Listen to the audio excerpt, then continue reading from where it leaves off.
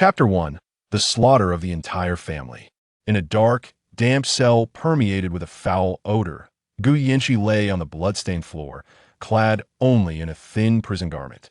Her eyes, void of life, stared vacantly at the small window in the cell. Disjointed voices drifted through the opening, announcing the Duke of National Security is suspected of treasonous collusion. Upon confirmation, his entire family is sentenced to execution today at noon in Sifang Street. To serve as a warning to others, to the utterance of these words, Gu Yinshi involuntarily shrank back, her previously vacant gaze now filled with a flicker of fear. She recalled the events of 3 days prior, when her mother had expressed her longing for her to return home. Just as she settled in her mother's courtyard for less than an hour, Qi Lin led his troops to besiege the Duke of National Security's residence. Reports have come in that the Duke of National Security's residence harbors evidence of treachery. Search the premises. Upon Qi Lin's command, before her father could react, a throng of soldiers stormed into the house. Chaos ensued. Clothes from the wardrobe were strewn about, and the bird's nest soup prepared for Gu Yinshi was overturned. Ultimately, they unearthed a brocade box from a hidden compartment in her father's bed. Upon opening the box, hundreds of letters between her father and the Northern King were revealed. I did not write this. This is not my doing. Her father's pupils contracted at the sight of the box, aware that he was being framed, yet no one heeded his explanations. Everyone in the Duke's household, including maids and servants, was taken away to prison by Qi Lin's soldiers, Gu Yinshi included, despite being a married woman. Her father was bound to a wooden post with iron chains, a searing hot brand pressed against him, forcing him to confess that the letters were his. Refusing to admit guilt, Qi Lin's gaze shifted to her. He stripped off his clothes and threw them into the filthy dungeon, then forced her father's head against the door, compelling him to witness the humiliation inflicted upon his daughter by the brutes. Just one glance, and her father immediately begged for mercy, unable to bear the sight of her degradation. Trembling, he finally uttered that the letters were indeed his, tears brimming in his eyes, yet he still managed to smile to comfort Gu Yinshi. "Cece, do not fear. Your father is here to save you. Do not be afraid." Qi Lin tossed the confession before her father, who signed it with bloodied hands, his eyes pleading with Qi Lin to spare his beloved daughter. "What did you say then, my esteemed father-in-law? You cannot even save yourself, and yet you think of your daughter?" Qi Lin taunted. "If it weren't for your daughter informing me of the hidden compartment in your room, how could I have so easily pinned this treasonous charge on you? Rest easy as for your daughter. I shall treat her well. Her father was taken to the death cell, and she never saw him again." The sound of footsteps approached, and Gu Yinshi strained her body to discern if it was Qi Lin. She yearned to ask him where she had gone wrong. He had made her a concubine, a role she accepted. He had requested her dowry to support the entire Qi household, and she complied. Even the child she bore was sent to Yu Qingqing for care, with no complaints from her. She had devoted her life to serving her mother-in-law and respecting the main wife. Yet in the end, her family was extinguished. Upon raising her gaze, she encountered Yu Qingqing's disdainful stare. "Oh, sister, what a frightful state you're in," she exclaimed. "Look at you. You can't even wear your prison garb properly. Your undergarments are falling down." Feigning surprise, she covered her mouth. "No, sister, you can't possibly have. TSK, if you have truly lost your virtue, you'll never return to the Duke's residence. It's fortunate that the general sent me to fetch you." She slowly crouched down, grasping Gu Yinxi's chin. "What does it matter that you are the legitimate daughter of the Duke? You are now no better than the lowest of courtesans. You still wish to compete with me for Qi Gij's affections? You ought to consider your standing in his heart. What childhood sweethearts! Childhood bonds can never rival fate. Your family is dead. You're all alone in this world. But I wouldn't want you to die." She chuckled softly. "Sister, I found you a splendid place to go." With that, she stood and coldly ordered her maid, "Take my sister to the heaven and earth brothel." That was the most disreputable establishment, where for just 10 copper coins, anyone could enjoy her company.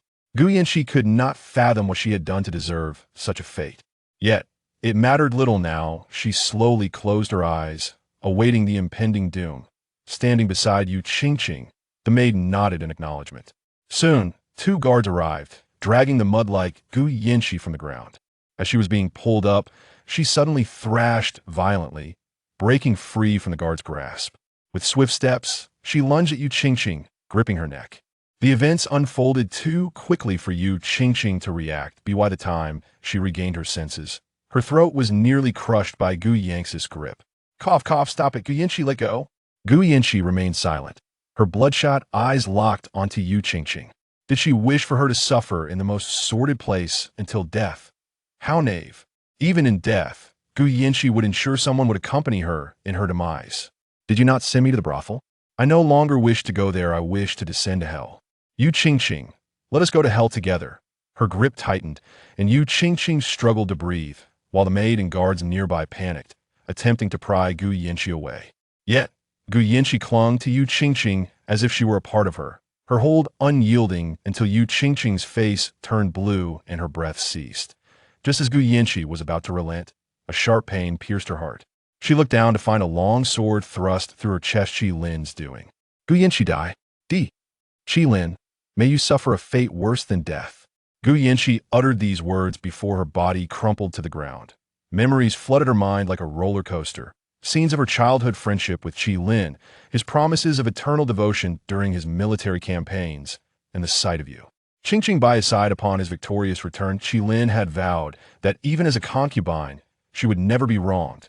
Yet after entering the household, Yu Qingqing repeatedly plotted against her, while Qi Lin, the one who swore to care for her, turned a blind eye to her plight.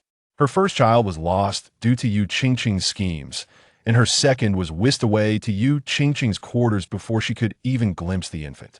As the struggle for succession began, Qi Lin instructed her to persuade the Duke of National Security to support the third prince, which she declined. It seemed that from that day forward, Qi Lin never stepped foot into her courtyard again. The next time she saw him, he had surrounded the entire Duke's residence with troops, accusing them of treason and imprisoning everyone within. Chapter 2 Rebirth.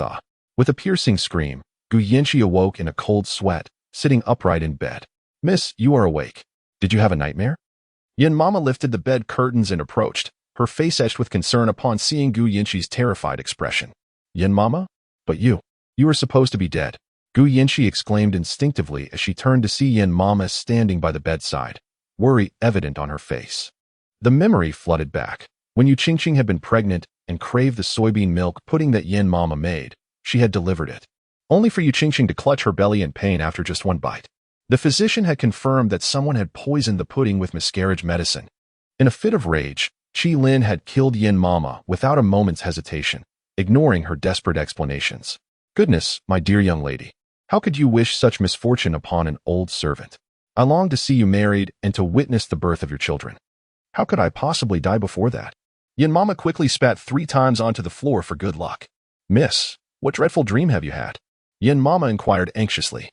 Noticing Gu Yanxi's bewildered expression, as Gu Yanxi gazed at the noticeably younger Yin Mama and surveyed her surroundings, her memories gradually returned. This was indeed the courtyard of the general of the state, and she hurriedly climbed out of bed, her bare feet hitting the cold floor as she rushed to the dressing mirror. Upon seeing the familiar yet youthful face in the bronze mirror, tears welled up in her eyes. She had been reborn? But what year was this? Lost in thought, she heard Xiao Tao's voice from outside. Miss, General Qi has returned and is currently at the city gate. It is said that the third prince and the fifth prince have gone to welcome him personally. Xiao Tao rushed into the room and spotted Gu Yanxi standing barefoot before the mirror, her brows furrowing in disapproval. Miss, your cold has barely subsided. How can you go barefoot? Yin Mama, you should have been watching over her. We mustn't let her catch another cold. As she spoke, Xiao Tao fetched Gu Yanxi's shoes and knelt to assist her in putting them on. Yin Mama, feeling wronged, explained, the young lady moved too swiftly. I hardly had time to react. Mama, what is today's date? Gu Yanxi inquired, prompting a moment of surprise from Yin Mama, who then replied with a hint of suspicion. Miss, are you not a bit muddled? Today is the 15th of July, the day Qi Zhang's army returns to the capital. The 15th of July? It was on this very day in her past life that Gu Yanxi had not yet awakened from her afternoon nap, when Xiao Tao rushed in with news of Qi Lin's return. She had hurriedly dashed to the city gate to greet him, only to see him riding alongside another woman. Later, Qi Lin had explained that Yu Qingqing's father had tragically lost his life while trying to save him, leaving his dying wish for Qi Lin to look after Yu Qingqing. They had already exchanged vows in the northern lands, becoming a legitimate couple, while Gu Yanxi was merely granted the status of a concubine. She had wept, raged, and even contemplated the unthinkable against Yu Qingqing, yet all her efforts had been in vain. Ultimately, she could only endure this humiliation, being carried into General Qi's residence through the side door and becoming Qi Lin's concubine. It seemed that all misfortunes began from that fateful day. In this new life, Gu Yanqi vowed never to repeat the past. Since Qi Lin already had a wife, she would sever all ties with him. Miss, aren't you going to welcome General Qi? You've been eagerly awaiting his return for 2 years. Isn't this the day you have longed for? Xiao Tao cautiously inquired. Gu Yanqi shook her head. No. General Qi must be weary from his journey today. Let him rest well. Turning to Xiao Tao, she asked, where is mother? Madam is in the fragrant reflection pavilion. Very well, I shall go see mother. After dressing herself, Gu Yanqi made her way to the fragrant reflection pavilion. Upon entering, she found Madame Gu trimming branches with a pair of scissors. The moment she saw Gu Yanqi, a smile blossomed on her face. She, what brings you here? I missed you, mother. As soon as Gu Yanqi spoke, her eyes brimmed with tears. In her previous life, after her mother was taken by soldiers, she never saw her again. Uncertain if her mother faced humiliation or was executed, she hoped for the latter. She would rather endure disgrace herself than see her mother suffer. Seeing her daughter's reddened eyes, Madame Gu assumed Gu Yanqi was saddened by Qi Lin's return to the capital and the impending marriage that would follow. Handing the scissors to Qing Dai, she embraced Gu Yanqi tightly, whispering words of comfort. Why are you crying? Mother is right here. Besides, even if you marry, you'll still be able to visit me often. Madame Gu's words, though intended to soothe, only caused Gu Yanqi's tears to flow like pearls from a broken string. Initially, she thought she could hold back her emotions, but instead, the grievances of her past flooded her heart, and Gu Yanqi could no longer contain herself. Weeping openly in her mother's embrace, she cried for her foolish infatuation, for blindly believing Qi Lin's words. She cried for her excessive concern over others' opinions. Recalling how Qi Lin had said that if she did not marry him, no one would want her, she wept for her own folly. Knowing Qi Lin did not love her, yet still clinging to him, leading to her family's ruin. All right, stop crying now. It won't look good if you continue. Madame Gu gently patted Gu Yanqi's back, soothing her. I can't stop, Gu Yanqi sobbed, overwhelmed with the need to share countless thoughts with her mother. Yet, the more she cried, the more she felt compelled to weep, unable to halt the tide of her sorrow. Qing Dai, please prepare a bowl of lotus seed soup for the young lady. Xiao Tao, fetch warm water for her wash. Yes. The 2 young maids bowed and retreated. After dismissing the servants, Mama Yin approached the door and waited for others to leave before asking, She, have you encountered something distressing? Has someone been unkind to you? She knew her daughter well. Gu Yanqi had never cried, even when she fell from a horse and fractured her leg as a child. What could possibly have caused Gu Yanqi to weep so profoundly, if not a matter of utmost gravity? After a prolonged moment of deep breaths, Gu Yanqi gradually stifled her tears as Madame Gu poured a cup of warm tea and handed it to her. With the soothing warmth of the tea, Gu Yanqi finally regained her composure. She placed the cup gently on the table and spoke softly. Mother, I no longer wish to marry Qi Lin. Please, seek another match for me. What? Madame Gu exclaimed, nearly gasping in disbelief. It is well known that Shi and Qi Lin share a childhood bond. Qi Lin's father, Qi Daong, and Gu Linho had fought alongside each other in battle, forging a deep friendship. In their youth, Qi Lin often accompanied his father to the Gu household, where he and Shi would play together. At that time, both families had laughed about arranging a betrothal, with Qi Lin boldly declaring his intention to marry Shi when they grew older, a fact well known throughout the capital. Now that Qi Lin had returned to the capital, how could it be that her daughter no longer wished to marry him? Chapter 3. The arrival of Qi Lin. What troubles you, Cici? Why have you suddenly lost the desire to marry Qi Lin? You have already sacrificed several years for him. Now, at 18, the sons of prominent families in the capital have all taken wives. If you wish to wed, you may find yourself relegated to the status of a concubine. At this point, Gu Yanqi's eyes began to well with tears. Indeed, she had waited from the age of 16 for Qi Lin to return victorious from battle, enduring 2 long years. Typically, young women of respectable families are betrothed before reaching maturity, eagerly awaiting proposals once they come of age. Yet Qi Lin had delayed day after day. Even after Gu Yanqi had long since celebrated her coming-of-age ceremony, he had not come to propose.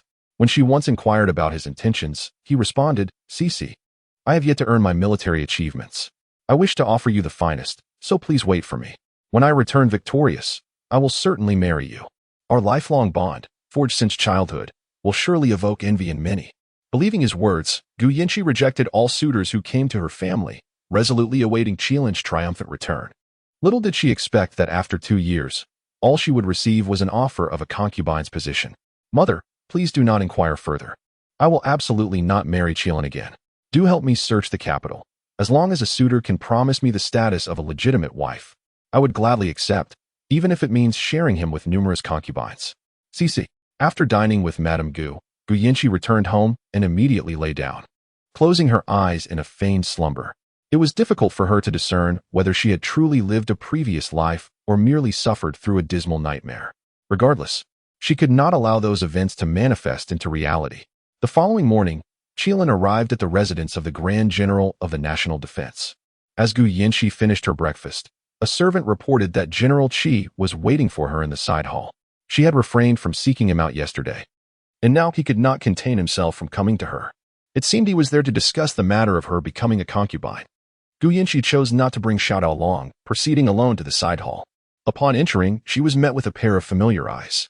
In his youth, Qi Lin was undeniably handsome, clad in black, with brows like painted ink and eyes that sparkled like stars.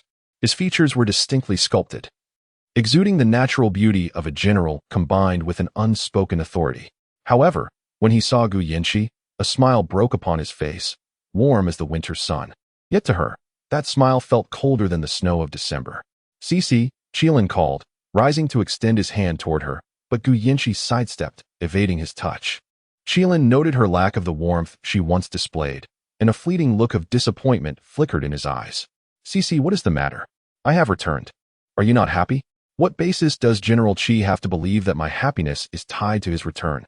Is it possible that he intends to fulfill the promise made before his departure, that of a lifelong companionship? Gu Yinchi took a seat on a nearby stool, observing Qi Lin with a composed demeanor. In a moment of speechlessness, Qi Lin found himself at a loss. For his intention today was to persuade Gu Yinchi to become his concubine. After all, Gu Yinchi was infatuated with him to the point of madness. He believed that by merely voicing his grievances and uttering sweet words, she would undoubtedly acquiesce. However, he never anticipated that before he could utter a word, Gu Yinchi would preempt him. She, do you know something? Qi Lin inquired cautiously. Yet, what was the use of his caution? The entire city had witnessed their shared ride the previous day. General Qi pondered. Should I be aware of something? Is it about my return from the battlefield with an unknown maiden, or the fact that I have accommodated her in the General's residence? She, do not speak so of Qing. She and I have exchanged vows before heaven and earth. It is only natural for her to reside in the General's mansion after we shared a ride, he defended. Gu Yinchi raised an eyebrow. I was unaware that General Qi had returned after 2 years of war, already married. Since you have married, what brings you to me? Are you suggesting that I, the legitimate daughter of the state protector, should lower myself to become your concubine? As Gu Yinchi's words fell, Qi Lin's once serene countenance twisted with a hint of ferocity. Gu Yinchi, there is no need for such hostility. Qing's father saved my life. I owe him a debt of gratitude. Yes, you ought to honor his dying wish, so your earlier vows to me can be disregarded. Having already forsaken the promise made before your departure, what do you seek? My forgiveness? To become your concubine? Rest assured, Qing is gentle and kind. She would not contest with you. Though you may be a concubine, you will be treated as an equal to Qing.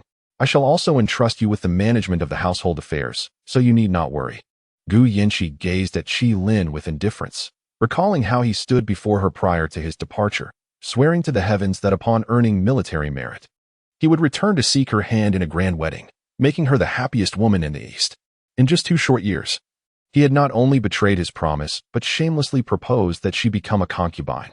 As the legitimate daughter of the state protector, countless noble families awaited to marry her. The thought of becoming his concubine was farcical. To Qi Lin, Gu Yinchi's silence appeared as a sign of her capitulation. He approached, kneeling before her, clasping her hands in his. She, rest assured, my heart has always belonged to you. I have never harbored romantic feelings for Qing. My actions are solely to repay her father's kindness. I believe you would not wish for me to be ungrateful. I trust you will understand. Slowly, Gu Yinchi withdrew her hands from his grasp. Qi Lin, I, Gu Yinchi, shall never become another as concubine. If you sincerely wish to marry me, then you must divorce Yu Qing. Otherwise, I shall wish you a joyous wedding. Qi Lin never anticipated that Gu Yinchi, who was usually so easy to manipulate, would be so unyielding today. His eyelashes fluttered slightly, and his tone ultimately softened. She, I understand that you are feeling distressed. However, I truly had no choice. If I had not agreed to you Qingqing's father at that time, he would have died with lingering regrets. You, being so empathetic, must surely comprehend my intentions, right? Upon hearing this, Gu Yanqi's carefully maintained expression shattered completely. She stood up abruptly and declared, Qi Lin, it was you who asked me to wait for you. It was you who promised to return and carry me into the house in grand style. It was you who vowed a lifetime of togetherness. Now, it is you who has betrayed that promise. You need not portray yourself as the victim. I have stated that I, Gu Yanqi, will only ever be the legitimate wife. If you cannot provide me with that position, then please, leave. Chapter 4. A bold-faced old Madam Yin entered with a teacup, and before she could step inside, the sound of an argument reached her ears. She hastened into the room, setting the cup down on the table. Upon meeting Gu Yanqi's sullen expression, she hesitated, unsure of how to begin. She understood that the young lady held deep affection for General Qi and recalled her previous declaration of never marrying anyone but him. However, just yesterday, the lady had stated in front of the madam that she would not marry General Qi again. Old Madam Yin was perplexed by this sudden change in sentiment after the lady's afternoon nap, yet as a servant, she felt it inappropriate to delve into the young lady's thoughts. Old Madam Yin, please escort General Qi out, Gu Yanqi declared, leaving both Old Madam Yin and Qi Lin utterly astonished. CCU, you actually want to drive me away? Qi Lin was taken aback by her command. In the past, when he visited the general's residence to see Gu Yanqi, she would cling to him as if she could not bear to part. Even when they occasionally quarreled, a few soothing words would quickly mend her mood. Yet today, not only did she repeatedly dismiss his words, but she also audaciously ordered him to leave. He had always believed Gu Yanqi to be different from other women, convinced that she would understand him and not be as jealous as those from the inner quarters. To his dismay, he found her to be just as envious as the rest. Gu Yanqi, I have come to explain myself. What more do you wish? Qi Lin exclaimed, his voice rising. Our childhood bond is known throughout the capital. Who doesn't know that you have long declared your intent to marry me? Now you feign nobility by refusing me. Do you truly believe anyone else would want you? What of a concubine? In my esteemed general's household, a concubine holds a status higher than that of many wives from ordinary families. You are now 18, not a mere child of 10.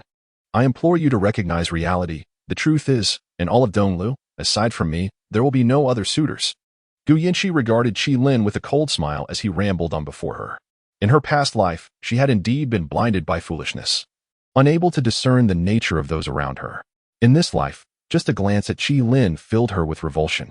His scheming mind was inferior even to that of the women in the inner chambers. Old Madam Yin, why do you linger? Hurry and remove this irrelevant person from my presence. Gu Yanqi's brow furrowed slightly as she spoke in a chilling tone. Gu Yanqi. Qi Lin pointed an accusatory finger at her, his voice rising in indignation. How well you have played your hand. There was a time when you sought my favor. With that, he flung his sleeve and strode out of the room. Once Qi Lin's figure had completely vanished, Old Madam Yin cautiously spoke. Miss, your outburst today may have wounded General Qi's heart. Old Madam Yin was bewildered by the quarrel between Gu Yanqi and Qi Lin, yet from his words, it appeared the young lady had taken the initiative to reject him. Madam, Gu Yanqi took a sip from her teacup before responding lightly. Do you know why I am resolute in my refusal to marry General Qi? Why? Old Madam Yin leaned in, curious. Because General Qi already has a legitimate wife, and his visit today was to propose that I become his concubine. What?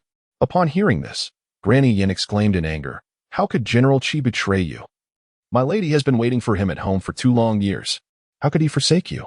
Gu Yanqi placed the teacup back on the table, her previously solemn expression blossoming into a smile. There is no need for such anger, Granny. Since Qi Lin has taken a wife, I sever all ties with him. From this day forth, should he come to the general's residence seeking me, he shall be promptly dismissed. I wish to see him no more. Yes. And please keep this from Xiao Tao. That girl is timid yet possesses an unwavering sense of justice. If she were to learn that her mistress has wasted 2 precious years on that heartless man, she would surely weep for a long while. I already have enough on my plate without the need to comfort her. However, scarcely had Gu Yanqi's words faded when a low sobbing sound drifted in from outside. Unmistakably the voice of Xiao Tao. Whoa, my poor mistress. Xiao Tao appeared with a bowl of mung bean soup, her face streaked with tears. After breakfast, The young lady had mentioned feeling warm and had instructed her to prepare some cooling refreshments for her mother, leading Xiao Tao to send a portion of mung bean soup to Ningxiang courtyard. After delivering one batch, she intended to bring 2 more for her mistress and the future son-in-law. Yet, before she could enter, she overheard the conversation between her mistress and Granny Yin. Her mistress was truly pitiable. It was common knowledge throughout the capital that the daughter of the General of State and the young General Qi were childhood sweethearts. Now, out of the blue, General Qi had acquired a wife, leaving her mistress in a dire predicament. At 18, her mistress was already considered an old maid. How was she to marry in the future? The thought that if her mistress remained unmarried by 20, she might be forcibly sent to a nunnery to shave her head caused Xiao Tao's heart to ache. Enough of the tears, Gu Yanqi said helplessly as she rose from her seat and took the tray from Xiao Tao's trembling hands. Here, drink this mung bean soup and cease your weeping.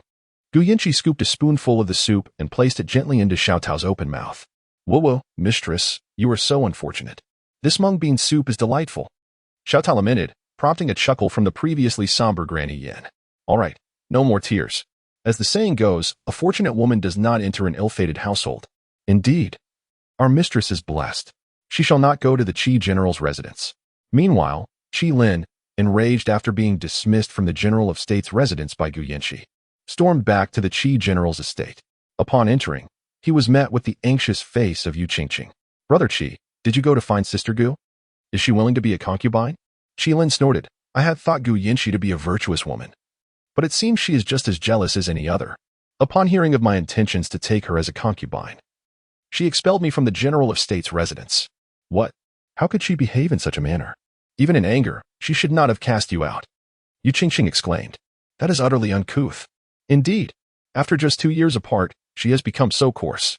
Had it not been for General Gu's assistance in securing my position within the military, I would have scarcely bothered to seek her out to offer my apologies. She ought to consider that at 18, she remains in her family home, which respectable family would wish to take her in. Yu Qingqing supported Qi Lin back to his chamber and, with great consideration, poured him a cup of tea. Dear brother Qi, please do not be upset. I firmly believe that Sister Gu is merely acting out of anger. After all, no maiden would willingly accept the role of a concubine, especially since brother Qi had previously promised to take her as his wife before his departure. Ultimately, it is we who have wronged Sister Gu. Perhaps it would be best to find an opportune moment for me to personally apologize to her. I am certain she would forgive us. Chapter 5. Yu Qingqing's visit. It was 2 days later that Yu Qingqing finally paid a visit. On that morning, Gu Yanqi was still enjoying her breakfast when the servant came to announce that a woman, claiming to be the wife of General Qi, was waiting at the door. Without a doubt, Gu Yanqi surmised that it was Yu Qingqing. In her previous life, prior to their marriage, Gu Yanqi had never encountered Yu Qingqing, as all the commendations had come from Qi Lin. At that time, she was infatuated, believing that Qi Lin's inability to grant her the title of his legitimate wife was solely due to Yu Qingqing's existence. She thought that if only Yu Qingqing were to perish, perhaps Qi Lin would bestow upon her the rightful position and their relationship could revert to what it once was. Thus, when Qi Lin visited her for the 5th time, showering her with flattering words, Gu Yanqi's heart grew dark with murderous intent towards Yu Qingqing. She secretly went to the Shadow Moon Pavilion, spending 1,000 taels to hire an assassin. However, before her money could be spent, Qi Lin discovered her plan. This incident led to a fierce quarrel between them, with Qi Lin declaring that if she ever entertained thoughts of harming Yu Qingqing again, he would never forgive her in this lifetime. At that moment, Gu Yanqi was utterly consumed by her feelings for Qi Lin, so his words felt like the end of the world to her.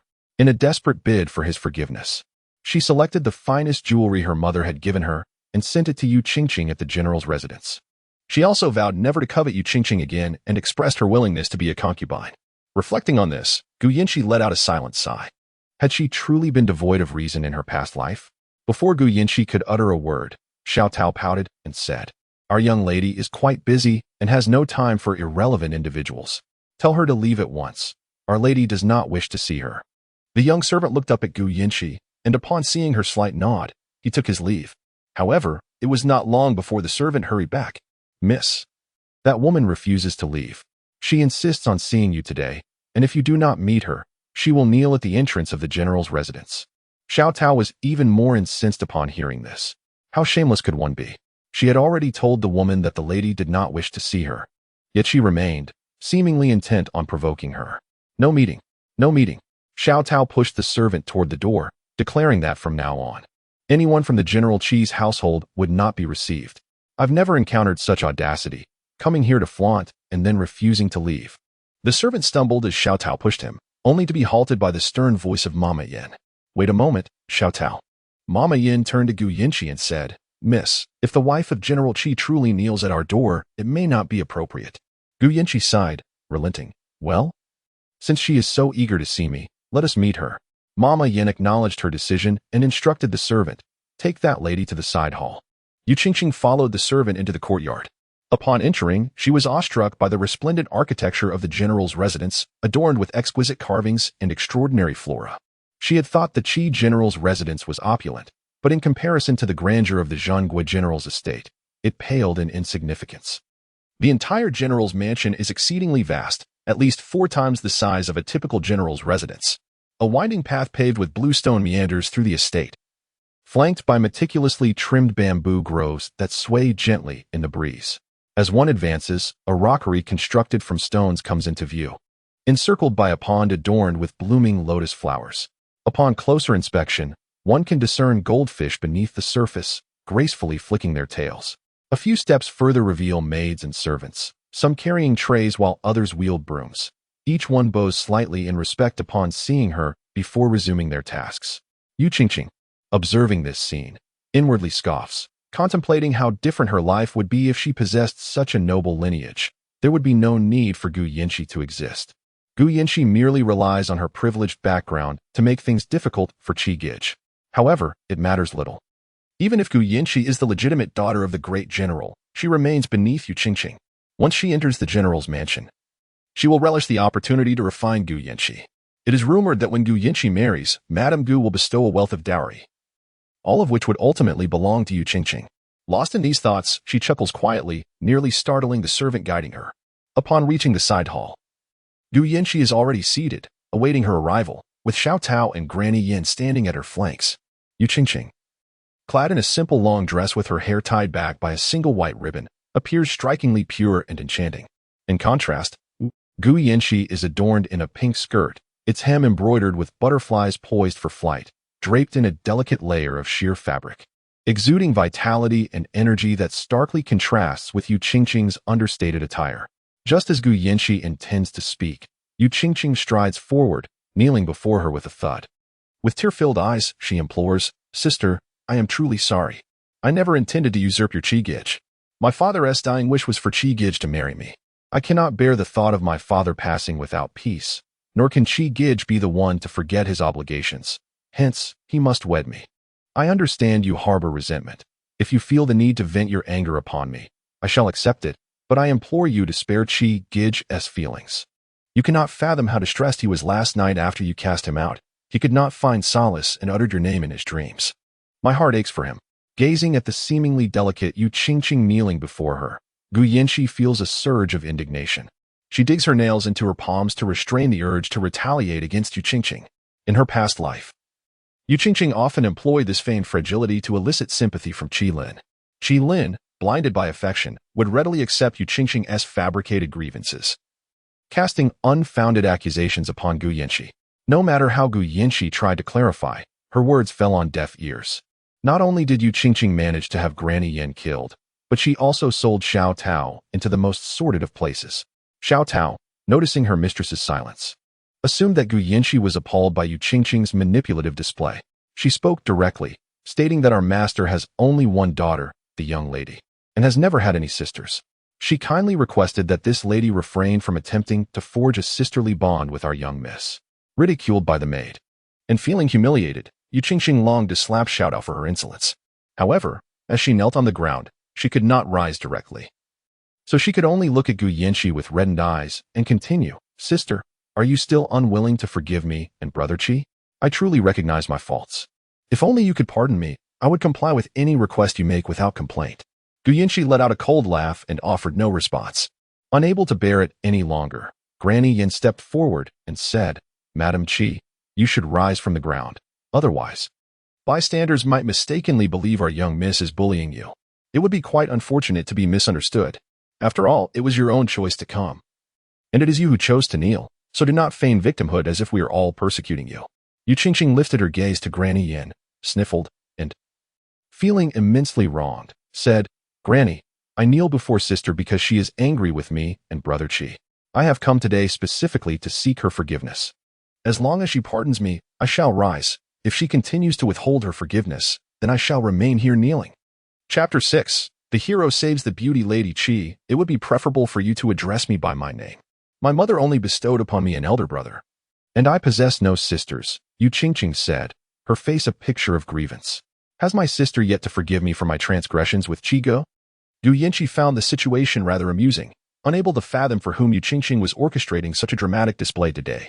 However, having resolved not to marry Qi Lin, and with no pressing matters to attend to, she decided to observe Yu Qingqing's performance.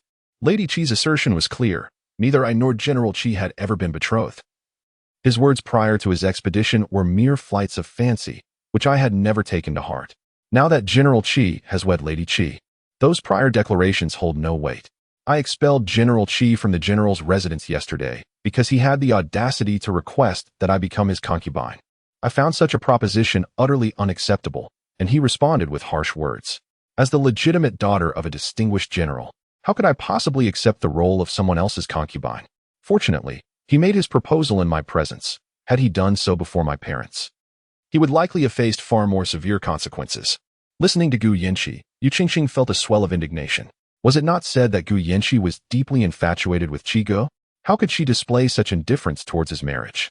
Or perhaps, this was all part of Gu Yanqi's ruse. Was she attempting to retreat strategically, seeking to be relegated to the status of a concubine so that she might preside over the general's residence? With this thought, Yu Qingqing's gaze towards Gu Yanqi shifted to one of disdain. She had initially believed Gu Yanqi to be genuinely unconcerned about Qi, only to realize that she was employing a strategy of feigned disinterest to compel Qi into marrying her. In light of this realization, Yu Qingqing devised a plan. She took up her handkerchief, concealing her face as she began to sob quietly. I know my sister desires nothing less than the position of the legitimate wife. It is I who have usurped her rightful place. If my sister truly wishes for this status, I am willing to facilitate her union with Qi. I implore you, do not persist in your quarrel with him. No sooner had she spoken than a cacophony erupted from outside. Let me in. Release me. I demand to enter. A young servant rushed in, breathless. Miss, outside, General Qi. Before the servant could finish, Qi Lin stormed into the side hall, his countenance aflame with fury. Upon seeing Yu Qingqing kneeling and weeping, his anger intensified. He knelt beside her, enveloping her in an embrace while whispering words of comfort, his gaze locking onto Gu Yanqi's. Fury radiating from his eyes, as if he might consume her whole. Gu Yanqi, who dares to allow the lady of the general's residence to kneel before you? Yu Qingqing rejoiced inwardly as Qi Lin unleashed his ire upon Gu Yanqi. She had not informed him of her visit to the general's residence. Yet she had instructed the doorman that should Qi Lin inquire about her whereabouts, he was to truthfully relay that she had come to seek her sister's forgiveness. She had anticipated a prolonged period of kneeling, but to her surprise, just as the performance reached its zenith, Qi Lin arrived. Qi Gu, do not blame my sister. It is I who insisted on kneeling. I fear that you may not forgive me and brother Qi, which is why I have come to humbly seek your pardon, hoping that you can find it in your heart to absolve us. She displayed remarkable magnanimity, asserting that as the legitimate daughter of a grand general's household, there was no possibility of her becoming a concubine. If you truly desire the position of the primary wife, I, Qingqing, am willing to become brother Qi's concubine to fulfill your wishes. Qi Lin glanced at the teary-eyed Yu Qingqing nestled in his embrace, feeling an even deeper pang of compassion. He gently lifted Yu Qingqing from the ground and addressed Gu Yanqi, stating, Gu Yanqi, let me make it unequivocally clear that Yu Qingqing is my rightful wife, and that will never change. If you wish to enter my general's household, you may only do so as a concubine. Do not even entertain the thought of demoting Qingqing to that status. Standing beside Gu Yanqi, Xiao Tao could no longer contain herself and boldly remarked, General Qi, our young lady has already stated that she will only be the primary wife. Do you truly believe that the concubines of the general's household are so desirable? Since you already have a wife, you should manage her well, lest she come to disturb our young lady unnecessarily. Being scorned by a servant in such a manner left Qi Lin feeling humiliated. You, a mere servant, dare to interrupt my conversation with your young lady? His eyes blazed with fury as he lunged forward, ready to strike Xiao Tao. At that moment, Gu Yanqi, who had been sitting calmly, suddenly rose to stand directly in front of Qi Lin. There is no need for General Qi to take it upon himself to discipline my servant. Moreover, what Xiao Tao said is precisely what I wished to convey. When you last visited, I believed I had made myself sufficiently clear. Would you like me to repeat myself? Qi Lin was momentarily taken aback, his sharp gaze fixed on Gu Yanxi as he sought to discern any trace of reluctance or affection in her eyes. Yet, all he found reflected back at him was disdain and revulsion. How could this be? Just 2 years ago, the little girl who chased after him calling him Brother Qi, the one who secretly embroidered purses for him, and the shy maiden who blushed when inquiring about marriage proposals had seemingly lost all feelings for him. It was inconceivable. This must be yet another ploy of Gu Yanxi's, a ruse to feign indifference and make him yearn for her, thereby achieving her goal of becoming the primary wife. And even if Gu Yanxi truly no longer loved him, what did it matter? The entire capital knew that he, Qi Lin, and she, Gu Yanxi, had grown up together as childhood sweethearts. She would marry no one but him, and he would take no other bride than her, though he now had a legitimate wife. What of a concubine? Was she not still marrying him? He simply could not fathom why Gu Yanxi was so adamant, clinging to the title of primary wife with such tenacity. Nevertheless, he softened his tone, saying, Cici, I know you are merely sulking, but even in your petulance, there must be limits. No matter the circumstances, you cannot allow your maidservant to disparage and insult me in such a manner. Last time, I came to explain myself to you, and today, Qingqing has also come to plead for your forgiveness. Both of us have sincerely apologized to you. What more do you desire? What do I desire? Gu Yanxi nearly burst into laughter. Qi Lin, I have previously told you that I, Gu Yanxi, will not marry unless I hold the position of the legitimate wife. Since you already have a lawful spouse, from this day forth, we shall part ways, each on our own path, with no further entanglements. Gu Yanxi, I have already humbled myself to converse with you, yet you remain so obstinately unyielding. I fail to comprehend why the status of the legitimate wife is so paramount. I have stated that upon your entry into the household, you and Qingqing will stand as equals, and the management of the general's estate will also be entrusted to you. I have already made such concessions. What more could you possibly find unsatisfactory? Chapter 7. Refusing to marry Qi Lin. Gu Yanxi gazed at the two individuals before her, overwhelmed by an immense headache. Why was it so difficult to convey her thoughts to them? She had clearly stated that she would not marry as a concubine. Yet they insisted on forcing her into such a role, deeming her refusal as mere obstinacy. Madam Yen, please see our guests out, she said, gently rubbing her temple. Madam Yen was already infuriated, yet unlike Xiao Tao, who spoke her mind without restraint, she understood that now was not the time for her to express her grievances, lest she complicate matters for her young mistress. Upon hearing the command to dismiss their guests, she immediately perked up. With brisk steps, she approached Qi Lin and Yu Qingqing, gesturing for them to leave. Please, both of you. Yu Qingqing bit her lip, on the verge of another outburst. Sister, I truly am willing to relinquish my position as the legitimate wife. I implore you, cease this quarrel with the general. Get out. Gu Yanxi's voice suddenly rose in intensity. Mrs. Qi, spare us the theatrics. To the general, you are a treasure, but to our young mistress, he is nothing more than a blade of grass, utterly inconsequential. You. Qi Lin pointed an accusing finger at Madame Yen, then glanced back at Gu Yanxi, who was deep in contemplation. With a huff, he swept his sleeve and hoisted Yu Qingqing into his arms, striding out of the general's residence. Miss, they have departed. Indeed, Gu Yanxi replied, feeling a genuine headache. Being forced into such a dramatic scene so early in the day was utterly exhausting. As Qi Lin cradled Yu Qingqing into the carriage, she wept behind her handkerchief throughout their journey home. Enough, Qingqing, do not cry, he consoled softly. Woo Qi Gich. If my sister truly values her position as the legitimate wife so dearly, I would willingly concede it to fulfill her wishes. Qi Lin wrapped his arms around Yu Qingqing, gently soothing her. I understand your magnanimity. You would certainly not stoop to envy Gu Yanxi. However, it is precisely because of your generosity that this position of the legitimate wife rightfully belongs to you. From now on, remain within the general's residence and do not seek out Gu Yanxi to apologize. She is unworthy of your humility. My mother has been at the Yin Shou temple praying for blessings. When she returns, I shall have her speak to Gu Yanxi. I refuse to believe that she would disregard my mother's authority.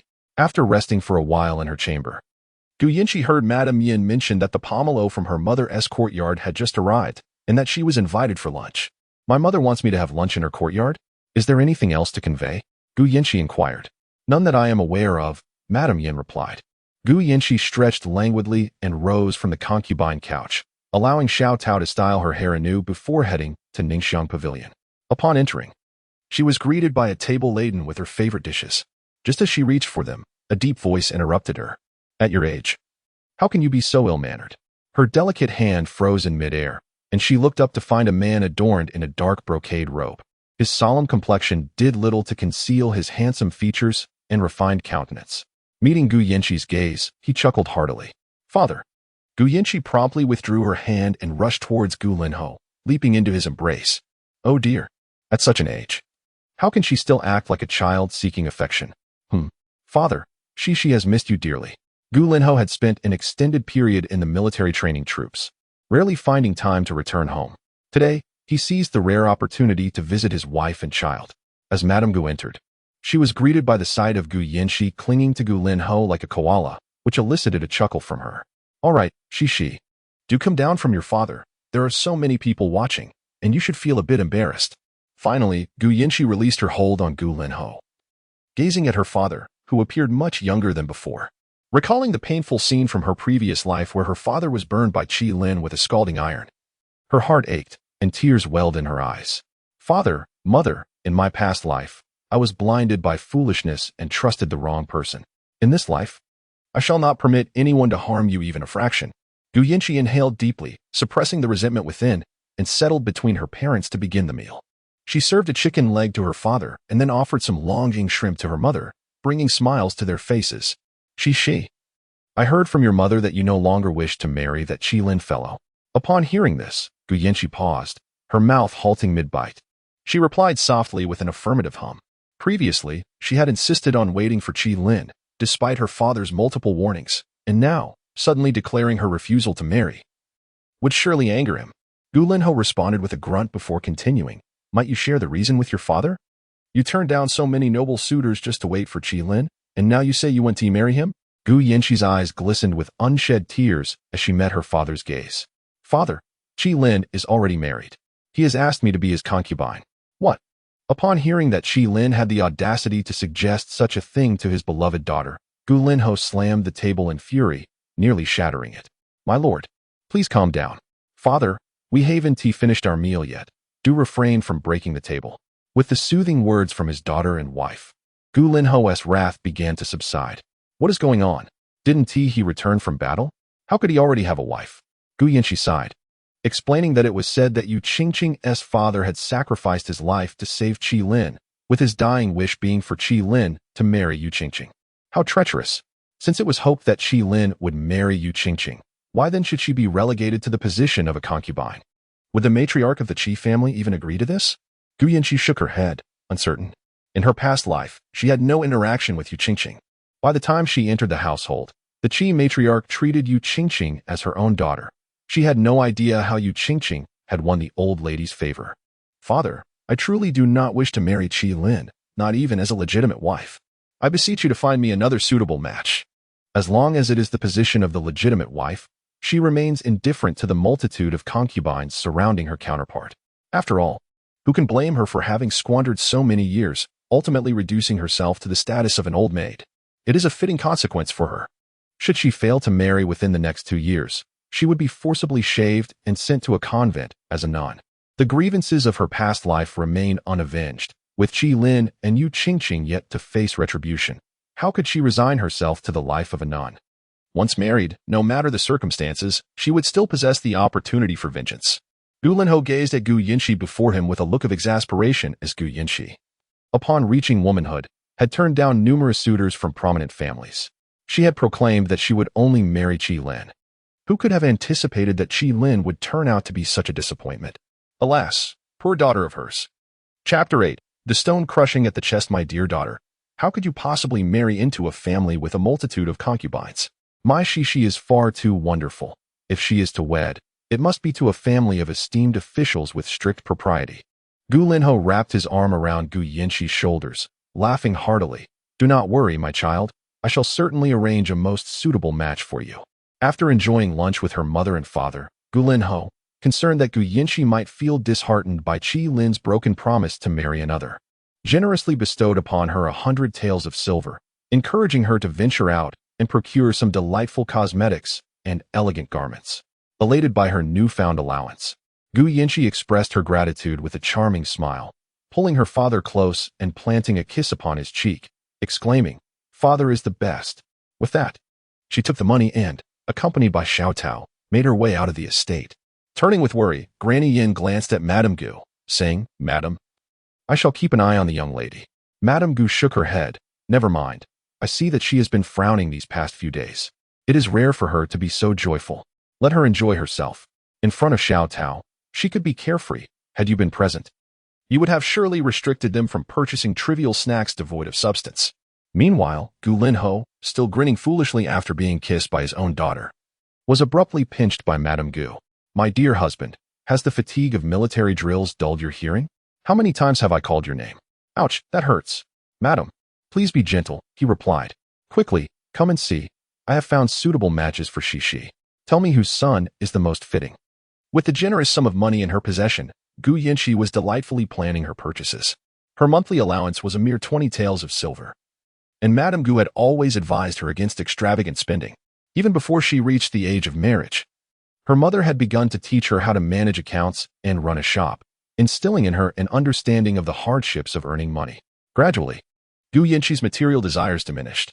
While other young ladies would gather to enjoy tea and admire the lotus blossoms, she remained in her courtyard, poring over account books and contemplating how to make her finances flourish. However, thanks to Madame Gu's guidance, by the age of 18, Gu Yinchi had already established 4 shops of her own, 2 fabric stores, a tavern, and a jewelry shop. She had even acquired a residence for herself, intending to gift it to Qi Lin upon his triumphant return to the capital. In her previous life, this residence had become part of the general's estate shortly after her arrival, and she had never set foot in it.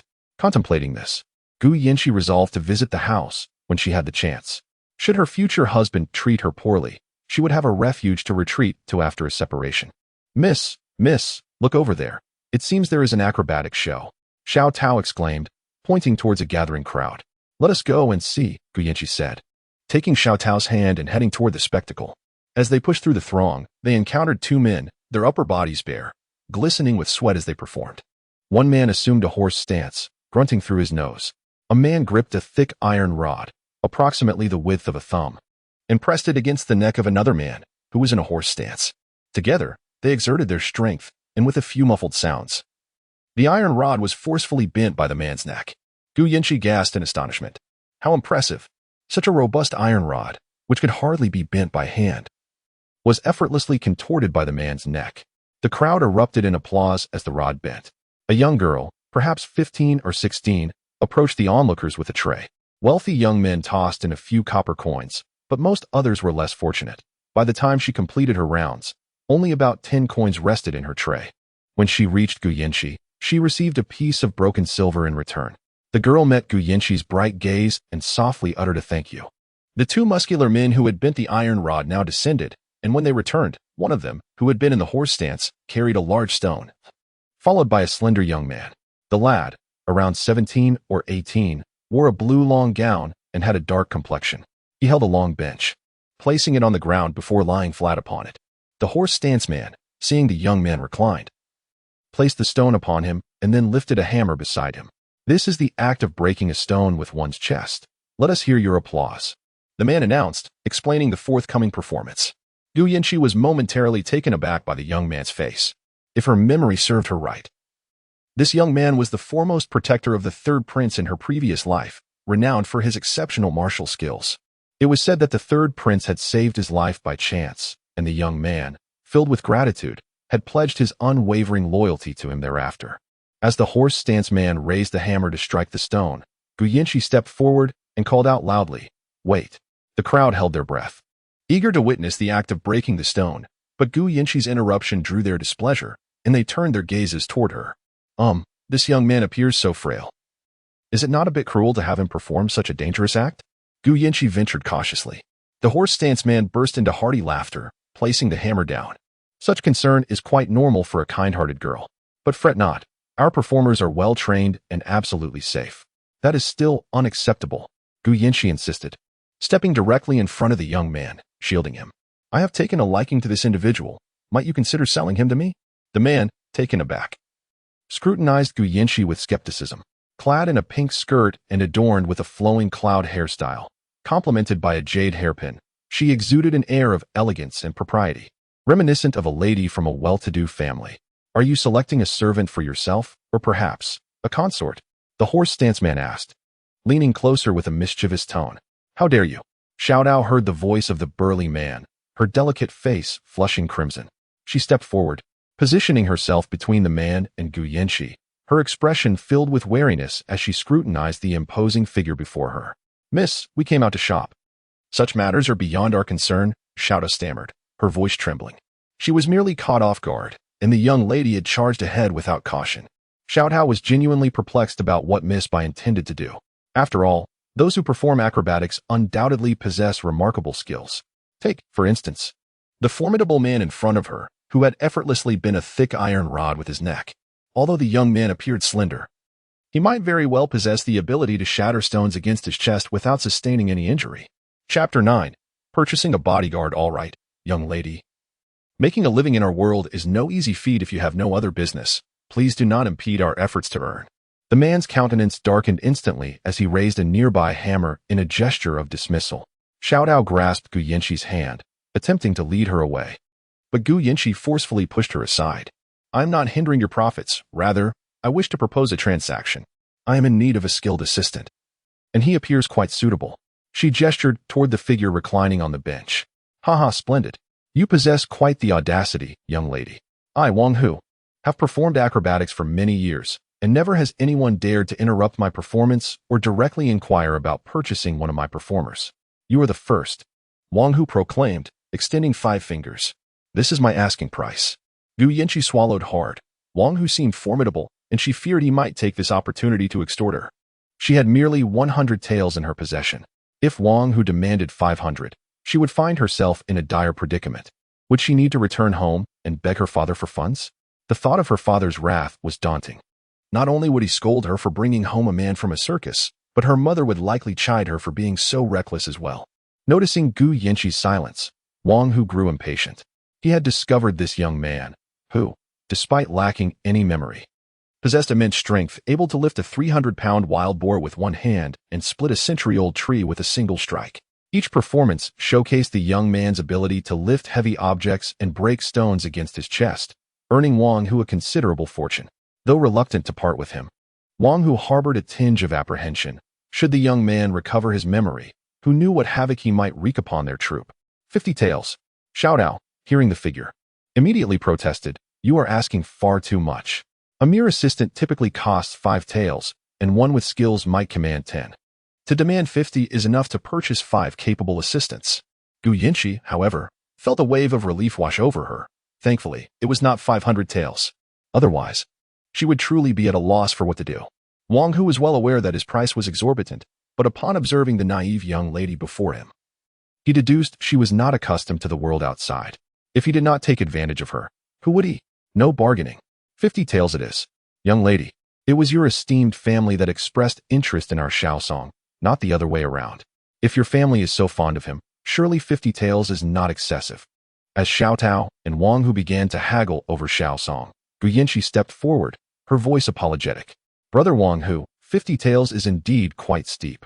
I truly admire this young man. If you are earnest in selling him, could you possibly offer a more reasonable price? Wang Hu scratched his head in contemplation, realizing that the young girl, despite her opulent attire, was as impoverished as he had initially suspected. Gritting his teeth and stamping his foot, he declared that 40 taels was the lowest he could go. If she chose not to buy, she should leave promptly to avoid hindering his profit. Very well, I shall purchase it. Gu Yinshi retrieved 40 taels from her purse and handed them to Wang Hu, who accepted them with both hands, testing a piece of silver against his teeth to verify its authenticity. Satisfied, he waved to the still reclining Xiao Song on the bench, urging him to hurry. From today onwards, that girl shall be your new mistress. Xiao Song, dazed, rose from the bench and tossed the large stone to the ground. Gu Yinshi approached and gently brushed the dust off him, causing Xiao Song's breath to quicken. Henceforth, you are my servant, and you need not engage in such physically taxing labor any longer. Gu Yinshi beamed at Xiao Song, her radiant smile reflecting in his eyes like the thawing of ice and snow, heralding the arrival of spring. It ignited a breathtaking beauty, akin to wildflowers igniting the fields. A beauty that stirred a long-dormant flutter within his heart. Could this be the love Aunt Chun had spoken of? Contemplating their next steps, Gu Yinshi decided to take Xiao Song to purchase a new set of clothing before treating him to a meal. Noticing his gaunt, monkey-like frame, it was evident he often went hungry. Once he was well-dressed and satiated, she would discuss the tasks she had in mind for him. With this resolution, Gu Yinshi, accompanied by Xiao Tao and Xiao Song, made their way to her fabric shop. Though primarily a fabric store, ready-made garments were also available, albeit in limited supply. As they approached, the sounds of an argument between the shopkeeper and a customer reached their ears. General Qi, although this shop belongs to the young lady, she has instructed that no credit is to be extended to anyone. What do you mean by credit? Your young lady is soon to be my bride. Does not her shop become mine? Must I pay for fabric taken from my own store? Is that reasonable? General Qi, she is not yet your wife. If you take the fabric without permission, I cannot account for it to the young lady. Account for what? What is there to explain? Gu Yinshi interjected. Simply state that I took the fabric and let her come to me for an explanation. When did General Qi stoop to such thievery?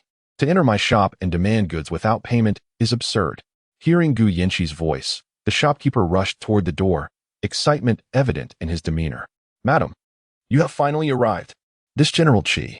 Before he could continue, Gu Yinshi raised her hand to silence him, having overheard the previous exchange. She fixed her icy gaze upon Qi Lin, who held a bolt of shimmering brocade, and the woman standing beside him, Yu Qingqing. General Qi, I believe I made my position abundantly clear the other day. I, Gu Yinshi, shall never marry you. Please abandon this folly. The patrons within the shop began to murmur amongst themselves, captivated by her bold declaration. In the capital, who does not know of the esteemed general's daughter, Gu Yinshi, and her childhood bond with General Qi? Even before their union and marriage, they had pledged a lifelong commitment to each other, a promise that evoked envy among many. This vow sparked a fervor throughout the city, creating a sensation around the concept of eternal love. As General Qi finally returned, the curious citizens began speculating about the timing of their wedding. However, to their astonishment, Gu Yinshi declared that she would not marry General Qi. Upon reflection, it appears that this year marks her 18th birthday, yet she remains unwed. Is it possible that she intends to forego marriage altogether, perhaps choosing instead to shave her head and embrace a life of celibacy at 20? Chapter 10. The desire for freebies. As he listened to the murmurs of the crowd, Qi Lin could not help but let a faint smile grace his lips.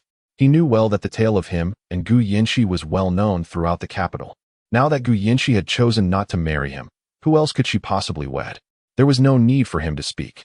The collective gossip of the citizens could drown her in a tide of scorn. Xiao Tao, hearing the townsfolk speak of her young mistress, felt her face flush with anger. Yet she dared not voice her feelings, suppressing her frustration. She could not risk her mistress's reputation by engaging in a quarrel with the commoners. Gu Yinshi, however, remained remarkably composed. She strode confidently to Qi Lin, seizing the shimmering fabric from his grasp. This exquisite cloth was the signature product of their textile shop, valued at 50 taels per piece. Qi, the general, had taken 3 pieces, amounting to a total of 150 taels. With that, Gu Yinshi extended her hand toward Qi Lin. What are you doing? Qi Lin inquired, confusion evident on his face as he regarded her outstretched hand. Has General Qi lost his wits? Of course, I am asking you for payment. Is it not common knowledge that goods require silver to procure? Gu Yinshi, you are on the verge of marrying me, yet you insist on such clear separations? Qi Lin exclaimed, incredulity etched across his features. Is General Qi perhaps hard of hearing? I have clearly stated multiple times that I shall not marry you. Therefore, I require payment. Standing nearby, Yu Qingqing observed the confrontation with a sense of delight. Though she feigned a look of distress, she approached Gu Yinshi and whispered, Sister, I understand you are still upset with Brother Qi. However, this fabric was a gift from him. He mentioned that the shimmering cloth from your shop would be perfect for summer garments, cool and breathable, allowing one to move with grace. If you are displeased with the idea of gifting it to me, then I shall decline it. Xiao Tao, overhearing Yu Qingqing's words, felt a wave of nausea wash over her, nearly causing her to retch her lunch. She boldly retorted, Madame Qi certainly has an amusing way of thinking. Our mistress has stated that if Madame Qi truly wishes for this fabric, then General Qi should purchase it for you. Surely, you do not intend to acquire cloth without any intention of payment? Have you come to our mistress's shop to take advantage? Yu Qingqing's face shifted from pale to crimson in an instant at Xiao Tao's words. She turned to Qi Lin with a pitiful expression. Brother Qi, she is bullying me. Qi Lin wrapped his arms around Yu Qingqing, soothing her gently, yet shot a fierce glare at Xiao Tao. Gu Yinqi, is this the kind of maid you have raised? She lacks any sense of propriety. Once you marry me, I shall ensure that Qingqing properly instructs her. Gu Yinqi rubbed her temples in exasperation. Was Qi Lin truly hard of hearing or merely dim-witted? She had reiterated her refusal to marry him countless times. How could he be so oblivious to her words? General Qi, I do not wish to engage in further discussion. If you desire the shimmering fabric, then payment is required. Gu Yinqi, standing to the side. Xiao Song had witnessed the entire exchange and finally grasped the situation. The man embracing a woman was attempting to procure fabric from the mistress's shop without offering payment. This was nothing short of blatant theft. He swiftly appeared before Gu Yinqi. Miss, is this person unwilling to pay for the fabric? Gu Yinqi nodded. Very well. Xiao Song fixed his gaze intently on Qi Lin. Sir, are you still interested in purchasing the fabric? What's it to you? Qi Lin retorted irritably. If you have no intention of buying, I kindly ask you to leave. Mind your own business. Qi Lin exclaimed, reaching out to strike Xiao Song. But the latter effortlessly caught his hand, hoisting him up and slamming him down onto the ground. You wish to take the fabric without payment. You refuse to leave when asked. This is causing a disturbance. Qi Lin lay crumpled on the floor, writhing in pain. Yu Qingqing gasped in shock. Rushing over to check on him. With teary eyes, she gazed at Gu Yinqi. How could you treat Brother Qi like this? He will be your husband in the future. A husband is your everything. How can you be so cruel to your future spouse? Gu Yinqi did not spare Yu Qingqing a glance, instead gesturing to Xiao Song. Dispose of him. Moments later, Xiao Song grasped both individuals and unceremoniously ejected them from Yin Yin fabric shop. As Qi Lin landed outside, he attempted to curse. But the pain rendered him motionless. He clutched his leg with one hand and his stomach with the other, groaning in agony. Gu Yinqi rolled her eyes at the two of them by the door, contemplating how to rid herself of these troublesome pests. She had no desire to marry him and wished to sever all ties. Xiao Tao, Xiao Song, let us head upstairs, Gu Yinqi called out. Xiao Tao hurried to her side, while Xiao Song glared fiercely at the duo at the entrance. When his gaze met Qi Lin's, he cracked his knuckles, causing Qi Lin to scramble to his feet and flee with Yu Qingqing in tow. In the elegant chamber on the second floor, the shopkeeper had prepared tea and snacks. Li shopkeeper, please select some suitable garments for him, Gu Yinqi instructed. Of course. The shopkeeper scrutinized Xiao Song, who stood beside Gu Yinqi. Though he appeared unremarkable and occasionally daft, the shopkeeper had not associated him with the young lady. He was astonished to discover that Xiao Song was actually her attendant with remarkable martial prowess. Seeing that the young lady had brought him to the tailor's shop, the shopkeeper presumed she treated him well and decided against provoking him further.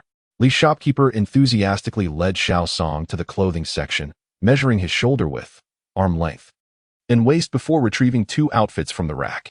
Young man, please try these on. They should suit you well. Thank you, shopkeeper, Xiao Song replied politely, bowing slightly before ascending the stairs with the garments in hand. Upon entering, he found Gu Yinqi poised with a peach crisp, just about to take a bite. Spotting Xiao Song's return, Gu Yinqi waved him in with a smile. Xiao Song's gaze inadvertently lingered upon Gu Yinqi's delicate cherry lips.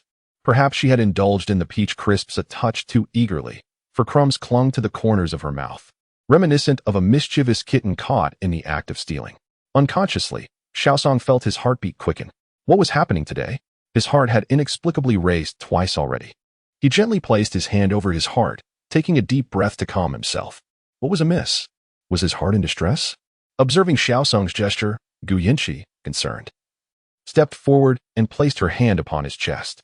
In an instant, Xiao Song's heartbeat, which had only just begun to stabilize, surged once more, this time even faster than before. Oh no, could it be that I have truly developed feelings for her? Chapter 11. Heavy Rain, are you all right?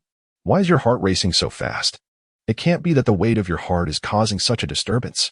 Gu Yinqi completely failed to notice that Xiao Song's face had reddened to the hue of a watermelon. She alternated between placing her hand on his chest and on his forehead. She certainly did not wish for the misfortune of having just saved a skilled individual only to lose him to an unexpected ailment within a day. That shouldn't be the case. In her previous life, Xiao Song had accompanied the third prince throughout the struggle for succession. To perish before the journey had even begun in this life? Xiao Tao, quickly, send the shopkeeper to fetch a doctor. No need. Immersed in the gentle touch of Gu Yinqi's delicate hand, Xiao Song finally regained his composure and stepped back 2 paces to distance himself from her. "Miss, I am perfectly fine. I am merely too happy." He tenderly caressed the fabric of the garment he wore. Although the material was not of the finest quality, it was soft and comfortable, far superior to what he wore in the 100 Break Gang. "I have never worn such fine clothing in my life. Since following you, miss, you have gifted me such splendid attire, and it brings me joy." Gu Yinchi scrutinized Xiaosong's eyes with skepticism, but he dared not meet her gaze. Hastily demonstrating the garment on his body, "It looks wonderful, the fabric is comfortable, and the clothing is even more beautiful. Are you truly unwell?" Gu Yinchi reached out again to check Xiaosong's heartbeat, but he retreated once more, shaking his head. "Miss, I assure you, I am genuinely fine." "Very well. Should you feel unwell, you must inform me immediately, understood?" "Yes." After selecting garments for Xiaosong, Gu Yinchi led Xiao Tao and Xiaosong away from Yin Yin fabric shop. Before departing, she repeatedly admonished shopkeeper Li. If Qi Lin attempts to shamelessly procure fabric for free again, simply have someone throw him out. Shopkeeper Li acknowledged her words, but internally he was apprehensive. After all, Qi General was not someone of his standing whom he could confront. Should Qi General become enraged, it could cost him his life, and with dependents relying on him, he had no desire to meet an untimely end. Once Gu Yinchi and Xiao Tao exited the fabric shop, they hurried towards the marketplace. Despite the sweltering heat, many were out under the sun, striving to make a living. In her previous life, after marrying into the Qi General's residence, Gu Yinchi had never enjoyed such carefree and leisurely shopping again. Thus, everything she encountered now felt novel. She dashed over to a watermelon stall, and upon seeing Gu Yinchi, the vendor greeted her warmly. "Miss, our watermelons are both large and sweet.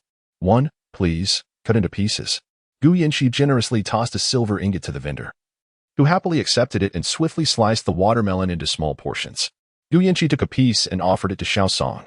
He smiled sheepishly and waved his hand. "Miss, I don't want it. Take it." Gu Yinchi insisted, forcefully placing the watermelon in his hands. "As long as I have a morsel of food, you shall not go hungry either."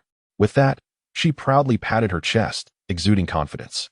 In her previous life, those servants who accompanied her into the residence of General Qi were either sold off by Qi Lin or by Yu Qingqing.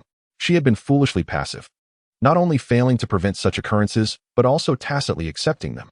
It was only when old Madame Yin was brutally beaten to death and Xiao Tao was sent to the most unsavory place that she finally awakened to the harsh reality.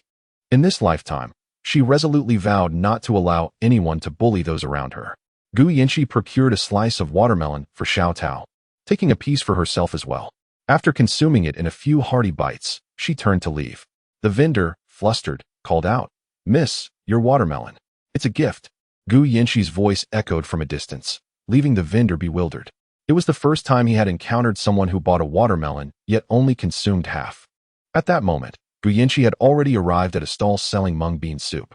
On a sweltering summer day, a bowl of icy, refreshing mung bean soup was the perfect remedy for the heat. She approached the proprietor and ordered 3 bowls of mung bean soup. The vendor, swift in his movements, soon placed 3 bowls of soup on the counter. Gu Yinchi eagerly picked up a bowl and drank it down with gusto. The soup was exquisitely soft, and the vendor had generously added a substantial amount of sugar, making it sweet, chilled, and invigorating. Gu Yinchi felt her spirits lift considerably. Xiao Tao too grabbed a bowl and drank it eagerly, exclaiming, "Miss, this mung bean soup is truly delightful." Gu Yinchi nodded in agreement. "It is indeed delicious. I shall ask old Madame Yin to prepare some for us when we return." After finishing the mung bean soup, they continued their stroll and came across a vendor selling sesame cakes, both sweet and savory. Gu Yinchi turned to Xiaosong and Xiao Tao, inquiring, "What flavor do you both prefer?" "Sweet," Xiao Tao replied, licking her lips. "Miss, I'm not hungry," Xiaosong insisted, still refusing. "No, you must eat regardless of your hunger," Gu Yinchi asserted. With resignation, Xiaosong conceded, "Then I shall have the savory one." Elated by Xiaosong's compromise, Gu Yinchi smiled and addressed the elderly vendor.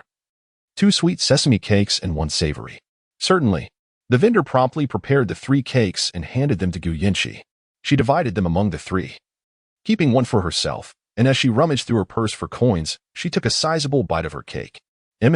Crispy, sweet, and utterly delicious. Thus, the trio enjoyed their snacks while wandering about, creating a scene of delightful harmony. However, it wasn't long before Xiaosong noticed a change in the sky. What had been a clear and sunny day was now shrouded in ominous clouds. It is said that the weather in July can shift as swiftly as a child's mood, and they could not be so unfortunate as to encounter a summer shower. Lost in thought, they suddenly heard a loud rumble of thunder. "Miss, the weather seems rather ominous. It feels like rain is imminent." Xiao Tao expressed her concern, moving closer to Gu Yinshi. Gu Yinshi looked up at the sky. The once azure expanse was now darkened with clouds, and she feared that a torrential downpour was on the horizon. They had not anticipated the rain when they ventured out, thus had not brought an umbrella. "If I hadn't ventured too far just now, I might have sought refuge from the rain at the fabric store. However, returning now would be quite a distance. It seems that the estate she purchased is not particularly far from here. If we hasten our pace, we may arrive before the rain intensifies. Let us make our way to the estate I bought." Gu Yinshi addressed Xiao Tao and Xiao Song. "Miss, do you know the way?" Concern was etched on Xiao Tao's face. She was aware that the estate had been acquired by the miss a year prior. When the miss made the purchase, she had mentioned that upon General Qi's victorious return, she intended to present the estate to him as a token of celebration. Following the acquisition, the miss had arranged for Qin Yuanshan and his family, who were formerly in charge of the Grand General's residence, to oversee the estate. Since then, they had not visited it again. Does the miss truly remember the route to the estate? Gu Yinshi certainly did. In her previous life, after marrying into the Qi General's household, she had gifted this estate to Qi Lin. Subsequently, after Qi Lin became acquainted with the third prince, he frequently met with him there to conspire over clandestine matters. At that time, she assumed Qi Lin had taken a mistress behind her back, leading her to accompany him on several occasions to the estate. Day or night, she could find her way there solely by muscle memory. Chapter 12. An overnight stay. Trust the memory of your young mistress. Gu Yinshi led the way, with Xiao Song and Xiao Dao following closely behind. The trio made their way towards the residence. Thunder rumbled ominously, followed by a blinding flash of lightning. If this trend continued, a torrential downpour would soon ensue. Gu Yinshi unconsciously quickened her pace, while Xiao Dao had to jog to keep up with her. Before long, the heavens opened, and rain began to fall. The raindrops were heavy, leaving unmistakable imprints on the ground, though fortunately, they were not overly dense. "Hurry, the rain is about to pour," Gu Yinshi exclaimed, shielding her head with her hand as she sprinted towards the house. "Miss, use my cloak to shield yourself from the rain." Xiao Song hastened to Gu Yinshi's side, unfurling his garment to provide cover as they both dashed forward. Just as the residence came into view, the downpour intensified. Despite Gu Yinshi's best efforts to run, she was thoroughly drenched by the rain. Upon reaching the entrance, Gu Yinshi was somewhat sheltered by Qi Lin's clothing, keeping her hair relatively dry, while Xiao Dao and Xiao Song's hair was already soaked through. "Miss." Xiao Dao, disregarding her own dripping locks, anxiously approached to check on Gu Yinshi's well-being. Given that their young mistress had recently recovered from a cold, it was imperative that she not succumb to illness again. Gu Yinshi, noticing Xiao Dao's concern, quickly reassured her. "I'm fine, but your hair is completely wet." Thankfully, it was only her hair that was damp. Her clothes were merely a bit moist. Had her garments been thoroughly soaked and clinging to her body, Xiao Dao would have been quite embarrassed. Xiao Song stepped forward and knocked 3 times on the large door, which was soon opened from within. "Who is it?" Qin Yuanshan peered out, intrigued. Since his arrival at this courtyard, no one had ever knocked on the door, and he wondered who it could be. "Qinbo." Gu Yinshi stepped forward. "Who are you, miss?" Qinbo, upon recognizing Gu Yinshi's face, instinctively bent to pay his respects, only to be halted by her grasp. "No need for such formalities, Qinbo. I happened to come by to take a look." As Qinbo's hand brushed against Gu Yinshi's, he suddenly realized that her sleeve was wet. Shocked, he nearly stumbled backward. "Miss, you've been caught in the rain?" If the master were to find out, he would be furious. Miss, your garments are soaked. On such a chilly day, you must come inside at once. I shall have my wife brew you a bowl of ginger tea to ward off the chill. Otherwise, you are sure to catch a cold by morning." Gu Yinshi thought to herself that Qinbo was being rather dramatic. July, and he called this cold? Nevertheless, she indeed felt uncomfortable with her damp clothing clinging to her. So she acquiesced to Qin Yuanshan's suggestion. The residence was a 2-courtyard layout, with the main family's rooms inside, while the outer area was reserved for servants and guests. Xiao Song and Qin Yuanshan, being men, were not permitted to enter the main courtyard. As Qin Yuanshan led Gu Yinshi and the others inside, he called out, "Wife, wife." A woman emerged from the inner room, rubbing her hands together and muttering curses under her breath. "Where is everyone? Where have they gone?" After taking just a few steps, She caught sight of Gu Yinshi and her companions in the distance, and her voice immediately faltered. As she approached, the old woman recognized the figure before her and gasped in surprise. "Miss?" She instinctively lowered herself in a gesture of respect. Her husband had long been a servant in the general's household, gradually rising from the lowest ranks to the position of steward over the span of 40 years, only to be unable to continue due to a serious illness. The young lady, out of compassion, had taken it upon herself to ensure that their family, should they find themselves cast aside at such an age, were accommodated within this residence. They, in turn, were filled with gratitude and had kept the house clean and tidy. Despite the absence of the young lady for 2 years, "Madam, please do not kneel. The young lady has just been caught in the rain, and her clothes are soaked through. Quickly, prepare some hot water and brew a pot of ginger tea to ward off the chill," the old woman urged. Upon hearing this, Chen Momo nodded vigorously in agreement. Gu Yinshi turned to Chen Bo, saying, "Chen Bo, I can manage on my own. Please take Xiaosong to his room and help him wash up and change." Chen Bo cast a glance at Xiaosong, noting his unassuming appearance, which seemed somewhat simple and honest. He wondered why the young lady had chosen such a person as her attendant. Yet he refrained from expressing any disdain in her presence and merely nodded in acquiescence before stepping back.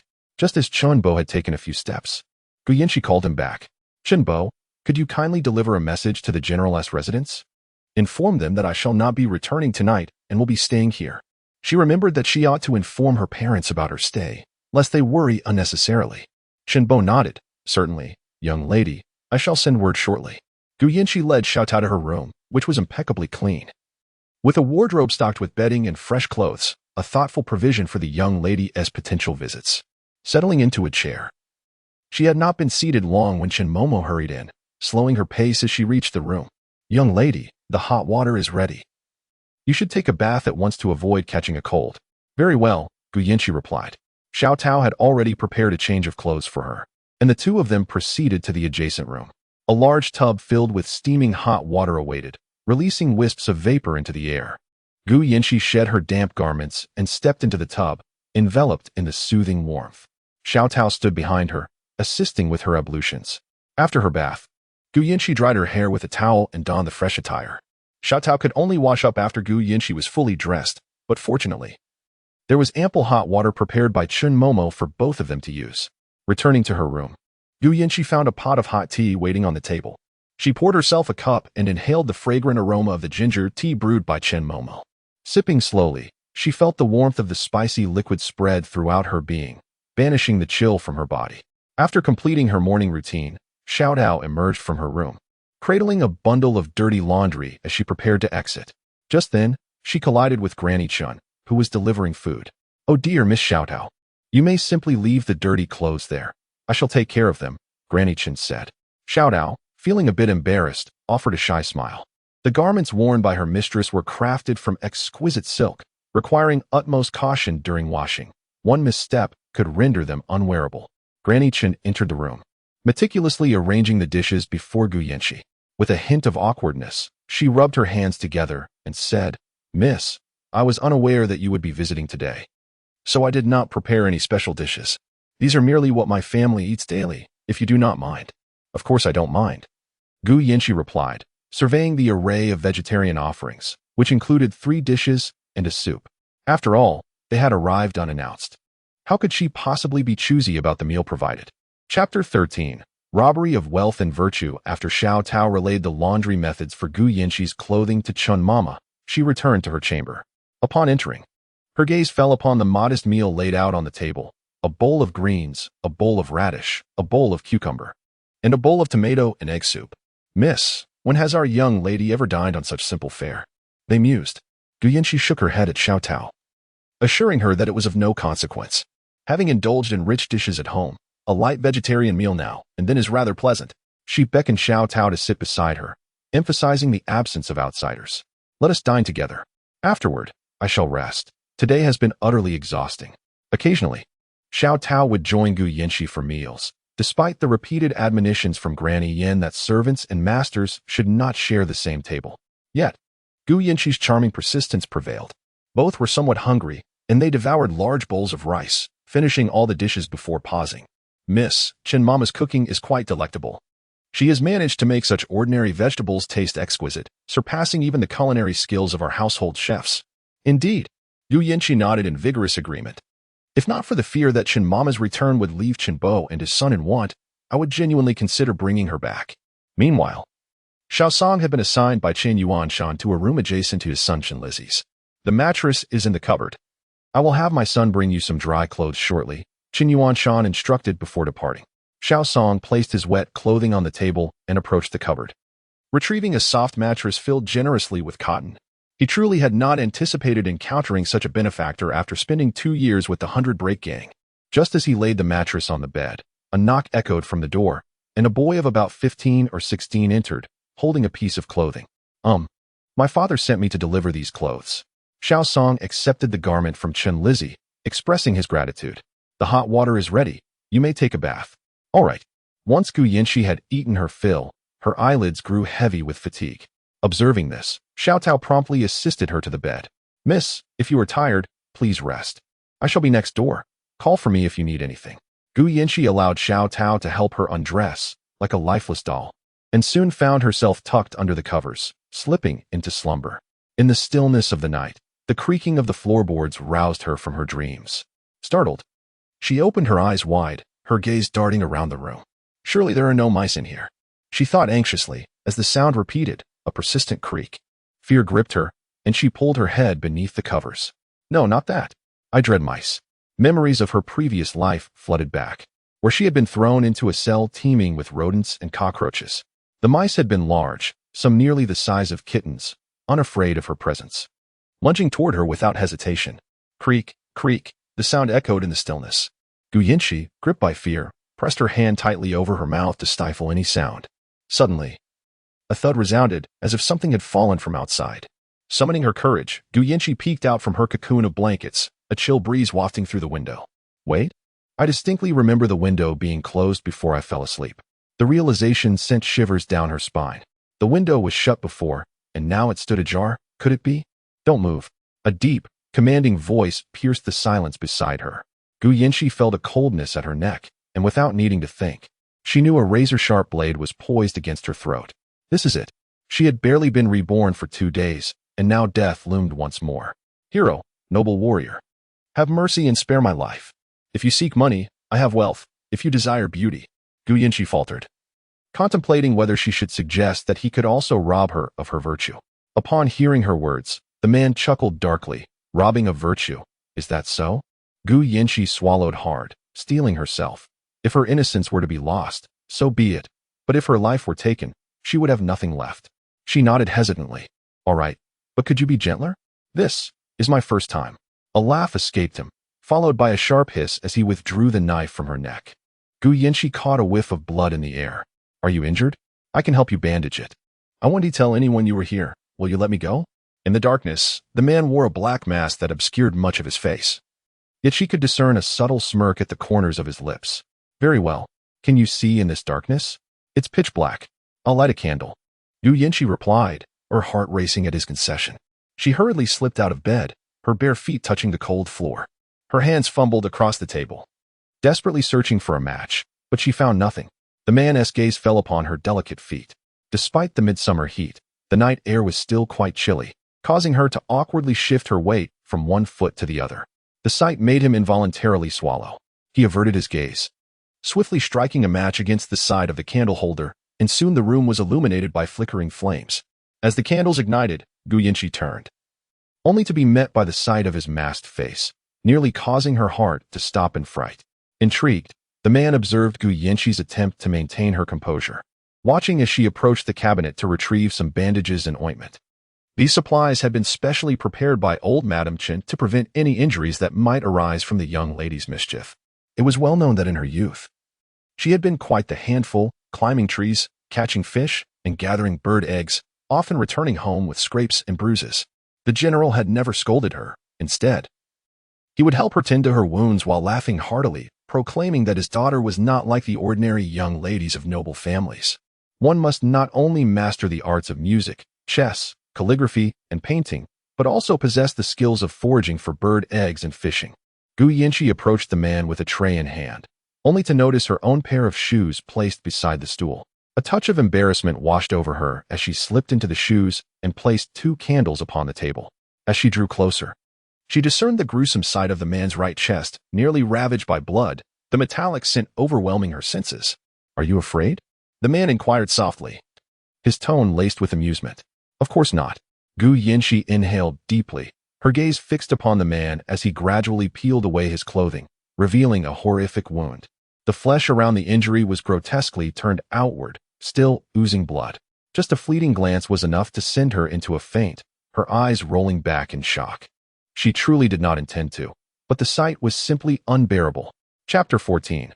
The substitute bride. Upon witnessing the young woman, who had just fervently declared her lack of fear, faint upon seeing his wounds, the man could not suppress a faint smile at the corners of his lips. She was still too youthful. Rising to his feet, he gently lifted Gu Yinshi and placed her back onto the bed, then turned and seated himself at the table, pouring the entire contents of the gold sore medicine onto his injury. The sizzling sound filled the air, yet he did not flinch even slightly. He then took up some gauze and haphazardly wrapped it around the wound. It was only after tending to his injury that he donned his garments. Just as he prepared to depart, a creaking sound from the window caught his attention, and a figure knelt before him. "My lord, I apologize for my tardiness," the subordinate said. "It is of no consequence." They pursued too fervently. "Had I not sought refuge here, I would likely have succumbed to their pursuit," he replied. The Shadow Pavilion was renowned for its tracking prowess, making it exceedingly difficult to escape their watchful eyes. Wufeng rose from the ground and noticed the arrow wound on the 9th prince's chest, clicking his tongue in disapproval. "Your Highness, this. It has been bandaged." "Let us go," the prince stated. Just as he took a few steps, he suddenly turned back and removed a jade pendant from his waist, tossing it onto the table. "This young woman was startled on my account. Let this serve as compensation."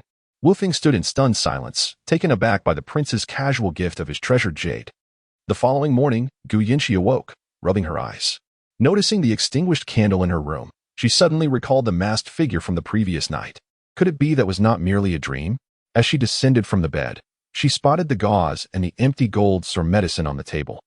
It seemed that after she had fainted, the man had attended to his own wounds.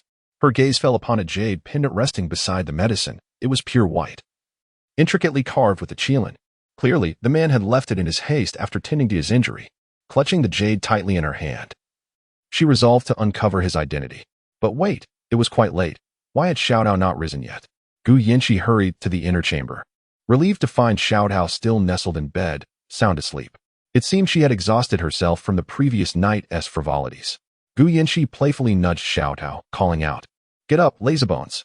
Yet, Xiao Dao remained unmoving, lost in a deep slumber. "Xiao Dao, Xiao Dao." Gu Yinshi called out repeatedly, but her attempts yielded no response. Growing anxious, she cautiously placed a finger beneath Xiao Dao's nose. There was breath, thank goodness. However, despite her persistent nudging, Xiao Dao showed no signs of waking. After dressing, Gu Yinshi made her way to the courtyard. She needed to find Xiaosong to inquire about Xiao Dao's condition. Xiaosong had risen early and was already practicing martial arts in the yard. Upon seeing Gu Yinshi's hurried pace and anxious expression, he approached her, asking, "Miss, what troubles you? Has something occurred?" Gu Yinshi bit her lip and whispered a few words into Xiaosong's ear. Xiaosong furrowed her brows as she followed Gu Yinshi into Xiao Dao's room. At that moment, Xiao Dao lay soundly asleep in bed. Xiaosong approached Xiao Dao and placed her hand on the girl's pulse. After a brief moment, she withdrew her hand, realizing that Xiao Dao had been drugged. Drugged?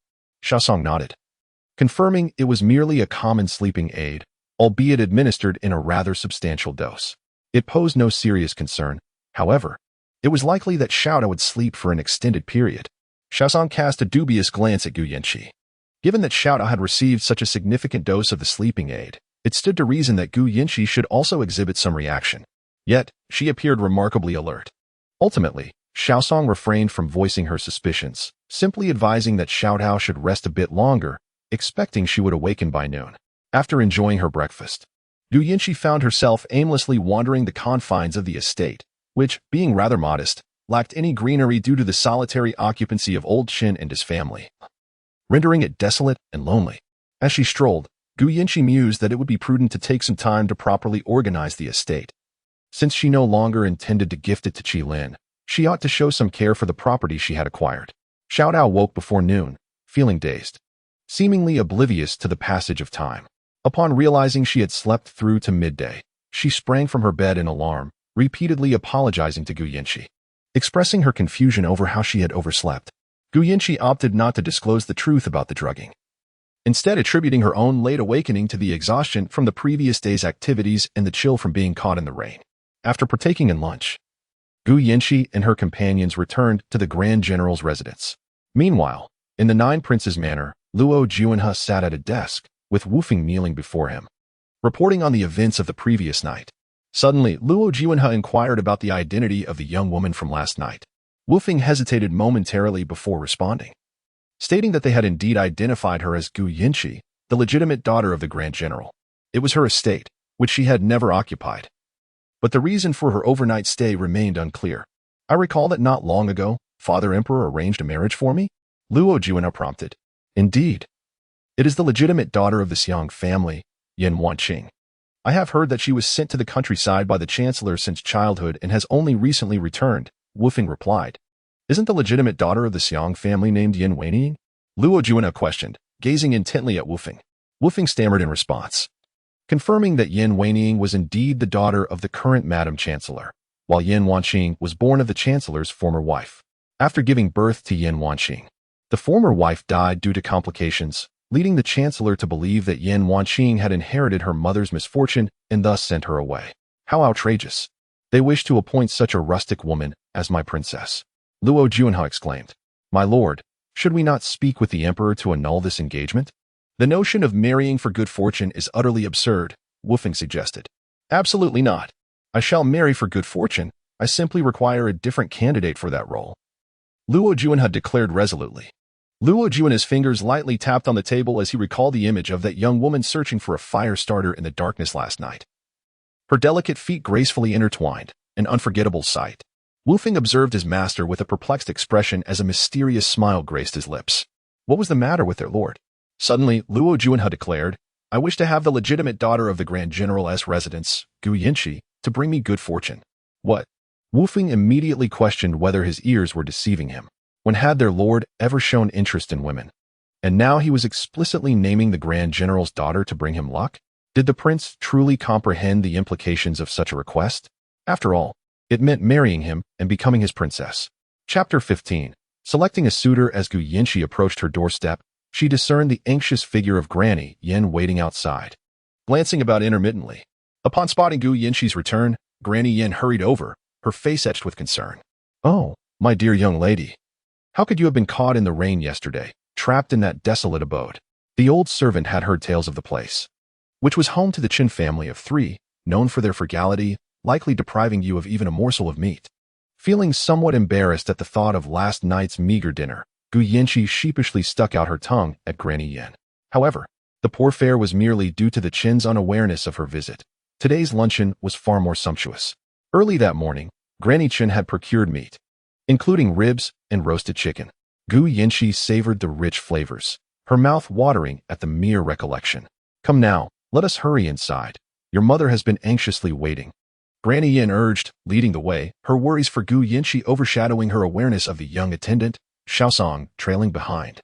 Upon entering Ningxiang residence, Gu Madam approached with a brisk gait, her expression a mixture of anger and worry. She grasped Gu Yinshi and scrutinized her closely before exhaling in relief. Although her daughter often lacked decorum, it was the first time she had spent a night away from home, and the mother's heart was fraught with anxiety. She had not slept a wink, finally succumbing to slumber only to be beset by nightmares as dawn broke. At last, her long-awaited daughter had returned, and she needed to ensure her well-being. She had heard that Gu Yinshi had been caught in the rain and fervently hoped she had not caught a chill. Fortunately, her daughter seemed unharmed, free from any ailments. You foolish girl, in the fickle weather of July, how could you venture out without an umbrella? Gu Madam scolded, casting a sharp glance at Xiaodao. Startled, Xiaodao knelt before Gu Madam. Madam, it is my negligence for not anticipating the change in weather, allowing the young lady to be drenched and trapped outside. It is entirely my fault, and I beseech you to punish me. You certainly should be punished. Gu Madam was about to reprimand Xiaodao when Gu Yinshi interjected. Mother, this is not Xiaodao's fault. Who could have known that a bright sunny day would suddenly turn to a torrential downpour? Moreover, dear mother, I have procured myself a bodyguard during this outing, Gu Yinshi said, gesturing to Xiaosong. Xiaosong stepped forward, bowing respectfully. "Greetings, madam." Madam appraised Xiaosong with a critical eye, offering a reluctant nod before pulling Gu Yinchi aside to whisper, "If you wish for a bodyguard, simply inform your mother. How could you bring someone into our home from outside? What is this person's background? From which establishment did you acquire him? Is his origin clear? We must not invite danger into our home." Gu Yinchi glanced back at Xiaosong, who responded with a disarming smile. Gu Yinchi turned to reassure her mother, "Mother, do not worry. This person has a reputable background, and his martial arts skills are quite impressive. Qi Lin has been pestering me these past few days. Surely, I ought to secure a capable protector for myself." At the mention of Qi Lin, Madame Gu immediately recalled the fine young men she and Gu Linho had considered for Gu Yinchi the previous day, none of whom were yet married. She took Gu Yinchi by the hand and led her to the soft couch, laying out a stack of portraits before her. She, these are the commendable young men that your father and I reviewed yesterday. Which ones catch your eye? Shall we invite them over to meet you tomorrow?" Suddenly, Gu Yinchi came to her senses. Since she had no intention of marrying Qi Lin, it was indeed time for her to consider a suitable match. However, this matter had come so abruptly that she felt unprepared. Gritting her teeth, she began to peruse the portraits. After flipping through them, she found one that appeared rather decent. It belonged to the second son of the Minister of Revenue, who was also 18 years old, unmarried, and even rumored to have no maidservants in his household. Madame Gu observed her daughter studying the portrait of Zhou Ruekong for quite some time, a smile gracing her lips. It seemed that both she and Shi shared the same taste. Since Shi favored him, she would discuss this with her husband and suggest he approach the minister regarding the matter. As it happened, the Minister of Revenue had previously visited their home to propose a match, but at that time, it was for his eldest son. At this point, Madame Gu's expression dimmed. After Shi came of age, numerous dignitaries had sought her hand, yet she had turned them all down, stubbornly insisting on marrying that unworthy Qi Lin. Had she consented to the match back then, perhaps she would already be cradling a robust grandson by now. Meanwhile, in the imperial palace, within the imperial study, Emperor Luo Jingshun was engrossed in reviewing memorials when eunuch Zhang entered with a light step to announce, "Your Majesty, the 9th Prince requests an audience." Without lifting his head, Luo Jingshun replied, "Let him in." "Yes," eunuch Zhang responded, hastily retreating. Shortly thereafter, 9th Prince Luo Juanhe wheeled himself into the study. "Juanhe, your health is precarious. What brings you to see your father today?" Luo Jingshun asked, still focused on the memorials, his tone laced with concern. "Father, I have come to seek your assistance today," Luo Juanhe replied. Intrigued, Luo Jingshun lifted his gaze to his son and inquired, "What is it you wish to request? Speak to me." Among his sons, only the 9th Prince had never been competitive. Perhaps it was because he sensed his time was limited, prompting a more detached view of worldly affairs. Luo Juanhe's mother had been a woman he had encountered during a secret visit in his youth, named Yingtao. Upon first seeing her, he was captivated by her beauty, a delicate, petite face, rosy lips, a graceful nose, and most enchanting of all, her pair of almond-shaped eyes that seemed perpetually glistening with a watery sheen, resembling a tranquil autumn lake that left him utterly entranced. After bringing Yingtao to the palace, he bestowed upon her the title of consorting, showering her with daily affections. Within merely 2 months of Rong Pin's entry into the palace, she conceived his child. He bestowed upon her the esteemed title of a consort. Perhaps due to the overt affection he held for consort Rong, jealousy brewed among certain individuals in the harem. They administered a potion to her, resulting in an early birth. She passed away shortly after delivering Luo Juanhe. Luo Juanhe was frail from birth and eventually became so weak that he required a wheelchair. The imperial physician, upon examining Luo Juanhe's pulse, candidly remarked that he would not survive beyond the age of 25, and he is now 23. The prince felt a deep sorrow for Luo Juanhe and a profound sense of guilt towards consort Rong. Consequently, he resolved to secure a future for Luo Juanhe while he still breathed. He issued a decree to betroth the legitimate daughter of the prime minister's household to Luo Juanhe.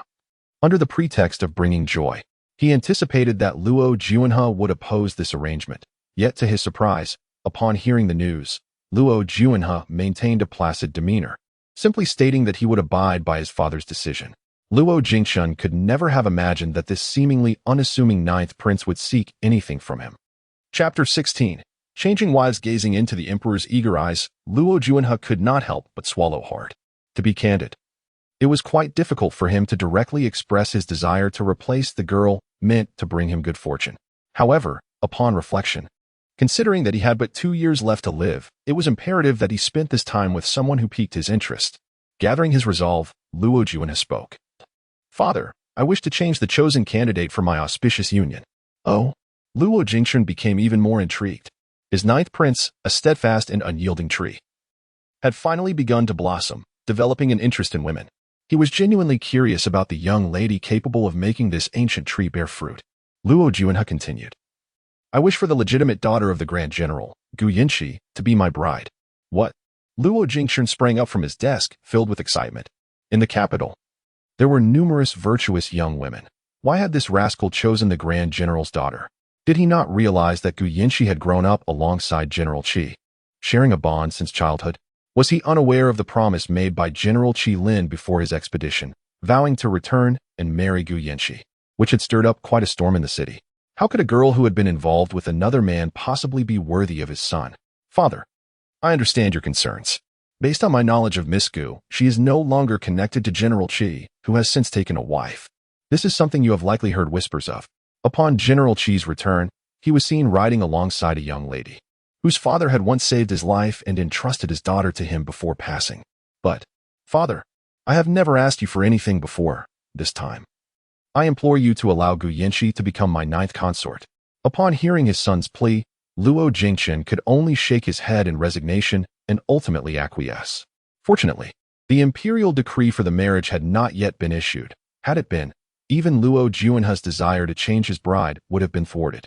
Seeing the emperor's agreement, Luo Juanhe hastily clasped his hands together, expressing, "Thank you, Father, for your benevolence." Meanwhile, the unaware prime minister's residence was thrown into chaos. Ever since Yin Wanqing learned that she had been summoned from the countryside to marry in place of her sister Yin Weining to a prince with a short lifespan, she had been despondent. Madame Lu, fearing that Yin Wanqing might take drastic measures and end her life, thereby leaving no one to fulfill the auspicious union for her daughter, ordered that Yin Wanqing be confined. Each day, she was provided with food, but to prevent her from resorting to self-harm by breaking dishes or cutting her wrists, the meals were served wrapped in oil paper with no chopsticks, forcing her to eat with her hands. Stubbornly, Yin Wanqing refused to yield. After 3 days of confinement, she had grown exceedingly weak. Back in the countryside, she had someone she cherished, and her wet nurse had promised to agree to his proposal should he come to ask for her hand. Yet, she waited and waited, only to be met not by her beloved, but by those from the residents coming to fetch her back. Many in the village envied her, believing that upon her return to the minister's residence, she would be bestowed with endless riches and glory. Yet, she harbored no desire to return. Her wet nurse had informed her that after her mother endured a difficult childbirth and passed away, her father, the chancellor, had discarded her, claiming she was a harbinger of her mother's demise, leaving the newborn in this village. 17 years had elapsed, and he had never once visited her. In the early years, the chancellor's household would occasionally send money, but gradually, the support ceased altogether. Her wet nurse toiled in the fields by day and embroidered by night to make a living and raise her. When she was summoned back, she had genuinely believed her father had experienced a change of heart and remembered her, only to realize she was merely a pawn in the chancellor's game, discarded when unnecessary and retrieved when convenient. The thought of being wed to the ninth prince for her father's gain was utterly delusional. With an unexpected surge of strength, Yin Wanqing slowly rose, gritting her teeth as she forcefully collided with a pillar. Her head tilted, and she collapsed into a pool of blood. By the time the maid arrived with the food, Yin Wanqing had already succumbed. "Oh no, Madam Yin, Madam Yin," Granny Gue cried out in panic while running. Madam Yin sat gracefully on the beauty couch, a maid kneeling before her, applying rouge. Upon seeing Granny Gue rush in, flustered and anxious, she frowned in displeasure. "What is the matter that you are in such a state? This is utterly lacking in decorum." Granny Gue stammered, "Madam, the eldest young lady. She has committed suicide." "What?" Madam Yin gasped, springing from her seat, shoving the kneeling maid, who tumbled to the ground. "Are the guards outside dead? How could they let a mere girl escape their watch? Were they not instructed to secure all sharp implements? How did she manage to take her own life?" In a frantic hurry, Madam Yin made her way to the peony courtyard, with Granny Gue jogging alongside, head bowed in explanation. "I am unaware, my lady." The guards outside claimed they heard nothing from within. "In my humble opinion, it appears the young lady met her end by colliding with the pillar. That wretched girl. How unfortunate to die in the chancellor's residence. just like her ill-fated mother. It is utterly repugnant. Upon reaching Yin Wanqing's chamber, 2 guards knelt at the entrance. Upon seeing Madame Yin, their foreheads nearly touched the ground. Madame Yin, heedless of reprimanding the guards, kicked the door open, only to find Yin Wanqing standing dazedly in the room. "You? Are you a ghost or a human?" Granny Gui stammered, her voice faltering in disbelief. She had been certain that when she checked for Yin Wanqing's breath, she had found none, yet here she stood, alive before her. "You are the ghost." Yin Wanqing met Madame Yan's gaze, devoid of any hint of fear. "You are Lu Yinyang, are you not? My father brought me to the Chancellor's residence to serve as a substitute bride. Should he discover how you treat me, I wonder what he would think. And what would the 9th prince think?" Madame Yin has always detested being addressed as Lu Yinyang, yet at this moment, she refrained from lashing out at Yin Wanqing, instead regarding her with a look of profound suspicion. It was peculiar, this Yin Wanqing, who was usually timid and prone to tears at the slightest provocation, now exhibited an audacity that was utterly surprising. Not only did she dare to call her Lu Yinyang to her face, but she also met her gaze without a hint of trepidation. Just as Madame Yin was about to voice her thoughts, an untimely growl emanated from Yin Wanqing's stomach. Curse it, the original owner of this body was indeed quite ruthless, resorting to such drastic measures as fasting in a bid to avoid marriage. She had just arrived in this world and certainly did not wish to perish from hunger. Growing increasingly irritated by Lu Yinyang's unmoving stance, Yin Wanqing exclaimed, "What is this? As the future princess of the 9th prince, am I not even worthy of a proper meal?" She gestured towards the discarded food on the ground, untouched by the original owner and now spoiled in the heat of July. Striding forward, she leaned closer to Lu Yinyang's ear and whispered, "If I am not adequately fed, I cannot guarantee that I will not engage in some outrageous behavior on the day of my wedding." Chapter 17. Crossing over, Aunt Lu instinctively took 2 steps back, her eyes scanning the figure of Yin Wanqing before her, confirming that it was indeed the same person, albeit with an entirely altered demeanor and way of speaking. Regardless, the crucial thing was that she was alive. Just as Yin Wanqing's stomach growled, Aunt Lu also heard it and turned to the side, coldly instructing Granny Gui to prepare a meal for the young lady at once. "Yes," Granny Gui replied, glancing back at Yin Wanqing. Was this truly the same timid Yin Wanqing she once knew, or was she possessed by some spirit? Granny Gui dared not dwell on the thought and hurriedly exited the peony pavilion.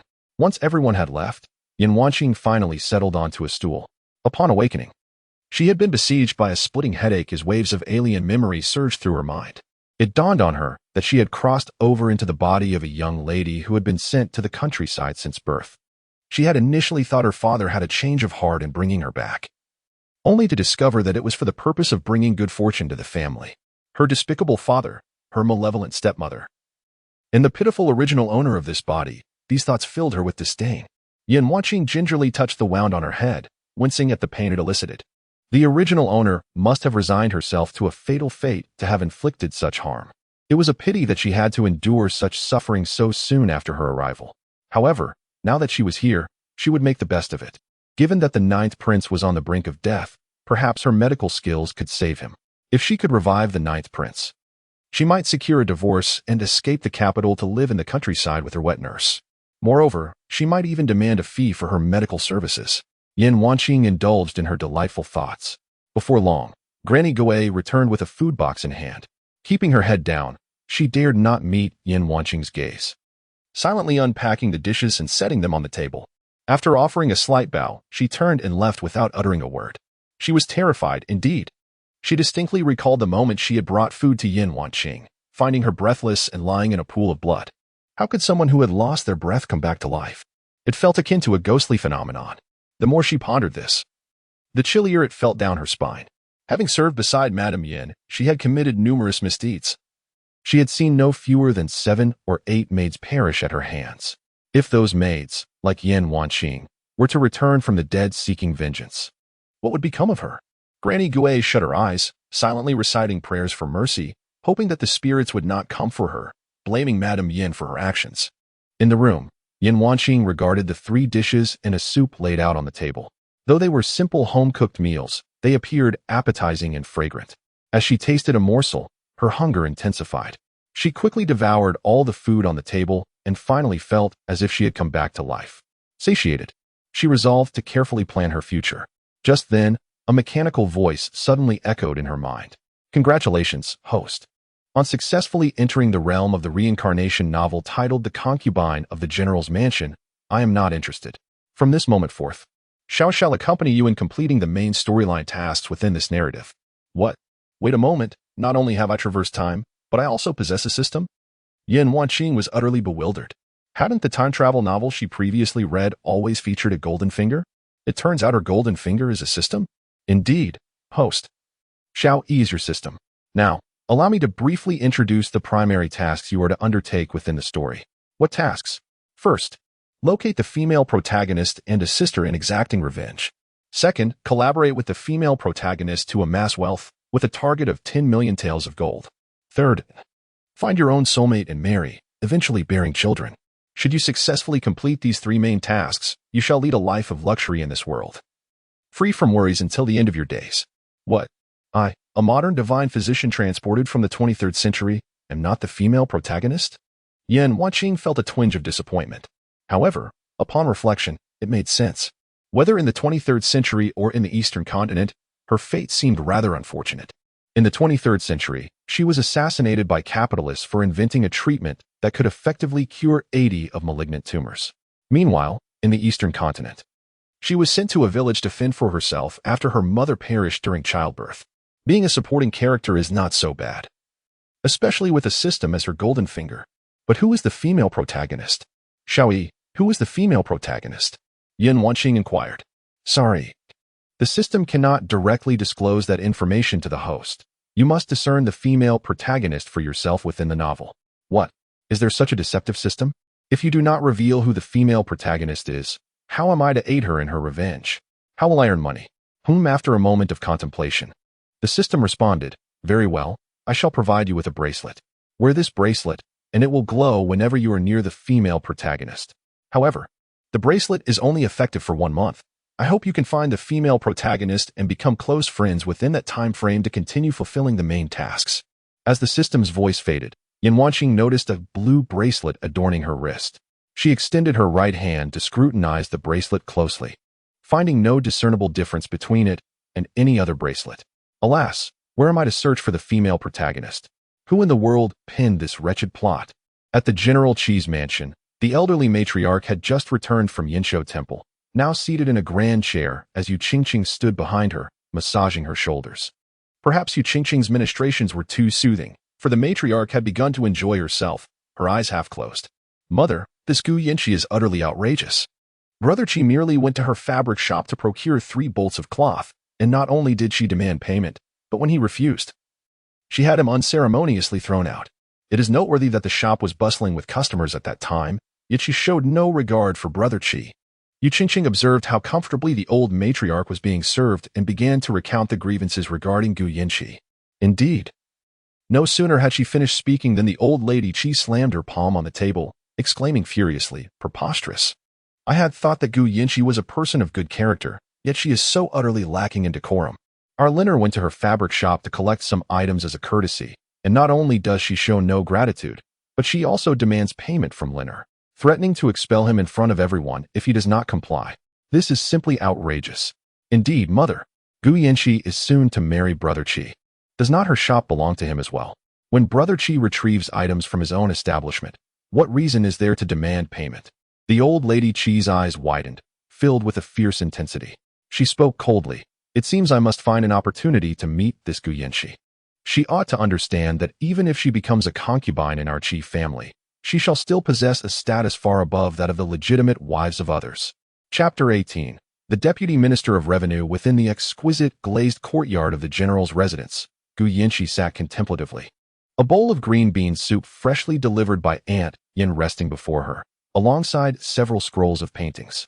With her chin cradled in her hands, she gazed sorrowfully at the scrolls, gifts from her mother, urging her to select a suitable match within the next few days and arrange a meeting. Though she often claimed she would marry anyone, the reality of the situation brought forth her apprehensions. In her previous life, she ultimately wed Qi Lin, a man she knew well, having grown up together as childhood sweethearts. Despite the hardships they faced afterward, her heart had been untroubled before the marriage. However, now, she found herself overwhelmed with uncertainty. With a sigh, she resumed perusing the scrolls before her. Among the portraits were some handsome figures and others less pleasing to the eye. Yet, all she could discern was a profound sense of unfamiliarity. Indeed, these individuals were strangers to her. The notion that merely glancing at someone could determine her lifelong fate felt absurd. Gu Yanqi's discontent with societal conventions intensified. What nonsense was this? Parents' decrees and matchmakers' words. What of the expectation that a woman must shave her head if she remains unmarried by 20? Why must women adhere to the rigid principles of obedience while men are allowed the luxuries of multiple wives? Such oppressive customs seemed designed solely to bind women, leaving men unencumbered. Her frustration mounting, Gu Yanqi seized several scrolls and, in a fit of anger, tore them into shreds, casting the fragments into the air where they fluttered down like confetti. At that moment, Xiaotao entered with freshly cut watermelon, only to find Gu Yanqi slumped dejectedly over the stone table, her eyes reddened. Concerned, she asked, "Miss, what troubles you? Has someone wronged you?" Wiping her eyes carelessly, Gu Yanqi replied in a muffled tone, "It's nothing." Aunt Yan, alerted by the commotion, hurried over to assess the situation. Upon seeing Gu Yanqi's distress, she understood the source of her frustration. The search for a husband had become wearisome. Approaching the table, Aunt Yan picked up the bowl of green bean soup, stirring it before presenting it to Gu Yanqi. "Miss, the ice in your soup is nearly melted. Please drink it to alleviate the heat and calm your spirit." Sitting up, Gu Yanqi accepted the bowl and began to sip the refreshing soup. Indeed, on such a sweltering day, the icy green bean soup brought her a sense of relief from her inner turmoil. Aunt Yan tidied the remaining portraits on the table, inspecting each one. Upon reaching a particular scroll, she lifted it and presented it to Gu Yanqi. "In my humble opinion, this young man appears quite handsome and well-proportioned. He would be a fitting match for our Mississippi." Glancing at the portrait, Gu Yanqi recognized him as the second son of the Deputy Minister of Revenue. Not him again, she thought, recalling that her parents had also suggested him. Just yesterday, she had considered him as well. Now, Aunt Yan seemed to favor him too. Was it merely because he was the most appealing among the portraits? Setting the bowl of green bean soup down, Gu Yanqi picked up the portrait from Aunt Yan's hand, scrutinizing it with newfound interest. "Do not speak lightly. The second son of the Minister of Revenue is indeed quite handsome, particularly his delicate features, which surpass even those of a woman in grace. Very well. He shall be the one." Gu Yanqi rolled up the portrait and handed it to Mama Yan. "Mama, please present this portrait to my mother and inform her that he is the one." "Understood." Mama Yan accepted the portrait and gracefully withdrew. Gu Yanqi closed her eyes and pressed her temples with her fingers. Noticing this, Xiaotao hurried to her side and began to massage her head. "Miss, you should take this time to rest well and not dwell on other matters." Gu Yanqi responded faintly. Within the Ningxiang chamber, Mama Yan presented the portrait to Madame Gu, who, upon unfurling it and seeing the likeness, smiled broadly. "I told you that the second son of the Minister of Revenue is quite exceptional." Yet, she insisted on selecting further. After much deliberation, "Is it not still him that she has chosen? Very well, I shall arrange the subsequent matters. You may retire for now." "Yes." Madame Gu handed an invitation to Madame Zhou, inviting her for tea and conversation at the Huao Tea House the following day at the hour of the snake. Upon the return of the servant who delivered the invitation, he informed Madame Gu that Madame Zhou had accepted. "Did she inquire about the purpose of my visit?" The servant shook his head, indicating she did not. "Good." The next day, at the private room of the Huao Tea House, Madame Gu awaited her guest. After about a quarter of an hour, a knock resonated from outside. Madame Gu promptly rose to greet her, opening the door to find Madame Zhou standing there, her face adorned with a smile. Today, Madame Zhou was dressed in a gown of butterflies and blooming flowers, her hair elegantly styled into a bun, with two golden phoenix hairpins adorned with flowing pearls on either side, exuding an air of grace and elegance. "Please, come inside." Madame Gu ushered her in. Once seated, a servant brought forth tea and refreshments. After exchanging pleasantries for some time, Madame Gu steered the conversation toward the second son, Zhou Ruikang. "Might I inquire whether your esteemed family's second son is currently betrothed?" Madame Zhou frowned, somewhat perplexed by Madame Gu's inquiry.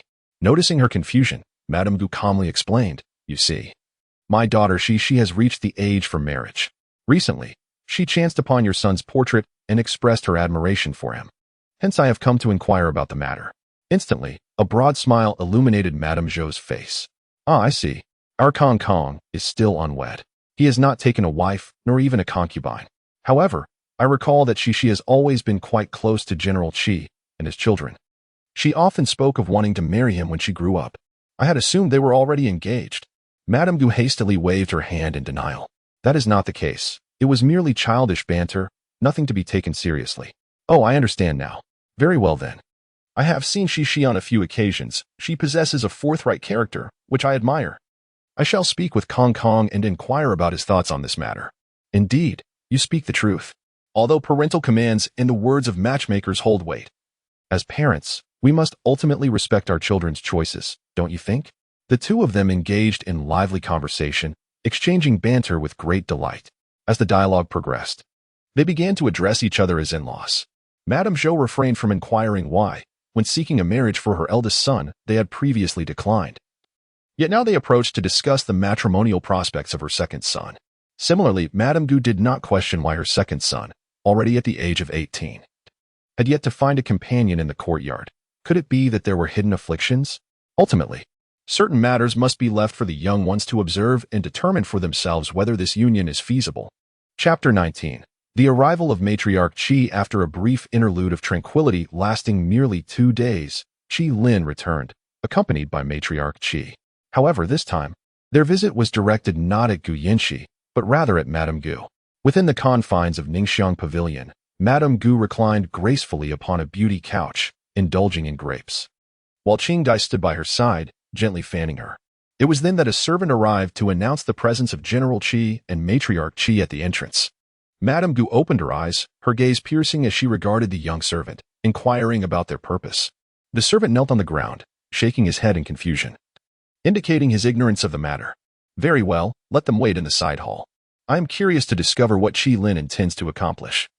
As Madame Gu rose to exit, a sudden thought struck her, and she turned to Qingdai, instructing her to refrain from mentioning this matter to Qi. Such a loathsome individual is best dealt with by herself, lest she disturb Qi's peace. Understood, Qingdai replied, bowing slightly. In the side hall, Matriarch Qi sat regally in her chair, while Qi Lin stood respectfully at her right side. Upon the entrance of Madame Gu, Matriarch Qi merely cast a cursory glance in her direction, remaining seated. In contrast, Qi Lin performed a respectful salute towards Madame Gu, addressing her as Madame.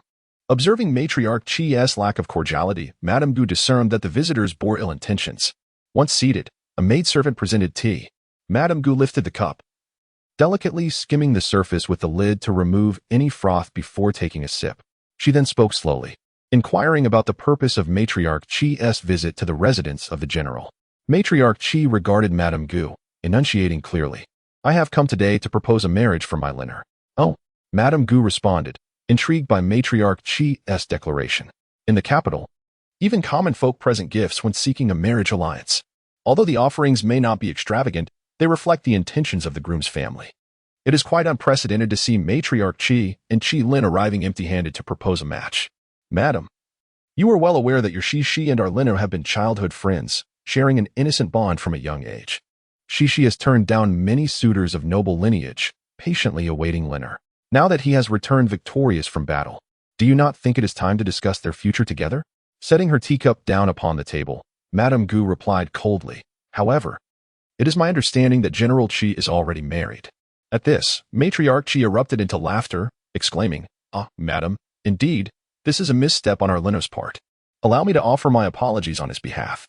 Yet, this situation is unavoidable. After all, the young lady's father saved our Liner's life. It is only fitting that Liner shows gratitude by marrying her. Madame Gu's gaze turned frosty as she regarded Matriarch Qi. Since General Qi is already wed, there is no need for further discussion. It simply appears that our Qi and General Qi are not fated to be together. How can this be deemed a lack of fate? Matriarch Qi countered. Since Liner already has a legitimate wife, it would be perfectly acceptable for Qi to become a concubine.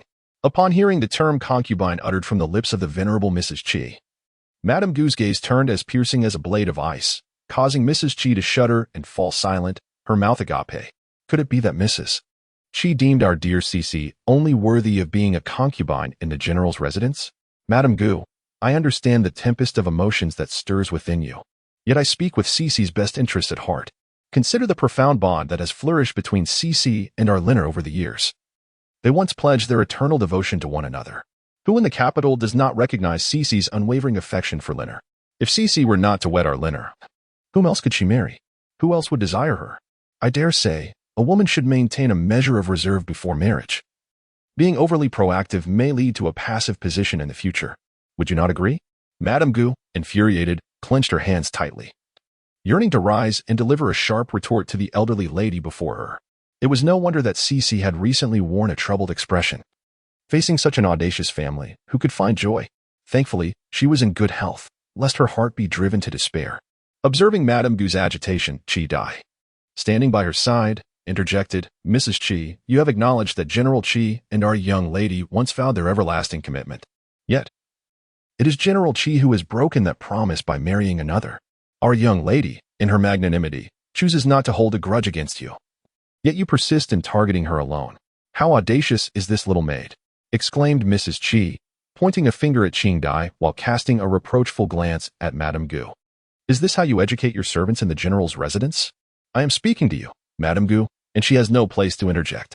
Madame Gu regarded Mrs. Qi, responding, "My maid speaks the truth. It was General Qi who first violated his vow. What purpose do you serve in returning now?" With a sigh, Mrs. Qi replied, "Madame Gu, is it not commonplace for men to take multiple wives?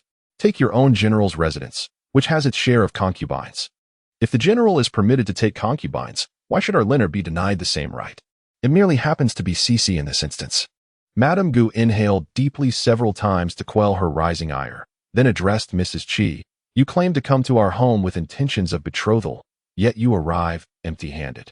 Does this imply a lack of regard for our general's residence or for Cece herself?" Mrs. Qi exchanged glances with Qi Lin, who then spoke, "Madame Gu, it is thus. Should Cece enter our general's residence as a concubine, no bride price is required." Grinding her teeth, Madame Gu retorted, "Well, how audacious indeed. What audacity does your Qi family possess to presume that I would ever consider marrying my daughter into your household as a concubine? Our general's legitimate daughter shall never be a concubine to another. General Qi and Mrs. Qi should abandon this line of thought." Upon hearing Madame Gu's words, old Madame Qi remained unperturbed. She slowly rose to her feet, her eyes twinkling with a gentle smile as she regarded Madame Gu. "My dear Madame Gu, I understand that this matter may be difficult for you to accept in a short span of time. However, fret not. I have ample time for you to ponder. Once you have reached a conclusion, you are most welcome to visit the Qi general's residence to discuss the matter of Shishi's entrance into our family." With that, old Madame Qi offered a slight bow to Madame Gu and, supported by Qi Lin, gradually made her way out of the Grand General's estate. Once old Madame Qi and Qi Lin had departed, Madame Gu could no longer contain her fury and hurled the teacup from the table to the ground. "This is intolerable. Absolutely intolerable. Madam, please calm down." Qi Dai rushed forward to soothe her. "Fetch me a pen, Qi Dai. I shall write to Madame Zhou at once, urging her to arrange a meeting for our two young ones. I must hasten to marry off Shishi, so that the general's residence understands that despite her past with Qi Lin, she is still desired. I am infuriated, truly I am." As Qi Dai continued to calm Madame Gu, she instructed the nearby maid, Ing Tao, to prepare a cup of chrysanthemum tea for her mistress. The tea was soon brought forth, and Qi Dai took the cup, gently blowing on it before offering it to Madame Gu. "Madam, please sip this chrysanthemum tea to cool your temper. We shall not stoop to their level." Chapter 20. Do you fancy men? Qi Lin assisted the elderly matriarch into the carriage, taking a seat beside her. "Mother, can Cece truly become my concubine?" The old matriarch beamed with pride. "She has no choice, given the bond between you two. Who else could she possibly marry? Do you think the noble families of the capital are fools? They would never accept a woman of dubious reputation." Qi Lin nodded in agreement, hoping that Cece would come to realize this sooner rather than later. Their military household was hardly affluent, and with the impending preparations for his wedding to Yu Qingqing and the upcoming celebration of the matriarch's 50th birthday, expenses were mounting. Relying solely on his meager salary would not suffice. He was also counting on Gu Yinji to bring a dowry to support their entire household. Madame Gu and Madame Zhou had arranged to meet in 2 days at the Mingxiang restaurant, both bringing their children along. 2 days later, at the Mingxiang restaurant, Gu Yinji donned an elegant emerald silk gown, adorned with intricate embroidery on the sleeves and a delicate pink sachet hung at her waist, leaving a fragrant trail as she walked. She followed closely behind Madame Gu, her expression neutral, betraying neither joy nor displeasure. Upon entering the private room, Madame Gu, noticing Gu Yinji's lack of expression, admonished, "Do not wear such a long face. We are merely here to observe today. If you find someone to your liking, then we shall arrange a match. If not, Consider it a pleasant outing. Gu Yinji forced a smile, one that resembled more of a grimace than true joy. Her parents did indeed care for her deeply. After she came of age, many suitors approached their home, but her father had rejected them all upon hearing her declaration. In this life, I shall marry no one but Qi Lin. Yet now, she found herself reluctant to wed Qi Lin. Strangely, her parents did not reproach her. Rather, they aided her in seeking a suitable match. They did not impose a choice upon her but encouraged her to make her own selection, even bringing her along to meet potential suitors. Such a family was a rarity, not just in the capital, but likely throughout the entire eastern region. However, she could not shake the feeling of discontent that lingered within her, the reason for which she could not articulate. Knock, knock, knock, a sound echoed from outside. Just as Madame Gu rose to open the door, it swung open to reveal a young man. He possessed bright, captivating eyes and a smile that could enchant. His complexion was as fair as a peeled egg, and his raven hair was elegantly tied back, appearing even more alluring than a woman. Following him was Madame Zhou, and they took their seats opposite Madame Gu and Gu Yinji, their gazes meeting across the table. This is my daughter, Gu Yinji, and this is Madame Zhou. Madame Gu introduced them promptly. Greetings. Gu Yinji stood and offered a slight bow to Madame Zhou. Splendid, splendid. Madame Zhou urged her to sit, her eyes sparkling with approval. This young lady captivated her. In truth, any girl that matched her son's stature would be to her liking. Madame Zhou proceeded to introduce her son, Zhou Ruikong. Rising, Zhou Ruikong offered a respectful bow to Madame Gu. The two pinkies extended slightly upwards, a sight that Mrs. Gu found particularly awkward. After exchanging pleasantries for a while, she concocted an excuse with Mrs. Zhou to take their leave, intending to allow the two children ample time to converse freely. With adults present, there were inevitably constraints.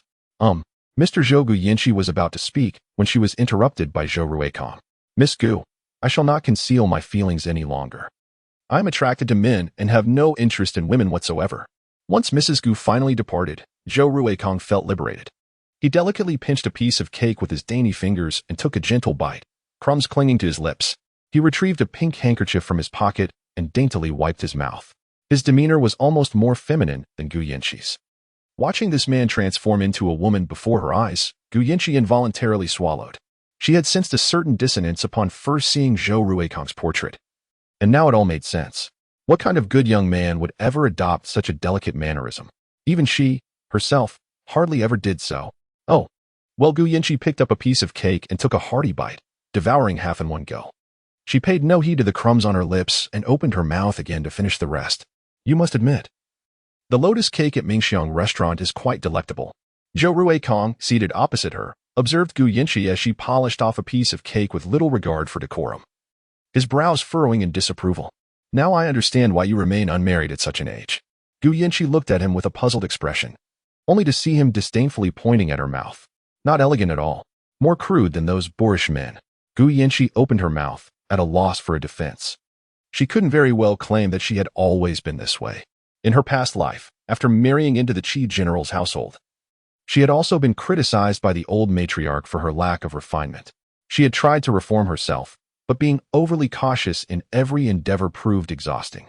In this new life, she resolved to embrace her true self. Why should she constrain herself? Comfort was what truly mattered. Miss Gu, I prefer to keep my situation private. When you return, could you kindly mention to your mother that we simply do not get along, or that you find me unappealing? He was weary from his mother's incessant matchmaking.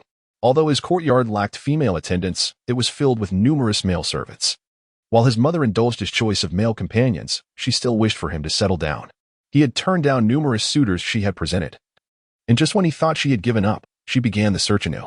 It was utterly exasperating. He could befriend ladies, but could never envision them as wives. Why should he cause distress to an innocent girl?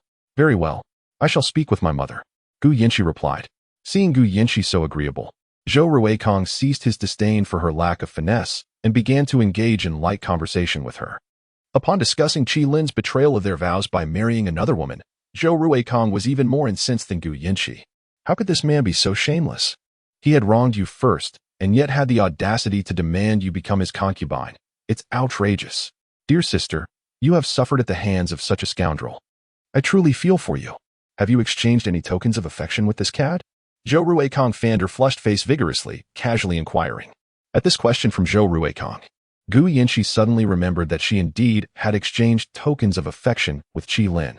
It was a peace charm she had obtained from Jing'an Temple, crafted from purple jade, engraved with their names. She had wished not only for safety, but also for a lifetime of togetherness. This jade must be reclaimed. Chapter 21. This prince has taken a liking to her. As the refreshments on the table were nearly consumed, Zhou Ruikong finally rose to his feet. He performed a bow reminiscent of a gentleman towards Gu Yinshi, then extended his hand, expressing his delight in making her acquaintance. My mother has introduced many young ladies to me, but you are the one who has captured my heart the most. Although we may not become husband and wife, we can certainly be sisters. Gu Yinshi also stood, extending her hand with a smile while gazing at Zhou Ruikong. Despite his peculiar demeanor, she found no aversion towards him. Although this was her first experience of forming a sisterly bond with a gentleman, it felt rather pleasant. Their hands clasped together, they affirmed, indeed, good sisters. As the two exited the elegant room side by side, they encountered Yu Qingqing and the elderly Lady Qi approaching them. Yu Qingqing, entwined with Lady Qi's arm, locked eyes with Gu Yinshi and the others. Sister? You? Yu Qingqing stared at Gu Yinshi, then glanced at Zhou Ruikong beside her, suddenly struck by a realization, her hand flying to her mouth in astonishment. Goodness, sister, you are clandestinely meeting with a man behind Qi Gij's back? I understand you are still upset with Qi Gij, but you must not demean yourself like this. If Qi Gij were to discover this, he would be furious. What would he think of you? Standing beside Yu Qingqing, Lady Qi interjected, you wretched Gu Yinshi. You previously proclaimed your undying love for my son, swearing you would marry no one else. And yet here you are, 2 years later, secretly rendezvousing with a man. Today, we have caught you in the act. But who knows how many sordid deeds you have committed when we were not watching. As your future mother-in-law, I shall take it upon myself to properly discipline you. You shameless hussy. With that, the elderly lady raised her hand to strike Gu Yinshi. However, before her hand could land, Xiao Song swiftly seized her wrist. Before she could exert any force, a shrill scream escaped Lady Qi's lips. Ah, it hurts, it hurts. Gu Yinshi, you vile creature. How dare you have your guard strike me? Oh dear, my wrist, it's broken. Gu Yinshi turned to Xiao Song, who stood behind her, and calmly instructed, release her. You do not wish to invite misfortune upon yourself by touching her. Xiao Song expressionlessly released Lady Qi's wrist, prompting her to stagger back, seeking refuge in Yu Qingqing's embrace. Yu Qingqing, with tears welling in her eyes, exclaimed, Mother, are you all right? Your wrist is bruised. It truly pains me to see this. Gu Yinshi, is it your shame that has turned to anger upon being caught meeting with a man in secret? You have betrayed Qi Gij, and my mother merely sought to discipline you on his behalf. How can you let your guard lay hands upon her? This is your future mother-in-law, your own kin. How dare you raise a hand against her? You are inviting divine retribution upon yourself. Standing beside Gu Yinshi, Zhou Ruikong's face flushed with indignation as he pointed at Yu Qingqing and Lady Qi, exclaiming, You are crossing the line. I merely shared a meal with Miss Yin, yet you have so maliciously slandered us. You. Zhou Ruikong was evidently infuriated, his previously pale face now resembling a ripe watermelon. He was tempted to unleash a torrent of curses, yet inexplicably felt an overwhelming sense of injustice. Gu Yinshi turned to Zhou Ruikong, noticing the redness around his eyes, as though he were on the verge of tears. At that moment, Madame Gu and Madame Zhou, arm in arm, ascended the staircase. Upon seeing her son with tear-filled eyes, Madame Zhou hurried forward to inquire about the situation. Old Madame Qi glanced at Madame Zhou, then at Madame Gu approaching, and was left with no doubt about the matter at hand. She let out a cold snort, remarking, Ah, so you are here to scrutinize a suitor for your daughter. How fearful you must be that your daughter will remain unmarried. I have long stated that, throughout the capital. Aside from our Liner, not a single man would desire your Gu Yinshi. It is only you who considers her a treasure. Lady Qi's gaze flitted between Gu Yinshi and Zhou Ruikong before finally settling on Madame Zhou. Madame Zhou, if you wish to find a suitable match for your second son, you ought to choose a girl from a respectable family. At the very least, her background should be impeccable to merit the honor of your Zhou family. This Gu Yinshi has followed our Liner since childhood, once declaring that she would marry no one but him. Is this the kind of girl your family finds appealing? Old Madame Qi then turned her attention to Zhou Ruikong, stating, Young Master Zhou is undoubtedly a refined gentleman. Surely he would not be drawn to a girl lacking in decorum and virtue. Xiao Song, upon hearing old Madame Qi's remarks, clenched his fist in anger, the sound of his knuckles cracking echoing in the air. Had it not been for Gu Yinshi shaking her head at him moments earlier, he would have already retaliated with a punch. Listening to old Madame Qi's sarcastic comments, Madame Gu wore a slight smirk, asserting, "The affairs of our Grand General's residence do not require your concern, old Madame Qi. Are you afraid I might learn of something embarrassing? If you fear disgrace, just admit it. I have already stated that our Liner does not disdain your Gu Yanxi. While he may not be able to offer her the position of a wife, he would certainly consider her as a concubine." Meanwhile, seated on the second floor of the Fengyue Pavilion, Luo Juanhe listened intently to the conversation taking place outside, his expression darkening. Wu Feng, standing beside him, felt an ominous chill in the July air. He recognized that his master was furious, deeply furious. Ever since their lord had requested the emperor to replace the woman intended to bring him fortune, he had instructed Wu Feng to keep a close watch on the Grand General's residence. Upon learning that Miss Gu would be visiting the Mingxiang restaurant today, he arrived early and deliberately chose a private room adjacent to hers, without engaging in any other activity. He simply ordered a pot of wine and quietly listened to the conversation next door. Those skilled in martial arts possess keen hearing, and the soundproofing of the Mingxiang restaurant's private rooms was far from perfect, allowing Luo Juanhe to overhear every word exchanged between Gu Yanxi and Zhou Ruikang. Initially, he felt pleased. After all, young Master Zhou seemed to be a gentleman, openly confessing his preferences to Gu Yanxi. Upon hearing their conversation come to an end, Luo Juanhe initially intended to wait until they departed before making his own exit. However, he was taken aback by the scene that unfolded. The thought of the young girl he cherished being so publicly humiliated by General Qi's mother filled him with an unbearable rage. "Wu Feng, escort this woman out," Luo Juanhe commanded, his voice devoid of warmth, sending a chill down the spine. Lady Qi was about to continue her scathing remarks towards Gu Yanxi when a cold, clear voice emerged from the elegant chamber nearby. "Who dares to claim that the legitimate daughter of the Grand General's residence is undesirable? I, for one, have taken a keen interest in her." Chapter 22. The emergence of the system. As Luo Juanhe's voice fell, a wave of astonishment swept over the crowd, with the elder Lady Qi particularly taken aback. She gaped, staring vacantly at Luo Juanhe, her mouth opening to refute, yet words eluded her. What more could she possibly say? Was she to meddle in the affections of the prince? Yu Qingqing, upon hearing Luo Juanhe's words, seethed with indignation. The handkerchief in her grasp was nearly torn to shreds as she clenched her teeth in bitter resentment.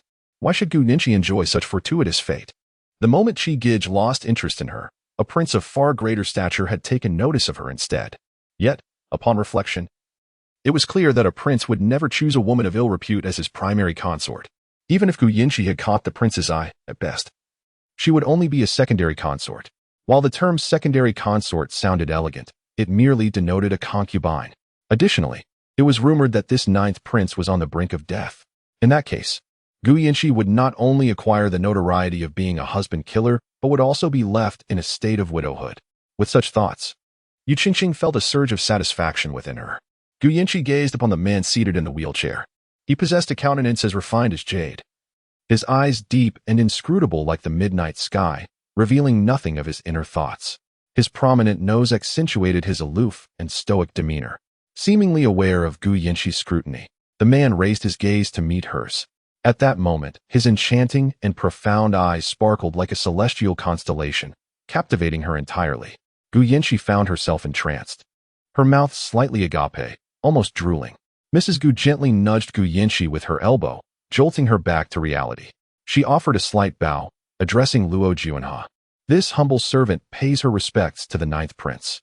The others, finally regaining their composure from Luo Juanhe's earlier statement, bowed in unison to him. "I have matters to attend to, so I shall take my leave," the elder Lady Qi declared, sensing Luo Juanhe's intent to protect that little vixen, Gu Yanxi. Remaining any longer would yield no benefit and might even incur the prince's ire. She quickly made her exit. Madame Zhou and Zhou Ruikang also bowed to Luo Juanhe, bidding their farewells before departing. In an instant, the corridor was left with only Luo Juanhe, Gu Yanxi, and a few members of the Gu family. Mrs. Gu appeared somewhat bewildered, unable to comprehend how her daughter had suddenly become entangled with a prince. Gu Yanxi was equally perplexed. She had indeed heard of the ninth prince in her previous life. It was said that his mother had been drugged during her pregnancy, resulting in a premature birth. Shortly after giving birth, she succumbed to the poison.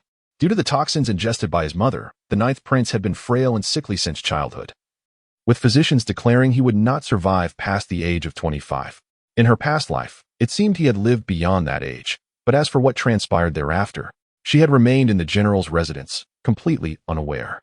Regardless of whether it was in this life or the previous one, she and the ninth prince had never crossed paths. Why had he suddenly come forth to assist her? Noticing Gu Yanqi's bewildered expression, a smile unconsciously crept across Luo Juan's lips. It was rather amusing to tease his wife. May this humble servant inquire, ninth prince, do you share any prior acquaintance with our Gu Yanqi? Madame Gu summoned her courage to speak. The ninth prince shook his head at Madame Gu, yet his gaze fell upon Gu Yanqi. I have never felt this way before. But I truly hold affection for Miss Gu. What I mentioned earlier was not merely to extricate her from a predicament. I genuinely wish to take her as my wife. What? Both Madame Gu and Gu Yanqi were taken aback. No. Madame Gu exclaimed impulsively. She had previously heard from Gu Lin Ho about the prince seeking someone to ward off misfortune. Was it not said that the emperor had chosen the legitimate daughter of the Xiong family? How had it suddenly transformed into her own daughter? This was not affection for Yanqi. It felt more like a scheme to bring harm to her. Rumor suggested that the ninth prince was capricious. Would Yanqi not be in peril of being discarded within mere days of marriage? As these thoughts raced through her mind, Madame Gu's eyes brimmed with tears, and she collapsed to her knees before Luo Juanha. Your Highness, my daughter's fate is precarious. She is unworthy of the position of princess. I implore you to retract your decree. Impudent. To be favored by our ninth prince is your family's fortune. Wu Feng interjected, unable to tolerate any further insolence from Madame Gu.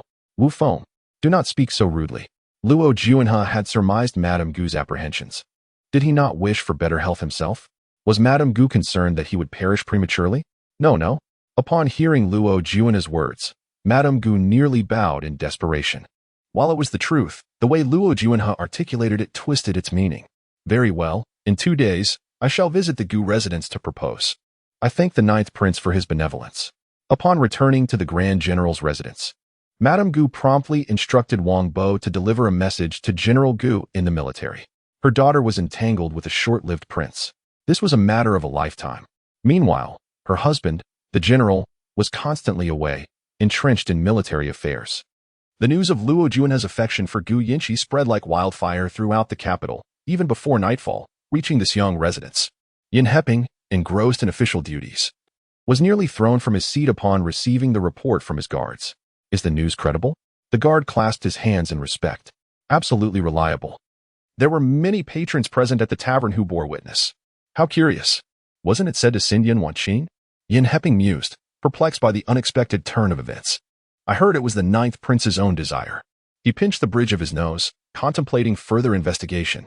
If the information proved true, he would arrange to send Yin Wanqing back to her village. The initial intent of bringing that country girl was to serve as a substitute for Yin Wanqing. If that was no longer necessary, her presence held no significance. In the peony courtyard, Yin Wanqing lay languidly upon her bed, fiddling with the bracelet on her wrist. She had been confined here for several days, unable to step outside.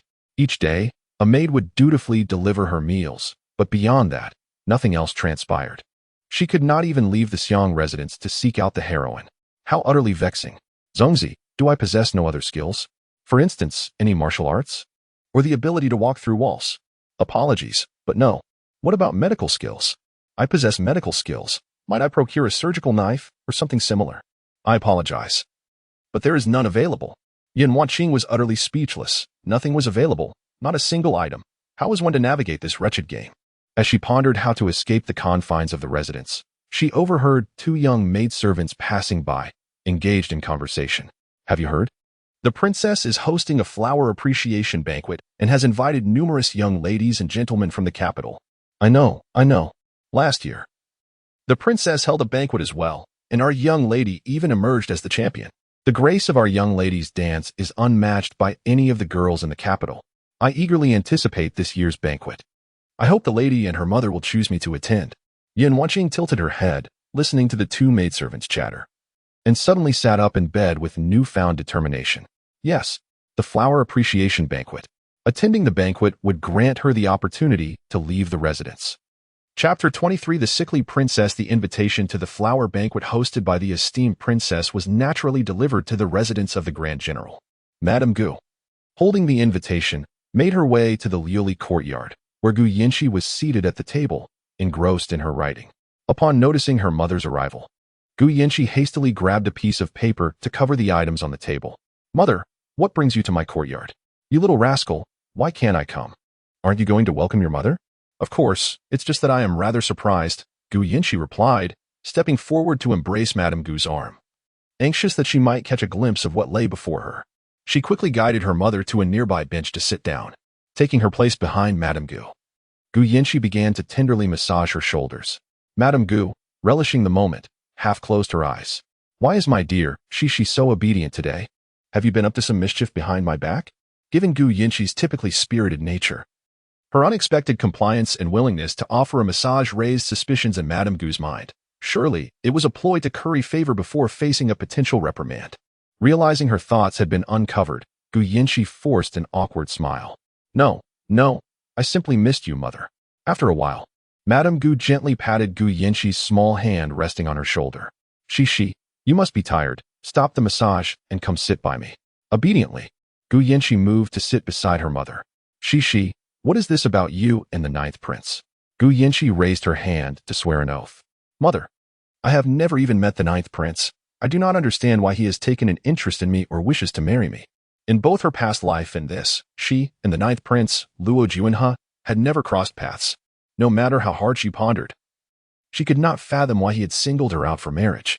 Could it be that her reincarnation had altered the course of events? Dear Shishi, though the ninth prince holds a noble title, his health is frail. The physician has said he may not live beyond 25. I would never allow you to marry him and live as a widow.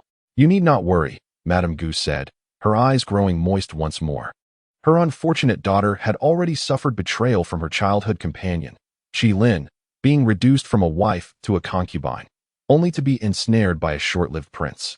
Although she had sent word to the general, she knew that even he might struggle to sway the prince's intentions. The thought of her beloved Shishi marrying into the royal household, only to face a life of widowhood every 2 years while bearing the stigma of being a husband killer, pierced her heart with agony. Mother, Gu Yinchi said, placing her hands over Madame Gu's to offer warmth, I am willing to marry the ninth prince. Please do not grieve for me. I am already 18, and if I do not marry soon, I shall be shorn and sent to a convent. Rather than that fate, it is better to wed a powerful prince. She had already resolved that in this life, her purpose was to seek vengeance. Whom she married mattered little. As long as it served her goal of retribution, she would wed a frail prince, or even a villain, if it meant aiding her quest. Shishi, why must you put yourself through this? Rest assured, my dear Cici, your mother has already conveyed a message to your father. We shall discuss matters further upon his return. Although Gu Yinchi was aware that the chances of turning this situation around were slim, she nodded in agreement upon witnessing the unwavering determination of Madame Gu. At that moment, Xiao Tao entered the room, carrying a platter of delicacies. Upon seeing Madame Gu, she promptly bowed in greeting. After placing the treats down, Gu Yinchi picked up a pastry and offered it to Madame Gu's lips. Mother, please do not be disheartened. Indulge in something sweet. Observing her daughter's cheerful demeanor, Madame Gu opened her mouth and took a bite. This delicacy must be one of Xiao Tao's latest creations, filled with crushed grape pulp. The moment it touched her tongue, the delightful fragrance of grapes enveloped her senses, instantly alleviating much of her earlier discontent. Is it to your liking? Gu Yinchi inquired, her eyes sparkling with delight. Indeed. With Xiao Tao by your side, I am at ease. Regardless, there would be no shortage of treats for the girl. By the way, Madame Gu continued, retrieving an invitation from her sleeve and placing it on the table, the princess's residence has sent an invitation for a flower viewing banquet. Will you attend? Gu Yinchi accepted the invitation, recalling that in her previous life, the princess's residence had also hosted such an event. She had intended to go, but was dissuaded by Qi Lin, who mentioned that Yu Qingqing would also be present, suggesting it would be awkward for her. This time, however, she was determined to attend, eager to witness Yu Qingqing's discomfort. Mother, I shall go. Madame Gu felt it was beneficial for her daughter to frequent such gatherings. Gu Yinchi had always been attached to Qi Lin, without a single intimate friend by her side. Some matters, which might be too awkward to share with her mother, could be confided in a close friend, alleviating the burdens that weighed on her heart. Hearing Gu Yinchi's resolve to attend, Madame Gu felt reassured, hoping that her daughter would forge meaningful friendships at the banquet. After imparting a few more instructions, they lingered in Lioli Pavilion for lunch before departing. Wang Bo arrived at the military camp in haste, where Gu Linho was recuperating after a training session. Upon hearing from a soldier that Wang Bo, the steward from the general's residence, was outside, a sense of unease washed over him. Could something grave have transpired at home? He quickly rose to follow the soldier out. At that moment, Wang Bo was nearly frantic. The camp was a considerable distance of 50 li from the city. His horsemanship was not particularly adept, and it took him 2 hours to reach his destination. Wang Bo. Upon hearing Gu Linho's voice, Wang Bo rushed forward, his voice trembling as he spoke. General, Miss is in trouble. Gu Linho's expression shifted dramatically, and he fought to suppress the rising panic within him. Cece, what has happened to her? Just days prior, she had been perfectly well. How could something have befallen her in such a short span? Wang Bo glanced behind him, and Gu Linho immediately grasped his intent. He turned to wave off the soldiers, ensuring they were alone before urging Wang Bo to speak. General, the 9th Prince has expressed his intentions to court the Miss, stating he wishes to marry her. At these words, Gu Linho's eyes widened in disbelief. What did you say? Who? The 9th Prince? That frail wretch? Wang Bo, with reddened eyes, nodded affirmatively. Indeed, the lady is in a state of great distress, urging the old servant to hasten and inform you to devise a solution. It is well known that the emperor intends to select a bride for the 9th Prince to bring him joy, a matter he broached during the morning court session. Was it not the daughter of the prime minister's family he had initially chosen? How has this situation suddenly altered? Did the emperor not bestow the match between the 9th Prince and the prime minister's legitimate daughter? How has it now shifted to Shishi? It appears that the 9th Prince himself has expressed a preference, claiming an admiration for the eldest daughter, and intends to come to the general's residence to propose soon. Gu Linho, rendered speechless, closed his eyes. It is said that the 9th Prince is as indifferent as a chrysanthemum, and there has never been any indication of his interest in any young lady. How, then, has he suddenly developed an inclination toward Shishi? This cannot stand. He must return home promptly to confer with the lady about this matter. Shishi must not be allowed to wed that frail scion. Chapter 24. Peering from the rooftop within the prime minister's residence, in the elegant Qingya pavilion, Yin Heping reclined upon a carved sandalwood chair, while Lu Yinyang stood behind him, deftly kneading his shoulders. My lord, she began, I have heard whispers that the 9th Prince has petitioned the emperor to exchange the auspicious bride, thus leaving us without Wanqing. This news had only reached her today. It was said that the 9th Prince, in the presence of many at the Mingxiang Tavern, had expressed his desire to marry the legitimate daughter of the general of the state. Given this development, Wanqing's purpose had become obsolete. She had come to discuss with Yin Heping the prospect of sending Wanqing back to her village. Indeed, I have heard of this matter as well, Yin Heping replied, his eyes half closed in pleasure. Xiaoer, find an opportunity to return that girl Wanqing. We initially brought her back to serve as a substitute bride, and now that she is no longer needed, her presence serves no purpose. Upon hearing Yin Heping's words, a smile crept onto Lu Yinyang's lips. She had always known that the girl was unwelcome, even despised by her own father. My lord, she cautioned, to send her back immediately after bringing her here may invite gossip, suggesting that our grand residence cannot accommodate a mere girl. Perhaps it would be better to keep her here.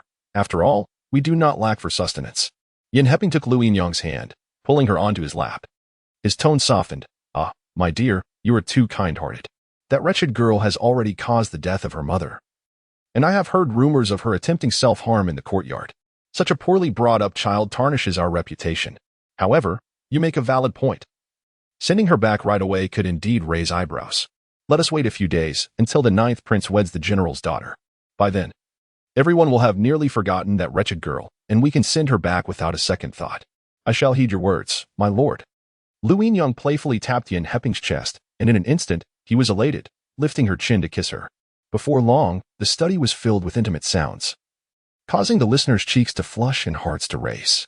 Perched upon the rooftop, Yin Wanqing overheard their conversation with crystal clarity. With a huff, she muttered to herself, I knew there was not a single virtuous soul in this residence. They brought me back only to use me as a pawn, and now they seek to discard me. Am I merely a piece on their chessboard, to be manipulated at will? Fortunately, it seemed that she would not be sent away immediately, but rather, they intended to wait until the 9th Prince's marriage. Calculating the time, she realized she still had a while to plan. She needed to locate the heroine during this interval. This insufferable fate had left her with nothing. Thankfully, having been raised in the countryside, she possessed sufficient agility. Climbing trees and rooftops was well within her capabilities. She had initially intended to approach Yin Heping today to express her desire to attend the princess's flower viewing banquet. However, upon stealthily entering, she overheard the voice of concubine Lu within, prompting her to climb onto the roof to eavesdrop on the disparaging remarks being made about her. To her dismay, she discovered that they were plotting to send her away. It was evident that directly seeking Yin Heping's assistance would not suffice in securing her attendance at the banquet. She needed to devise an alternative strategy. Yin Wanqing quietly descended from the rooftop, her thoughts turning to the kitchen in search of something to eat. Yet, as she ventured forth, she was startled by the sounds of a servant being scolded and pleading for mercy emanating from a nearby courtyard. Initially inclined to hasten her departure, she paused, her heart inexplicably aching at the cries of the servant. The voice struck a familiar chord. Suddenly, a realization dawned upon her, and she dashed into the courtyard. There, she beheld Madame Chun kneeling on the ground, clad only in a white undergarment, now stained with blood. A maid wielding a barbed whip was poised to strike again. And without a moment's hesitation, Yin Wanqing shielded Madame Chun with her own body. The whip descended with brutal force, the barbs embedding themselves in her flesh, causing her to gasp in pain. The maid, startled by the impact on Yin Wanqing, was struck with fear as she recognized her as the legitimate young lady recently returned to the residence, standing in for her family's daughter in an arranged marriage. If the ninth prince were to hold her accountable for this injury, her fate would be dire indeed. Meanwhile, Yin Wanqing's sister, Yin Wanqing, upon hearing the commotion outside, approached the scene. Upon witnessing Yin Wanqing gritting her teeth to protect Madame Chun, she could not suppress a soft laugh. I wondered who it was. It turns out to be my sister. Why are you not waiting in Peony Courtyard for your marriage, but instead here in my courtyard? With great effort, Yin Wanqing pushed herself up from the ground. I would like to inquire, dear sister, what is the meaning of this? What crime has my nurse committed to deserve such punishment from you? Before Yin Wanqing could respond, a maid standing beside her interjected, Miss, your nurse has stolen the favorite gold hairpin of the young lady. At this moment, Madame Chun was already on the brink of collapse, feebly shaking her head in an attempt to explain her innocence. Sister, your sister is only trying to help you. If we allow such a dishonest maid to remain by your side, what will happen when you enter the prince's residence? Should she pilfer something from there? It would bring disgrace upon our entire family. That is preposterous. My nurse is not dishonest. Yin Wanqing retorted. Miss, how can this be considered a false accusation? The gold hairpin was found on Madame Chun, the maid insisted. Oh, is that so? Yin Wanqing inched closer to Bailu, her gaze piercing like an eagle's. You found that hairpin on my nurse, did you? Bailu's eyes shifted nervously, unable to meet Yin Wanqing's fierce gaze. Sister, are you suggesting that a maid who is dishonest deserves to be punished? Yin Wanqing nodded, wearing an expression of feigned concern for her sister. Since that is the case, should I also discipline your maid for stealing my bracelet? What? Yin Wanqing turned to look at Bailu. Bailu's heart raced, and she hurriedly shook her head in denial. Second miss, I did not take the eldest miss's bracelet. How could you not? Yin Wanqing swiftly approached Bailu, seizing her hand and, before the onlookers, retrieved her bracelet from Bailu's sleeve. This bracelet was one she had discreetly placed upon her when she first approached her. Isn't this just framing someone? Who cannot do that? This is my bracelet, a keepsake from my mother. If you do not believe me, you may inquire with father. Sister, it seems your maid's hands are not so clean either. As your elder sister, I shall take it upon myself to properly educate her. As Yin Wanqing spoke, she snatched the whip from Xuanzhang's hands and struck Bailu fiercely with it. Chapter 25. The Punishment of the Maid. Alas, Bailu was struck by the whip and fell to the ground, letting out a piercing scream. The fabric on her back was instantly torn by the barbs, blood oozing from the gashes. Yin Wanqing acted with such swiftness that Yin Wanqing had no chance to respond. By the time Yin Wanqing realized what had transpired, her maid was already sprawled on the floor. You, how dare you strike my maid? Yin Wanqing exclaimed, her voice trembling as she pointed an accusing finger at Yin Wanqing. Sister, I am doing this for your own good. You have grown up in the Xiong residence, and surely this maid has served you since childhood. She must have committed many underhanded deeds behind your back. Did you never notice?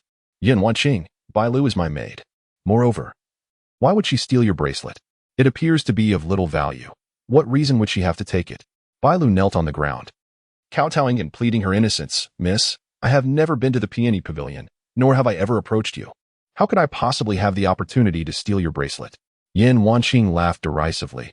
Are you implying that if you were near me, you would seize the chance to steal my bracelet? Indeed, a habitual offender. With that, another lash fell upon Bailu. Another cry of agony escaped her lips as she collapsed onto the ground, her breath shallow and labored. Yin Weinian glared at Yin Wanqing, her eyes ablaze with fury. Even if my maid were to steal, it is my responsibility as her mistress to handle it, not for you, a mere country girl, to interfere. Yin Wanqing feigned wiping away tears. Sister, how can you so misinterpret my intentions? I am doing this for your benefit. Is this not what you said? Although I grew up in the countryside, I have learned from you how to discipline the servants. Yin Wanqing cast a glance at the unconscious Chen Mama. Look, sister. While you discipline the untrustworthy mama, I am merely doing the same for your untrustworthy maid. This should settle the score, yes? Yin Weinian was rendered speechless by Yin Wanqing's provocations. She glanced at Shuangjiang, who stood by, frozen in fear. Go, fetch father. Shuangjiang nodded vigorously and hurriedly ran out of the late autumn pavilion to find Yin Heping. Before long, Yin Heping arrived, accompanied by Lu Yinyang. Upon seeing them, tears streamed down Yin Weinian's cheeks. She rushed into Lu Yinyang's embrace, lamenting, Mother, my sister has beaten my maid. She is on the verge of death. What? Lu Yinyang gently patted Yin Weinian's head, her gaze fixing ahead. There, the blood-soaked back of Bai Lu lay, unconscious. Yin Heping approached, raising his hand to strike Yin Wanqing, only for her to catch it firmly with one hand. Father, why do you not inquire about what happened before resorting to violence against me? What is there to inquire about? Your sister's maid is someone you can strike? How amusing, father. My sister can freely punish my mama. Yet I am forbidden from disciplining her maid? You, what a sharp-tongued girl you are. It seems your father sent you to the village without adequately refining your manners, leaving you with the demeanor of a rustic country girl. Quickly apologize to Mingying. As her maid, when did it become your place to punish her? Lu Yinyang's implication is clear. My sister can freely chastise my servants, while I am deemed unworthy to manage hers.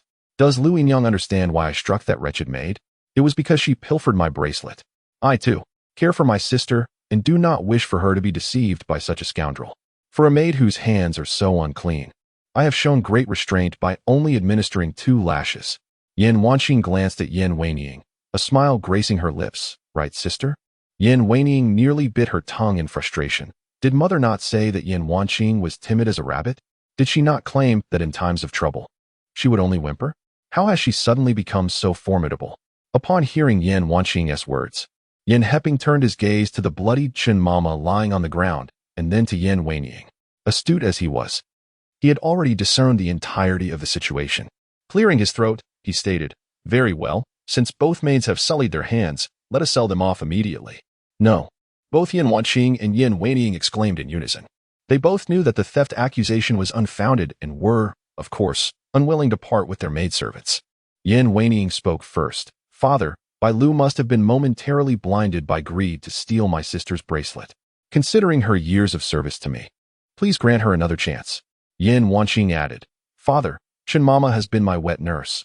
I have grown up drinking her milk and regard her as family. I implore you to show her mercy and give her another opportunity. Seeing both daughters plead for their maid, Yin Heping sighed. Very well, but take heed next time. Should she be caught stealing again, she will be dealt with harshly, without exception. Yin Wanqing knelt to help Chen Mama up, but the latter was too weak to stand. Yin Wanqing could only support her and carry her on her back. She momentarily forgot that she herself had just received a lash and gritted her teeth as she bore Chen Mama back to the peony pavilion.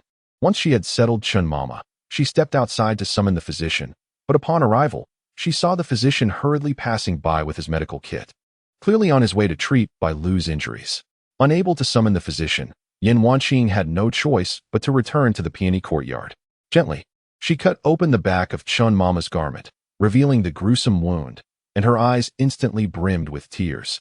Chen Mama had suffered for her sake, having been wronged by Yin Weinian, who, unable to torment her directly, chose to inflict suffering upon Chen Mama instead. System, is there truly nothing you can provide in terms of medicine? Yin Wanqing could only beseech the system for assistance at that moment. After a lengthy pause, the system's voice finally resonated. Logically, modern medical supplies should not exist in this era. However, given that your wet nurse is in distress, it would be unkind of me not to assist you. However, the host must ensure the destruction of these items after use, for it is imperative that nothing belonging to another world be seen by the inhabitants of this realm. All right, I understand. Please, just bring it out, Yin Wanqing said with a hint of annoyance. No sooner had she spoken than several items materialized in her hands. Hydrogen peroxide, ibuprofen, gauze, sutures, and anesthetic, among others. Madame Yin bore some deep wounds on her back, and the only way to promote swift healing was through suturing. Observing the equipment that had appeared seemingly out of thin air, Yin Wanqing eagerly picked it up, first using the hydrogen peroxide to disinfect the back, then administering the anesthetic to Madame Chun, before commencing the suturing process. Given the limited resources, she could only hope that Madame Chun would endure this trial. Chapter 26. Rumors in the residence of the General of the State. Gu Linho had returned home and was currently seated opposite Madame Gu, discussing the matters concerning the Ninth Prince and Gu Yinshi. Madam, did the Ninth Prince know our Yinshi before? Gu Linho inquired. Upon hearing this news, his initial reaction was to suspect that Yinshi had clandestinely acquainted herself with the Ninth Prince, which might have led to his affections for her. Madame Gu shook her head, asserting that Yinshi had never met the Ninth Prince. This left Gu Linho perplexed. If Yinshi had never encountered the Ninth Prince, why would he profess his admiration for her? The confusion that plagued Gu Linho also troubled Qi Lin and old Madame Qi. Returning home in a fit of anger, old Madame Qi learned from Qi Lin that she and Yu Qingqing had seen Gu Yinshi dining with a man earlier that day, leaving him astonished and speechless. How dare Gu Yinshi dine with another man behind my back? She truly disregards my feelings entirely. Such a fickle woman is destined to be but a concubine, he seethed. Yu Qingqing gently caressed Qi Lin's chest. Brother Qi, do not be upset. Perhaps sister had urgent matters to discuss with that gentleman. However, she should not have involved the Ninth Prince in her affairs, undermining our mother's dignity in public. Upon hearing Yu Qingqing's words, old Madame Qi's expression shifted dramatically. She had previously regarded Gu Yinshi as a decent girl, but now perceived her as cunning, having entangled herself with the Ninth Prince. Did the Ninth Prince truly declare before others that he wishes to marry Yinshi? Qi Lin asked. Is there any doubt? In my opinion, the Ninth Prince does not appear to be merely supporting Gu Yinshi. It seems he genuinely desires to wed her, old Madame Qi replied. Liner, you must devise a plan quickly to secure Gu Yinshi's affections. If she were to marry the Ninth Prince, your future would indeed be bleak. Though Gu Yinshi had embarrassed herself in front of the Ninth Prince, it was only by marrying into the Qi General's household that she would be subject to his influence. Moreover, the General's residence was affluent, and it was certain that Gu Yinshi would bring a substantial dowry. Once she became part of the family, all her dowry would belong to the Qi household. Impossible. Gu Yinshi is mine, living or dead. I shall never allow her to wed another man, Qi Lin declared, clenching his fists. The thought of the little girl who had always followed him and called him brother becoming another's wife ignited an uncontrollable fury within him. Brother Qi. Many have heard the Ninth Prince's declaration of intent to marry sister, and now the entire capital buzzes with rumors about the Ninth Prince and Gu Yinshi, Yu Qingqing cautioned. That is simple. We shall spread the word that Gu Yinshi has lost her virtue and is already mine. If the Ninth Prince discovers that she is no longer pure, despite his public vows, he would never claim her.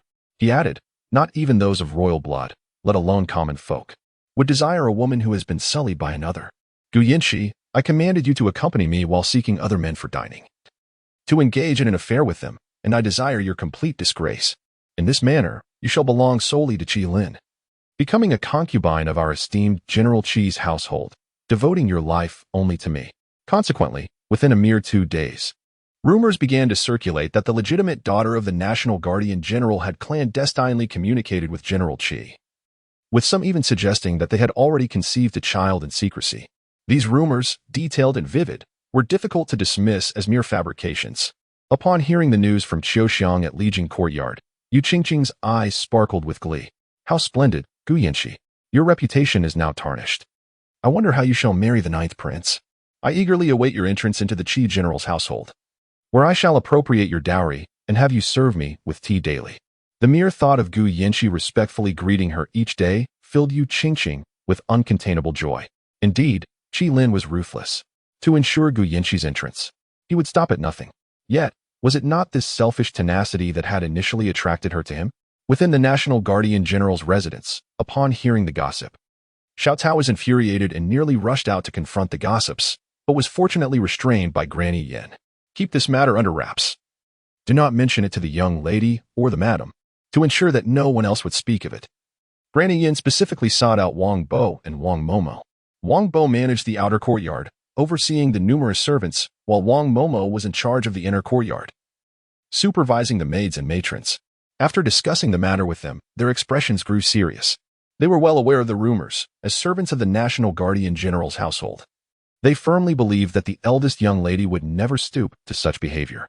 However, with the rumors spreading like wildfire and claims of witnesses seeing Gu Yinshi and General Qi sneaking into taverns, they felt compelled to remain silent. Upon hearing Granny Yan's instructions, they nodded in agreement. No matter how exaggerated the rumors became, they must not reach the ears of the madam or the young lady. Especially the madam, whose fragile disposition could lead her to distress over such gossip, unnecessarily burdening her with worry. Unbeknownst to Gu Yinshi and Madame Gu, the ninth prince had already learned of the situation. With a darkened expression, he gazed at the kneeling Wufeng before him and coldly inquired, "Have you discovered the source of these rumors?" Wufeng cupped his hands in respect and replied, "It originated from a little maid named Qiuxiang, who serves the wife of General Qi." "Oh, so it came from the Qi general's household. No wonder," the ninth prince mused, stroking his chin in contemplation. "Enter the palace. It is time for me to follow up on the marriage decree I previously requested from the emperor." Qi Lin aimed to thwart him through these rumors, hoping to prevent his union with Gu Yinshi, but he would not yield to such schemes. Regardless of the gossip claiming they were already together, he was resolute in marrying Gu Yinshi, determined to shield her from such disgrace. In the imperial palace, within the study, Luo Juanhe sat in his wheelchair, bowing respectfully, "Father, regarding the marriage I requested last time." The emperor, engrossed in reviewing memorials, narrowed his eyes slightly upon hearing Luo Juanhe's words, raising his gaze to fixate on his son. "Are you so eager?" Luo Juanhe felt a tinge of embarrassment.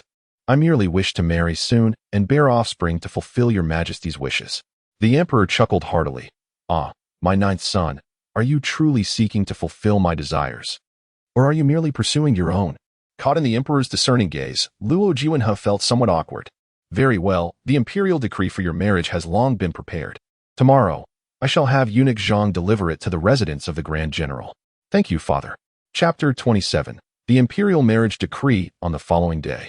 As Gu Yinshi had just finished her breakfast, she was startled by the hurried footsteps of a servant entering the Lili courtyard. "Miss, eunuch Zhang from the emperor's side has arrived with the imperial decree, especially for you." "What?" Gu Yinshi was taken aback, rising abruptly from her seat. She had a premonition of the nature of this decree, yet she had not anticipated its arrival would be so swift. In recent days, her mother had been unable to eat or sleep, consumed by thoughts on how to persuade the ninth prince to retract his proposal. The only way to dissuade the ninth prince was to hastily arrange a marriage for Gu Yinshi, but they were hesitant to casually select a suitor for her. Gu Yinshi had reassured her mother for quite some time, expressing her willingness to marry the ninth prince. Although his health was frail, she would soon find herself a widow. However, the ninth prince came from a wealthy lineage. Even in widowhood, she would be affluent. When considering this, it didn't seem so dire.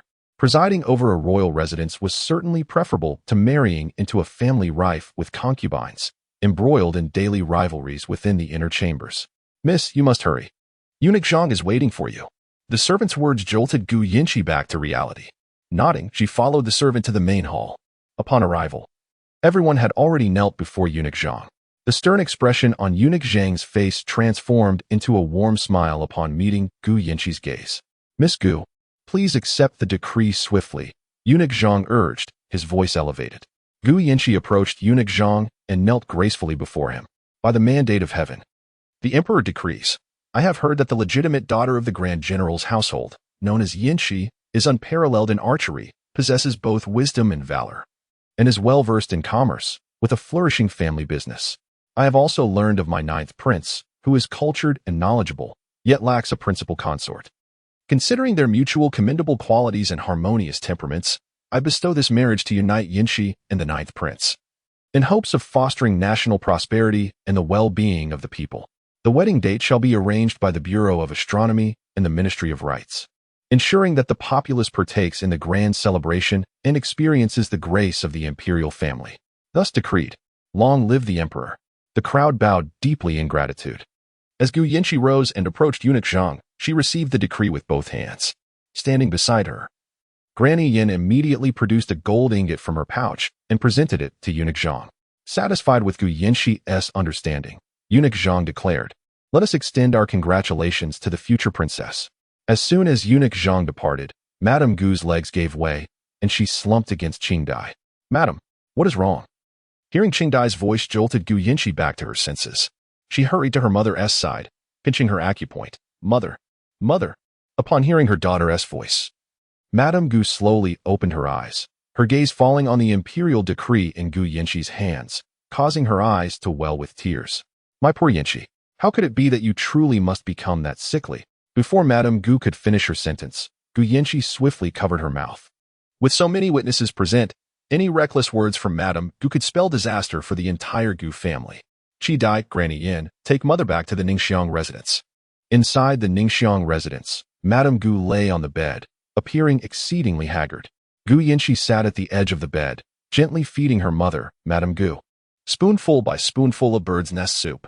Qingxi mentioned that Madame Gu had been overly anxious about Gu Yinchi's marriage, which had led her to neglect her meals for several days. As the bowl of soup reached its end, Madame Gu's complexion began to improve slightly. Gu Yinchi placed the bowl on the table and took her mother's hand, saying, Mother, I truly wish to marry Prince Jiao. Please do not worry about me any longer. But my dear, I still worry for you. You and Prince Jiao are strangers. Why would he suddenly wish to marry you? Does he have other intentions? Madame Gu expressed her concerns. Mother, I am merely a girl. I possess nothing of significance that would attract a prince's attention. Even if I did, I would accept it. After all, marrying is marrying, regardless of who it may be. She wanted to convey that men often marry for gain. Much like Qi Lin. She. Madame Gu's eyes brimmed with tears once more. She truly wished for her daughter not to marry that frail prince and dreaded the thought of her daughter living in solitude, bearing the stigma of a husband killer. Gu Yinchi comforted her mother until she finally fell asleep, after which she quietly left Ningxiang Pavilion. The emperor's decree regarding the marriage had just reached the residence of the Grand General. Yin Huaqing, propping her head on her hand, sat beside old Madame Chen's bed. In recent days, she had managed to revive old Madame Chen with some medicine provided by the system. She could hardly bear to think what might have befallen old Madame Chen had she not sneaked out that day, had she not paused. Observing old Madame Chen sleeping peacefully, Yin Huaqing felt that every effort had been worthwhile. Now, her engagement to Prince Jiao was utterly dissolved, and she feared that Yin Heping would soon seek an opportunity to send her away. She needed to contemplate what kind of suitor she could find to attend the princess's flower viewing banquet with dignity. Lost in thought, she noticed old Madame Chen open her eyes. Water, water, old Madame Chen whispered, her lips trembling. Yin Huaqing turned and, seeing that old Madame Chen had awakened, hurried to pour a glass of water. She lifted old Madame Chen's head gently and fed her the water sip by sip. After finishing a glass, old Madame Chen finally regained her strength. Seeing the pallor in Yin Huaqing's eyes, she felt a pang in her heart. Miss, how can you care for this old servant without rest day and night? Nurse, please rest well. I am fine, Yin Huaqing reassured her. The severity of old Madame Chen's injuries had been alarming after the wound was stitched. She had developed a high fever that lasted a day and night. Despite administering fever-reducing medicine 3 times, the fever stubbornly persisted, causing Yin Huaqing to nearly weep in despair. She knelt and pleaded with the system, which finally consented to provide her with anti-inflammatory medication. After administering 2 bottles of the medication, old Madame Chen's fever was finally subdued. The system noted that, according to the narrative, old Madame Chen was meant to perish in the scheme. However, it was compassionate and could not bear to see its host lose her only family member, thus bestowing modern remedies upon her in ancient times. Yin Huaqing understood that old Madame Chen's life had been granted by the system, and she vowed to repay this kindness by swiftly locating the heroine to fulfill the system's main quest. Yin Huaqing assisted Madame Chen into a seated position on the bed and carefully brought over a bowl of congee that had been sitting on the table for the entire morning. 1 spoonful at a time, she fed the congee to Madame Chen. Though the congee had long since cooled, there was no alternative. Madame Chen had not eaten for 5 days, and now that she finally regained a semblance of strength, it was imperative that she consume something to stave off further complications from low blood sugar.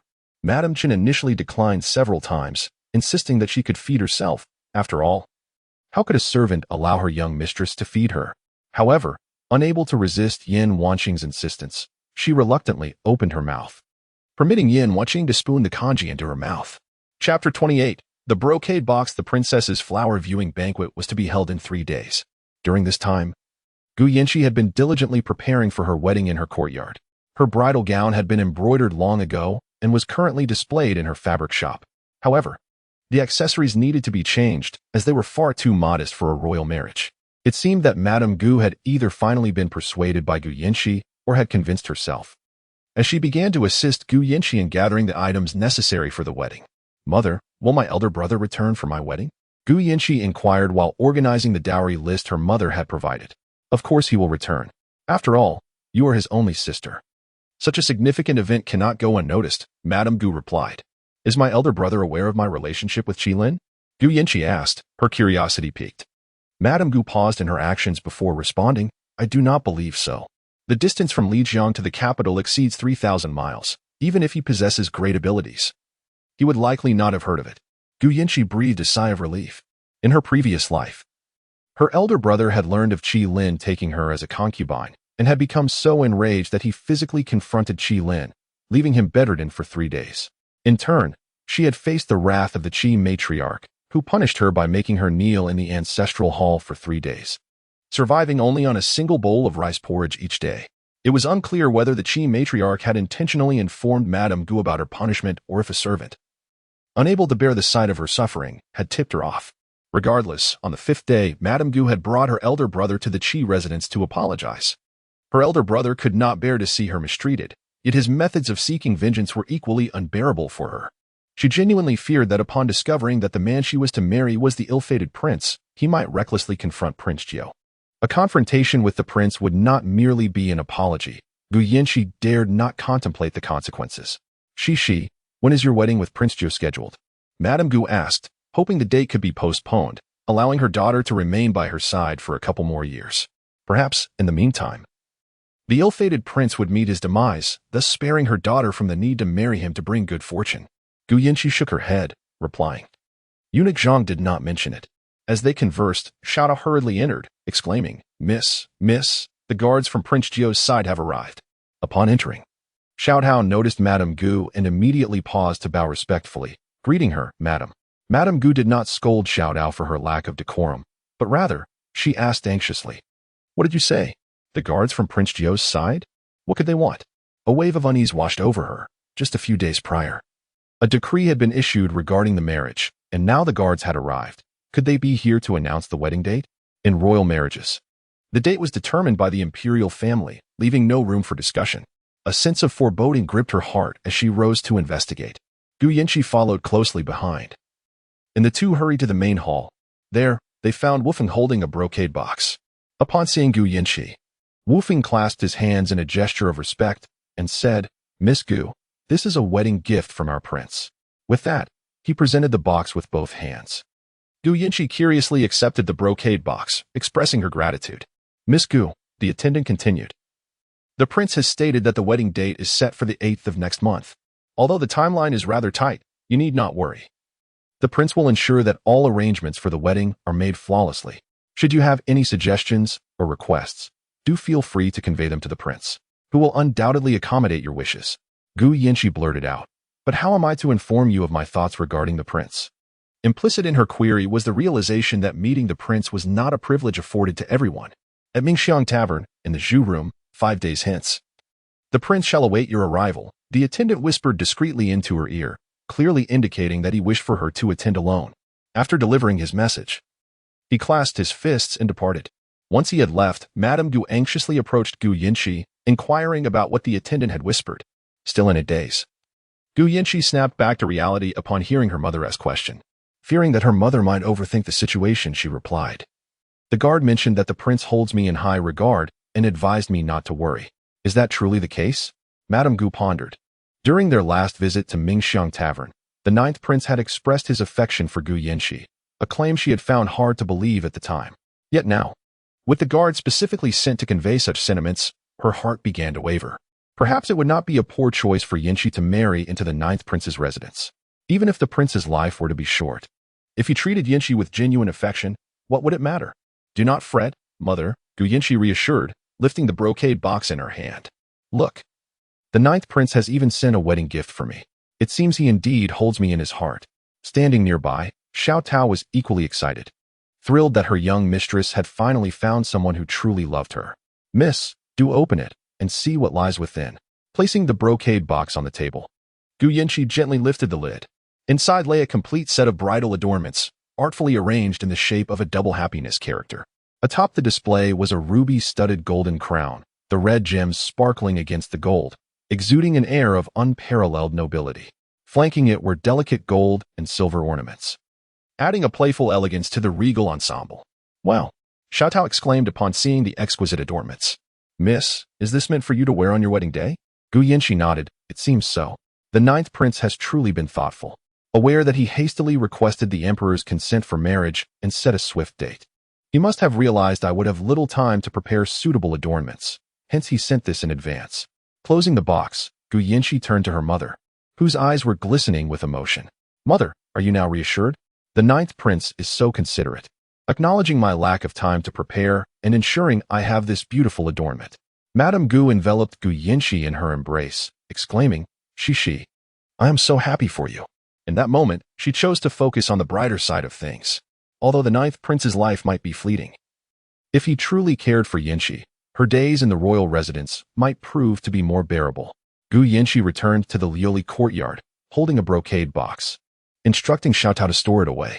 At this moment, within the Nine Kings' residence, Wu Feng returned to report. "Is the task accomplished? Did she express any thoughts on the wedding date or the ceremony?" asked Luo Juanhe. Wu Feng shook her head, replying, "She merely inquired how to contact you." The subordinate informed her that 5 days hence, at the Mingxiang Tavern, in the bamboo room, the prince would be present. Luo Juanhe responded lightly, a hint of anticipation glimmering in his eyes. He eagerly awaited that day, curious to discover what requests the timid girl, resembling a frightened rabbit, might dare to make of him. Chapter 29. Sending the maid within the peony courtyard, Madame Chen's injuries had largely healed, and she was currently being supported by Yan Wanqing as they strolled through the garden. "My lady, the master has brought you back this time to serve as a substitute bride for the second young lady. However, that prince has already found a new candidate for a joyous occasion and no longer requires your presence. Perhaps we should choose a time to return to Luoxiao village," she expressed earnestly. She truly wished to leave this residence, weary of the servants' harsh treatment, the second young lady's relentless torment, and the lord's indulgence. Although life in the countryside was impoverished, it offered a sense of freedom, allowing one to act as they pleased, unbound by constraints. She had harbored these sentiments for quite some time and had observed that the eldest young lady was not content in the manor. Thus, today she dared to voice her thoughts. Upon hearing Madame Chen's words, Yan Wanqing let out a heavy sigh. How she longed to return to Luoxiao village. If only the original owner had not perished back then, she could have returned with Madame Chen. Alas, she was not the original owner. She had a mission to fulfill and needed to remain here to find the female protagonist. "Madam, I understand that your stay here is far from enjoyable, but I am, after all, the legitimate daughter of the Xiang family. Remaining in the countryside would inevitably lead to gossip about my father and Lady Lu, who might be criticized for their inability to accept a legitimate daughter who has lost her mother," she articulated. "Well said." As soon as Yan Wanqing finished speaking, a robust voice resonated from the outer courtyard. Turning to see Yan Heping clad in a deep gray long robe adorned with cloud patterns, his waist cinched with a jade belt buckle depicting bird motifs, he approached with an imposing yet amiable demeanor. "Qingqing is truly considering the family's reputation. You have grown up," he exclaimed with hearty laughter. On this day of leisure, he had intended to visit his daughter, who had been raised in the countryside. He had heard from Lady Lu that since the incident involving the maid who had stolen from Yan Wanqing's sister, the two had remained confined to the peony courtyard without venturing out, not even summoning the manor's physician. This struck him as strange. He had been present during the punishment of the servants and distinctly recalled that the maid had sustained severe injuries, while the maid beside, Yanning, had only received 2 lashes and had fallen ill with a high fever, scaring Yanning into running to him in tears, accusing Yan Wanqing of attempting to kill her maid. Yet, it was clear that Yan Wanqing's maid had suffered more grievously, and she had not even called for the physician. Could it be that the maid had perished? As he stepped into the courtyard, he was relieved to see Yan Wanqing walking with the maid, supporting her as they ambled through the garden. "Father," she said, feigning surprise at his unexpected visit while gracefully bowing in greeting. "Please, no need for formality," Yan Heping replied. Settling into a small pavilion within the courtyard, he surveyed the surroundings. This was the most secluded and dilapidated part of the estate. The unkempt garden was overrun with weeds that had grown taller than a person, and one might easily mistake it for an abandoned plot of land. Most importantly, he had been here for quite some time, yet not a single maid had brought tea. Upon noticing the sudden shift in Yan Heping's demeanor, which had transitioned from a pleasant smile to a dark scowl, Madame Chun hurriedly stated, "Master, please take a seat. This old servant will fetch the tea immediately." Her injuries had not fully healed, causing her to limp and move slowly. Witnessing her condition only intensified Yin Heping's ire. "Is it so difficult to show some regard for your father? After all this time in your courtyard, not even a maid has been sent to serve tea?" Feeling the weight of Yin Heping's cold gaze, Yin Wanning awkwardly responded, "Father, there is only Madame Chen to attend to me. I have no other maids." "What? The lady did not assign you any maids?"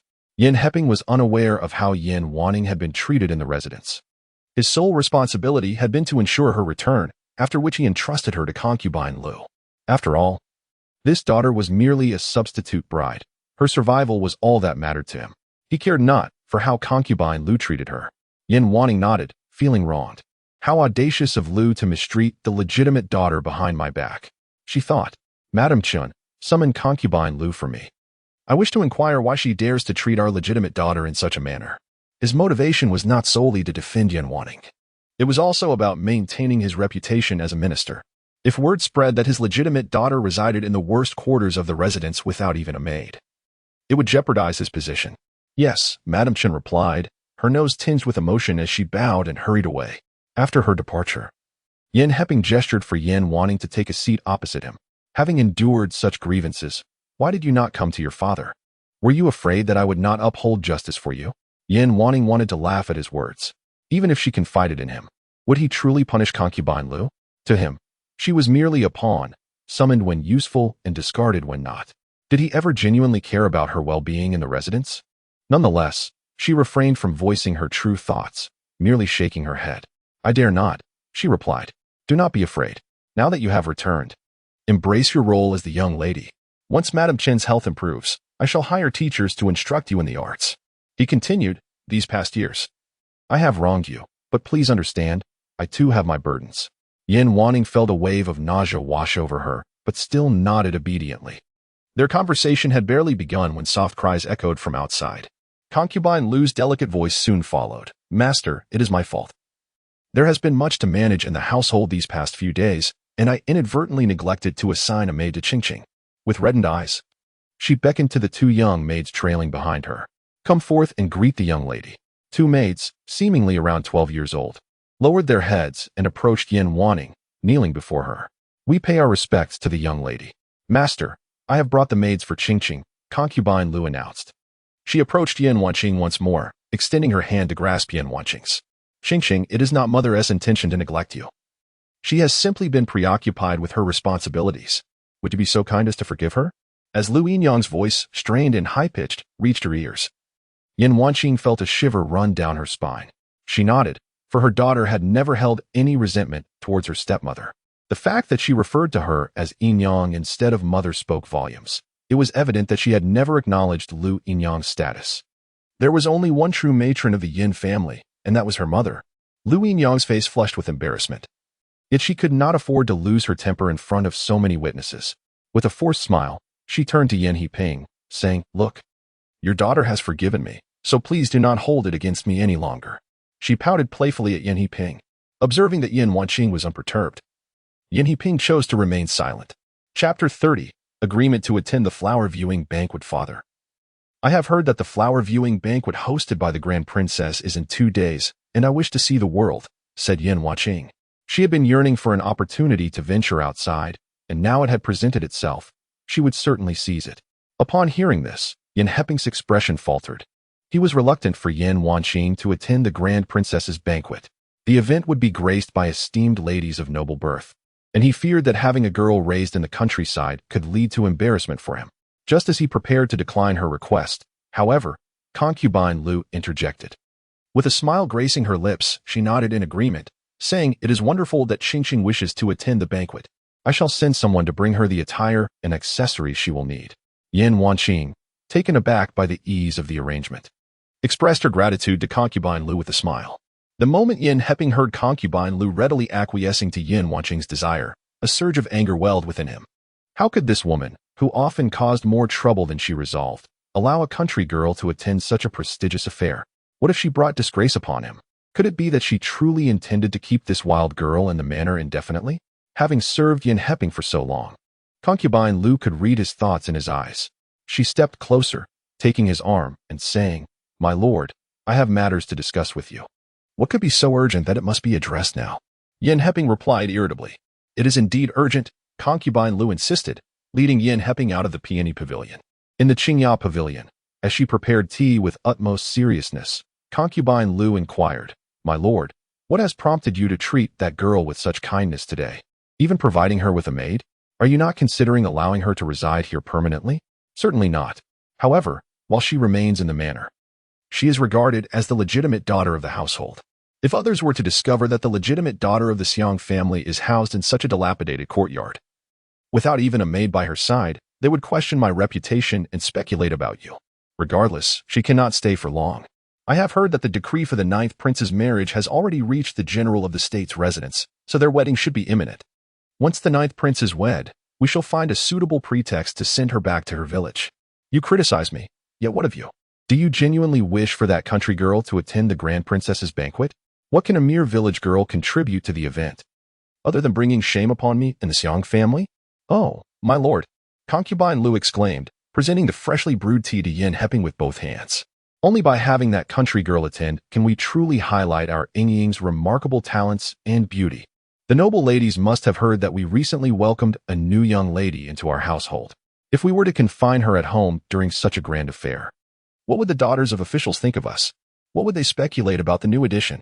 It would be far better to graciously showcase her to the public, allowing them to see that a village girl remains just that, and even if she is a legitimate daughter, she cannot be compared to them." Yin Heping rubbed his chin in contemplation for a long while before finally nodding. "Indeed, your thoughts are quite thorough." 2 days later, the princess's flower appreciation banquet was held as scheduled. Within the elegant Minjia cottage, the air was perfumed with the fragrance of blooming flowers, each variety blossoming vibrantly. Vast expanses of red and pink seemed to cascade into a sea of flowers, creating a dreamlike and enchanting spectacle. In the courtyard beside this floral paradise, the banquet was being prepared, with palace maids busily arranging fruits and delicacies on the tables. The early arriving nobles and young gentlemen gathered in small clusters, admiring the blossoms and engaging in light-hearted conversation. While the flower appreciation banquet was predominantly attended by women, many charming scholars were also present, wielding folding fans as they composed poetry inspired by the blooming blossoms. At the general's residence, Gu Yanqi was roused from her slumber by the eager hands of Xiaodao, who commenced her preparations for the day. Today marked her first attendance at the flower appreciation banquet, although invitations had been received in previous years. She had declined due to ill health. Being her inaugural attendance, it was essential for her to adorn herself beautifully, to leave a lasting impression. Xiaodao selected a red silk gown for Gu Yanqi, accentuated at the waist with a belt adorned with sparkling gems and pearls that radiated a dazzling brilliance, enhancing her noble aura. Adorning her hair were delicate gold-threaded butterfly hairpins, their shimmering tassels reminiscent of butterflies frolicking among the flowers in spring, graceful yet vibrant. Madame Yin entered, urging, "Miss, the carriage is waiting outside." Upon entering, she was indeed taken aback by Gu Yanqi's stunning appearance. Although her young lady typically enjoyed dressing up, never had she looked as exquisite as today. The red silk gown paired with the butterfly hairpins exuded a blend of elegance and playfulness, captivating all who beheld her. Gu Yanqi, supported by Xiaodao, ascended into the mahogany carriage, its wheels rolling steadily towards Minjia cottage. "Xiaodao, do you think my attire is a tad too extravagant?" Gu Yanqi mused, feeling a hint of trepidation about being overly conspicuous at her first such gathering. "Not at all, miss. You look absolutely stunning," Xiaodao reassured her. "Very well then." After half an hour's journey, the carriage came to a gentle halt at the entrance of Minjia cottage. Before they could disembark, voices of contention reached their ears. "You claim to be a lady of this Xiong residence, but what proof do you have?" A maid at the entrance barred the way of a woman clad in a blue dress, whose anxious eyes pleaded, "I am indeed a lady of this Xiong residence. Why must you deny me entry? I am Yin Wanyi's sister. Call her out, and you shall see." "Preposterous. If you are truly Yin Wanyi's sister, why did you not arrive together?" The maid cast a disdainful glance at the shabby carriage behind the woman. "Moreover, why would you come in such a dilapidated carriage? Without an invitation, you shall not enter. Be gone." The maid gestured for 2 guards stationed at the entrance, who swiftly moved to intercept the blue-dressed woman attempting to force her way inside. "What is happening over there?" Gu Yanqi inquired, lifting the carriage curtain to address the coachman. "Fulai, it seems a certain young lady is attempting to enter without an invitation," Fulai replied. Gu Yinshi observed the commotion with growing curiosity, pondering the audacity of this young lady who dared to intrude upon the princess's banquet without an invitation, seemingly reckless in her boldness. Xiaodao gracefully descended from the carriage and, upon reaching the ground, extended her hand towards Gu Yinshi, addressing her as Mississippi. Gu Yinshi was drawn back to reality by Xiaodao's voice and, with her hand supported by Xiaodao, stepped down from the carriage. The maid at the entrance, upon seeing Gu Yinshi, cast a glance at the distinguished redwood carriage adorned with the insignia of the Grand General of the state, and approached her with utmost respect, bowing and saying, "Miss Gu, please come in swiftly." She then called out, "Hong Yu, do hasten to guide Miss Gu inside." "Yes," came the reply. Chapter 31. Denied entry. Gu Yinshi did not depart but instead inquired of the maid, "Whose daughter is this? Why has she come without an invitation?" The maid turned her gaze towards the incessantly clamoring Yin Wanqing, her voice tinged with disdain. "She claims to be the sister of Miss Yin Wanqing from the Xiang residence. I find it curious that if they are indeed sisters, why did she not arrive together with her?" Miss Yin Wanqing had been present for quite some time. It was perplexing that she had chosen to come now, and in such a dilapidated carriage. If one intends to deceive, they ought to concoct a more believable tale. I observed her insistently demanding that you summon Miss Yin Wanqing to confront her, if they truly wish for her to leave promptly. They ought to call Miss Yin Wanqing forth to recognize her. Should she genuinely be Miss Yin Wanqing's sister, your obstruction of her entry might lead to her reporting the matter to the master, and you would find yourselves in dire straits. Conversely, if Miss Yin Wanqing does not recognize her, and she is indeed a fraud, confronting her would allow her to relinquish her hopes and cease her haranguing at the entrance. After a moment of contemplation, the maid acknowledged the soundness of Gu Yinshi's reasoning and bowed in gratitude. "It was indeed my oversight. I thank Miss Gu for her guidance." Nearby, the ruckus caused by Yin Wanqing had caught her attention, and she turned her curious gaze towards Gu Yinshi's gentle eyes. Gu Yinshi offered her a slight smile before entering alongside Hong Yu. Before long, the maid by Mo emerged with Yin Wanqing and several young ladies, who looked down upon the beleaguered Yin Wanqing, blocked by the guards. "Miss Yin Wanqing, this lady claims to be your sister. I dare to invite you to come forth and identify her. If she is a fraud, I can have the guards escort her away." Observing the disheveled Yin Wanqing, unable to enter due to the maid's obstruction, Yin Wanqing could not help but find the situation amusing. She shot a glance at Yin Wanqing and silently mouthed, "Serves you right." Despite the distance, Yin Wanqing grasped the meaning behind her words. "Yin Wanqing, and Lu clearly instructed you to wait for me. Why did you not heed her request and left ahead, forcing me to take another carriage? Oh dear sister, Mother informed you just yesterday that we were to attend the princess's flower viewing banquet today, urging you to rise early, if you could not wake up on your own. How can you blame me?" Standing beside Yin Wanqing, the legitimate daughter of the Minister of Rights, Xia Miao Miao, covered her mouth with a handkerchief and whispered, "Ying, is this the daughter you brought back from the countryside? How could you permit a country bumpkin to attend the princess's banquet? What would happen if she were to offend the princess?" Yin Wanqing replied, "Indeed, I expressed the same concern to my mother. However, she insisted that since she is our legitimate daughter, now that she has been brought back, she must be treated as such and cannot be excluded from the gatherings in the capital. Oh dear, were it not for Madame Yan's kindness, a mere country girl. Yet she is treated as a legitimate daughter.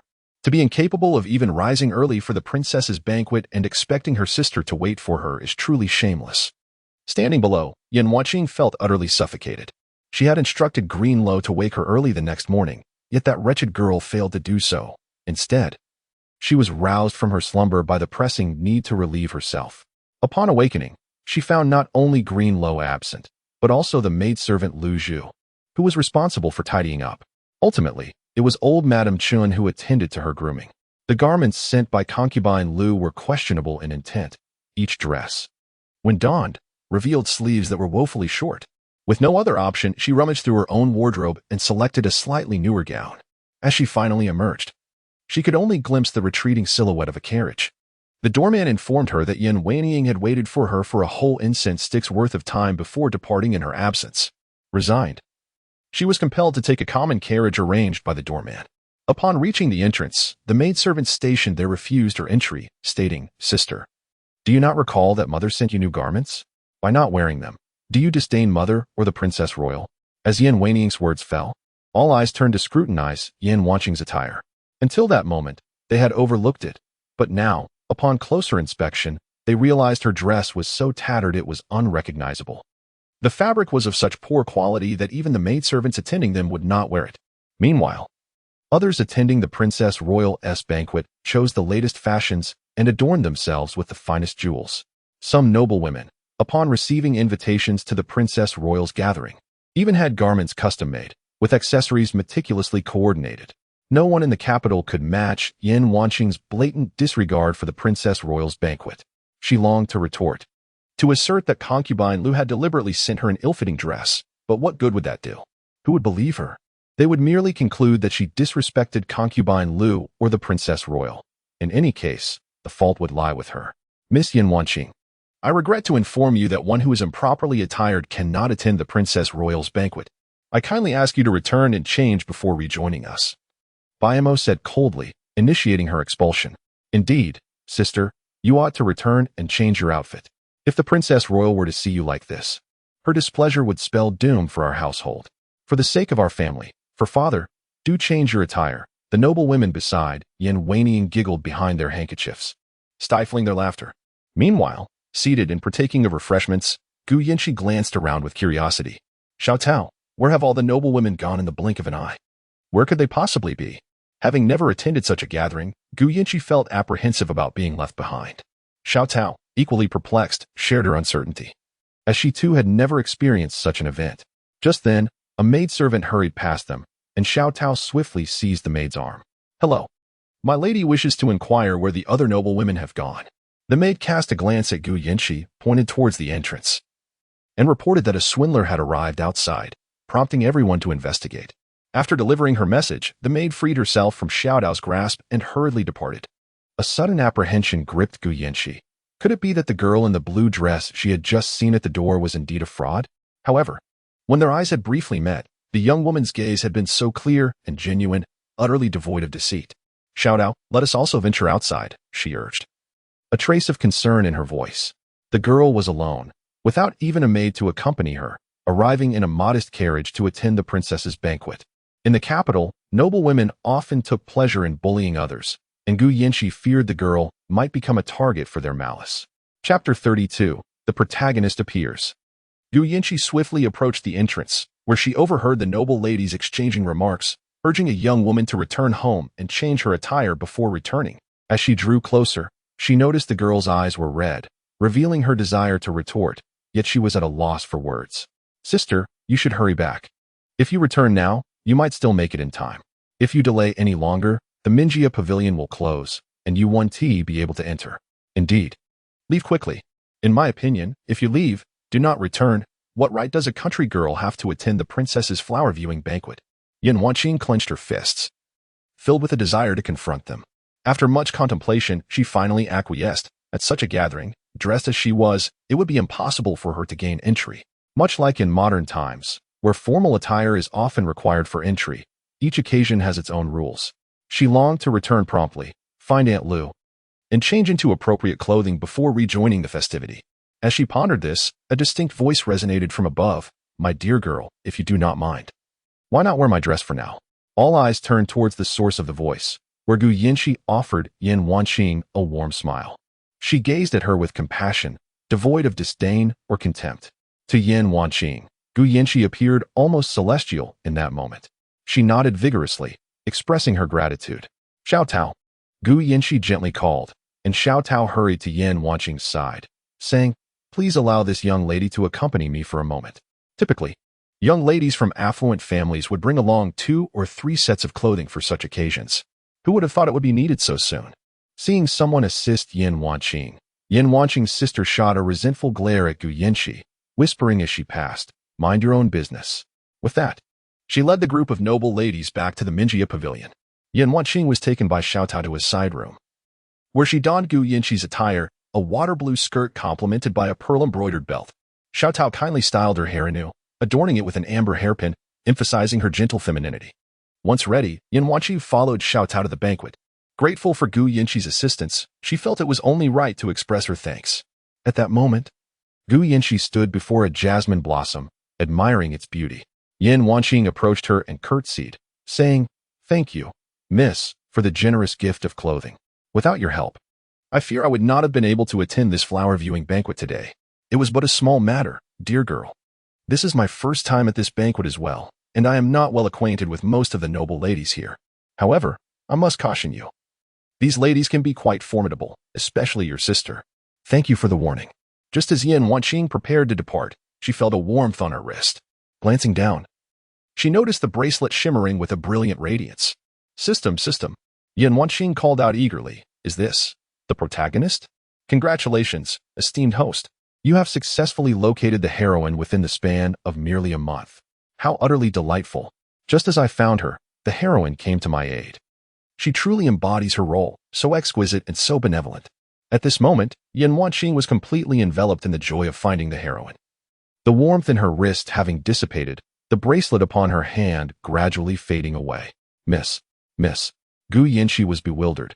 This girl had seemed perfectly normal just moments ago. Yet now she stood there, speechless. Could it be that she truly had some mental affliction, prompting her younger sister's disdain? I am Yin Wanqing. You may call me Wanqing. I heard them address you as Miss Gu. What is your name? Finally snapping back to reality, Yin Wanqing affectionately wrapped her arm around Gu Yinchi's, almost yearning to call her mother. Her entire future hinged upon the heroine, and she was determined to cultivate a favorable relationship today. Confronted with such sudden enthusiasm, Gu Yinchi felt quite uncomfortable. She forced a smile, slowly withdrawing her hand from Yin Wanqing's grasp. I am Gu Yinchi. They all call me Cici. Cici. From now on, we shall be the best of friends. In response to Yin Wanqing's exuberance, Gu Yinchi awkwardly chuckled twice. Was this person truly in her right mind? Just moments ago, everything had seemed perfectly normal. How could she have transformed so abruptly? They had only known each other for less than half an hour. And already she was declaring them friends? TSK. Could she genuinely be a fraud? As Gu Yinchi pondered this, a sharp, quacking voice pierced the air. The Grand Princess has arrived. Everyone knelt in reverence. Long live the Grand Princess. Please rise. The Grand Princess was adorned in a resplendent gown of golden brocade, intricately embroidered with a phoenix poised to take flight. The creature so lifelike it seemed capable of soaring to the heavens. She sat regally at the forefront, flanked by two maidens. Following the customary greetings, the young ladies and gentlemen took their seats, and soon, palace maidens ascended the stage, gracefully dancing to melodious tunes. Against a backdrop of blooming flowers, the dancers twirled in their flowing skirts, seamlessly merging with the floral splendor, their movements enchanting, perfumed fragrances wafting through the air, an ethereal spectacle that left the audience entranced, as if floating in a celestial realm. As the performance concluded, the audience remained in a blissful daze, reluctant to return to reality. Applause erupted from an unknown source, swelling like waves, affirming the grandeur of the Grand Princess's court, where musicians and dancers rivaled the court's finest. Upon hearing the applause, Gu Yinchi turned towards the sound and beheld a young gentleman clad in garments as white as snow, accentuated by a bright yellow sash, exuding an otherworldly charm. Beside him stood another gentleman in a purple python robe, his ebony hair crowned with a jade ornament, one hand resting behind him while the other held a folding fan, a subtle smile gracing his lips. If Gu Yinchi's instincts served her well, the gentleman in white was none other than the fifth prince, while the one in purple was the third prince. To her surprise, they had also arrived. Did this mean that the ninth prince would be coming as well? Gu Yinchi strained her neck in an effort to catch a glimpse outside the door, yet that familiar figure remained elusive. Shishi, what are you looking at? Are you waiting for someone? Yin Wanqing inquired curiously, noticing Gu Yinchi's eagerness. No, not at all, Gu Yinchi replied, her gaze retreating with a hint of disappointment. Ever since their brief encounter at the Mingxiang Tavern, she had not seen the ninth prince again. If only she could catch a glimpse of him today. She would have liked to request a postponement of their wedding date. Chapter 33, Yu Qingqing's Dance Durant. I have heard that you are hosting a flower appreciation banquet at Minjia Courtyard today, and I have come to join the festivities. The fifth prince bowed respectfully to the Grand Princess. Bring forth seats, the Grand Princess commanded with a glance at her maid, who promptly nodded.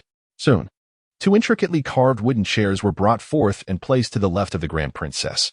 After the previous dancer departed, a new one took the stage. Just as the musicians prepared to play, the third prince interrupted. Aunt, every year's flower appreciation banquet is a monotonous affair of watching dancers and listening to musicians. Why not try something different this year? Different? What splendid idea does Junming propose? The third prince flashed a charming smile at the noble ladies seated below. I have heard that the esteemed ladies present today possess remarkable talents. Why not invite them to perform for you, dear aunt? What a splendid idea. The fifth prince echoed. Which noble lady shall be the first to grace us with her talents? Upon hearing this, the noble ladies began to whisper among themselves. While the event was officially termed a flower appreciation banquet, it essentially served as a matchmaking gathering for the noble ladies of the capital. Those wishing to find a match could take this opportunity to observe eligible young men from prominent families, and if any caught their fancy, they could discuss it with their families upon returning home. Likewise, if a young man found favor with a noble lady, he could seek his father's approval to pursue her. In previous flower appreciation banquets, noble ladies had also performed dances and recited poetry, but none had the two princes as judges and audience members. Your Highness, I would like to offer a dance. A serene figure rose from the crowd, bowing to the grand princess amidst the murmurs. Gu Yanxi turned to see Yu Qingqing's striking and proud gaze. And you are? The grand princess inquired, having never encountered Yu Qingqing before. In response to your Highness, I am the legitimate wife of General Qi, Yu Qingqing replied, prompting a renewed wave of whispers among the noble ladies below. Is she not the woman brought back by General Qi from the northern lands? She is indeed quite beautiful, especially with those captivating phoenix eyes that possess an enchanting allure upon closer inspection. Is that so? I find her rather ordinary. Her demeanor pales in comparison to the noble ladies of the capital. Did not General Qi intend to marry the legitimate daughter of the Duke of the State? Why has he chosen another? Are you not aware? Her father sacrificed his life to save General Qi, entrusting his daughter to him before his death. General Qi, wishing to honor that debt, took her as his wife. As for the Duke's daughter, a noble lady cast a fleeting, significant glance towards Gu Yanxi. She can only be a concubine now, having already pledged herself to General Qi. Is that true? Indeed, I was skeptical at first, but the rumors have spread like wildfire, with ample evidence to support the claims.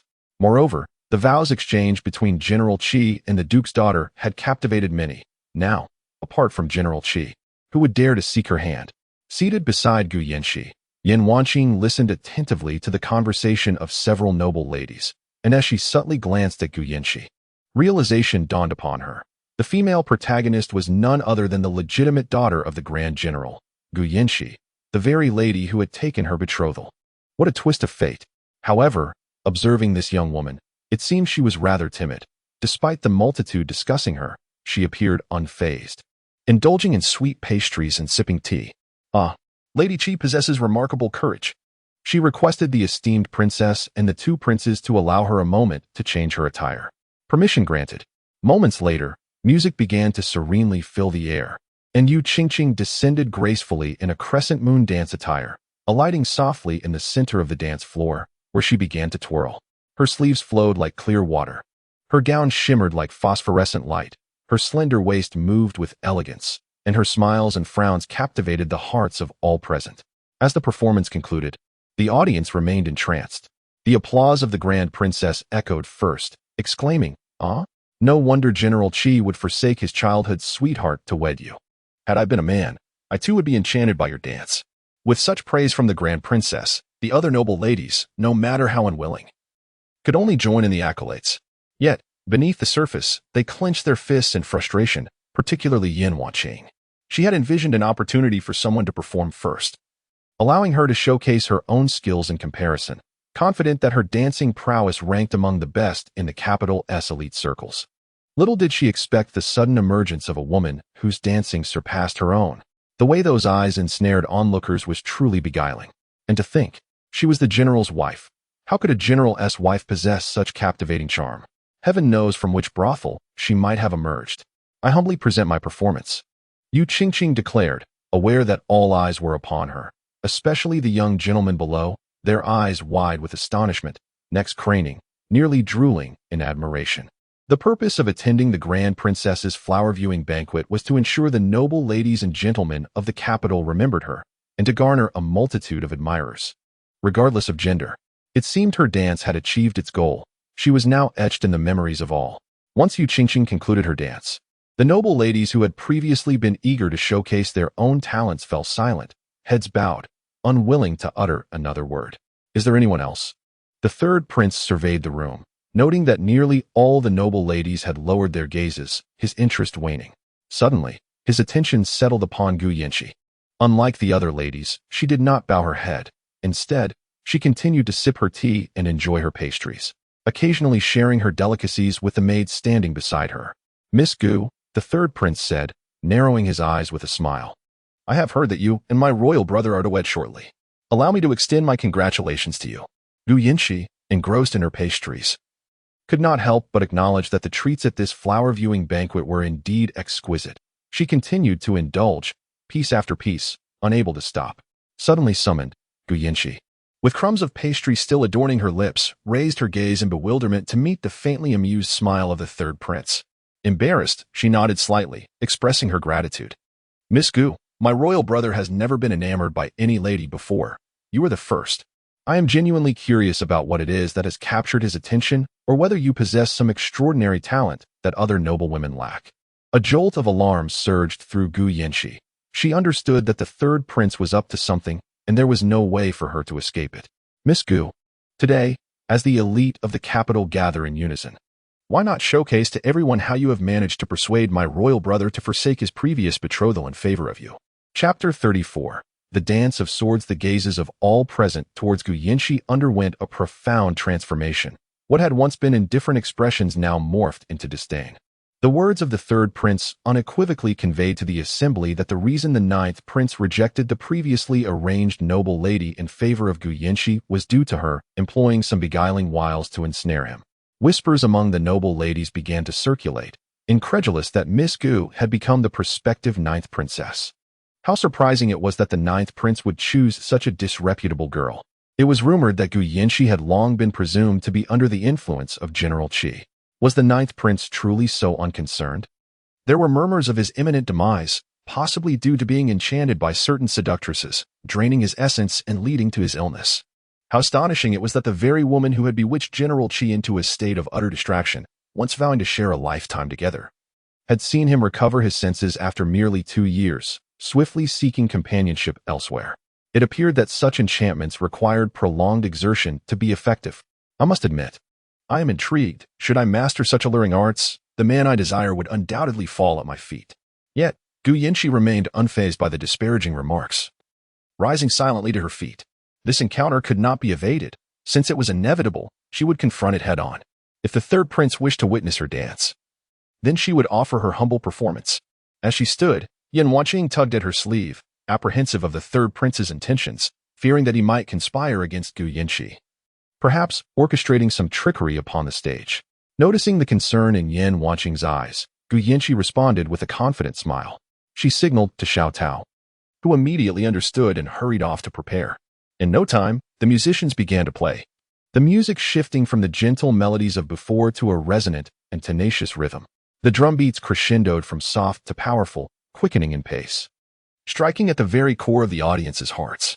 As the spectators craned their necks, curious to behold the dance Gu Yinshi would present, she took to the stage, wielding a sword in each hand, commencing a breathtaking display of swordsmanship. Though her father, Gu Lin had initially disallowed her from martial training, her persistent pleas had led him, albeit reluctantly, to teach her a form of feminine swordplay. This not only fortified her physique but also spared him from her daily insistence for lessons in martial arts. The swords danced in harmony with Gu Yinshi's movements, rising and falling gracefully, reminiscent of a dragon in flight. Each motion flowed like water, exuding an imposing presence, the tips of her swords lightly touching as though they were one with her being. The Grand Princess and the two princes were utterly entranced, having anticipated that Gu Yinshi, as a refined young lady, would perform a dance akin to that of Yu Qingqing, with Yu Qingqing's previous performance as a benchmark. It seemed that regardless of Gu Yinshi's skill, she would merely serve as an embellishment.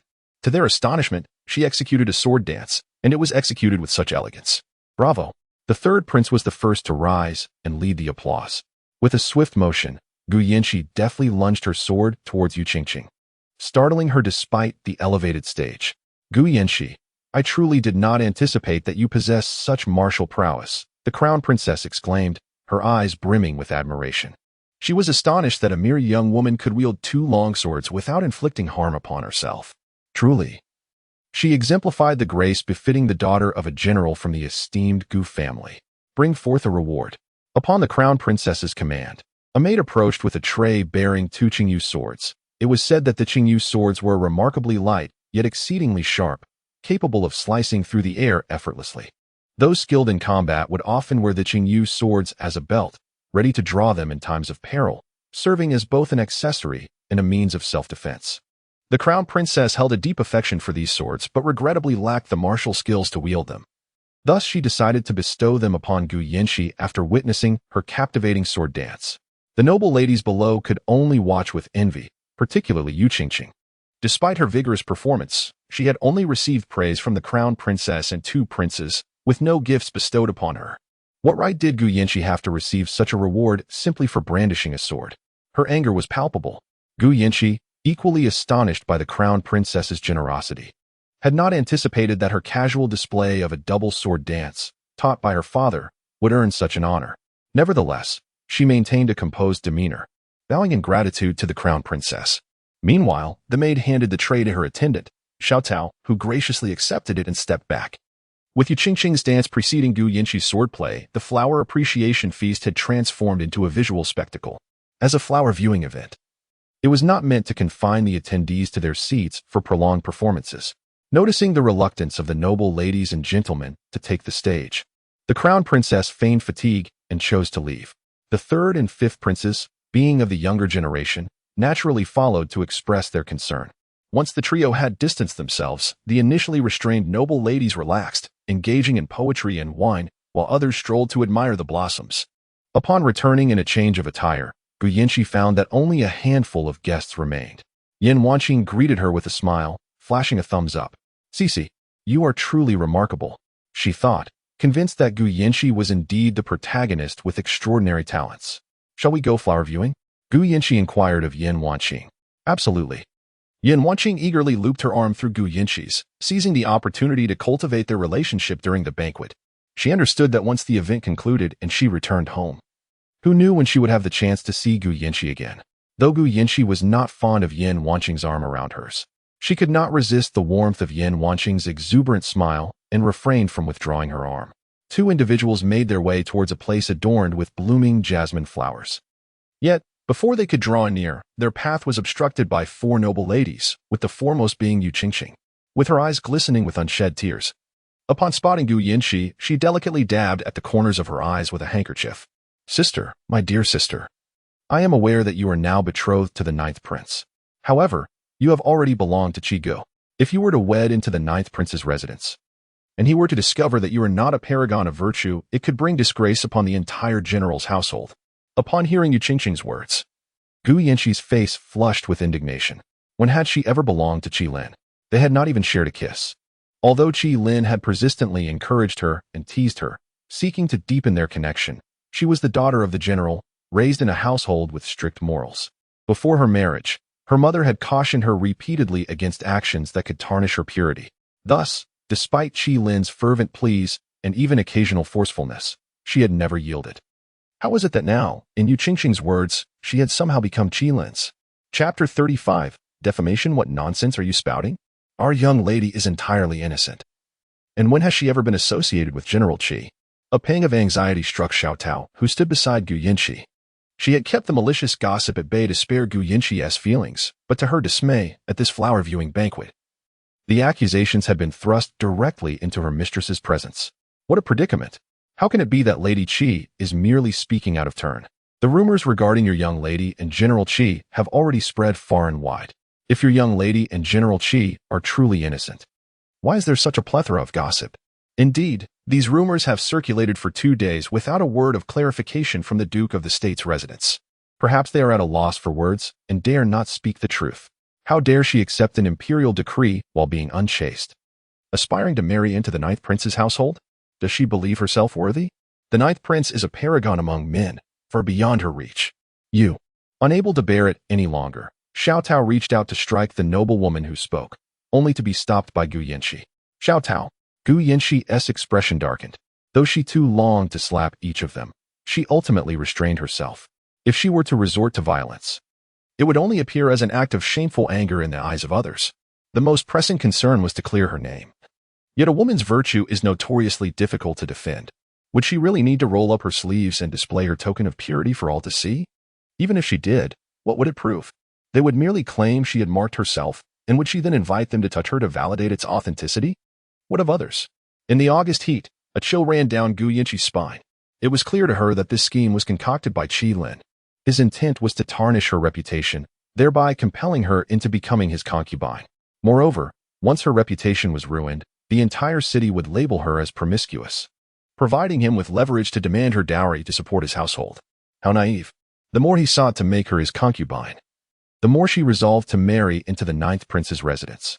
However, as Yu Qingqing pointed out, should the royal family catch wind of these rumors and believe she had already surrendered herself to Qi Lin, they would undoubtedly cancel their engagement. With such rumors circulating, even if the truth were eventually revealed, the esteemed young men of the capital would likely be disinclined to take her as their bride, relegating her to the status of a mere concubine at best. The more she contemplated, the colder Gu Yanqi's heart became. Was there truly no way out? Seeing Gu Yanqi's pallid countenance, Yu Qingqing could not help but smile. She was eager to witness what Gu Yanqi would devise next. Sister, I only wish for your well-being. Why not take advantage of the fact that the ninth prince remains unaware of this matter and has yet to initiate a withdrawal from the engagement? You should preemptively annul the marriage with the ninth prince. I shall also speak with Brother Qi, ensuring that you may enter his residence as a favored concubine. Indeed. Miss Gu, see how kind Lady Qi is to you. There is no need to pursue the matter of your entanglement with General Qi, nor seek a position as a concubine. You ought to express your gratitude to Madame Qi. Indeed, your clandestine affair with General Qi is already a source of disgrace. Should this matter implicate your family, then? The crowd regarded Gu Yanqi with disdain. Standing beside her, Yan Wanqing remained silent for a considerable time, finally grasping the entirety of the situation. Her gaze sharpened as she fixed it upon Yu Qingqing. Madame Qi, you claim that Miss Gu is already General Qi's woman. Is this something you witnessed firsthand? Yu Qingqing dismissed Yan Wanqing entirely, viewing her as nothing more than a rustic girl brought from the countryside, rumored to be dressed in garments bestowed by Gu Yanqi. Meeting Yu Qingqing's glance, she nodded earnestly. Of course, this was conveyed to me by General Qi. Brother Qi cannot stand to see his sister deceive the royal family, fearing that the entire general's household might suffer disgrace due to her actions. Hence, he sent me to persuade her. Oh, Yan Wanqing nodded, turning to Gu Yanqi. What do you have to say about this, Miss Gu? Although Gu Yanqi was uncertain of Yan Wanqing's intentions, she responded candidly, this is utterly unfounded. I am completely innocent in my dealings with General Qi. All of this is mere rumor, entirely false. Indeed. Yan Wanqing withdrew her hand from Gu Yanqi's arm, stroking her chin as though genuinely contemplating something. Miss Gu asserts her innocence with General Qi, yet General Qi claims that Miss Gu has already engaged in secret correspondence with him. Thus, it could be suggested that Miss Gu was drugged, rendered unconscious while General Qi took advantage of her. Suddenly, her expression shifted to one of terror as she gazed at the bewildered Gu Yanqi. Quick! Inform the authorities, this constitutes a crime of assault. Regardless of childhood friendships or the high status of the general, such despicable methods to tarnish a woman's purity cannot be tolerated. Shout out, hurry and notify the Grand Princess, the third prince, and the fifth prince. Inform them that General Qi has used drugs to compromise the virtue of the legitimate daughter of the general's household, and request their intervention. Xiao Dao appeared equally bewildered, yet, seeing Yan Wanqing's resolute demeanor, she hurried off towards the Grand Princess's quarters. Yu Qingqing was left dumbfounded by Yan Wanqing's reasoning. How had the narrative twisted to imply that Brother Qi had assaulted Gu Yanqi? Should it not have been Gu Yanqi who seduced Qi Lin? Moreover, this was merely a rumor. A scheme devised by Brother Qi to thwart Gu Yanqi's prospects of marrying into the ninth prince's household.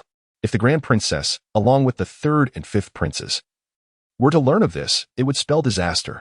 No, do not go, Yu Qingqing exclaimed, stamping her foot in anxiety. Madam Qi, fret not. We shall allow the Grand Princess and the third and fifth princes to adjudicate this matter. They will assuredly vindicate General Qi. Yan Wanqing added, striking while the iron was hot. The noble women nearby echoed her sentiments. Indeed, Madam Qi, what is there to fear? It is merely Miss Gu, lacking in dignity, who has perpetrated such an act. Now she seeks to deny it. We shall not permit her to evade responsibility.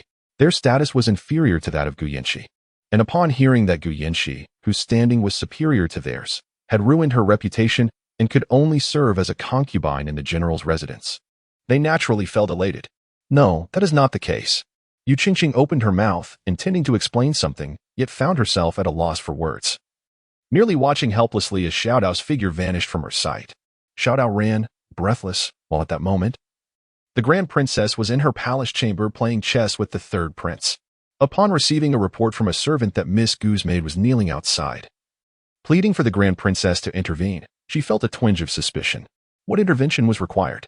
Had Miss Gu had a conflict with someone else? The maid shook her head, admitting her ignorance. But the sight of Miss Gu's maid with tear-stained eyes led her to believe that the situation was far more complicated than it appeared. And, since this incident occurred at the flower viewing banquet, let us discern who is right and who is wrong.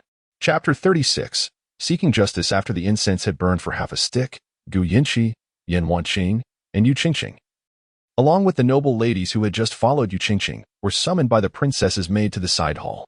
The princess sat in the main hall, flanked by the third and fifth princes. Miss Gu, I have heard that you wish for me to deliver justice on your behalf. What has transpired that requires my intervention? The princess inquired. Upon hearing her words, Gu Yinqi felt all her grievances surge within her, her nose tinged with the sensation of tears, and her legs weakened as she knelt before the princess. I beseech your highness to grant me justice, Gu Yinqi implored, pointing directly at Yu Qingqing. Madam Qi insists that I have already surrendered myself to General Qi, yet I assure you, there has been nothing untoward between the general and me. However, Madam Qi claims it is the general who informed her of this. I have every reason to suspect that the general may have forcefully sullied my reputation while I was unaware. I humbly request that your highness take charge of this matter. The princess furrowed her brows upon hearing Gu Yinqi's words. She had heard whispers regarding Gu Yinqi and Qi Lin, but she typically paid little heed to the idle gossip of the masses, which was often nothing more than baseless rumors propagated by the ignorant. This gossip had circulated for some time, without any clarification from the general's residence. To her surprise, Gu Yinqi had the audacity to seek her intervention at her own banquet. Nevertheless, after listening to Gu Yinqi's claims, the princess felt a sense of unease, though she could not pinpoint the source of her discomfort. If you assert that your relationship with General Qi is pure and that you have no recollection of any illicit encounters, then summon General Qi to confront you before me, the princess stated. However, I must forewarn you, should anyone dare to speak falsehoods in my presence, I shall not be lenient. I thank your highness, Gu Yinqi replied, clasping her hands and bowing deeply in gratitude. Standing aside, Yu Qingqing felt an icy chill run down her spine.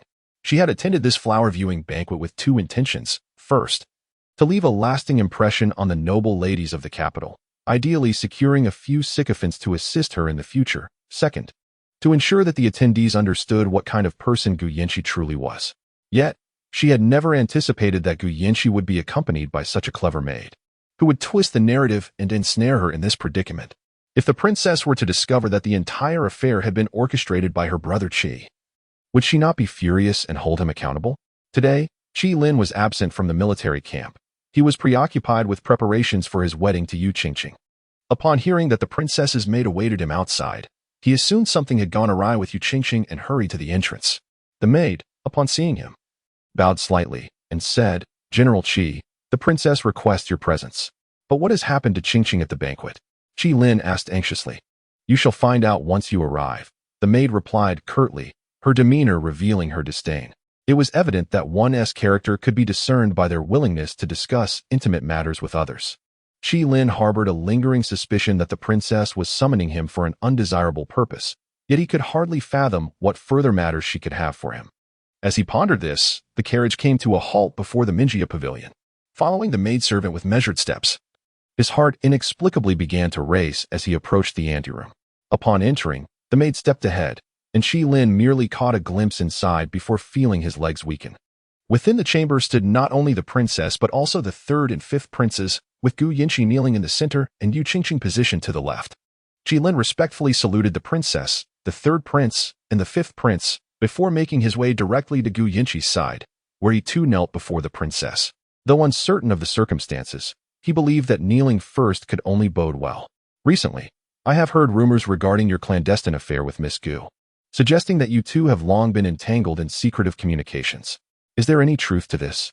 As the princess's voice reached his ears, Qi Lin felt a jolt of realization.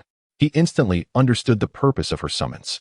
Although he was aware that these allegations were mere fabrications, if the decision had been made to tarnish Gu Yinqi's reputation, then it must be pursued to its bitter end. Clearing his throat, Qi Lin responded to the princess, Indeed, there is some truth to it. Who in the capital is unaware that I have shared a bond with Miss Gu since childhood? We were raised together, innocent and untainted. I once vowed to her a lifetime of devotion, yet the tides of fate have shifted. During my time on the battlefield, Miss Qingqing's father saved my life, and his dying wish was for me to care for his daughter.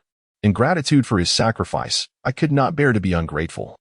Thus I wed Qingqing and made her the matriarch of the general's household. I have spoken to Miss Gu about this matter. While I may have breached my initial promise, I swore that should she enter my home, I would grant her the status of a favored concubine, ensuring she would stand on equal footing with the mistress of the household. However, it appears Miss Gu would accept no title short of that of a primary wife, even going so far as to conceal from the ninth prince her lack of purity, in the vain hope of becoming his consort.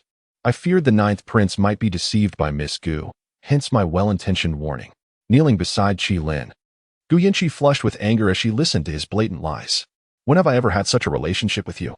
General Qi, one must speak with evidence. Cici, now that the truth is out, there is no need for you to hide any longer. I understand that a woman's virtue before marriage is of great significance. But fret not, I shall not hold it against you. As Qi Lin spoke, he reached for Gu Yanqi's hand, only to be violently rebuffed. With her eyes brimming with tears and her lips clenched in fury, she glared at the man before her, the one she had loved and been deceived by for so long. In that moment, she found him utterly repugnant and base. She questioned what had ever drawn her to him in the first place. General Qi, while my mistress and you may share a childhood bond, it has always been one of innocent affection. As her maid, I have been by her side. How could I possibly be unaware of any such impropriety between you? Surely, it cannot be that you have taken advantage of her in a state of vulnerability, thus tarnishing her purity? Kneeling behind Gu Yanqi, Xiao Tao was also greatly incensed by Qi Ling's words. Initially, she held a deep admiration for Qi Ling, believing him to be an exceptional military leader and thinking that her young mistress would undoubtedly find happiness marrying such a courageous and astute man. However, ever since General Qi returned victorious, he had undergone a troubling transformation. Not only did he shamelessly demand that her mistress become his concubine, but he also spread malicious rumors about her reputation. Xiao Tao could hardly believe that a man of his stature was unaware of the significance of a woman's honor. Yet, he chose to act in such a disgraceful manner. His intentions were clear, to tarnish her mistress's purity, leaving her with no choice but to submit to becoming his concubine. Chapter 37. The Heavy Hand of Justice. Indeed, Qi Lin, I have never engaged in any improper relations with you. You assert with such conviction that I have secretly communicated with you, yet I possess no recollection of such an event. I have ample reason to suspect that you have administered a drug to me, thereby robbing me of my virtue. Upon finishing her statement, Gu Yanqi immediately bowed deeply to the Grand Princess, beseeching her to render a just decision on her behalf. The Grand Princess glanced at Gu Yanqi before shifting her gaze towards Qi Lin. Her attention then turned to the two princes present. What are the thoughts of the third and fifth princes on this matter? A woman whose virtue has been tarnished cannot possibly become a daughter-in-law of the royal family. Your Highness, I believe that since General Qi has so earnestly claimed that Miss Gu and he have engaged in marital relations, whether coerced or consensual, it stands that Miss Gu should not be wed to the ninth prince. Your Highness, that assertion is misguided. Given that Miss Gu claims she was deprived of her virtue while in an unconscious state, the implications of this matter are quite grave. Should it be substantiated that Miss Gu was indeed coerced, then General Qi would be guilty of a crime. The third prince narrowed his eyes, scrutinizing the kneeling Qi Lin. Gu Yanqi, you clearly relished the moment. You even embraced me and professed your undying love for me. Now, you feign ignorance, alleging that I drugged you. Do you possess any evidence to support such a claim? Upon hearing the third princess' words, Qi Lin immediately erupted in indignation. He could not afford to be branded with the stain of rape as a general. Such an accusation would not only cost him his position, but could also lead to the disgrace of his entire household.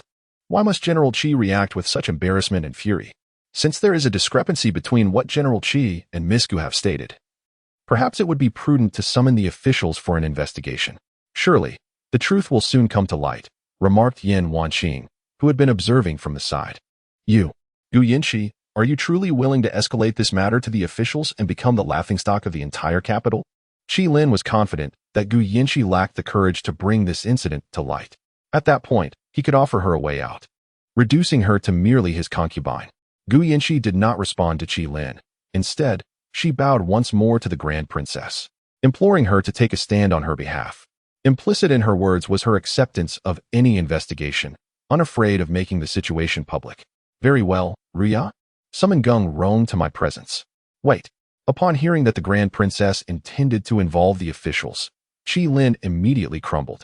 If the authorities were to discover that Gu Yanxi was indeed innocent and that he had fabricated these claims, his downfall would be imminent.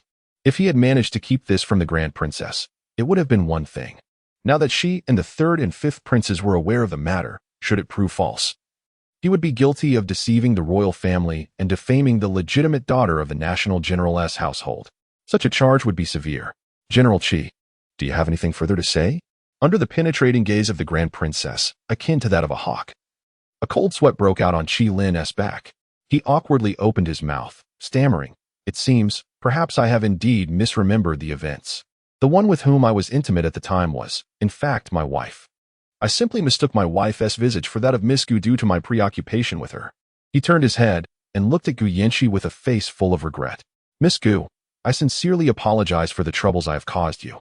But all of this is merely a consequence of my profound love for you. I hope you can find it in your heart to forgive me." "Forgive you?" Gu Yanxi scoffed. "General Qi, do you think you can simply brush this matter aside with a mere declaration of misunderstanding?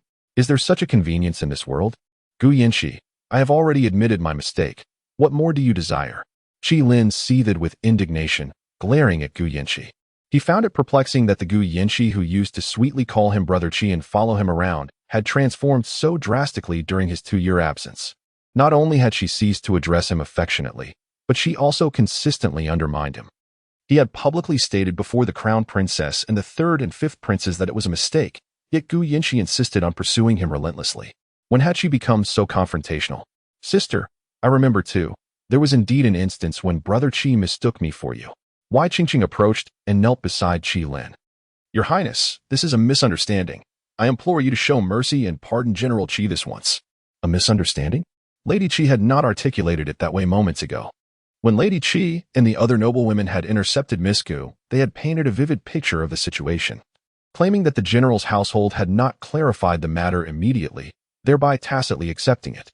Why now, upon the invitation of the magistrate to investigate, do they suddenly claim it was all a misunderstanding? Have you considered Miss Gu's plight as you carelessly slander her reputation? If she cannot vindicate herself, will her life be irreparably tarnished by your actions? Should Prince Jiu be swayed by rumors and hold her accountable, the entire general's household will suffer, not you. Your Highness, I beseech you to impose severe punishment on General Qi as a deterrent. The integrity of a woman is of utmost importance, as I am sure you are aware. General Qi, by merely misidentifying someone, has jeopardized a woman's honor. If Miss Gu were of a more fiery temperament, she might very well have resorted to extreme measures to prove her innocence today. Yan Wanqing moved to Gu Yanxi's side, casting a sympathetic glance at her before kneeling beside her and respectfully bowing to the Crown Princess. Miss Yan speaks the truth, historically. A woman's virtue has always been intertwined with her family's reputation. General Qi, due to his inebriation and error, mistook his own wife for Miss Gu and allowed this scandal to circulate, damaging both her and the general's household's reputations. He must be punished. Bring forth General Qi and administer 50 strikes of the rod. Furthermore, issue an imperial edict. I demand justice for Miss Gu and the general's household. From this day forth, anyone who continues to propagate rumors regarding Miss Gu's virtue shall face severe penalties. Your servant thanks your highness. Gu Yanxi and the others bowed in gratitude to the Crown Princess. Miss Gu, since you are now betrothed to Prince Jiu, you must conduct yourself with propriety and refrain from associating with other men. Do you understand? Gu Yanxi nodded. I shall heed your highness's counsel. Enough, I am weary. You may all withdraw. The princess, supported by her maidens, rose from her seat, and the individuals below bowed their heads in respectful farewell. Upon exiting the side hall, Yan Wanqing stepped forward and enveloped Gu Yanxi in a warm embrace. She could discern that Gu Yanxi had been enduring ever since the unfounded accusations had befallen her. In this era, a woman's purity was often intertwined with her very existence. Being inexplicably accused of losing her honor was intolerable for any woman, particularly for one of the esteemed general's lineage. These noble ladies appeared to bask in splendor, yet in reality, they were mere pawns, maneuvered for the benefit of their families. A woman whose reputation has been tarnished could no longer serve her family's interests, rendering her continued existence unnecessary. One could either resort to a silken cord to prove her innocence or shave her head to become a nun, spending her days in the solemn company of flickering candles and ancient scriptures. Chapter 38. The scheme of falling into water suddenly enveloped in a warm embrace. Gu Yanqi experienced a fleeting moment of astonishment. However, she quickly reciprocated by wrapping her arms around Yin Wanqing, burying her head in her bosom. Tears, unbidden, streamed down her cheeks, yet she paid them no heed. She felt profoundly wronged, having been unjustly branded as promiscuous. Whispers claimed that she had long been entangled with Qi Lin, and had it not been for Yu Qingqing's revelation today, she would have remained oblivious to the fact that rumors about her had already circulated throughout the capital. Fortunately, she had delivered clothes to Yin Wanqing today. Thankfully, Yin Wanqing devised a means to vindicate her honor. Without that, she truly would have been at a loss for what to do. Thank you. Gu Yanqi murmured softly into Yin Wanqing's ear. It's nothing. We are friends. Yin Wanqing replied with a radiant smile. After shedding her tears, Gu Yanqi emerged from Yin Wanqing's embrace, using a handkerchief to dry her eyes before turning to the silent and downcast Xiao Tao, who had been standing behind her. Xiao Tao, please explain. This matter has been brewing for several days. Why have I heard not a whisper of it? Seeing her mistress's anger, Xiao Tao immediately knelt, lowering her head as she spoke. Miss, I did not intend to conceal this from you. I feared that learning of this matter would only distress you further. You have just received the imperial decree of marriage from the ninth prince, and now there are rumors that his family's young lady is unchaste. I have an inkling of who is spreading these rumors, but how can one prove such a thing? It is impossible. Surely, you cannot expect your ladyship to roll up her sleeves and display her purity for all to see. The mistress fainted from the shock of the royal decree. I truly dared not provoke her further. She, your maid's decision to withhold this from you was indeed wise. Consider, if your maid had informed you of this matter, what course of action would you have taken? What could you have done? Gu Yanqi looked at Yin Wanqing, her confusion evident. Yin Wanqing continued. You would seek out General Qi, demanding he restore your reputation. Yet, it is he who has disseminated this rumor. Eager for your disgrace so that all in the capital might know you are his woman, how could he possibly vindicate you? If you boldly approach the general's residence, it would undoubtedly draw attention. Others would not ponder your intentions. They would merely conclude that, despite your engagement, you sought out General Qi, thus affirming the validity of the rumor. Conversely, if you restrained yourself from confronting him, how could you then prove your innocence to the public? Upon hearing Yin Wanqing's reasoning, Gu Yanqi felt a significant portion of her anger dissipate. She realized that Yin Wanqing spoke the truth. Had she been privy to the rumor earlier, she would have rushed to demand an explanation from Qi Lin.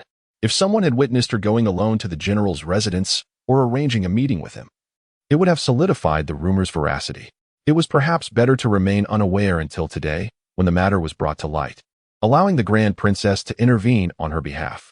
With this thought in mind, Gu Yanqi bent down to assist Xiao Tao to her feet. All right, rise. I understand you acted with my best interests at heart. Next time such an incident occurs, please inform me at the earliest opportunity, will you? Together, we can devise a strategy to cope, rather than suffer the embarrassment of being ridiculed by Yu Qingqing, as we did today. Understood. This matter has finally passed, and the flower viewing banquet is drawing to a close. Some noble young ladies and gentlemen have already departed, while the remaining few are scattered about the courtyard, enjoying the blossoms and sipping tea. Cici, there is a pavilion over there. Let us make our way there as well. Yin Wanqing tugged at Gu Yanqi's arm, leading her towards the stone bridge. Wait, slow down. Following this incident, Gu Yanqi has set aside her prejudice against Yin Wanqing.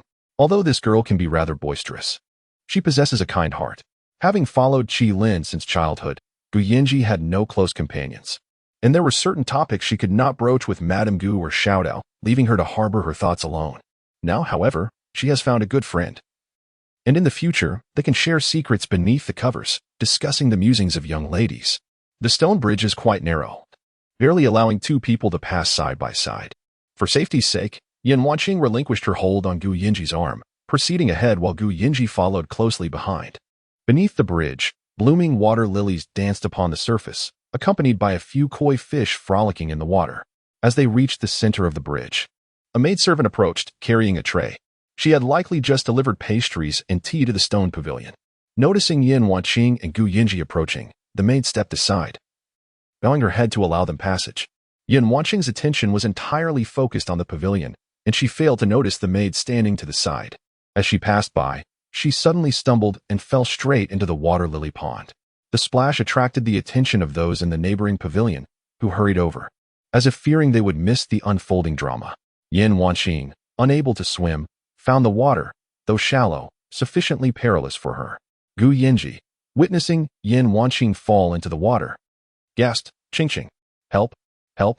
In a flurry of panic, Yin Wanqing thrashed about in the water. Without a moment's hesitation, Gu Yinji leaped in. "Miss!" Xiaotao exclaimed, alarmed by Gu Yinji's impulsive plunge. While her young mistress was a competent swimmer, this was a flower-viewing banquet, attended not only by ladies but also by gentlemen. Once Miss Gu rescues Miss Yin, both their dresses will cling to them, blurring the lines of propriety. Indeed, Xiaotao thought it unwise for her mistress to personally dive in to save another, notwithstanding that Yin had recently aided her. Just moments ago, Gu Yinji had cleared her name, and now it seemed she might tarnish her reputation once more.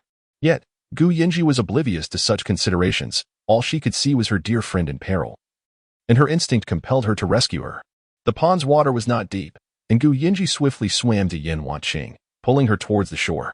Just as she prepared to climb out, a large fur cloak landed upon her shoulders, and in the next moment, she found herself being swept up and carried ashore. "Xiaotao, quickly take your mistress to change her clothes." A cold, ethereal voice drifted to her ears. Gu Yinji turned her head and beheld an exquisitely beautiful profile. It was the 9th prince, Luo Juanhe. To her astonishment, he disregarded his injured leg and lifted her from the lotus pond. But wait, Qing is still down there. Although Gu Yinji had ascended, her thoughts lingered on Yin Wanqing, who remained below. "No worries, your brother has already brought Miss Yin up." "My brother?" Gu Yinji glanced back and saw a young man in a black robe cradling Yin Wanqing in his arms, perhaps due to the unspoken bond shared between siblings. Gu Yinbin felt a gaze upon him, and when he looked up, his eyes met Gu Yinchi's. "Brother, why are you back?" Chapter 39. Has the 9th prince arrived? Yin Wanqing, startled from her fall into the water, had already succumbed to unconsciousness in Gu Yinbin's embrace. The commotion quickly attracted the attention of the palace maids from Minjia Cottage, 2 of whom approached and curtsied to Luo Juanhe and Gu Yinbin, saying, "9th prince, General Gu, please follow us." The maids led the way, with Gu Yinji and Xiaotao trailing behind, while Gu Yinbin walked closely behind Gu Yinji. They were escorted to Wushui Pavilion, where the maid instructed, "Miss Gu, you may change here." "All right," Gu Yinji replied. Once the maids withdrew, Gu Yinji and Xiaotao entered first, while Gu Yinbin gently laid the unconscious Yin Wanqing upon the bed before stepping back outside. Gu Yinji changed into a clean outfit, while Xiaotao assisted Yin Wanqing in changing her clothes. After Gu Yinji had donned her fresh attire, she approached the bedside, finding that Xiaotao had already dressed Yin Wanqing in a clean garment. Fortunately, they had brought several sets of clothing for the day's outing. Although Gu Yinji had never attended such gatherings, she had perused enough illustrations to understand that such events often harbored schemes. Whether it be pushing someone into the water or having a maid spill tea upon one's garments, the intent was always to humiliate, providing an inexplicable sense of superiority to these noble ladies. Gu Yinji felt a tinge of pity for them. Perhaps they were neglected at home, and now, at last, they resorted to such petty antics to assert their presence. "Miss, Yin girl has yet to awaken. What shall we do?" Xiaotao, gazing anxiously at the still figure of Yin Wanqing, turned to Gu Yinji. Gu Yinji, too, was at a loss. She gently checked Yin Wanqing's breath and found it steady. Perhaps she remained unconscious due to the shock. Meanwhile, the unconscious Yin Wanqing was engaged in a conversation with the system in her mind. "Congratulations, host. You have located the heroine. The main quest can now continue." System. "Now that I've found the heroine, will there be no rewards?" "Indeed, the medical kit is now available at 50% efficacy." "What? Just 50%? How scant?" "Precisely. Host, you must strive further to swiftly amass wealth alongside the heroine. Upon completion of a main quest, the medical kit will unlock to 100%. Blast it." "Qing. Gu Yinji, mimicking the physician's manner, pressed her thumb firmly on Yin Wanqing's acupoint. In her reverie, Yin Wanqing heard the heroine call her name and muttered to herself, "I forgot I'm still unconscious. The heroine must be worried about me." Thus, the next moment, Yin Wanqing slowly opened her eyes. "Wonderful, you've finally awakened. You frightened me to death," Gu Yinji exclaimed, enveloping Yin Wanqing in a tight embrace. Having finally found a good friend, she was truly terrified of losing her. Yin Wanqing, caught in Gu Yinji's embrace, gasped for breath and coughed lightly, reassuring her, "It's all right. I'm fine. But you, why did you jump into the water without a second thought when you saw me fall? You had just cleared your name, and now you've soaked yourself in front of men. Do you still care about your reputation?" Yin Wanjing pouted, her tone heavy with concern. The protagonist is truly foolish. After I painstakingly proved her innocence, it took barely a moment for her to plunge into the water alongside me. In a world where even a woman's bare leg is deemed a tarnish to her reputation, being drenched and having clothes cling to one's body is tantamount to being touched inappropriately, if not worse. Am I not worried about you? I observed you, thinking you could swim. Yin Wanjing nodded. She had a memory from her childhood of nearly drowning, which instilled a lasting fear of water. Although she longed to learn swimming as she grew older, she could never quite overcome the shadow of her past. I have always found it curious. You were walking so steadily in front of me, yet suddenly fell into the water. Gu Yinchi voiced her confusion. She had been following Yin Wanjing closely when, in an instant of distraction, Yin Wanjing tumbled into the lotus pond. I was pushed in. Yin Wanjing's deep-set eyes flashed with a hint of chill. Initially, she had no intention of revealing this to Gu Yinchi, but given that Gu Yinchi had sensed something unusual, she decided to share the truth. What? Who pushed you? Gu Yinchi exclaimed in astonishment, covering her mouth with her hand. It was likely that palace maid approaching us. A palace maid? Could she have been bribed? There is a possibility. As the two of them were analyzing the incident, a knock echoed from outside. She, are you ready? It was Gu Yinbin's voice. He had been waiting outside for quite some time, and upon receiving no response, decided to prompt them. Almost done, Gu Yinchi called out toward the door. The flower viewing banquet could no longer continue. Having been falsely accused of clandestine dealings with Qi Lin and now being the victim of a scheming incident, Gu Yinchi genuinely feared for her life if she remained any longer. Xiao Tao went to open the door, but upon doing so, it was not Gu Yinbin who stood before them, but Prince Luo Juanhe. The ninth prince, seated in a wheelchair, was covered with a blanket. His complexion pale and devoid of color, likely due to his recent exertion in rescuing Gu Yinchi despite his injured legs. Allow me to escort you home, Luo Juanhe said. His gaze toward Gu Yinchi filled with warmth. Ah? Gu Yinchi glanced at Luo Juanhe, then at Gu Yinbin standing behind him. She. Since the ninth prince has offered to take you home, you should accompany him, Gu Yinbin encouraged. Oh, Gu Yinchi responded softly. She felt a twinge of fear toward Prince Luo Juanhe. In both her past and present lives, she had never had any relationship with him. She had never even met him, yet he fervently professed his affection for her, going so far as to persuade the emperor to replace the intended bride with her. Standing beside Gu Yinchi, Yin Wanjing scrutinized the wheelchair-bound Luo Juanhe, thinking to herself, so this is the prince she was supposed to comfort. He certainly has a handsome appearance, but the medicinal scent surrounding him is rather overwhelming. Luo Juanhe maneuvered his wheelchair ahead, while Gu Yinchi followed closely behind with small steps. Suddenly, as if struck by a thought, she turned to Gu Yinbin and said, Brother, could you please escort Qingqing back? She also fell into the water with me just now and needs to take a hot bath quickly, or she might catch a chill. Gu Yinbin glanced at Yin Wanqing, who stood beside him, still lost in the world of shipping couples. With a beaming smile reminiscent of a doting aunt, she gazed at the departing Luo Juanhe and Gu Yinchi, feeling an unmistakable sense of a classic tale between the big bad wolf and the little white rabbit. She truly wished to know how they would interact after marriage. Lost in her thoughts, she couldn't help but let out a silly chuckle. Upon turning, Gu Yinbin was met with the sight of Yin Wanqing's foolish grin, prompting him to furrow his brow. Was there something amiss with this girl? Why was she suddenly grinning like a fool? Or had she perhaps injured her mind during the fall into the water? Chapter 40. The ninth prince returns to the manor outside the quaint Minjia cottage. A black wooden carriage adorned with the emblem of the Lin Wang was stationed at the entrance. Wu Feng stood by, observing as Luo Juanhe maneuvered himself out in a wheelchair, while Gu Yinchi trailed behind him, unable to suppress a soft click of her tongue. Miss Gu, are you truly just going to watch the prince struggle with his wheelchair without offering any assistance? Wu Feng chastised, his tone laden with reproach. He was genuinely astonished that the esteemed daughter of a grand general could lack such awareness, allowing their prince to exert himself unnecessarily.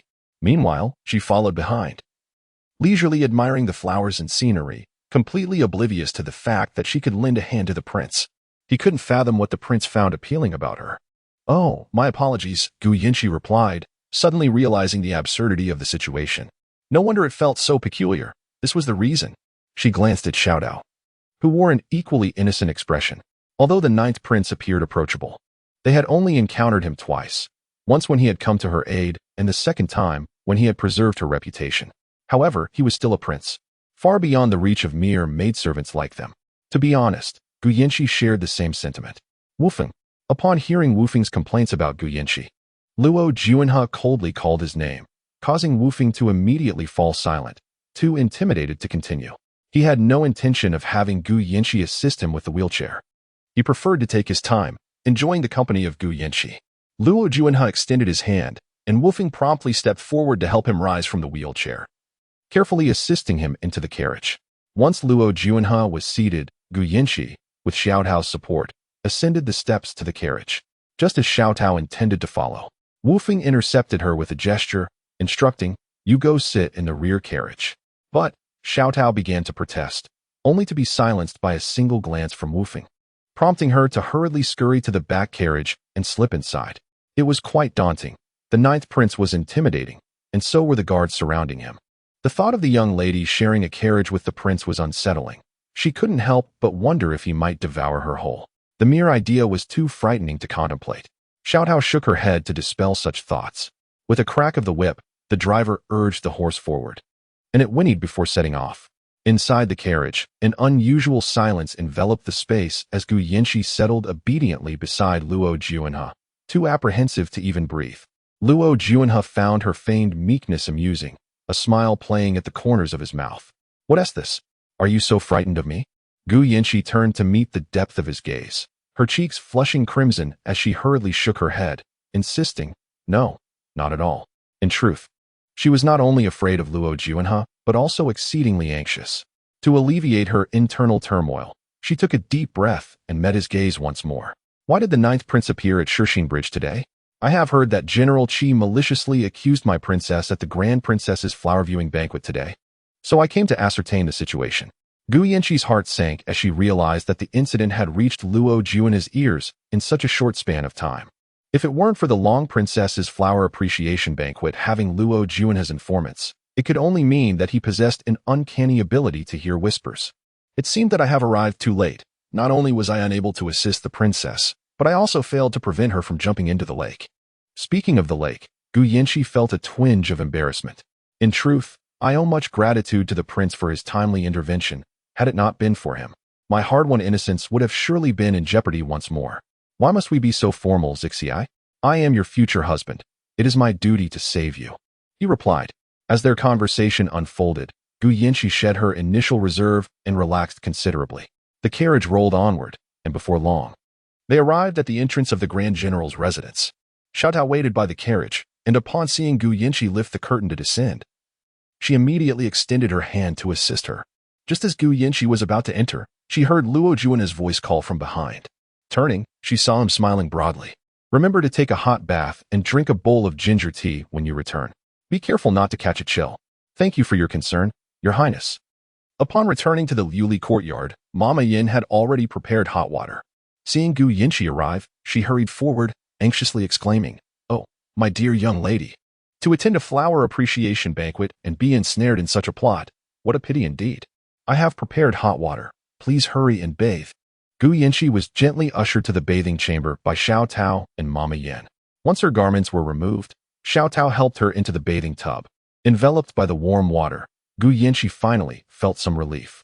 Since earlier, she had felt a persistent dizziness and an overwhelming desire for sleep. Now, completely relaxed, she inadvertently dozed off in the tub. Meanwhile, Yan Wanqing sat in the Grand General's luxurious wooden carriage, her eyes sparkling with delight, as she touched and examined the surroundings. Her admiration was almost palpable.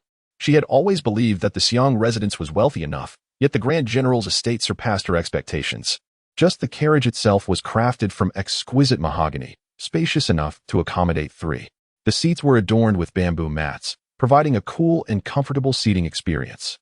In the center, a low table held tea and pastries, while an icebox brimmed with seasonal fruits. The female protagonist is truly a genuine heiress," she mused.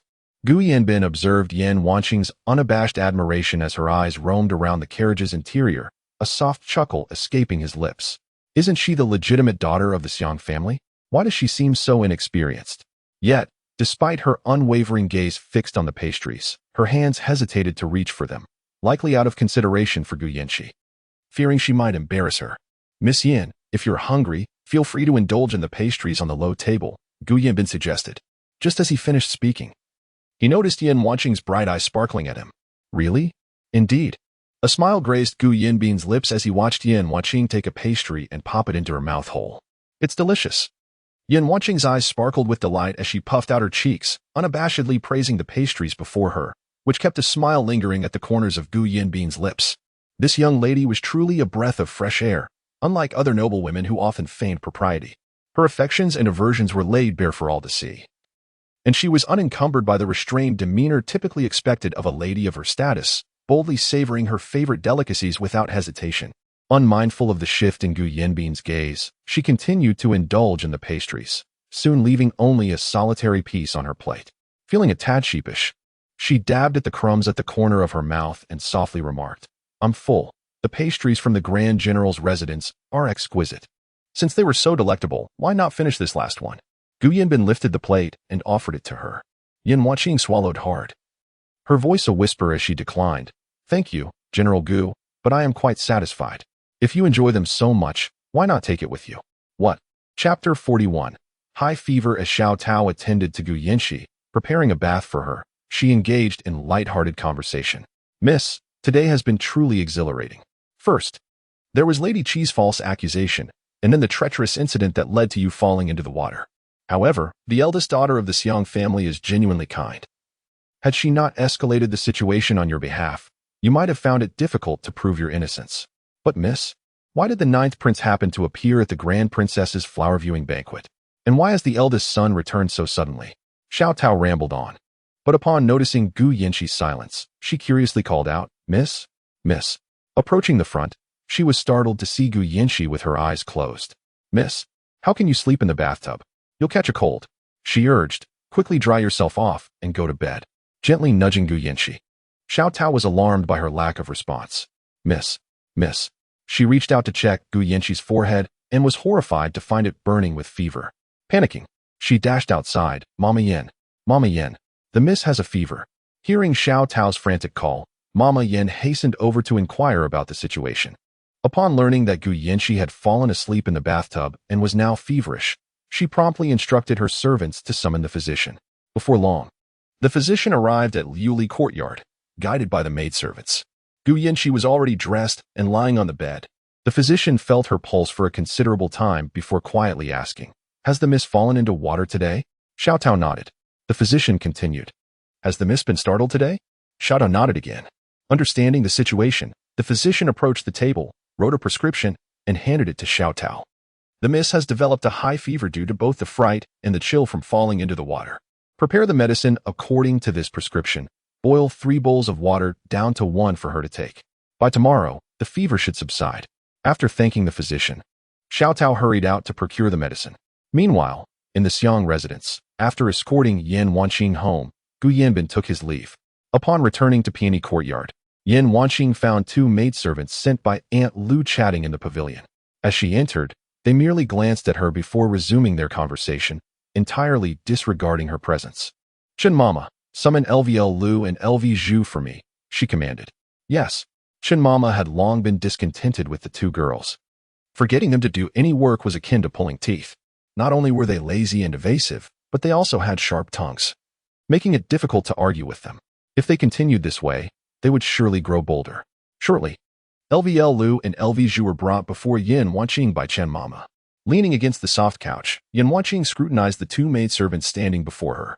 Their eyes were filled with disdain and contempt, lacking the respect a servant owed to her mistress. "Kneel," Yin Wanqing barked. Startled, LVL Lu and LV Zhu shrank back, but remained standing, showing no intention of complying. "I command you to kneel. What is this? Do you no longer heed my words? Are you even still my maidservants?" El Luo hesitantly parted her lips, declaring, "I am but a maidservant to concubine Lu, not a servant to the rustic girls." "What did you say?" Yin Wanqing shot a piercing glance at El Luo. With disdain, El Luo met her gaze and replied, "I merely stated that I am unaware of any wrongdoing. If Miss is so angered, why not have me kneel upon your return, unaware of your faults?" Yin Wanqing scoffed. "Did I not instruct you to wake me early this morning? And yet, what transpired? Did you call for me? Had I not awakened on my own, I would have surely missed the princess's flower viewing banquet." Upon hearing Yin Wanqing's words, El Luo and El Zhu exchanged glances, and surprisingly, They both chuckled softly. Elju chimed in, "Miss, I did indeed call for you, but you were in such a deep slumber that I tried several times without success. I thought perhaps you were simply exhausted, so I let you sleep a bit longer. I meant well, yet here I am, being reprimanded." As Elju spoke, her eyes glistened with unshed tears, a picture of grievance.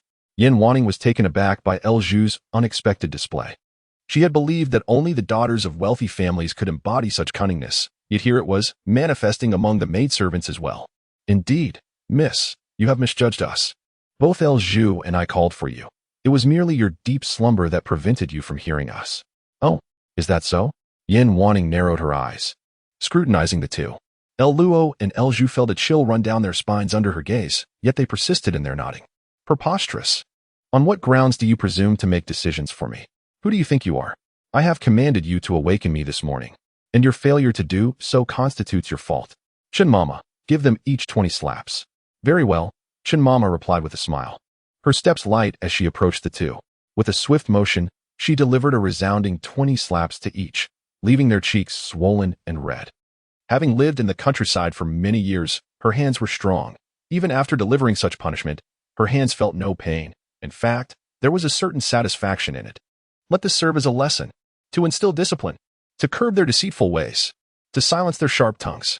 "You, by what right do you strike us? We are servants of Madame Yan." Luo protested, her face streaked with tears and snot, her hand pressing against her aching cheek. Yin Wanning descended from the soft couch, gripping Luo's chin. "In this household, there is no Madame Yan, only concubine Lu. Remember this. If you feel wronged, you may return to concubine Lu. You are not welcome here." After chastising the insolent maidservants, Yin Wanning stretched languidly, feeling quite accomplished. Not only had she encountered the female lead, but she had also assisted her, and in turn, the lead had saved her.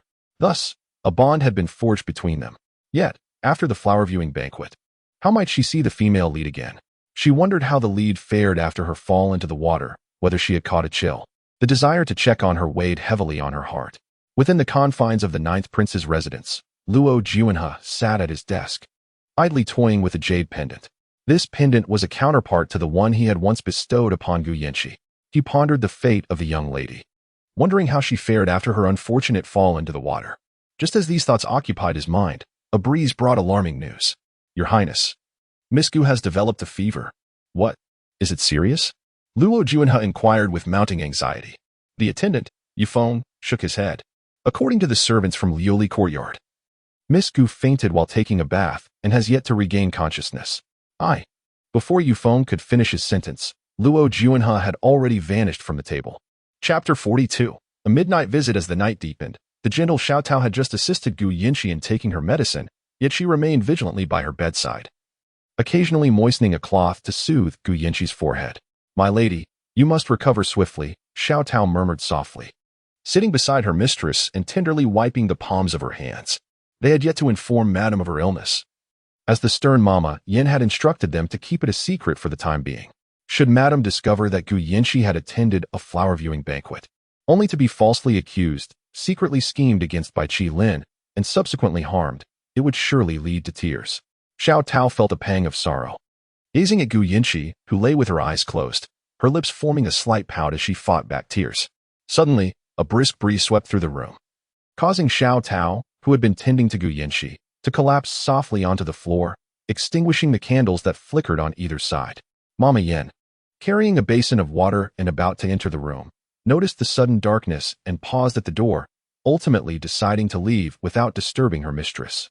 With Gu Yanqi now asleep, she deemed it best not to intrude. Once Mama Yan's silhouette vanished from sight, a shadow emerged from behind the curtains. Dressed in a flowing black robe and wearing a fearsome mask, he approached Gu Yanqi's bed, extending a hand to gently touch her forehead. Gu Yanqi's brow remained feverishly hot as she lay with her eyes shut, softly murmuring, seemingly lost in a restless slumber. "Cold, so cold, I am so cold." What? Luo Juanhe could not quite decipher her words and leaned closer to her lips, feeling the warmth of her breath brush against his ear, sending a shiver down his spine. Cold. He distinctly sensed Gu Yanqi trembling gently. How could this little woman, with her forehead burning alarmingly, claim to feel cold? Luo Juanhe grasped her delicate hand, only to discover it was chillingly devoid of warmth. Her forehead blazed, yet her hands were frightfully frigid. This was certainly not a good sign. Rising, he draped a thin quilt, neatly folded beside her, over Gu Yanqi. It was late summer, bordering on early autumn, and the quilt was not thick enough to provide her with warmth. Gu Yanqi furrowed her brow, curling into herself as she trembled and murmured, "Cold." So cold Luo Juanhe could no longer bear to watch. His wife was cold, and all he could do was clumsily cover her with a quilt. Without hesitation, he embraced the slumbering figure in his arms, utilizing his internal energy to warm her.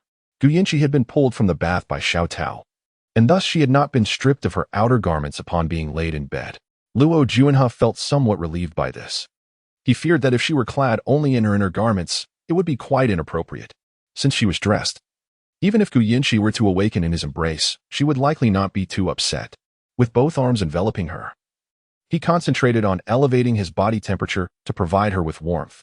Gu Yanqi felt the warmth emanating from Luo Juanhe and instinctively nestled closer into his embrace. Her delicate hand restlessly roamed over his body, as if attempting to grasp that fleeting warmth. This unexpected touch caused the internal energy that Luo Juanhe had painstakingly summoned to dissipate instantly. Given his frail condition, he would never dare to employ his internal strength unless absolutely necessary. Today, he had intended to use his energy to warm Gu Yanqi, but to his surprise, the moment he began, the girl's incessant fidgeting scattered it, rendering him unable to gather it again. Helpless, Luo Juanhe relied solely on his body heat to keep her warm. Fortunately, Gu Yanqi's hand eventually settled down, and she curled up like a little kitten in his arms, drifting into a deep and sweet slumber. Time passed unnoticed until the little figure in his embrace stirred. Luo Juanhe looked down to meet her bright gaze. She blinked her big eyes, fixated on the ghostly mask adorning his face, and suddenly exclaimed, "Ah, it's you. You're the one who sneaked into my courtyard." The assassin? Luo Juanhe was astonished that Gu Yanqi remembered him, and she appeared unfazed by his mask, speaking of their first encounter with such calmness. Indeed, she was the one he had taken a liking to. Outwardly, she seemed as innocent as a rabbit, yet her courage was remarkable. Most would find his ghostly visage intimidating. Yet here she was, unperturbed. "It is I. Are you being pursued again?" In response to her question, Luo Juanhe felt a mix of amusement and exasperation. Could she not wish for something better for him?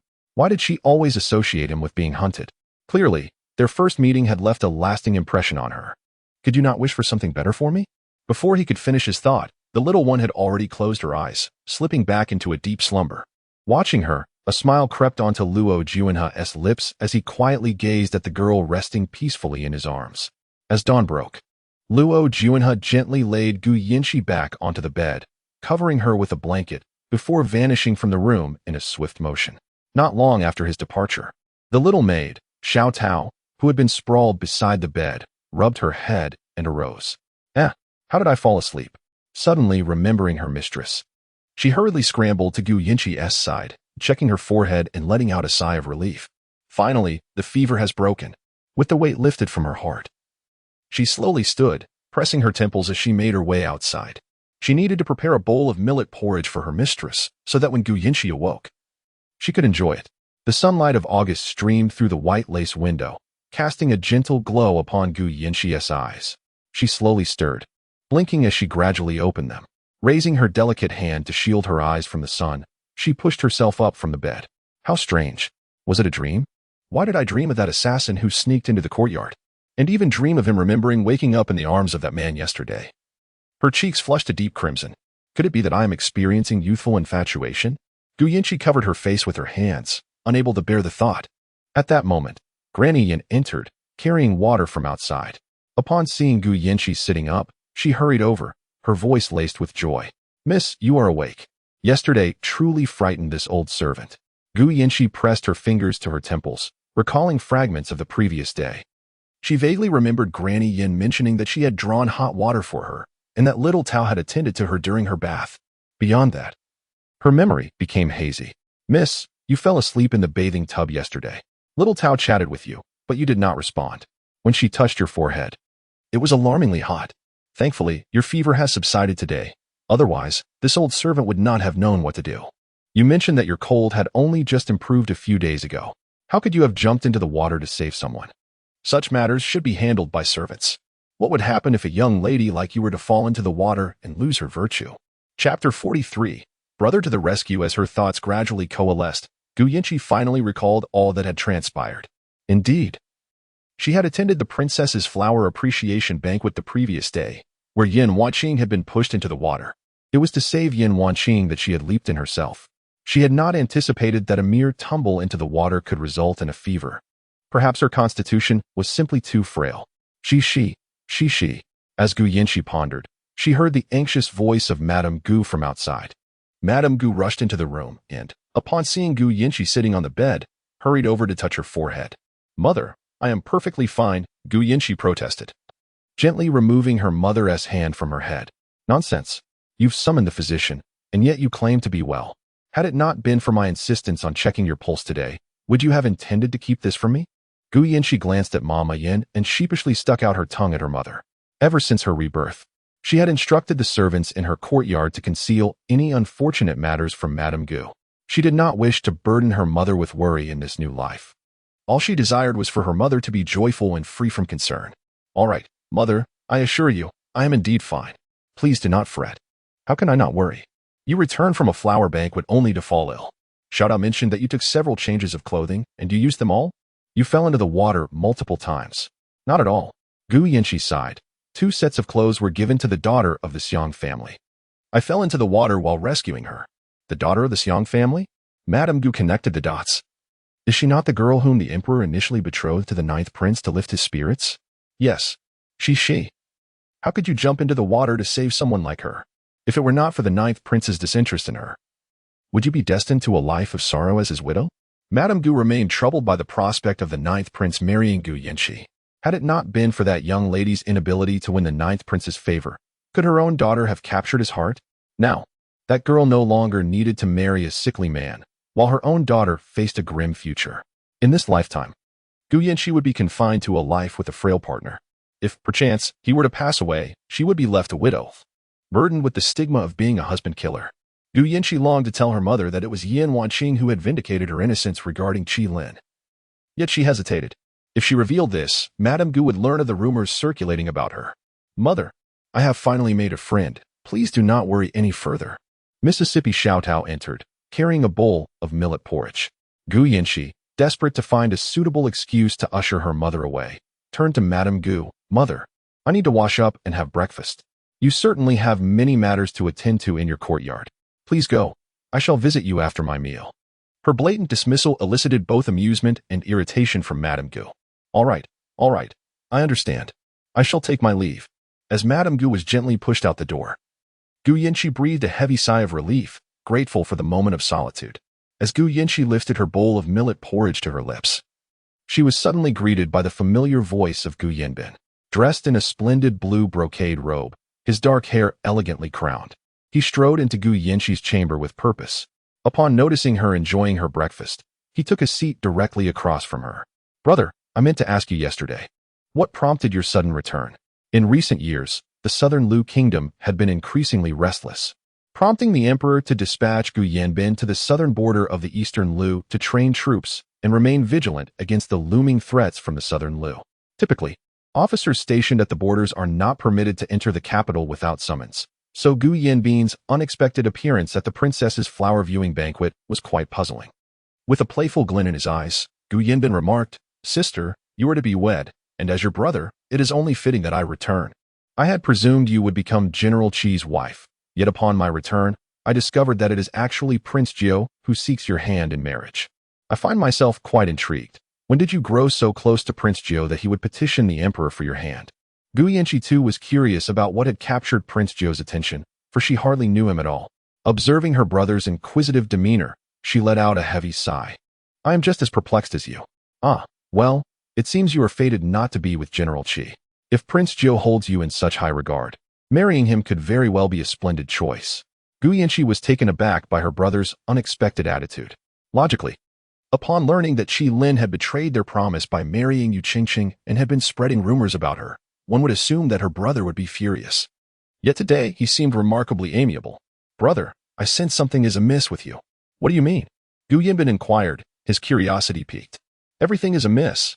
You learned that Qi Lin has broken our vow and taken another as his wife, yet you appear utterly unperturbed. In our previous life, Your temperament would not have allowed you to rest until Qi Lin was severely punished. How can you be so calm in this instance?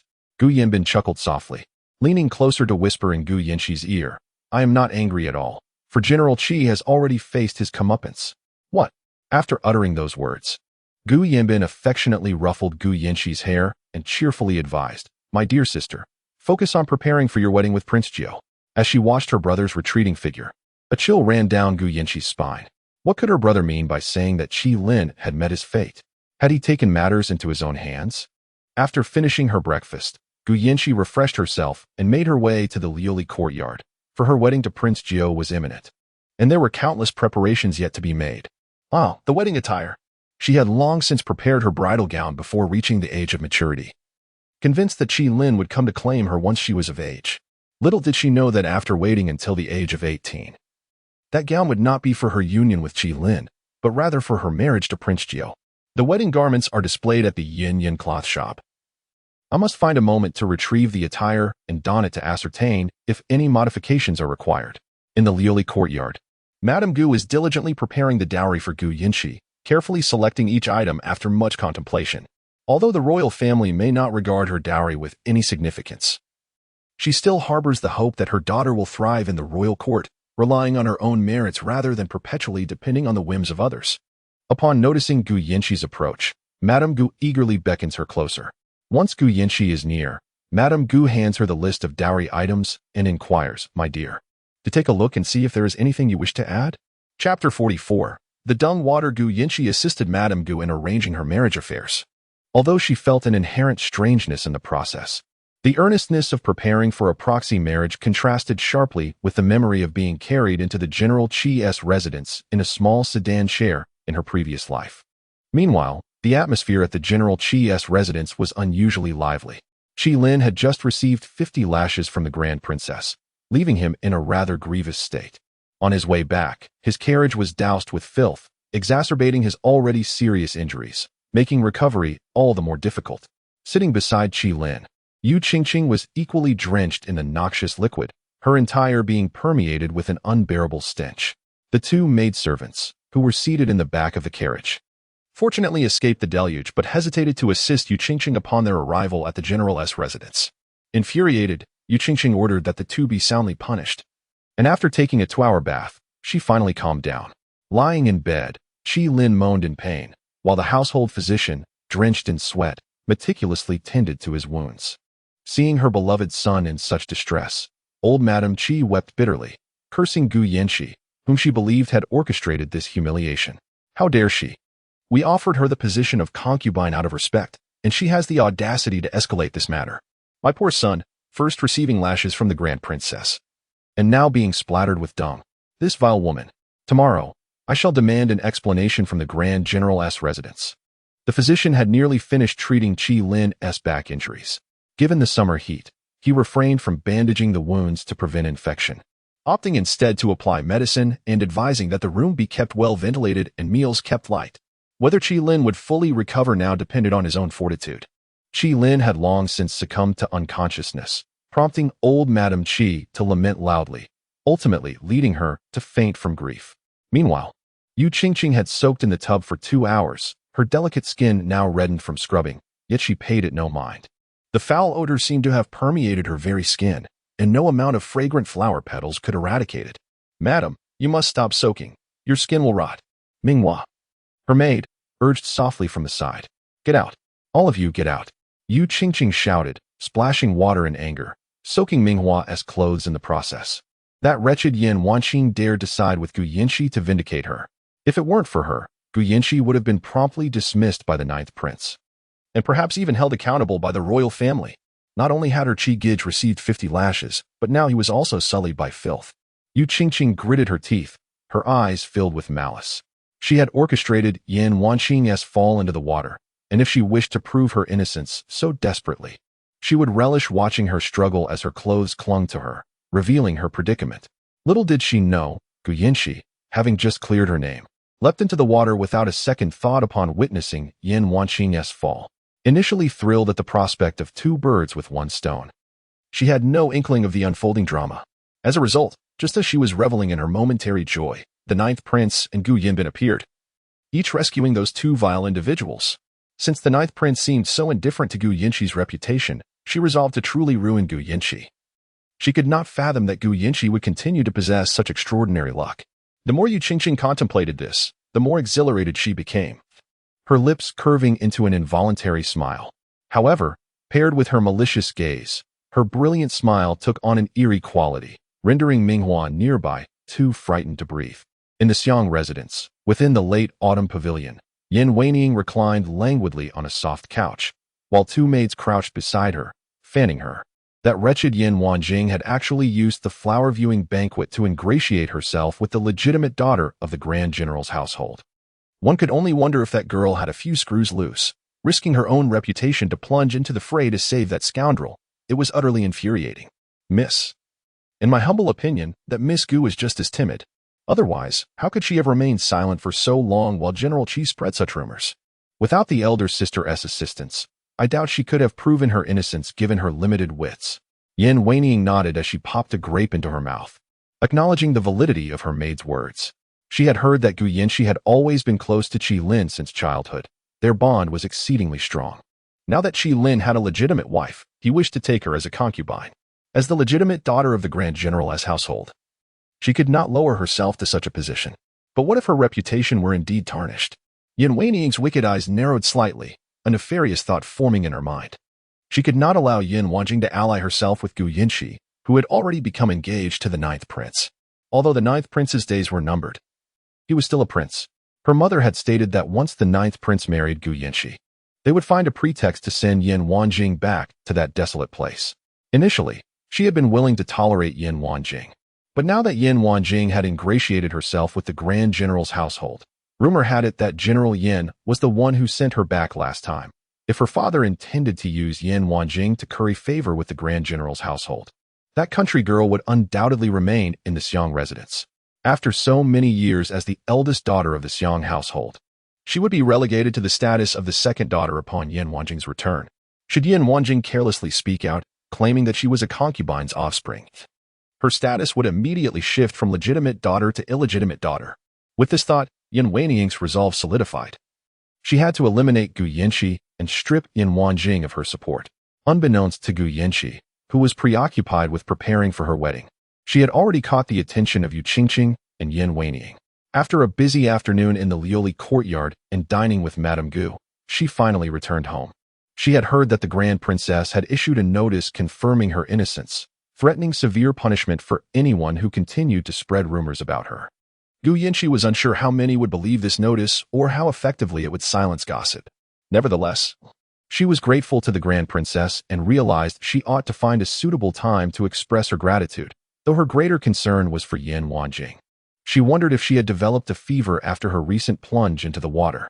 In recent days, Gu Yinqi has been diligently preparing for her wedding alongside Madame Gu at the Liuli courtyard, finding her days rather serene.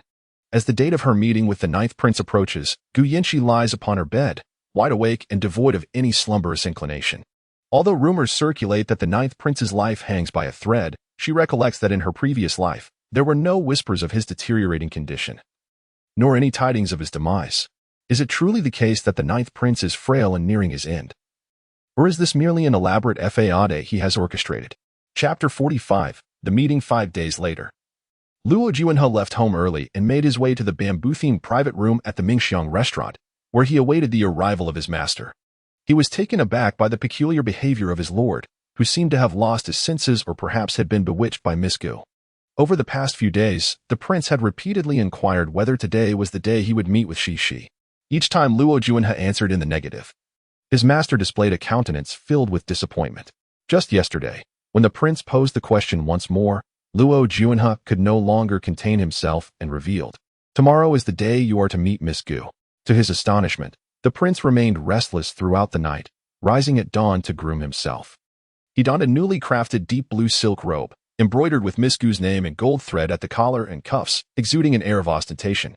"My lord, might we have arrived a tad too early?" Luo Juanhe gently suggested, glancing at the sun just beginning to rise.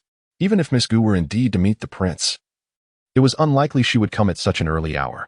If she were to arrive in the afternoon, would the prince not be left waiting for an eternity? No matter, I cannot allow my future princess to wait. The prince maintained a faint smile, appearing in exceptionally good spirits. Miss Gu Yinji, recalling her impending meeting with the ninth prince, had not fared well in her slumber the previous night. The mere thought of the prince carrying her ashore during the princess's flower appreciation banquet sent her heart racing uncontrollably. Sitting before her vanity, she was attended by Xiao Tao, who was meticulously preparing her attire. Once she was ready, Gu Yinji stepped into the carriage, which rolled steadily toward Mingxiang restaurant.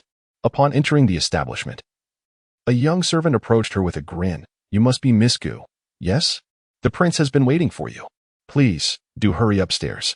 The prince? Has he already arrived? Gu Yinji pondered, surprised that he had come even earlier than she had. The thought of having kept him waiting made her hesitate, and she nearly turned to leave. Just then, a cool voice resonated from above. Miss Gu, how I have longed for your arrival. A jolt of panic surged through Gu Yinji. Dread washed over her as she realized the ninth prince was displeased. Almost caught in the act of fleeing, she reluctantly donned a smile and apologized to him. Upon entering the private room, Luo Juanhe cleverly concocted an excuse to send Xiao Tao away, discreetly closing the door behind him as he stepped outside to stand guard. Within the room, only Gu Yinji and Luo Juanhe remained, and she sat stiffly, her demeanor tense.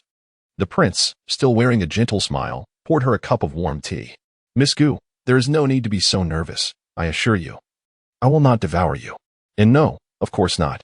Gu Yinji wished to appear calm, yet the princess' presence unnerved her. She hardly knew him, having been inexplicably betrothed, and owed him a debt of gratitude for her rescue. What brings you to see me today? Luo Juanhe inquired, tilting his gaze toward her. Gu Yinji was puzzled. Was it not he who had summoned her? Why then did he ask her what business she had? However, she certainly dared not voice her curiosity, simply stating, Your Highness, I am truly intrigued. When did you first encounter me and take a liking to me? Luo Juanhe was taken aback by Gu Yinji's inquiry, momentarily at a loss for words. He could hardly confess. The last time I stealthily entered the residence you purchased and found you amusing, thus desiring to wed you. Clearing his throat lightly, he lifted the teacup before him and took a delicate sip, remarking, I cannot recall the precise moment. I only remember one day when you were out shopping for snacks with your maid. Observing your vivacious spirit, I thought that should you enter the royal residence, it would surely bring life to the otherwise somber atmosphere. Oh, so he perceives me as noisy. Gu Yinji mused inwardly. Yet, upon reflection, she realized that she was hardly the lively person he imagined. Rather, she seemed even more aloof than him. Faced with Luo Juanhe's teasing gaze, she nearly choked on her drink. She waved her hand dismissively, asserting, No, I am not aloof. Deep down, she yearned to confess. I am merely a bit intimidated by you. In truth, Gu Yinji need not feel such trepidation towards him. After all, he was a friend of her brother. Years ago, he had even visited the residence of the Grand General, but at that time, Gu Yinji's heart was solely devoted to General Qi. Gu Yinji gazed at Luo Juanhe with confusion. He was friends with her brother? Why had she never heard her brother mention this? Gu Yanbin, a man of martial prowess, had been groomed by Gu Linho as his successor since birth. Consequently, from a young age, Gu Yanbin was taken to the military camp for training. She recalled how, during those times, her father would only take her brother, prompting her to cry and plead to accompany them. Yet her father always declined, citing her gender as the reason. As her brother matured, he expressed a desire to undergo military training. Disguising himself, he began as a lowly soldier and, within 3 short years, ascended to the position of a captain. No matter how hard she tried, she could not recall her brother ever bringing friends home.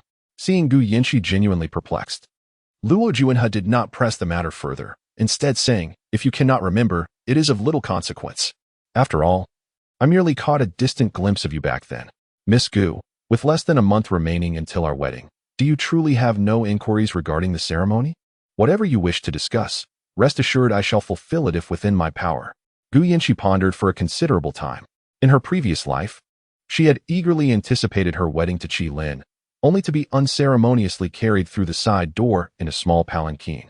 Not only was she deprived of the ceremony, but she also lacked the privilege of donning the crimson bridal attire.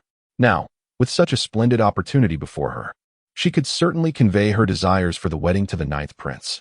Yet, when the moment arrived, the words eluded her. Was it truly necessary to create such a grand spectacle for a mere auspicious occasion? Is something troubling you?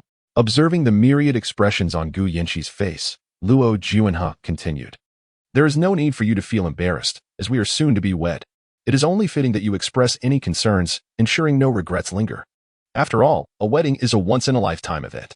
Upon hearing the words of Lord Luo Juanhe, Gu Yinshi finally set aside her lingering concerns. She spoke softly, expressing her reluctance to partake in the procession. In the Donglu dynasty, royal weddings mandated a ceremonial parade through the main thoroughfares of the capital, serving two purposes: to announce the marriage of the prince to the populace and to distribute sweets and pastries, allowing the citizens to share in the joy of the royal family. Though Gu Yinshi did not wish to deprive the people of their festive spirit, the thought of being paraded in a palanquin, surrounded by so many onlookers, filled her with dread. To her surprise, she anticipated resistance from Luo Juanhe. Yet he merely nodded thoughtfully and responded with a gentle affirmation. Just so, I too harbor no fondness for this ceremonial display. Since you share my sentiments, we shall graciously forego this aspect of the festivities. What of the emperor's approval? Gu Yinshi inquired. I shall communicate with his majesty on that matter, he assured her. Observing Gu Yinshi finally unburdening her thoughts, Luo Juanhe felt a buoyant lightness in his heart. Supporting his chin with his hand, he gazed at her intently. Is there anything else you desire? Chapter 46. Caught red-handed, Gu Yinshi pondered for a considerable time, ultimately failing to conceive of any further necessities, and thus shook her head in negation. Have the wedding garments been prepared? Gu Yinshi nodded. Her wedding attire had been prepared 2 years prior. Very well. We shall visit the Changtian temple to seek blessings in 3 days. I shall come to escort you. In the East Lu royal family, it is customary to visit Changtian temple before marriage, primarily to pray for a harmonious union and, secondarily, to beseech the blessing of offspring. In essence, it is a pilgrimage for progeny. Upon hearing Luo Juanhe's words, Gu Yinshi's countenance flushed crimson. She was well aware that Changtian temple was associated with the seeking of children, and she had presumed that the 9th prince would refrain from mentioning it. Considering his circumstances, the ability to produce heirs remained uncertain. Thus, the notion of seeking offspring seemed somewhat far-fetched. Luo Juanhe, detecting Gu Yinshi's embarrassment, could not suppress a smile. He had not anticipated that this young lady would be so bashful. Merely mentioning the temple had sufficed to redden her cheeks. Perhaps her thoughts had wandered to something else? After conversing a while longer, a voice interrupted from outside. Your Highness, the steward inquires when the dishes will be served. Luo Juanhe had been so engrossed in conversation with Gu Yinshi that he lost track of time, realizing suddenly that it was noon. Let us serve the dishes now. As Gu Yinshi regarded him with a puzzled expression, the door to the private room swung open, revealing 2 attendants bearing trays laden with exquisite dishes, which they meticulously arranged upon the table. Please dine with me before you return, Luo Juanhe offered, presenting chopsticks to Gu Yinshi. Though Gu Yinshi's stomach had long since begun to protest due to hunger, the sight of the lavish array of pastries before her rendered her hesitant to partake. She could easily consume a piece in 2 bites, which was acceptable in front of Zhou Ruikong, yet in the presence of the 9th prince, she feared how he might perceive her if she were to eat so voraciously. Taking the chopsticks, Gu Yinshi delicately picked up a yam cake. Mimicking the demeanor of an ordinary lady, taking a modest bite, and then covering her mouth with her sleeve to chew slowly. Quite delicious. Gu Yinshi felt a sense of frustration. A table laden with delectable food lay before her, yet she could only feign restraint. Had she known that the prince would invite her to lunch, she ought to have indulged more during breakfast. Luo Juanhe observed Gu Yinshi's demeanor, finding it increasingly awkward. He distinctly recalled the last time she had dined with Zhou Ruikong. She had devoured pastries with abandon, receiving his admonishment for not behaving like a proper lady.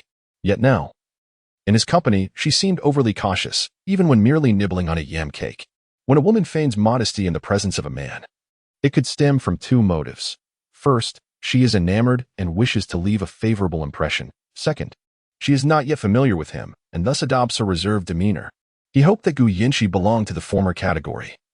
Yet it was glaringly evident that she fell into the latter. Luo Juanhe served her more dishes, yet Gu Yinshi merely selected one, taking a tiny bite. While she appeared elegant and composed, he found himself discontented with her apparent restraint in his presence. She, you need not feel so constrained, said Luo Juanhe, wishing to convey that one could eat freely and without reservation. After all, we shall be husband and wife in the future. How could I ever find fault with you? However, the words that escaped his lips were, She, please eat first. I have a matter to attend to. After speaking, he called out towards the door, Wu Feng. Wu Feng opened the door and bowed respectfully to Luo Juanhe.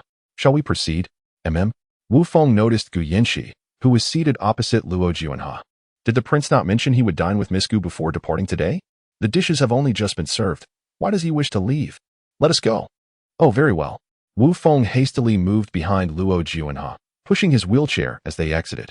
Once Luo Juanhe had departed, a flustered Xiao Tao, who had been kept outside by Wu Feng's insistence, hurried into the private room, shutting the door behind her. Miss, you nearly frightened me to death. The prince's guard would not allow me to enter. I was truly afraid the prince might consume you. Gu Yanxi had been craning her neck to catch a glimpse outside. And upon confirming Luo Juanhe's departure, she finally exhaled a sigh of relief after a long day of restraint. Being a lady of high standing was indeed exhausting. She wondered how she had managed to maintain such a fade in her previous life. Having come from a family of military generals, her mother occasionally imposed certain restrictions on her behavior, but her father, Qi Lin, had never enforced rigid decorum upon her. He often asserted that a general's daughter need not be burdened by such intricate manners. She should be capable of climbing trees to gather bird eggs, wading into rivers to catch fish, and mastering both fist and sword to be deemed a worthy woman. Raised in such an environment, Gu Yanxi naturally found the expectations of a refined lady to be tiresome. She beckoned to Xiao Tao, hurry, let us eat together. I've had only a little. And these dishes are exquisite. I departed in haste this morning and had barely any breakfast. I am famished. Finally free to indulge, Gu Yanxi began eating heartily, reveling in each bite. Xiao Tao watched her mistress enjoy her meal with delight, swallowing hard, although she yearned to join her. How could a servant partake in a meal at the same table as her lady? It was against the rules, despite the fact that her mistress seldom adhered to such conventions. Come, sit and eat with me. There are no strict rules here. Besides, there is so much delicious food that I cannot possibly finish it alone. After much contemplation, Xiao Tao reluctantly took a seat at the spot recently vacated by Luo Juanhe and picked up her chopsticks, savoring a piece of exquisite tofu. Her eyes sparkled with delight. Miss, this is truly delicious. Gu Yanxi nodded vigorously in agreement. As the two were engrossed in their meal, the door to the private room suddenly swung open. Gu Yanxi and Xiao Tao turned, cheeks full, only to be met by the sight of Luo Juanhe returning. Gu Yanxi choked on her food, coughing uncontrollably. Xiao Tao quickly poured her a cup of hot tea and gently patted her back until she could swallow the morsel lodged in her throat. With a flustered expression, she stammered, Wang Yi, why have you returned? Luo Juanhe gazed at the young lady before him, who, despite her evident hunger, insisted on feigning restraint in his presence. When he had pushed open the door, the look of panic in Gu Yanxi's eyes resembled that of someone caught in a misdeed. How could such a charming little wife be so adorable? Luo Juanhe cleared his throat, striving to suppress the smile tugging at the corners of his mouth. I am here today to present a token of our affection. As he spoke, he retrieved a jade pendant from his waist. The pendant was pure white, appearing almost translucent under the sunlight, and when the two pieces were joined, they formed the character for harmony. Gu Yanxi stepped forward to accept the pendant from Luo Juanhe's hand and bowed slightly, saying, This humble servant thanks His Highness, the Ninth Prince. Cici, in my presence. There is no need for you to refer to yourself as a humble servant. Cici thanks His Highness, the Ninth Prince. Chapter 47. The wedding garment. After delivering the jade pendant, Luo Juanhe turned his wheelchair and departed. Xiao Tao lingered at the door for a considerable time, ensuring Luo Juanhe had indeed left before returning to her seat. Gu Yanxi, having been thoroughly startled by Luo Juanhe, now found her appetite diminished. She and Xiao Tao nibbled on a few morsels before they exited the Mingxiang restaurant. I ought to retrieve the wedding garment and see what further alterations are needed, Gu Yanxi remarked to Xiao Tao. The Mingxiang restaurant was not far from the Yin Yin fabric shop, and they arrived within the span of a tea session. Upon reaching the entrance, Gu Yanxi overheard a commotion within. Why does that voice sound so familiar? Gu Yanxi and Xiao Tao stepped inside to witness an intense argument involving the matriarch, Yu Qingqing, and Manager Li. Madam, that wedding garment belongs to our family. You cannot claim it. What do you mean, your family? That wedding garment was gifted to Gu Yanxi by our Lin. Now that Gu Yanxi has chosen not to marry him, it must naturally be returned. The matriarch insisted, clutching the garment with both hands. Her eyes wide with defiance directed at Manager Li. Manager Li, pained to witness the garment's rough handling, continued to plead, Madam, this wedding garment has been in our possession for 2 years, crafted by her own hands. How can you assert that it was a gift from General Qi? Historically, wedding garments have always been sewn by the women themselves. Even princesses in the palace construct their own wedding attire. This signifies a woman's deep regard for her relationship and her fidelity to marriage. Yet, in the matriarch's words, Gu Yinqi's wedding garment had transformed into a gift from Qi Lin. "Give it to me." The matriarch forcefully yanked the garment towards herself, clutching it tightly as though fearing Manager Li might attempt to seize it. Although Manager Li was indeed tempted to intervene, he refrained, knowing well that the fabric was made of the finest brocade, something he usually avoided touching for fear of damage. The matriarch, however, showed no concern for the garment's integrity, pulling at it without hesitation. "How can you be so unreasonable?" Manager Li exclaimed in exasperation. Previously, General Qi and his wife had visited their shop to take clothing without payment, and now the matriarch had returned with Madame Qi to pilfer the wedding garment. The behavior of the general's household seemed akin to that of brigands, resorting to such unrefined antics. As Manager Li contemplated sending a servant to inform the owner, he turned to see Gu Yinqi entering. He hurried to her side, eager to report the situation. "Owner, you have finally arrived. This matriarch claims that your wedding garment was gifted by General Qi, yet it is clearly something you embroidered yourself. The brocade was even sourced from the south by your own command." Gu Yinqi cast a cold glance at the matriarch, who squirmed under her gaze yet maintained an air of defiance, saying, "Miss Gu, this wedding garment was indeed given to you by my manor. Now that you have decided not to marry him, I certainly must reclaim it. Surely, you wouldn't refuse me, would you?" Gu Yinqi had never encountered such unabashed audacity. She gazed at old Madame Qi, who was fabricating lies with her eyes wide open, and couldn't help but chuckle softly. How brazen of her to assert that the wedding attire was a gift from General Qi. In her previous life, it was she who had stitched this very garment, which ultimately adorned Yu Qingqing. Ironically, the wedding attire had initially been ill-fitting, and it was Gu Yinqi herself who had altered it for Yu Qingqing. Little did she expect that in this lifetime, it would be old Madame Qi who came to claim the dress. It was evident that this scheme had originated from Qi Lin, who presumed that her modesty would prevent her from escalating the matter. Yet, she was determined to defy his expectations. If he desired the wedding attire, he would have to prove his worth. Old Madame Qi was momentarily taken aback. She was fully aware that the wedding attire was embroidered by Gu Yinqi herself. However, with Qi Lin and Yu Qingqing's wedding imminent, the household's finances had been entirely allocated for their nuptials, leaving no funds to procure a new wedding dress for Yu Qingqing. Thus, she had no choice but to resort to seizing Gu Yinqi's. "Dear sister, I understand your reluctance to part with the wedding attire due to your lingering feelings for Brother Qi. However, you have already been betrothed to the 9th prince. Surely, he will provide you with a splendid wedding dress. Why not return this one to me, so that the 9th prince may be at ease?" The implication was clear. Should Gu Yinqi persist in withholding the dress, it would suggest her continued affection for Qi Lin, a notion that would surely vex the 9th prince if he were to discover that his fiancée harbored feelings for another man. This thought brought a smile to Yu Qingqing's lips. "Madame Qi, I have reiterated several times that my mother bore me only one elder brother. I have no other sisters. I kindly ask you to refrain from calling me sister in the future. One might mistakenly think you are attempting to elevate your status by associating with my esteemed general's household." Yu Qingqing was incensed by Gu Yinqi's words, her handkerchief crumpling in her grip, her eyes reddening with suppressed tears.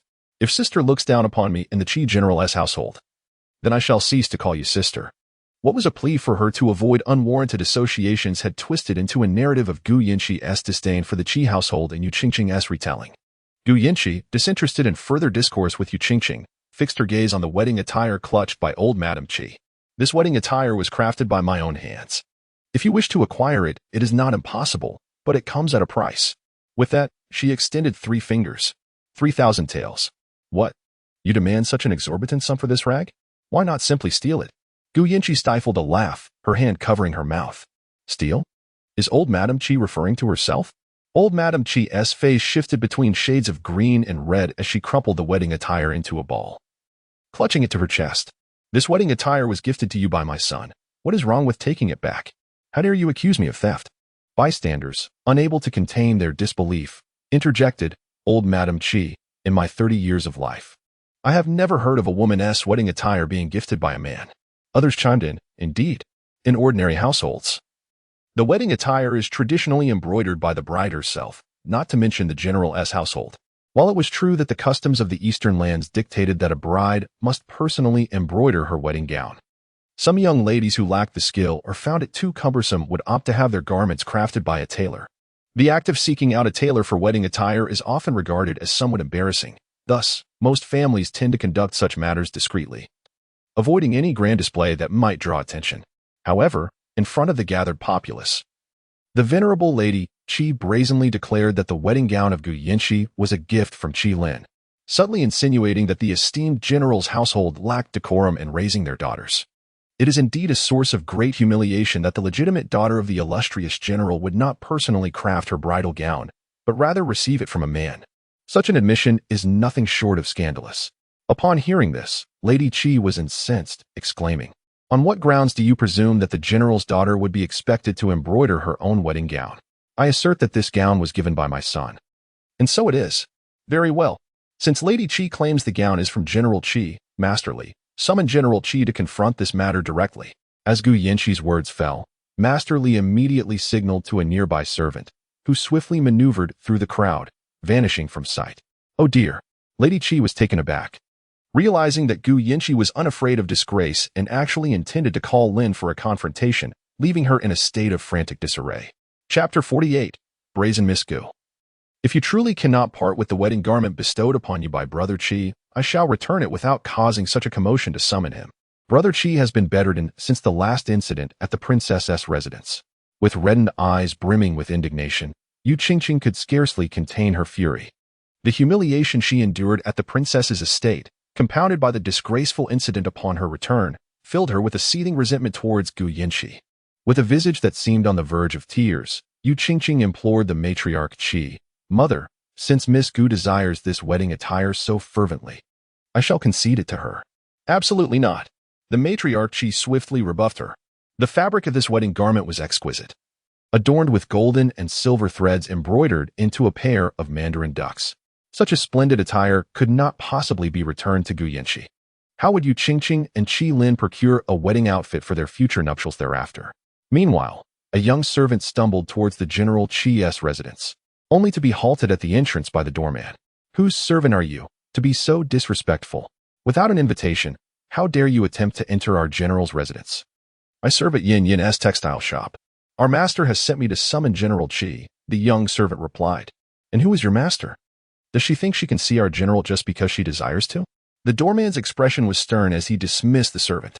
Worried about being reprimanded by Gu Yinshi for failing to deliver the message, the young servant paced anxiously at the gates of the general's residence. Suddenly, a cool voice broke through the tension. "You are a worker from Gu Yinshi's shop, are you not? Has she sent you to summon General Qi?" The servant looked up to see Luo Juanhe seated in a wheelchair, observing him. Though the servant did not recognize Luo Juanhe, the noble demeanor suggested he was a friend of their master. He quickly knelt before Luo Juanhe. "Noble sir, please assist me. General Qi's mother seeks to seize the wedding attire belonging to our master, claiming it was a gift from General Qi. Our master has sent me to confront him, but the doorman refuses me entry." His eyes brimmed with frustration as he glanced at the imposing gates. "Oh, is that so?"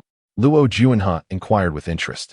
Encouraged by Luo Juanhe's curiosity, the servant felt a glimmer of hope. He bowed deeply, beseeching, "Kind sir, I implore you to help my master."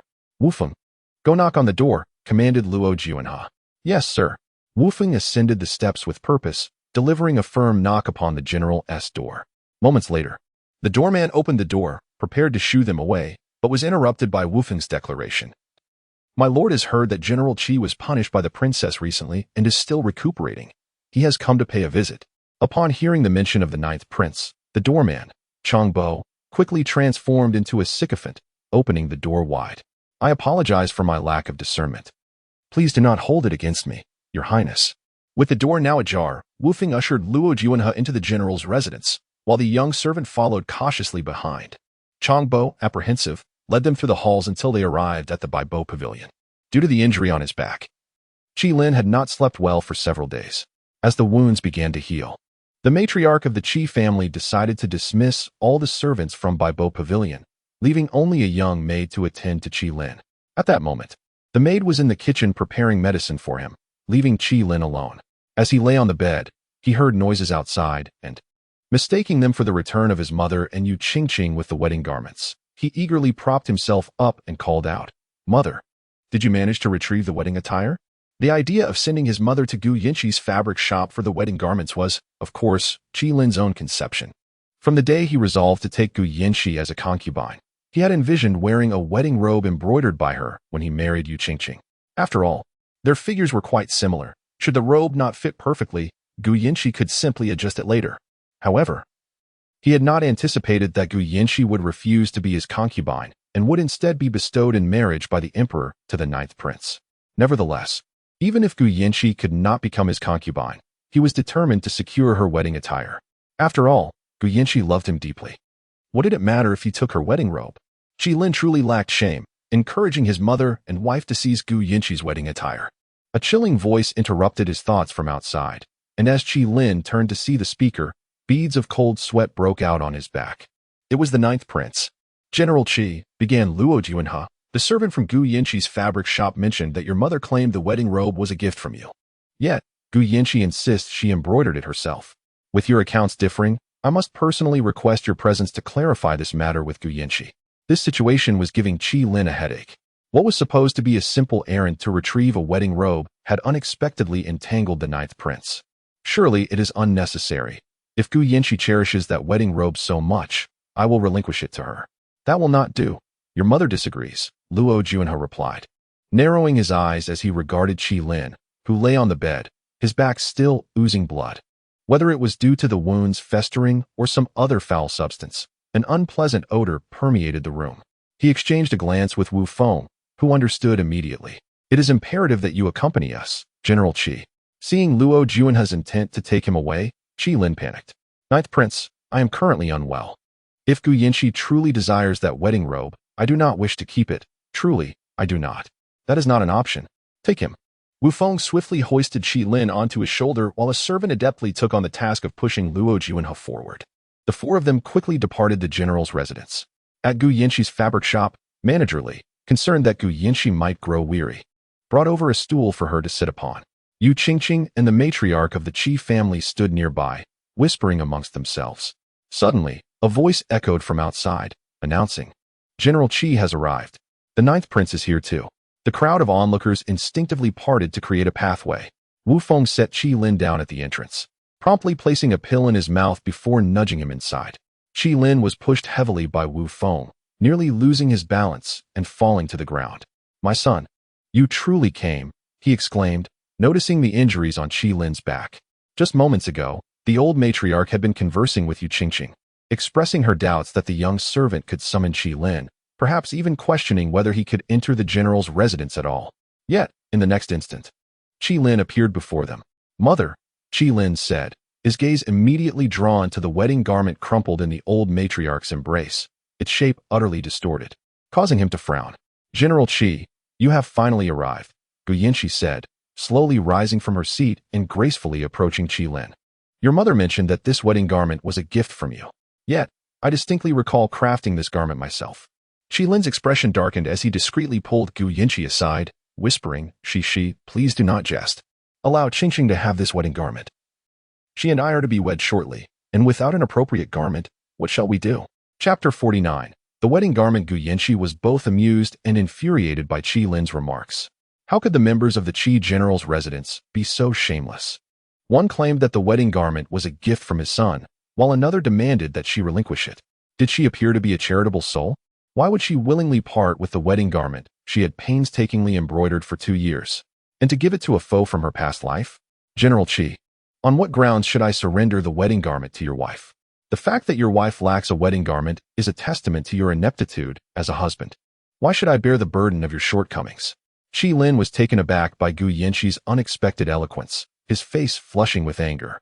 Gu Yinchi, my request for your wedding garment is an act of kindness. Do not mistake my generosity for your insolence. The general sought to obtain her wedding garment without compensation, and she was determined to inquire among the townsfolk, who truly lacked shame, him or her. You. A curious onlooker interjected, General Qi, did you indeed gift this wedding garment to Miss Gu? Yes, General Qi, your mother swore it was a gift from you to Miss Gu, yet it seems otherwise. General Qi, last time you came to Miss Gu's fabric shop with Madame Qi, attempting to obtain the flowing silk for free. And now you wish to take the wedding garment without payment. Is the Qi general's residence truly so impoverished that they resort to taking advantage of a young girl? Faced with the scornful remarks of the crowd, the elderly Mrs. Qi's heart raced with indignation. You, all of you, be quiet. The spectators paid her no heed. They had never witnessed such audacity from a prestigious family, shamelessly attempting to exploit a young maiden. General Qi, the wedding garment. Under the mocking gaze of Gu Yanqi, Qi Lin finally conceded. He had been thoroughly intimidated by the Grand Princess, and now Gu Yanqi seemed utterly unhinged. If he continued to insist that the wedding garment was his gift, who knew what outrageous act she might commit next? He feared that if the Ministry of Justice were alerted and discovered that the garment was crafted by Gu Yanqi herself, the Qi residents would suffer significant disgrace. With this thought in mind, he slowly replied, "This wedding garment was embroidered by Miss Gu herself, and it was not a gift from me. I asked my mother to retrieve it today, not to claim it as my own, but rather to observe the patterns for my wife to learn from." "Oh, is that so?"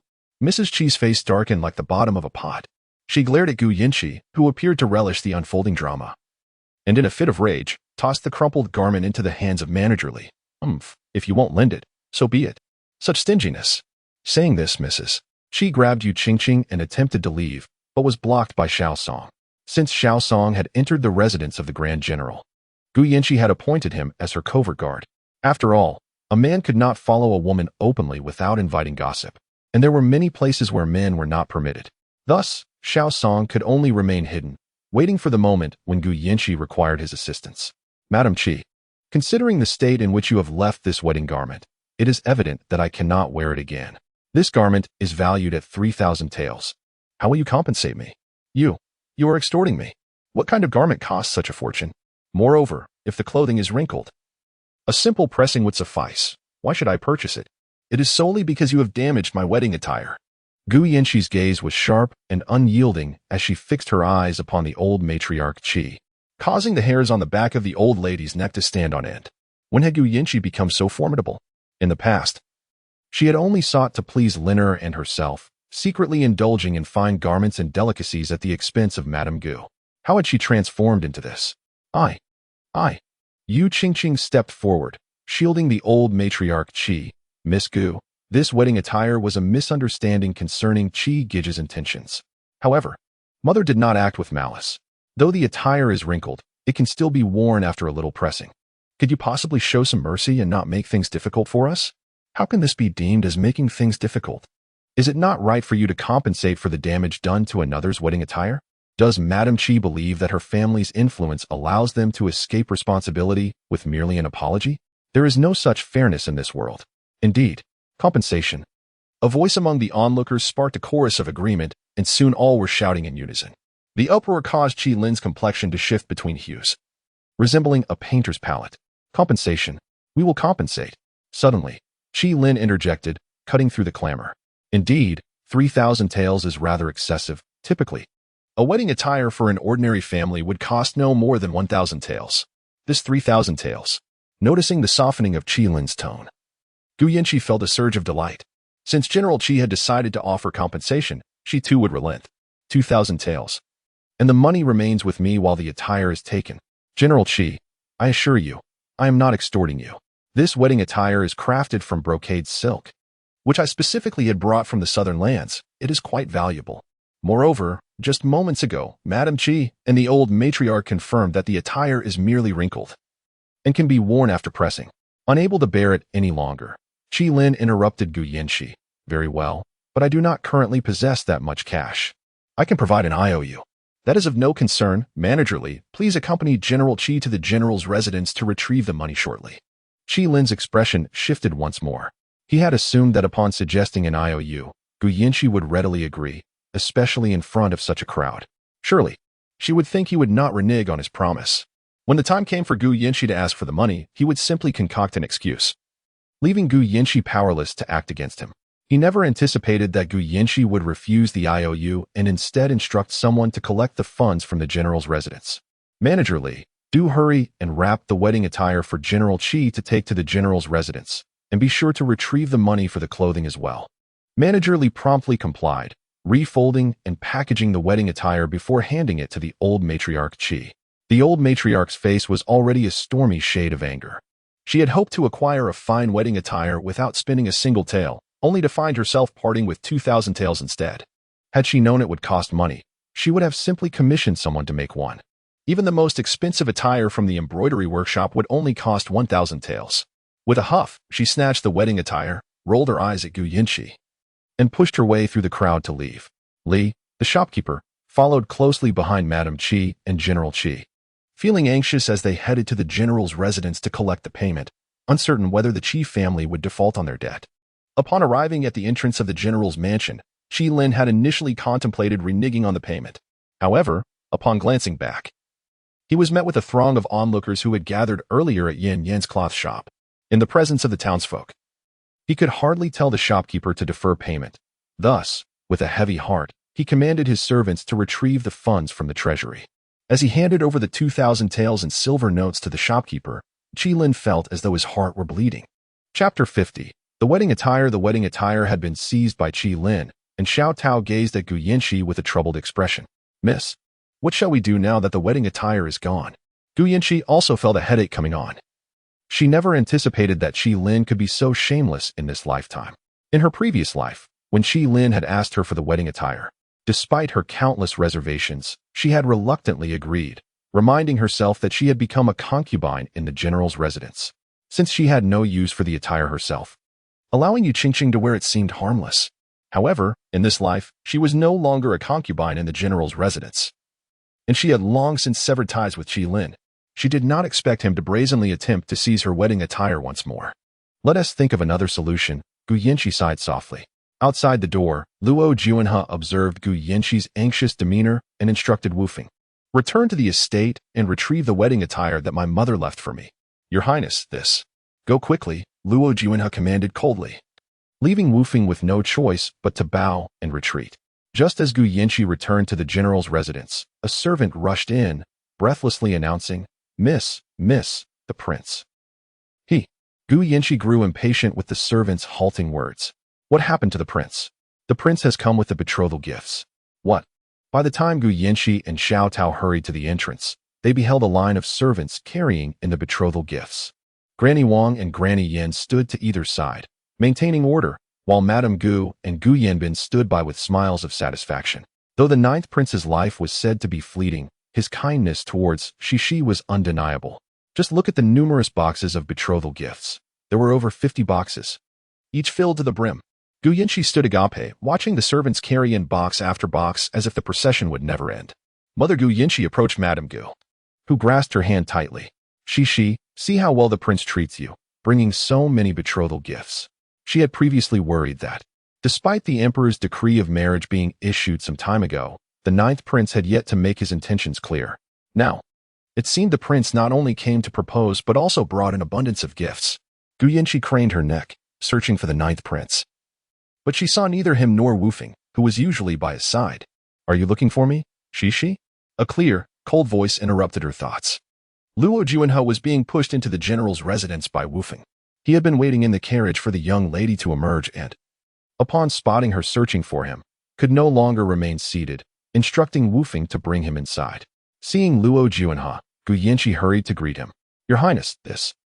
She wanted to ask if he was truly serious about such an extravagant display of betrothal gifts, for she possessed no such dowry. Noticing her frown, Luo Juanhe instinctively assumed she disapproved of the gift's quantity and reassured her, Shishi, although the gifts may seem a bit meager, I shall compensate you further once you enter the residence. No, that's not what I meant.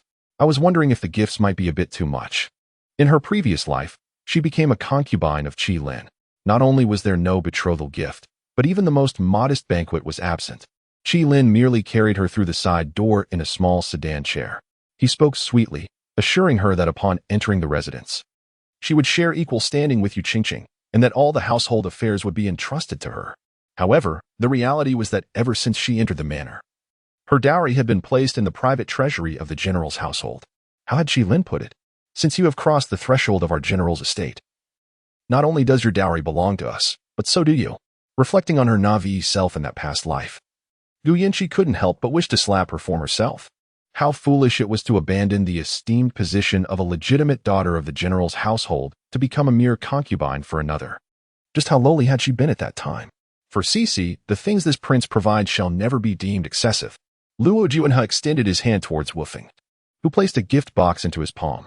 Luo Juanhe then presented the box to Gu Yanxi, urging her to open it. With a puzzled expression, Gu Yanxi accepted the box and, upon opening it, nearly gasped in astonishment.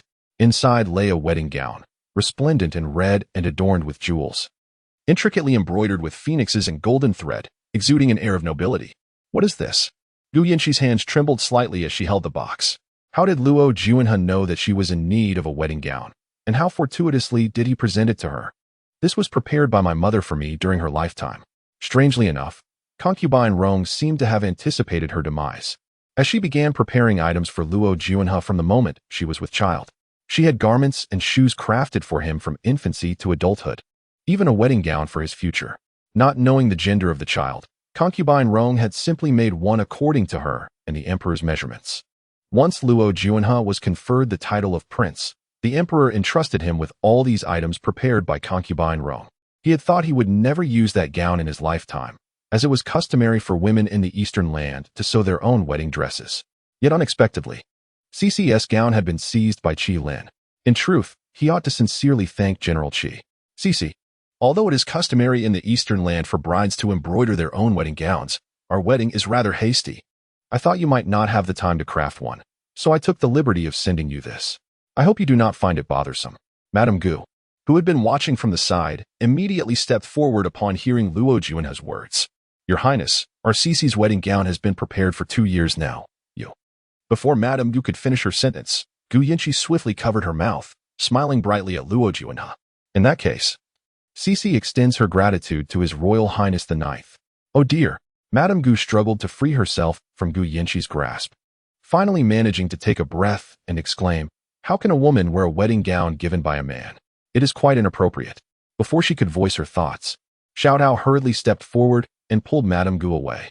Madam, the dowry from His Royal Highness requires your attention for an inventory check. Such matters could very well be handled by them. Why must I intervene?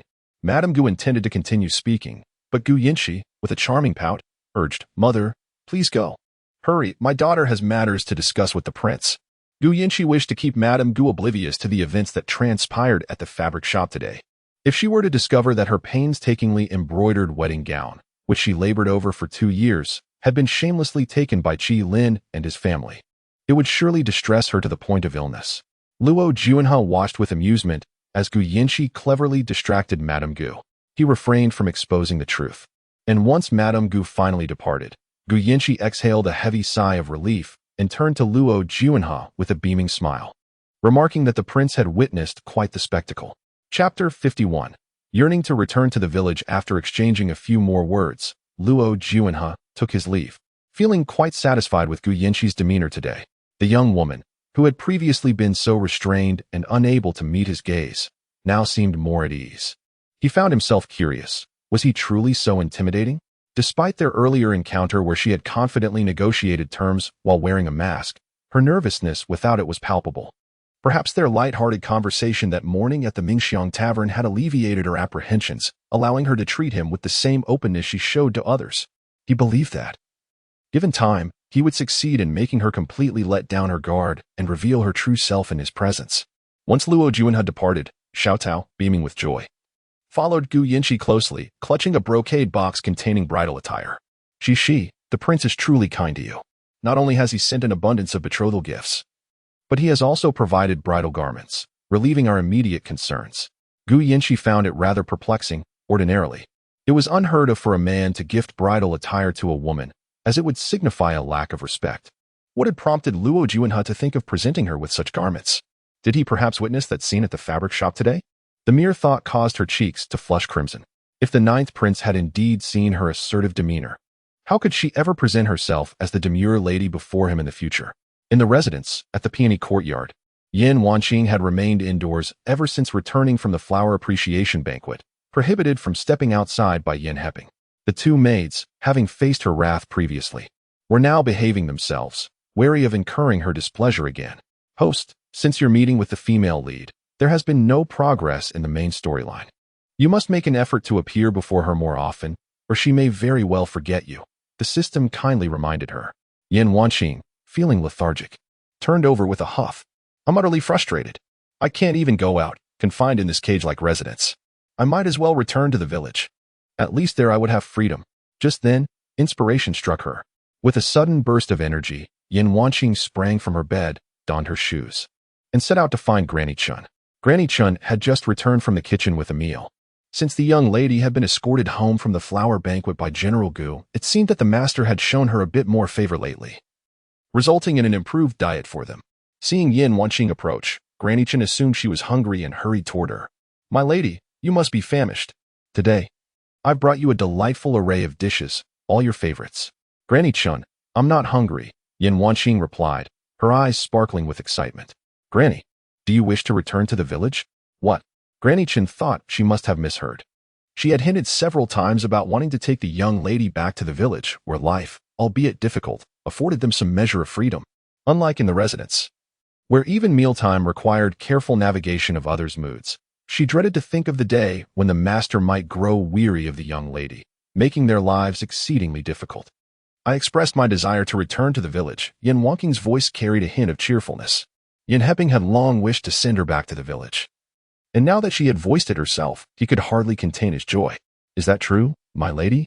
Chen Mama also shared in the delight, for she had yearned to return for quite some time. "Yes, indeed," Yin Wanqing said, pulling Chen Mama into the room. As they dined, they chatted excitedly about when to leave and what they would do upon their return. The more they talked, the more exhilarated Yin Wanqing became.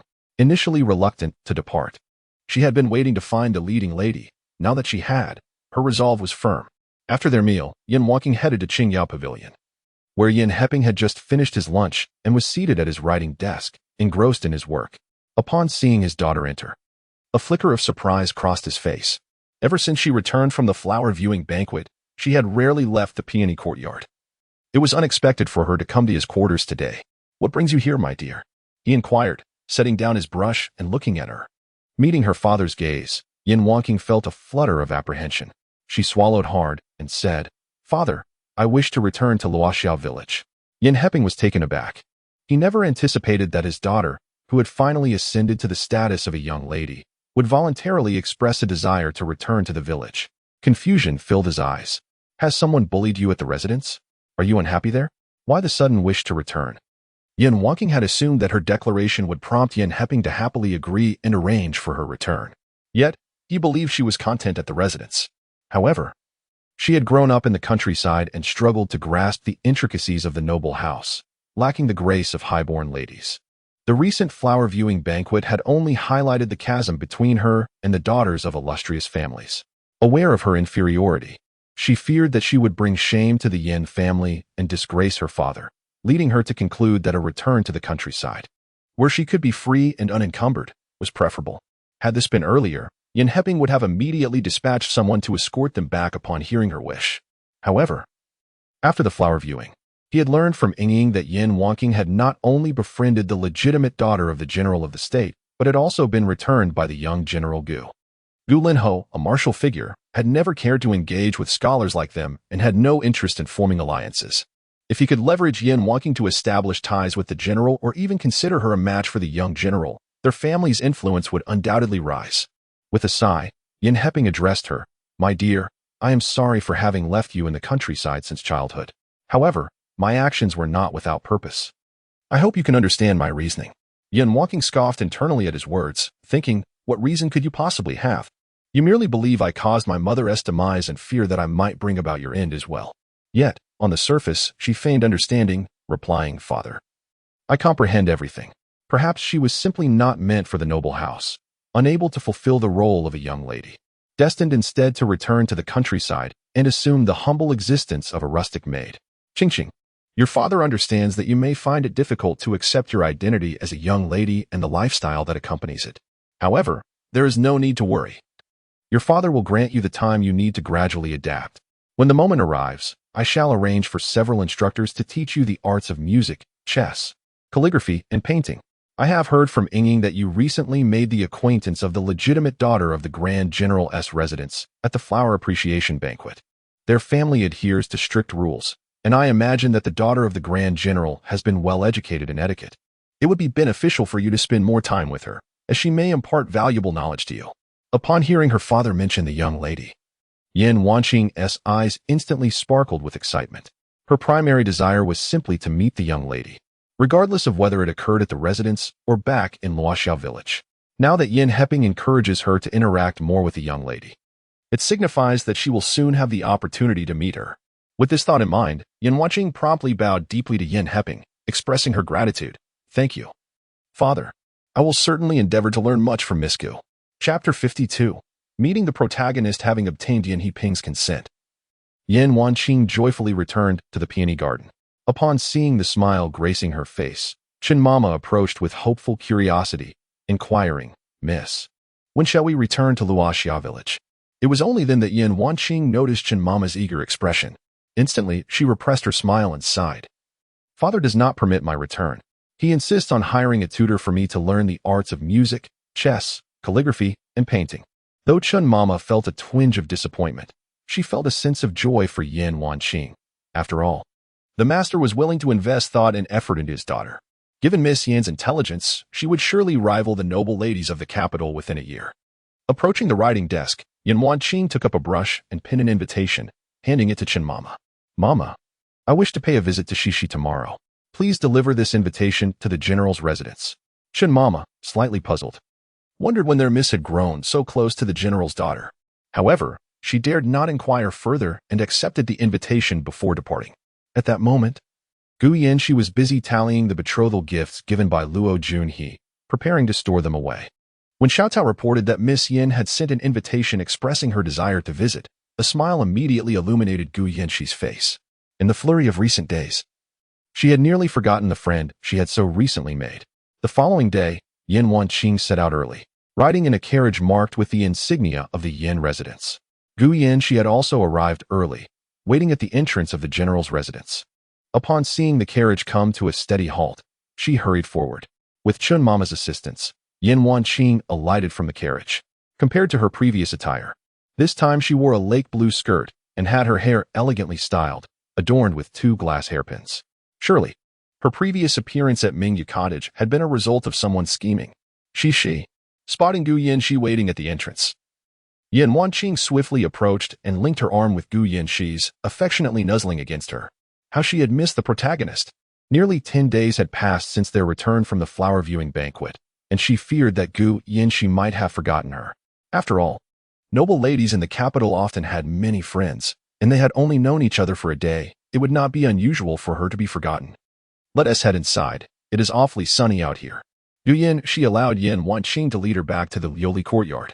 Yin Mama had already prepared pastries and tea, elegantly arranged on a stone table in the pavilion, with ice blocks placed on either side to alleviate the heat.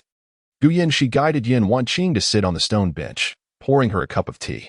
Drink this to quench your thirst. What brings you to the general's residence today, Qing?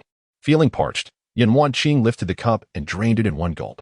Still unsatisfied, she poured herself another cup before slowly responding. Is Shishi not welcoming me? Realizing her slip of the tongue, Gu Yanxi quickly shook her head. No. I was merely asking out of curiosity. Seeing the two engrossed in their lively conversation, Yin Mama discreetly withdrew the servants from the courtyard and excused herself as well. Cici, is your marriage with the 9th prince approaching? Yin Wanqing inquired. Gu Yanxi nodded, her previously radiant smile now replaced by a frown. Although the 9th prince had indeed treated her well, she found it difficult to grow close to him. They were essentially strangers. How could mere encounters dissolve all barriers? She harbored a deep disdain for this era. Why could men remain unmarried indefinitely while women were compelled to marry? What's wrong? Are you unhappy? Yin Wanqing discerned Gu Yanxi's displeasure and asked softly. Gu Yanxi shook her head, clarifying that she was not unhappy. It was merely that she and the prince were not well acquainted. The thought of becoming a wife to a stranger filled her with an indescribable unease. Wanqing, why is it that men can remain single while women must marry? Why can men take multiple wives, yet women must adhere to the virtues of obedience? This world is so unjust towards women. Such thoughts had never crossed her lips in front of Grandma Yin or Xiaotao, nor would she dare utter them before Madame Gu. To them, her ideas were far too audacious.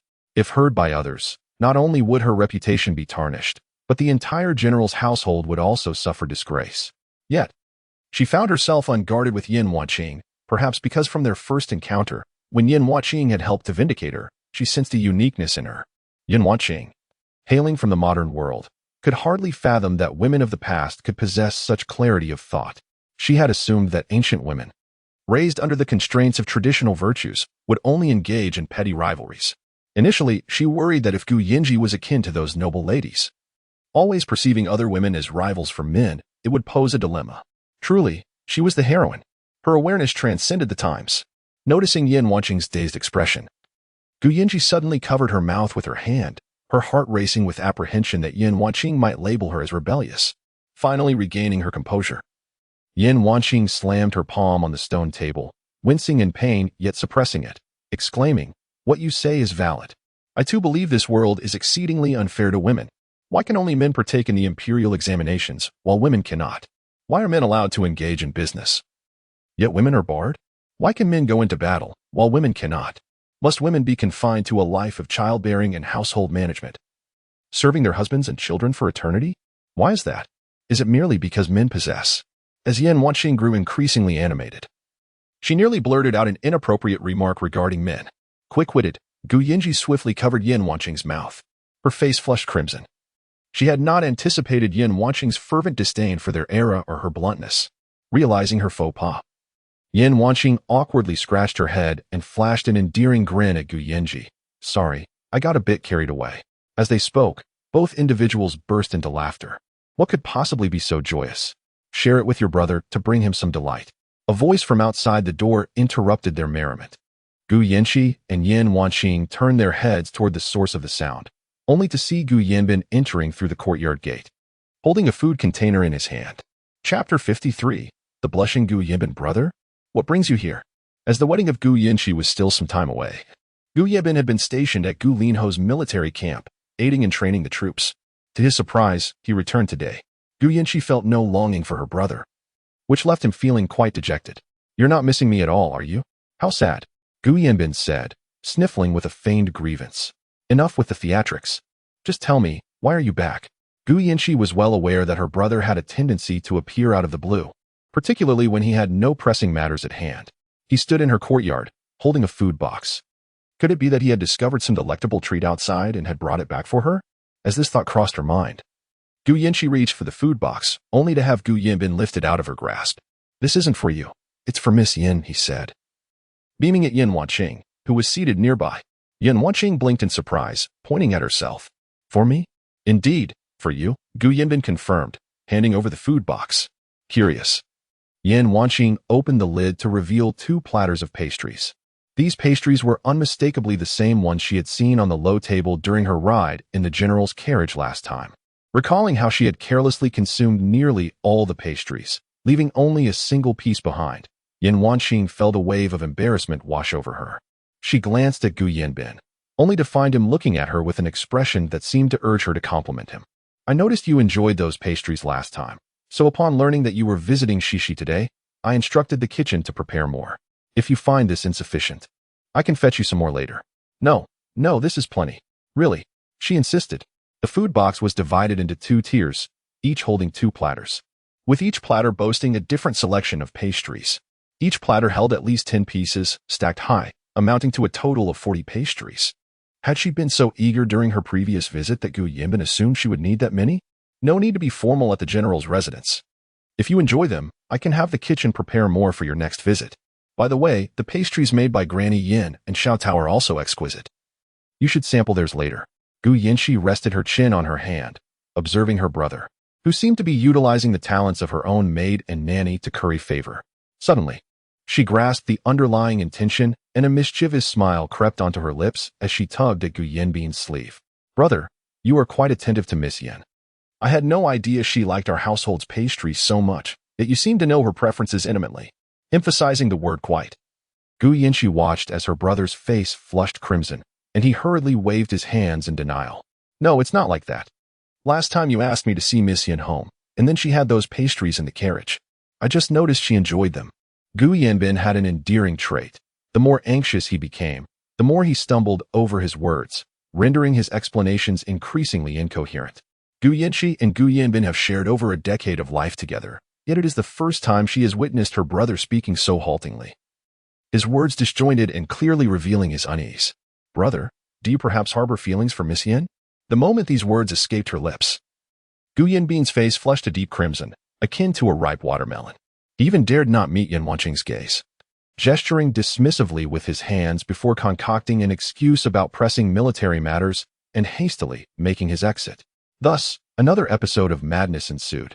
Yin Wanqing, observing Gu Yanqi's mischievous grin, felt a twinge of confusion. Your brother cannot possibly like me. We have only met once, after all. Moreover, during their last encounter, she had shamelessly indulged in an entire plate of pastries before him. Surely, men of their era preferred delicate and demure women. How could he possibly be drawn to someone like her? My brother doesn't even know what I like to eat, yet he remembers your preferences. Ching. My brother is quite a good person, albeit a bit awkward. Perhaps you should consider him? She, with her good friend teasing her. Yin Wanqing shot a fierce glare at Gu Yanqi, who raised her hands in surrender. All right, I shall cease the teasing. After exchanging a few more words, Aunt Yin approached with a food box in hand. Due to the presence of guests in the Liuli courtyard that day, Madame Gu had specifically instructed the kitchen to prepare additional dishes and had inquired with Aunt Chen about what Yin Wanqing particularly enjoyed. Aunt Chen was taken aback. Since her young lady had returned to the residence, no one had ever taken the time to ask about her culinary preferences. To think that upon visiting the general's residence, someone would inquire about her likes. It appeared that the young lady of the general's household truly regarded her lady as a good friend. And Aunt Chen felt genuine joy for Yin Wanqing. Once the dishes were arranged, Aunt Yin and Xiao Tao withdrew. For a fleeting moment, Yin Wanqing was stunned by the sight of the food before her. Many of these dishes were favorites of the original owner. Could it be that the protagonist shared similar tastes with her predecessor? Just as she pondered this, Gu Yanqi spoke up. I am not certain what you enjoy, but these dishes were specially prepared for you based on inquiries I made with Aunt Chen. Please, do indulge. Upon hearing Gu Yanqi's words, Yin Wanqing felt a wave of emotion wash over her. She had not anticipated that this protagonist, whom she had met only once, would take the initiative to consult Aunt Chen about her culinary preferences to ensure she could dine well. What are you waiting for? Eat. Gu Yanqi noticed Yin Wanqing staring at her with her chopsticks poised, and she promptly placed a piece of sweet and sour ribs into her bowl. Our chef's cooking is truly delightful. In the late autumn pavilion of the Xiong residence, Yin Wanqing leaned against a soft couch, listening to the maidservant kneeling before her deliver news. Miss, this morning, the eldest young lady left the house, reportedly en route to the general's residence. Furthermore, yesterday, she personally sought out the master, expressing a desire to return to Luoxia village, but was met with refusal. The master mentioned that he would arrange for her to study music, chess, calligraphy, and painting, along with proper etiquette. Is the information reliable? The maidservant nodded, stating that it came from Chen San, who was close to the master, thus likely trustworthy. Yin Wanqing slammed her palm heavily against the armrest, exclaiming in frustration, Has my father lost his senses? This country girl has the audacity to express her desire to return to her village, yet he refuses to consent. Could it be that he believes the eldest daughter is attempting to ascend the ranks through her connection to the Grand General's residence? Surely, Yin Wanqing is not oblivious to this dynamic. That Gu Yanqi is equally foolish. Instead of embracing her status as the legitimate daughter of the Grand General's household, she chooses to aid this country girl. It seems the plan I had in mind must be expedited. Gu Yanqi, you have only yourself to blame for your idleness, which led you to assist those unworthy of your aid. I am merely looking out for you.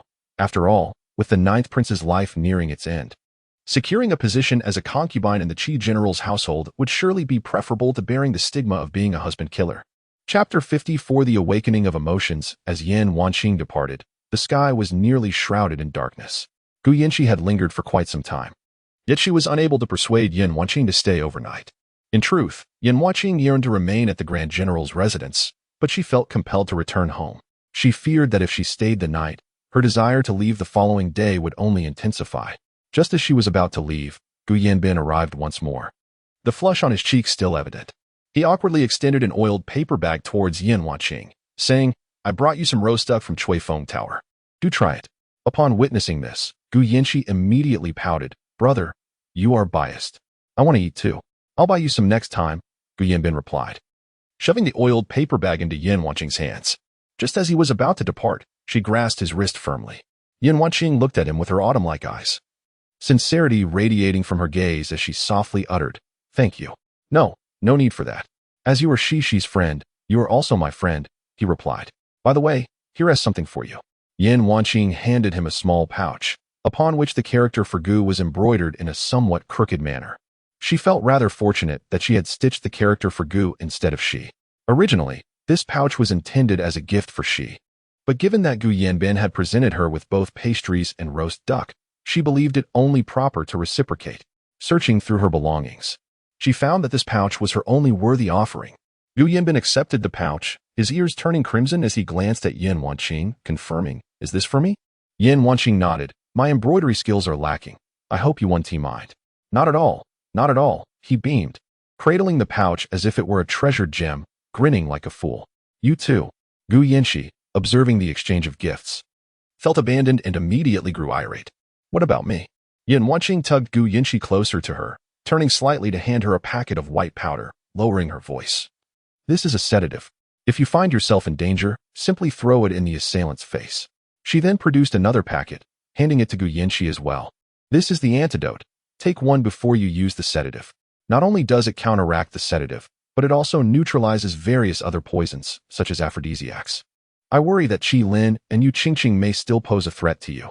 Keep these items on you for self-defense." These concoctions were crafted from the limited medicinal materials she had in her system. Since modern medicines could not exist in this era, she felt it prudent to prepare some sedatives for protection in case someone sought to harm her.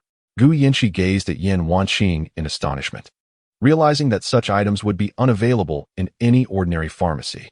How could a young lady like her have acquired such things? "Where did you obtain these?" Gu Yanqi inquired. "I made them myself," Yin Wanqing replied, her voice tinged with pride. "I can concoct many more remedies. We shall discuss them in detail next time."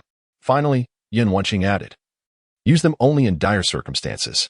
After bidding farewell to Yin Wanqing, Gu Yanqi lingered for a while, only returning to her senses when Xiao Tao called out to her. "Miss, Yin girl has left." "Oh, all right." Gu Yanqi felt an inexplicable sense of unease. Wasn't Yin Wanqing brought back from the countryside by the Xiang family? How could she be involved in such matters? At the Qi general's residence, in the Bibo Pavilion, Yu Qingqing was administering medicine to Qi Lin. The wounds on Qi Lin's back had not yet healed.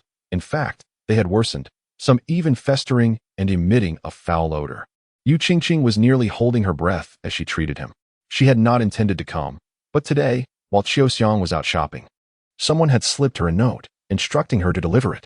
Upon opening the note, she discovered an invitation from the second miss of the Xiang family to meet her for tea at the Hui Lu tea house the following day. She found this peculiar, as she had never been acquainted with the second miss of the Xiang family. Why would she invite her for tea? Could it be that the second miss of the Xiang family knew Qi Lin and was aware that he was unable to leave his bed due to punishment from the Grand Princess? "Qi Gij, do you know the second miss of the Xiang family?" Yu Qingqing inquired as she continued to apply the medicine. "I do not know her. Why?" Qi Lin replied. Yu Qingqing paused momentarily in her ministrations before resuming. "It's nothing. I was just asking." The next day, in the private room of the Hui Lu tea house, Yin Wanqing had arrived early and waited for nearly an hour. Just as she was beginning to think that Yu Qingqing would not show, the door to the private room swung open, and Yu Qingqing entered. "Second Miss Yin, what brings you to seek me?"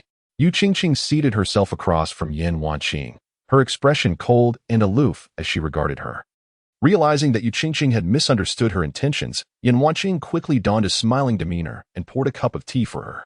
"Mrs. Qi, would you care for some tea?"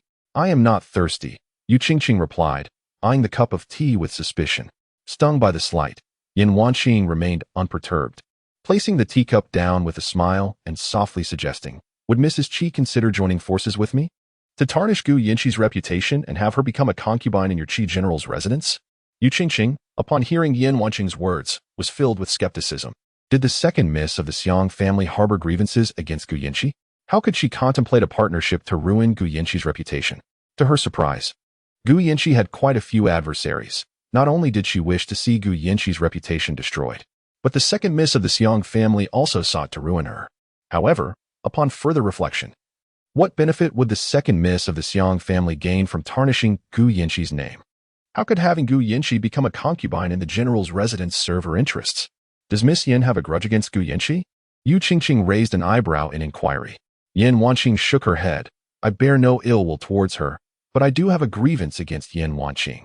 She relies on her supposed friendship with Gu Yanqi to deceive my father into thinking she has ascended to great heights within the general's residence, even contemplating hiring a tutor for her studies.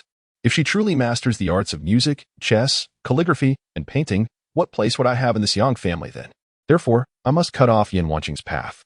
A country girl ought to remain in her countryside home, rather than coveting what does not belong to her."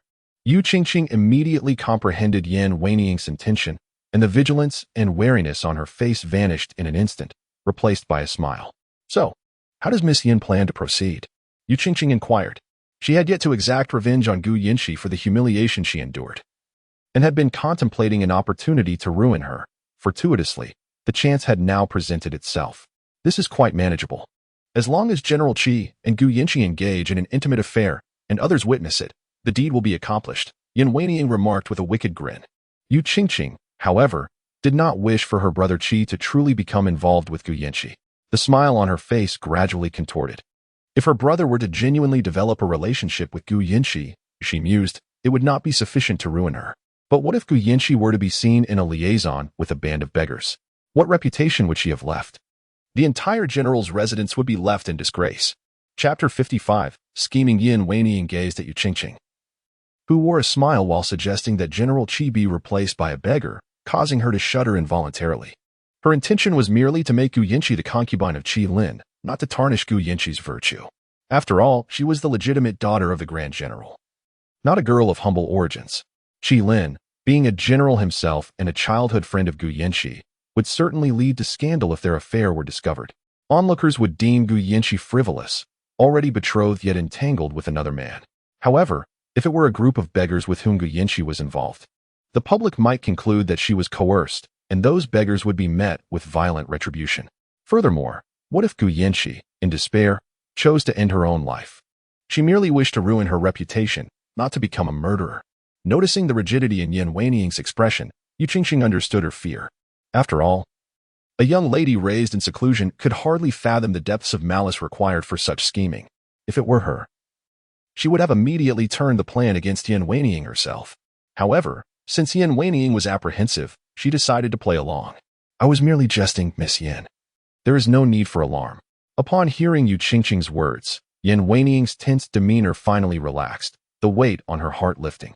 It was impossible for someone to be so wicked, after all. Gu Yinshi was the daughter of the Grand General. Should she be sullied by beggars? It would undoubtedly incite the General's wrath.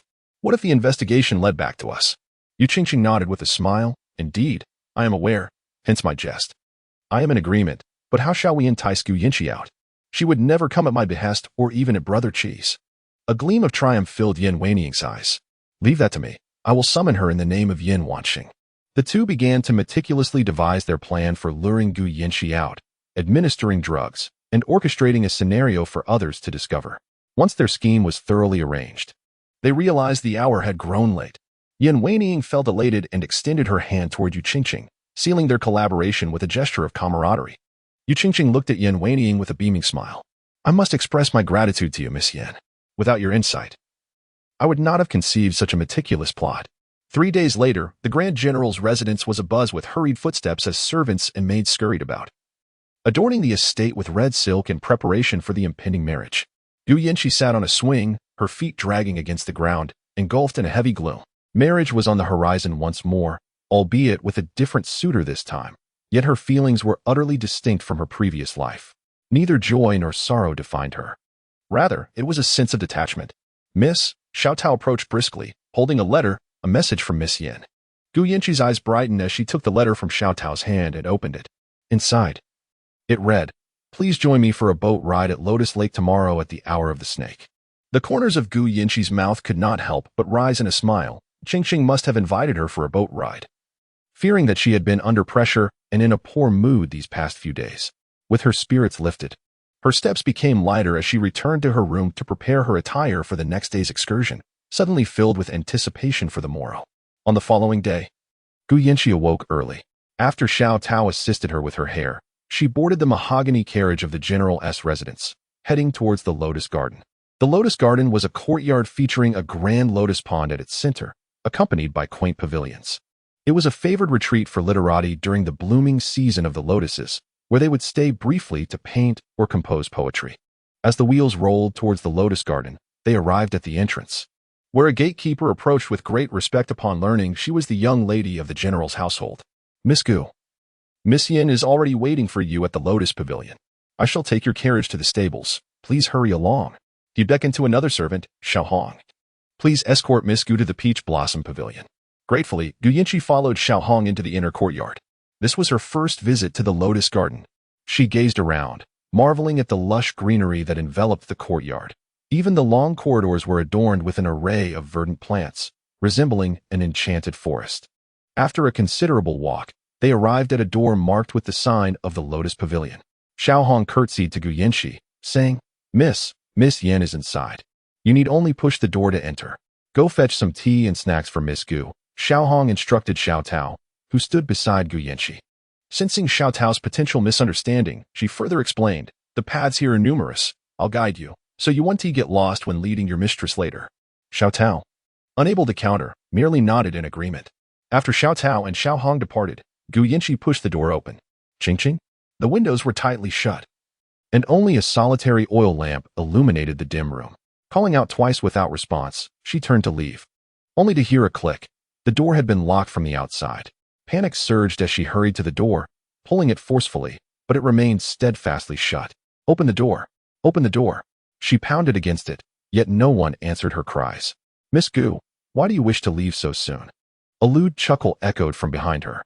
Trembling, Gu Yinchi turned to confront an entirely unfamiliar face.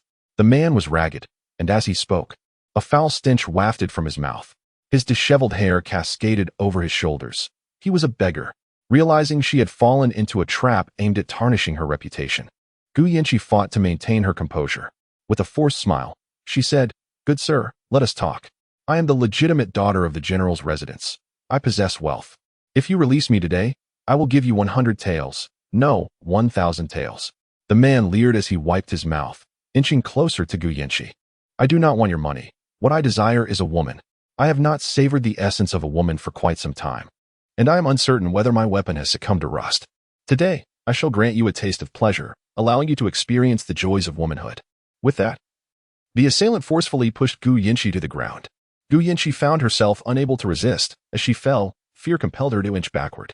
You mustn't come closer. My father is General Gu, and my brother is young General Gu.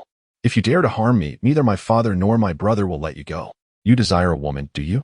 I can provide you with as many as you wish. Please, spare me, I beg you. The more Gu Yinchi pleaded, the more excited her assailant became. He eagerly unfastened his belt, advancing step by step toward her. Those other women do not interest me. I have a preference for someone like you, raised in seclusion. As the beggar with a mouthful of yellow teeth loomed closer, Gu Yinchi's fear reached its peak, and she screamed in terror.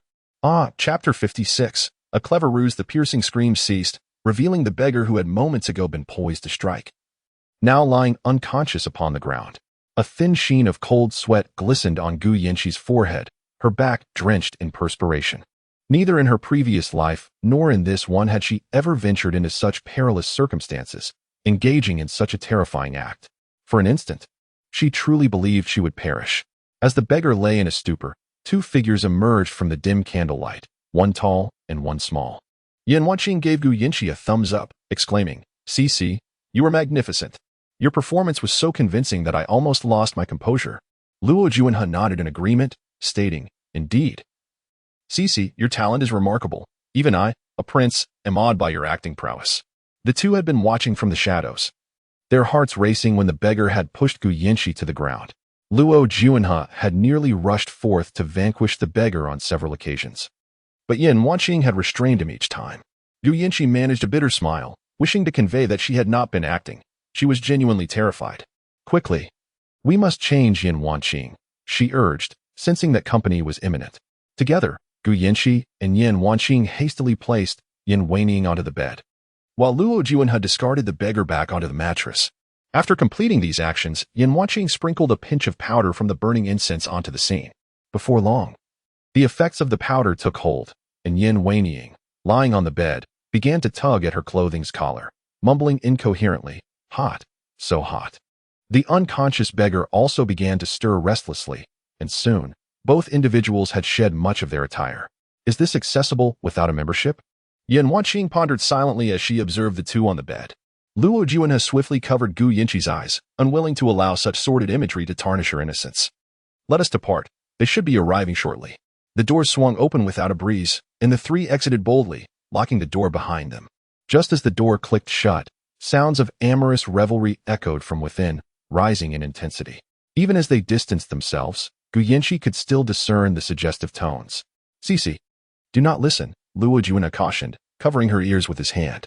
Gu Yanqi's face flushed crimson as she removed his hand, protesting, "I did not hear anything." "No. You did." "I did not hear. I cannot hear." Gu Yanqi's cheeks reddened further. Yan Wanqing observed the playful exchange with an amused smile. Embodying the essence of a doting aunt, the trio lingered by the lotus pond, where the blossoms had nearly withered, yet a few still floated gracefully upon the water's surface. "I've heard the sweet and sour fish at the lotus garden is quite delightful. After we ascertain the situation, let us indulge," Luo Juinhe suggested. "Absolutely." Yan Wanqing's eyes sparkled at the mention of food. After approximately a quarter of an hour, Yan Wanqing sensed the time was ripe and remarked, "The commotion over there must have been noticed. Let us investigate." Gu Yanqi nudged Luo Juinhe forward, with Yan Wanqing leading the way as they made their way towards the lotus pavilion. As I reached the doorway, the voice of Yu Qingqing echoed, "Sister, today I have invited you for a boat ride. You claim to be unwell, but it seems you have retreated here to clandestinely meet your lover." The noble ladies accompanying Yu Qingqing wore expressions of disdain.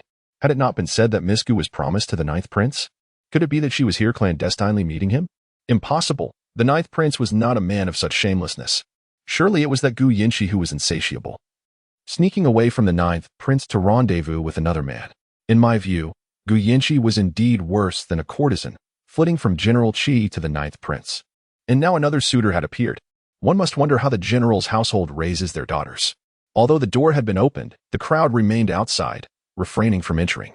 When Gu Yanqi and her companions arrived, the air was thick with suggestive sounds emanating from within, likely indicating the two occupants on the bed were still under the influence of their indulgence.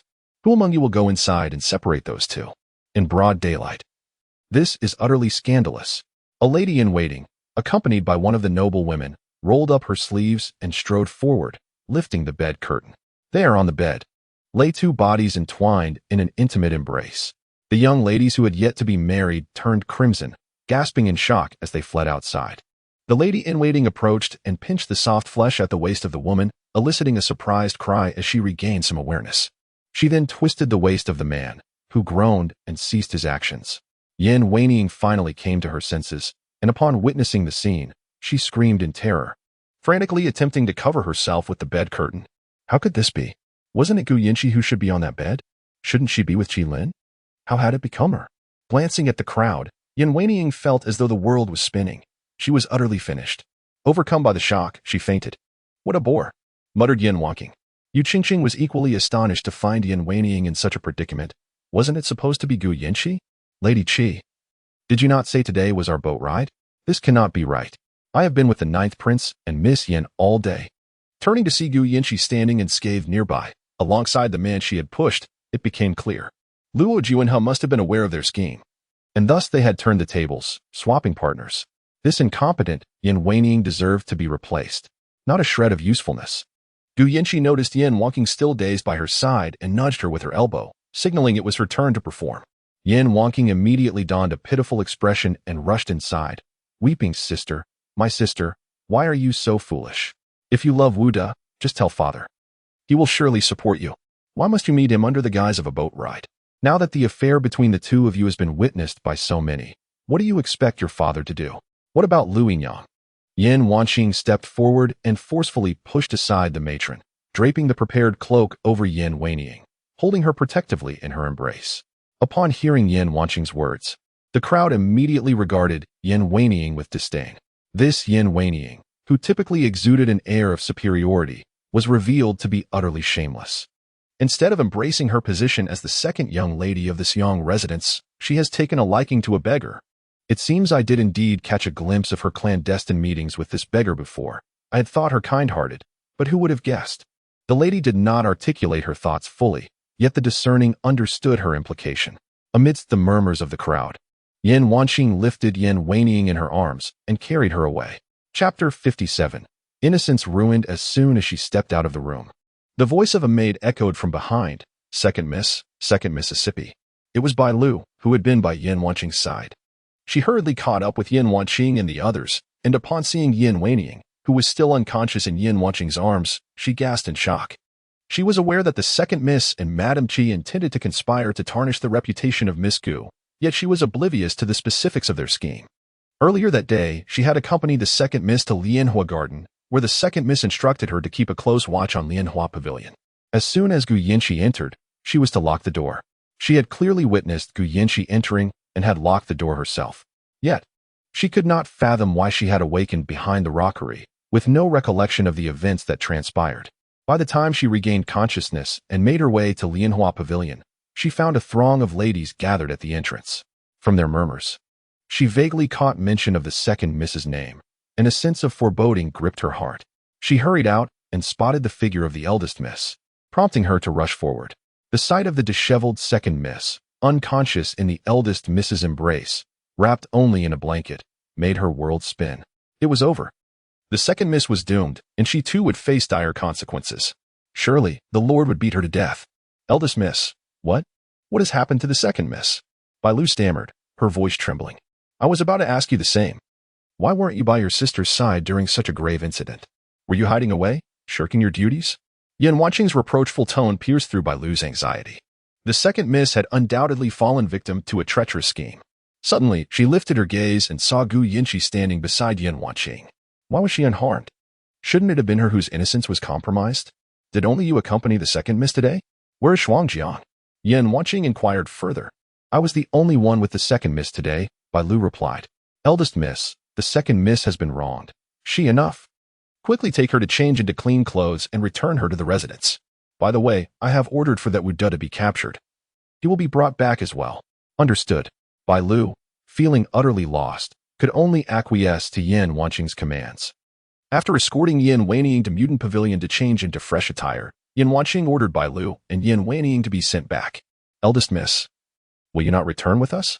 Bailu asked anxiously. She dreaded the thought of returning alone, fearing she might be summoned for punishment upon entering the residence. I will return shortly. I will ensure Wudo is brought back. When you head back, remember to use the side entrance and go to Wansu Pavilion first. Do not make a scene. If anyone inquires, say the second miss fell into the water and is resting. Is that clear? Yan Wanqing instructed with particular emphasis. Bailu felt as though she might kneel in gratitude. At that moment, Yan Wanqing was her savior. As a mere servant, she dared not take the liberty of leading the second miss through the side entrance. If either the second miss or Madame Qi discovered this, she would surely face punishment. However, this matter was commanded by the eldest young lady, should the second young lady and the Madame lay blame. She could easily shift the responsibility onto the eldest young lady. Furthermore, the eldest young lady was correct. This affair must remain undisclosed.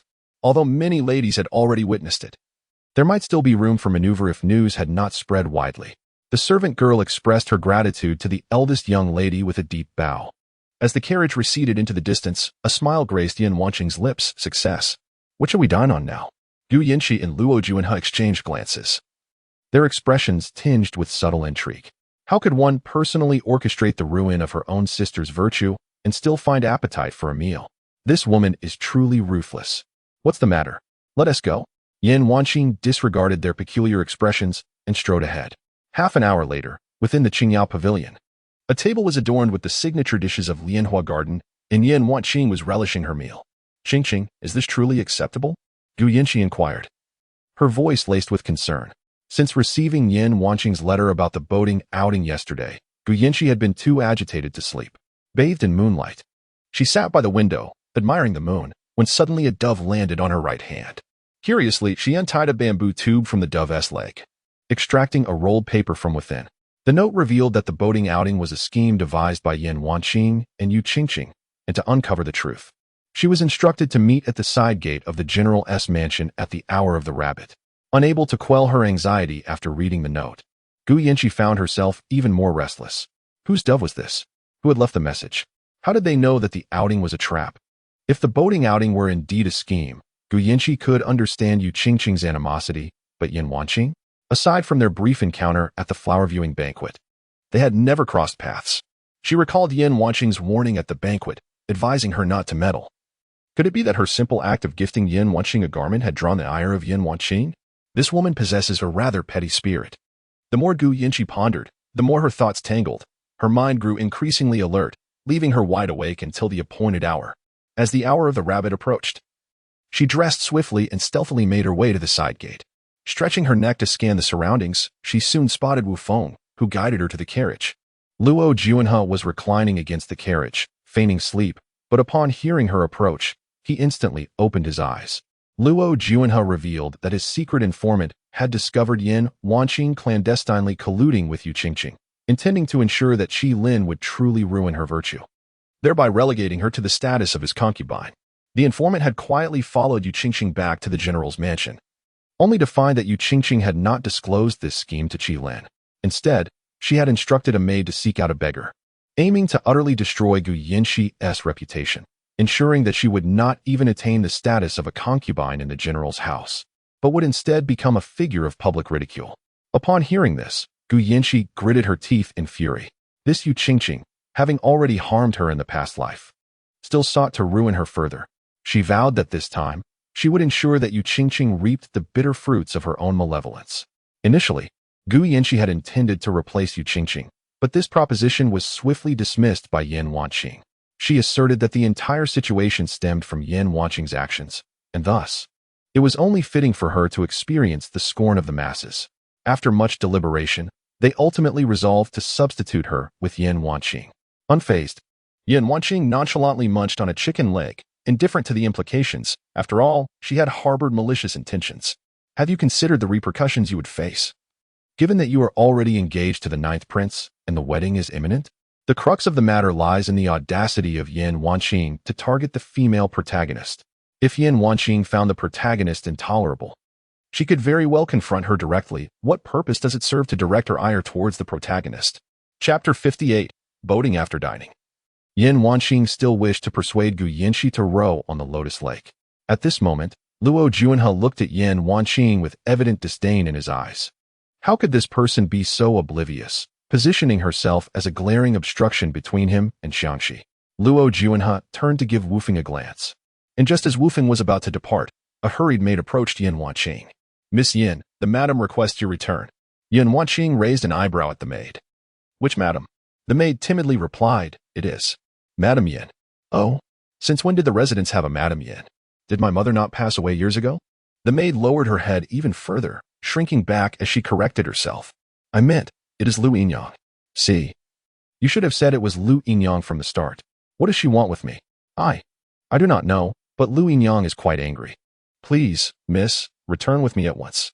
The maid nearly knelt before Yin Wanqing, for Lu Yinyang had declared that if she could not bring Yin Wanqing back, she would send her to the most unsavory place imaginable. With concern, Gu Yanxi tugged at Yin Wanqing's sleeve. Qingqing, do you need me to accompany you back? Yin Wanqing patted Gu Yanxi's hand reassuringly, shaking her head. It's fine, I can handle it alone. Yin Wanqing should never have resorted to violence against a woman. Her entire life of wealth and glory hinged upon the heroine. If the heroine were to be sullied by a beggar and, in despair, chose to end her life, what would become of her? Since Yin Wanqing had shown no compassion, she could not be blamed for her lack of righteousness. Very well, I shall go. After comforting Gu Yanxi, Yin Wanqing followed the maid away. As soon as Yin Wanqing departed, Luo Juanhe maneuvered his wheelchair beside Gu Yanxi. Observing the worry etched on her face, he comforted her. She, do not fret. Miss Yin will be fine. Upon learning of the news, he had promptly sent a message to Gu Yanxi, intending to assist her with this troublesome matter. However, Gu Yanxi expressed her desire to inform Yin Wanqing, given that the person involved had acted under her name.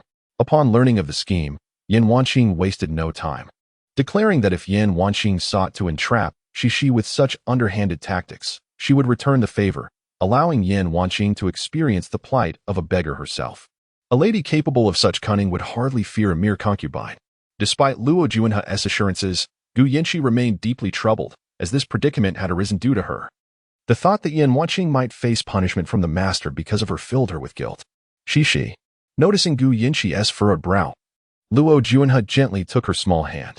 In the August heat, Gu Yanxi's hand felt chillingly cold. Luo Juanhe enveloped her tiny hand within his palm. Realizing that this young lady was genuinely worried for Yin Wanqing, Gu Yanxi's hand was suddenly enveloped by a warm, large hand, startling her.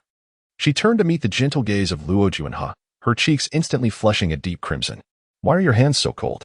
Before Gu Yanxi could voice her thoughts, Luo Juanhe inquired. Gu Yanxi strained to withdraw her small hand from his grasp, but after attempting twice and finding herself unable to escape, She resigned herself to his hold.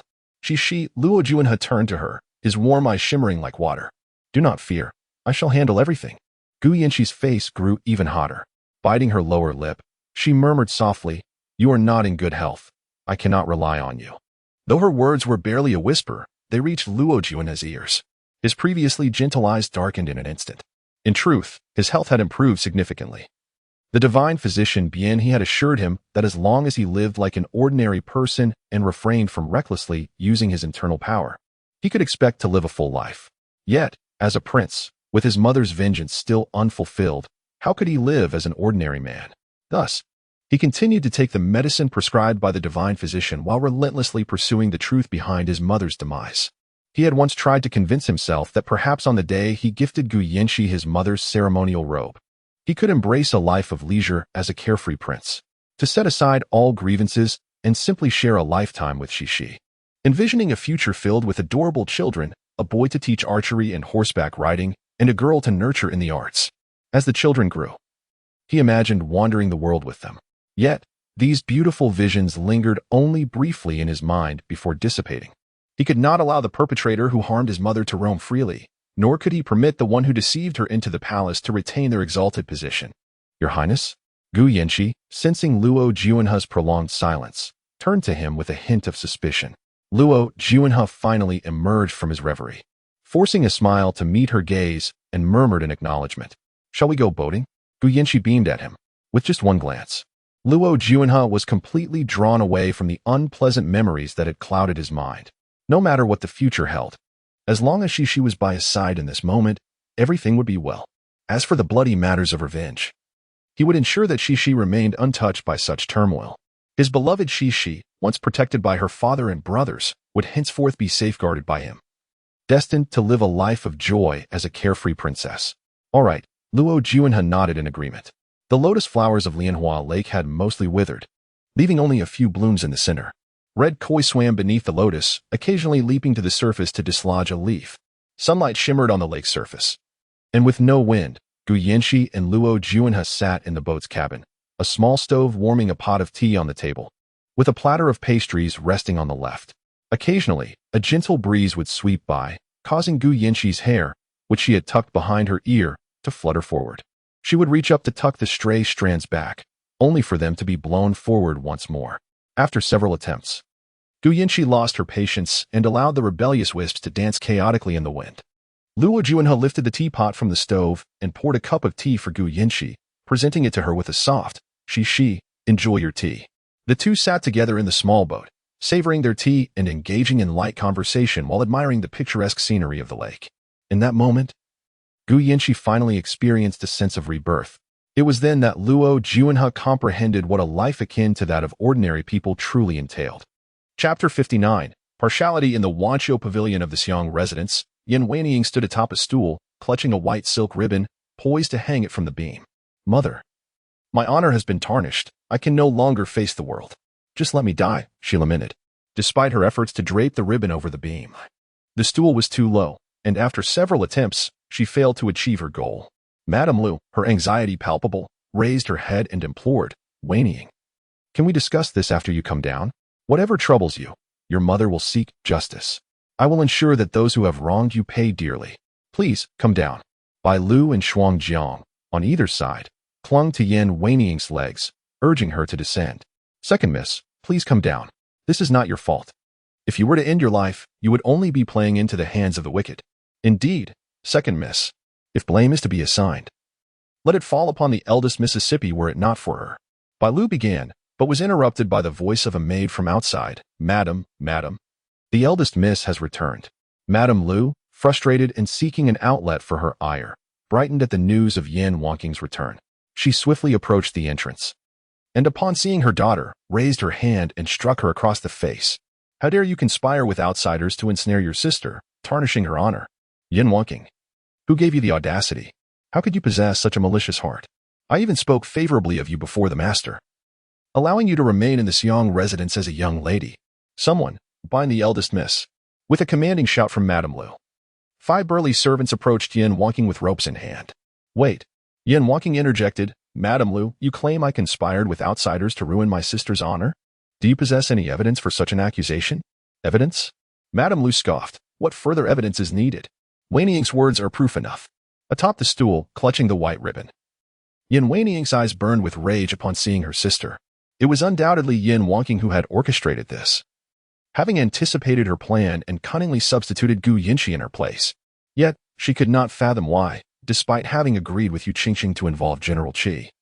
It had turned out to be a beggar. Recalling Yu Qingqing's words from that day, it dawned on Yin Weining that she had merely been a pawn in Yu Qingqing's scheme, not only failing to ruin Gu Yinchi's honor, but also sacrificing her own future. The more she pondered, the more her anger grew, and her gaze towards Yin Wanqing turned venomous, filled with a desire to end her sister's life. Chen Mama. Bring him in. Yin Wanqing called out, and shortly thereafter, Chen Mama tossed a man, tightly bound, into the room. Wuda. His hands and feet restrained and his mouth gagged, could only emit muffled cries, desperate to defend himself. Madame Lu. This is the man who had an illicit affair with my sister. Yin Wanqing turned to the distraught Yin Weining and gently advised, Sister, if you have feelings for someone, simply speak to father.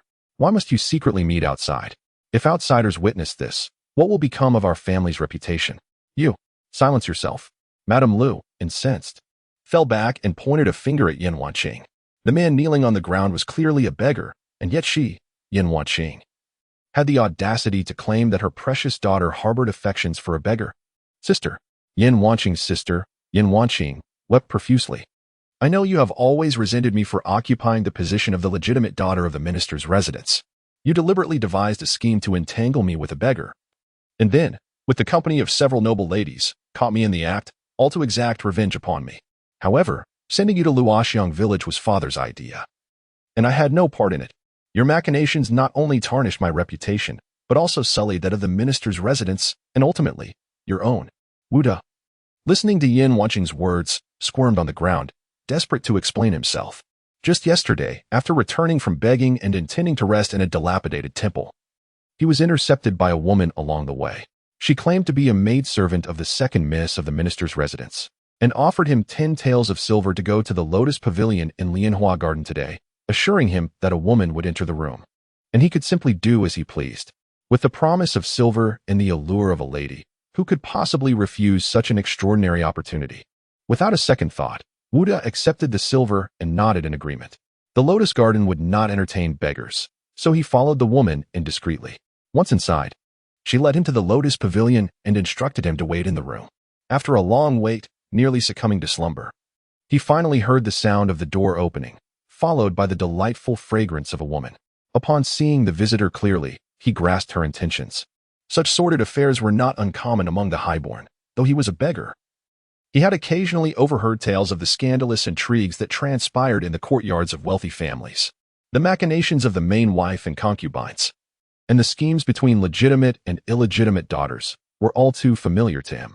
The woman before him donned a flowing dress of lotus pink, embroidered at the hem with fluttering butterflies and golden thread, and adorned with 2 golden hairpins. By all accounts, a concubine would not be so extravagantly attired. This person must certainly be the legitimate daughter of the minister's residence. The second miss had tasked him with tarnishing the reputation of the eldest miss, a plot he had seen depicted in illustrated tales. Moreover, the second miss's maid had assured him that once the deed was done, he could leave. With this in mind, Wuda summoned his courage and approached the woman, ultimately forcing her to the ground. Later, he found himself dazed and confused, awakening to a crowd surrounding him, lying naked in bed beside another woman. Oh, how does your sister's account differ so dramatically from Wuda's? Yin Wanqing approached the writhing Wuda, crouched down, and forcefully removed the cloth stuffed in his mouth. With the cloth removed, Wuda finally found his voice, stammering, Miss, you're mistaken. It was you who summoned me to the Lotus Pavilion yesterday, insisting that once the other party entered the room, I could do anything I desired. Nonsense, Madame Lu exclaimed. And upon hearing Wuda's words, she grasped the implication. It was evident that Yin Wanqing had attempted to harm Yin Wanqing, only to have the tables turned, ultimately leading to her own downfall. This foolish daughter, why does she not confide her schemes to me? Someone, quickly, drag this babbling beggar out and beat him to death with sticks. The sharp voice of Aunt Lu resounded, and 2 coarse maidservants, hearing her command, approached to seize Wuda. Yin Wanqing swiftly stepped in front of Wuda, her eyes glinting with ferocity as she coldly declared, I dare anyone to try. Chapter 60. The cause of Chen's death, I dare. A robust voice resonated from outside the door, tinged with a hint of anger. The crowd turned their gazes towards the entrance, where Yin Heping, clad in formal attire, strode into the room. Upon witnessing the scene within, Yin Heping glared furiously at Yin Wanqing. You have conspired with outsiders to conspire against your own sister. You have truly disappointed your father. Without seeking clarification, Yin Heping hastily condemned Yin Wanqing. After today's court session, the emperor had summoned several ministers to discuss tax increases. In recent years, due to continuous warfare, the citizens living within the capital remained oblivious to the struggles faced by those residing at the borders, who were incessantly afflicted by turmoil. They were forced to wander, losing friends and family, and often could barely find enough to eat. Many ministers petitioned for increased taxes on the citizens of the Central Plains to provide relief to those suffering at the borders, leading to a heated debate in the court. Hence, after the court adjourned, the emperor retained several ministers to deliberate on the precise amount of tax that could be levied without causing discontent among the citizens of the Central Plains. They deliberated until sunset before arriving at a conclusion. Upon exiting the palace, Yin Heping encountered He Qing pacing anxiously at the palace gate. As soon as He Qing spotted him, he rushed over, his eyes reddened, neglecting to offer the customary greeting and exclaiming that trouble had arisen at the residence. Hastily following He Qing back to the manor, Yin Heping gleaned that the second young lady had been seen in a clandestine meeting with an outsider by several noble women.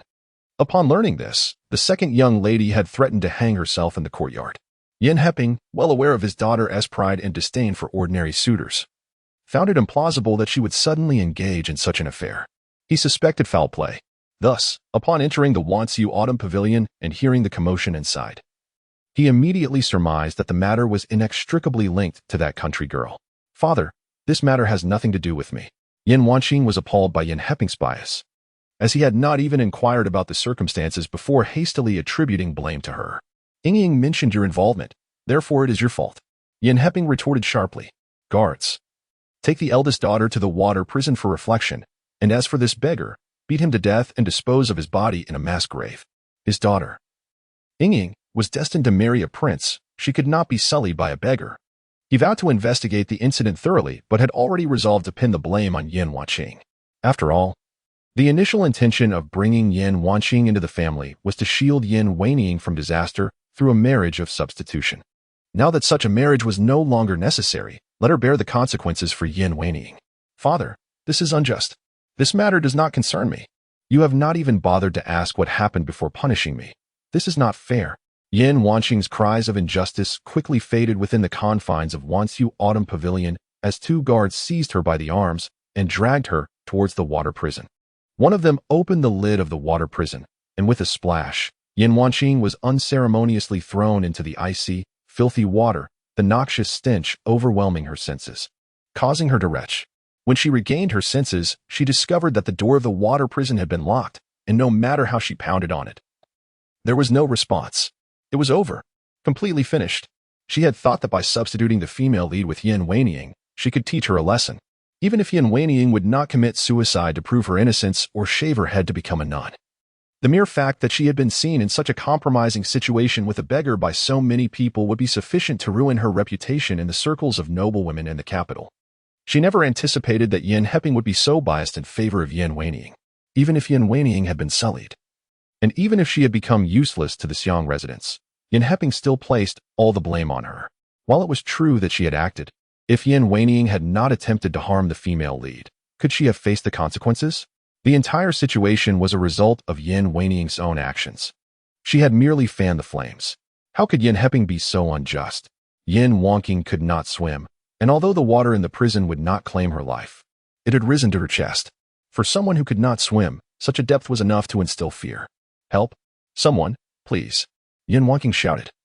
Banging on the iron door of the prison, the sound echoing, yet met with silence from the outside. Surely, I cannot die here, she uttered in despair. Fear not. It is not so easy to die, a voice came from the darkness ahead. Yin Wanqing's heart sank. Could there be someone else in this water prison? Are you a person or a ghost? She timidly inquired. She had never believed in spirits, but having traversed into another realm and possessing a system, she could not dismiss the possibility of the supernatural. I am certainly a person, came a curt reply from the opposite side. What led you to be imprisoned here? Yin Wanqing asked again. For illicit relations, The voice responded nonchalantly, as if discussing the weather. Illicit relations? Yin Wanqing was taken aback. Anyone confined to a water prison must be extraordinary. To be imprisoned for such a reason, especially with a man, indicated that the individual involved could only be someone connected to the Xiong residence. Lu Yinyang was certainly not the one, and she dismissed the notion of it being Yin Weining or a maid. Could it be another concubine of Yin Heping? Although Yin Wanqing had been back in the Xiong residence for over a month, she had only encountered Lu Yinyang. It was said that the other concubines were housed in the Jinxiu courtyard and were not permitted to leave without reason. You, too, among so many women in the world. Why choose to have an affair with the master's concubine? You brought this upon yourself. Yin Wanqing sighed heavily. I was framed. And the person I was involved with is not a concubine of the Xiong residence, but the main wife. Lu Yinyang? Yin Wanqing instinctively linked the main wife to Lu Yinyang. After all, her mother had passed away from complications during childbirth many years ago. No, came the calm reply. It is Qin Lirong. Yin Wanqing momentarily struggled to comprehend the identity of Qin Lirong. After all, she had traversed through time, and the original owner of her body had been but an infant when she was sent away, leaving her with scant memories of her biological mother. After a prolonged silence, Yin Wanqing finally emitted a sharp exclamation. What did you say? The person you were involved with is Qin Lirong, the former Lady Xiong? In response to Yin Wanqing's agitated demeanor, the other party merely replied with a cold HM. It was revealed that the Xiong lord harbored suspicions that the child in his wife's womb was not his own, yet he could not bring himself to directly eliminate her. Instead, he had bribed the midwife to ensure the lady would suffer complications during childbirth, leading to her untimely demise. It was said that the child, upon birth, was sent away to a rural village, left to fend for herself, which was indeed lamentable. Yin Wanqing felt as though she had been struck by a thunderbolt. No wonder Yin Heping regarded her with such disdain. No wonder he treated her as merely a pawn. It seemed that from the very beginning, he had deemed her unworthy of being his child. Chapter 61. Blessings what? What did you say? Yin Wanqing's voice trembled as she inquired.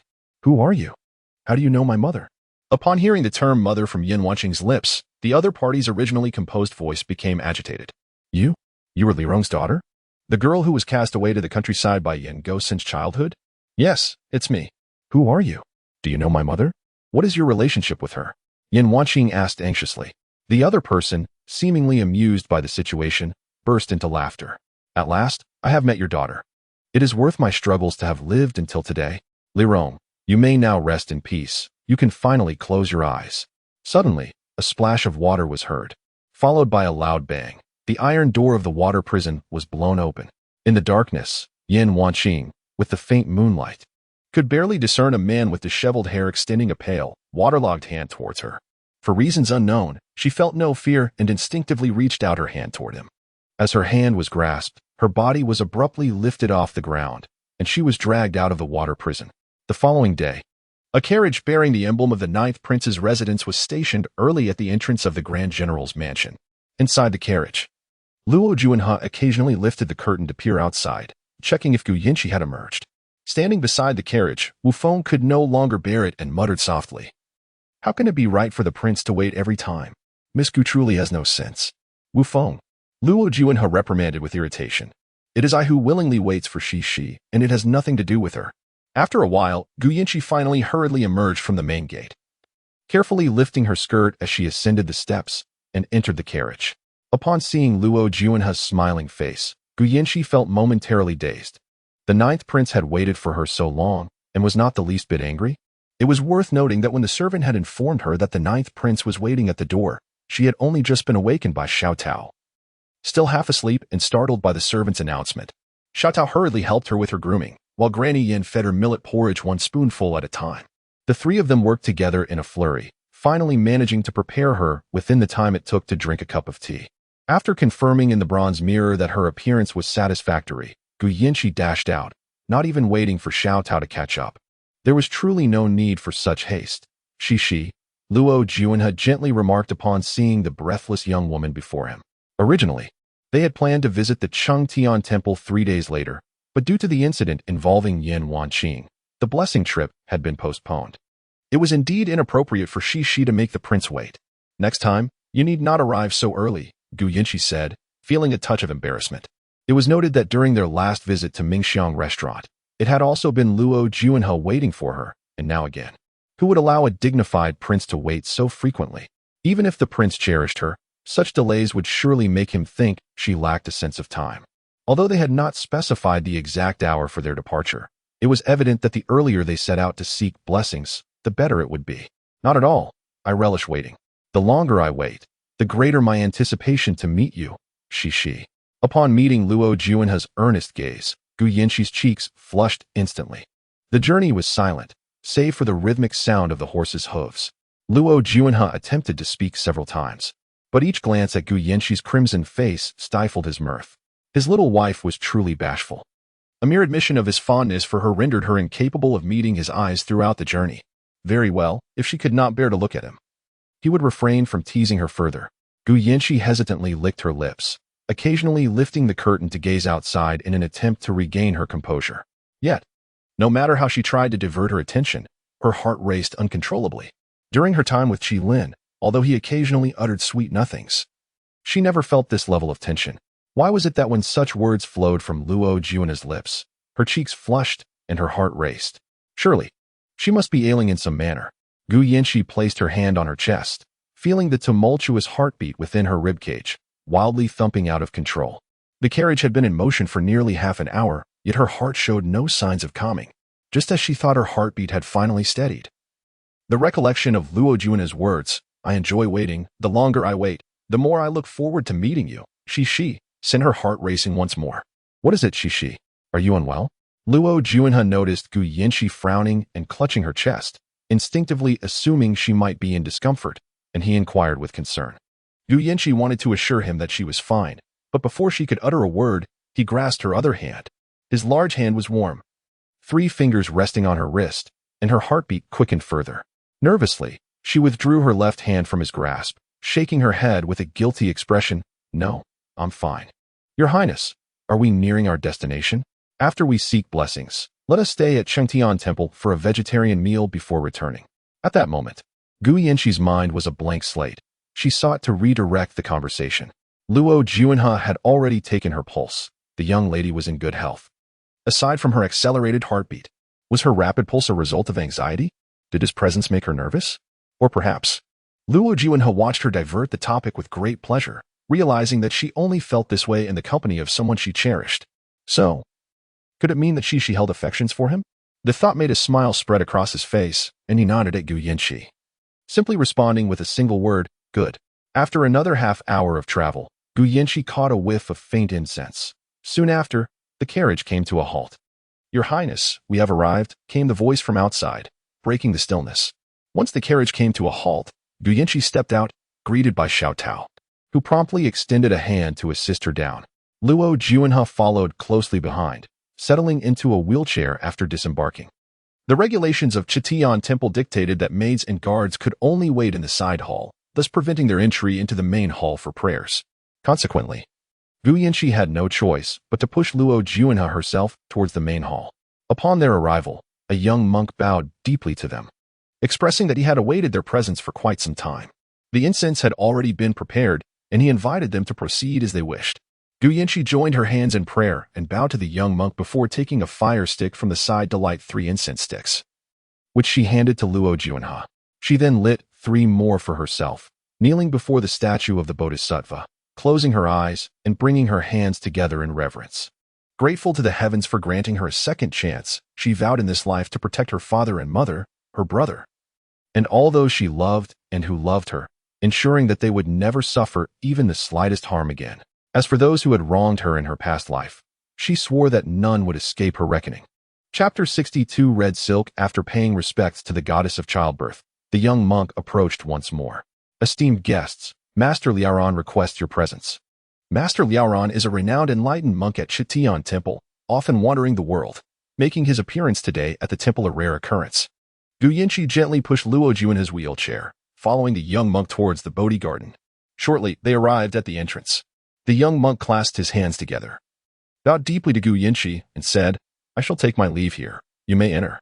After the monk departed, Gu Yanqi knocked 3 times on the grand door, and a soft voice echoed from within, "Come in." She then entered, pushing Luo Juanhe inside. Before a low table sat an elderly man with a full head of white hair, his brows and beard equally silver. eyes closed as he turned the beads of his prayer mala. Prince Jiao, how have you been? Master Liaoran slowly opened his eyes, fixing his gaze upon Luo Juanhe. It has been a long time, Master Liaoran, Luo Juanhe replied. You two know each other? Gu Yanqi, standing nearby, was filled with curiosity upon hearing their exchange. It was astonishing that Luo Juanhe was acquainted with Master Liaoran, for even the emperor would need to make an appointment to meet him, and even then, there was no guarantee of an audience. Master Liaoran turned his gaze towards Gu Yanqi, suddenly furrowing his brow. You are the legitimate daughter of the general's residence? Gu Yanqi nodded in affirmation. Indeed, Master Liaoran murmured, then fell silent once more. This prince and Xiuxiu are soon to be wed. And we have come today seeking an oracle, Luo Juanhe said as he maneuvered his wheelchair to the low table, gesturing towards the bamboo stick container atop it. Very well. Luo Juanhe picked up the bamboo stick container, shaking it lightly, and a single stick fell to the ground. He retrieved it and handed it to Master Liaoran. The stick bore only 8 characters, fortuitous encounters, intertwined destinies. What does this mean? Luo Juanhe inquired, perplexed. This signifies the bond between you and Miss Gu, Master Liaoran explained. Their meeting had indeed been serendipitous. Who would have thought that Gu Yanqi, who had never ventured to the estate, would choose that particular day to go and stay overnight? Who could have anticipated that despite the smoke he had released, she remained awake? Who would have imagined that even with his fearsome mask, she showed no sign of fear? It was this series of fortuitous events that sparked his curiosity, compelling him to learn more about this little rabbit-like woman. About that matter, Luo Juanhe hesitated. Words caught in his throat. The old monk proclaims that if Prince Qi releases his hatred, he shall live a long and peaceful life until his natural end. Luo Juanhe fell silent. To relinquish his hatred was impossible, unless the eastern land were to be annihilated. Gu Yanqi, having listened to Master Liaoran's words, turned her gaze upon Luo Juanhe. Her suspicions were confirmed.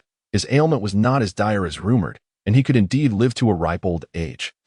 Dispelling the notion of his imminent demise as mere fabrication, just as they were about to leave, Master Liaoran called out to Gu Yanqi. She turned to him as he handed her a piece of paper. Open it upon your return. After exiting the Bodhi garden, Gu Yanqi pushed Luo Juanhe towards the grand kitchen, where a vegetarian feast had already been prepared. She was utterly famished. The grand kitchen featured private rooms designated for the royal aristocracy. Upon their arrival, a young monk at the entrance greeted them with hands clasped in reverence and a respectful bow, announcing that the vegetarian dishes had been arranged for them. He then guided them to the door of a private room, bowed once more, and departed. As Gu Yanqi entered, she found a table adorned with delectable dishes and 2 bowls of rice, the aroma wafting tantalizingly through the air. Having barely eaten in the morning, her hunger was now insatiable. She pushed Luo Juanhe aside and took a seat opposite him, eagerly lifting her bowl to begin her feast. The vegetarian cuisine was exquisite, surpassing even the culinary skills of the general's household.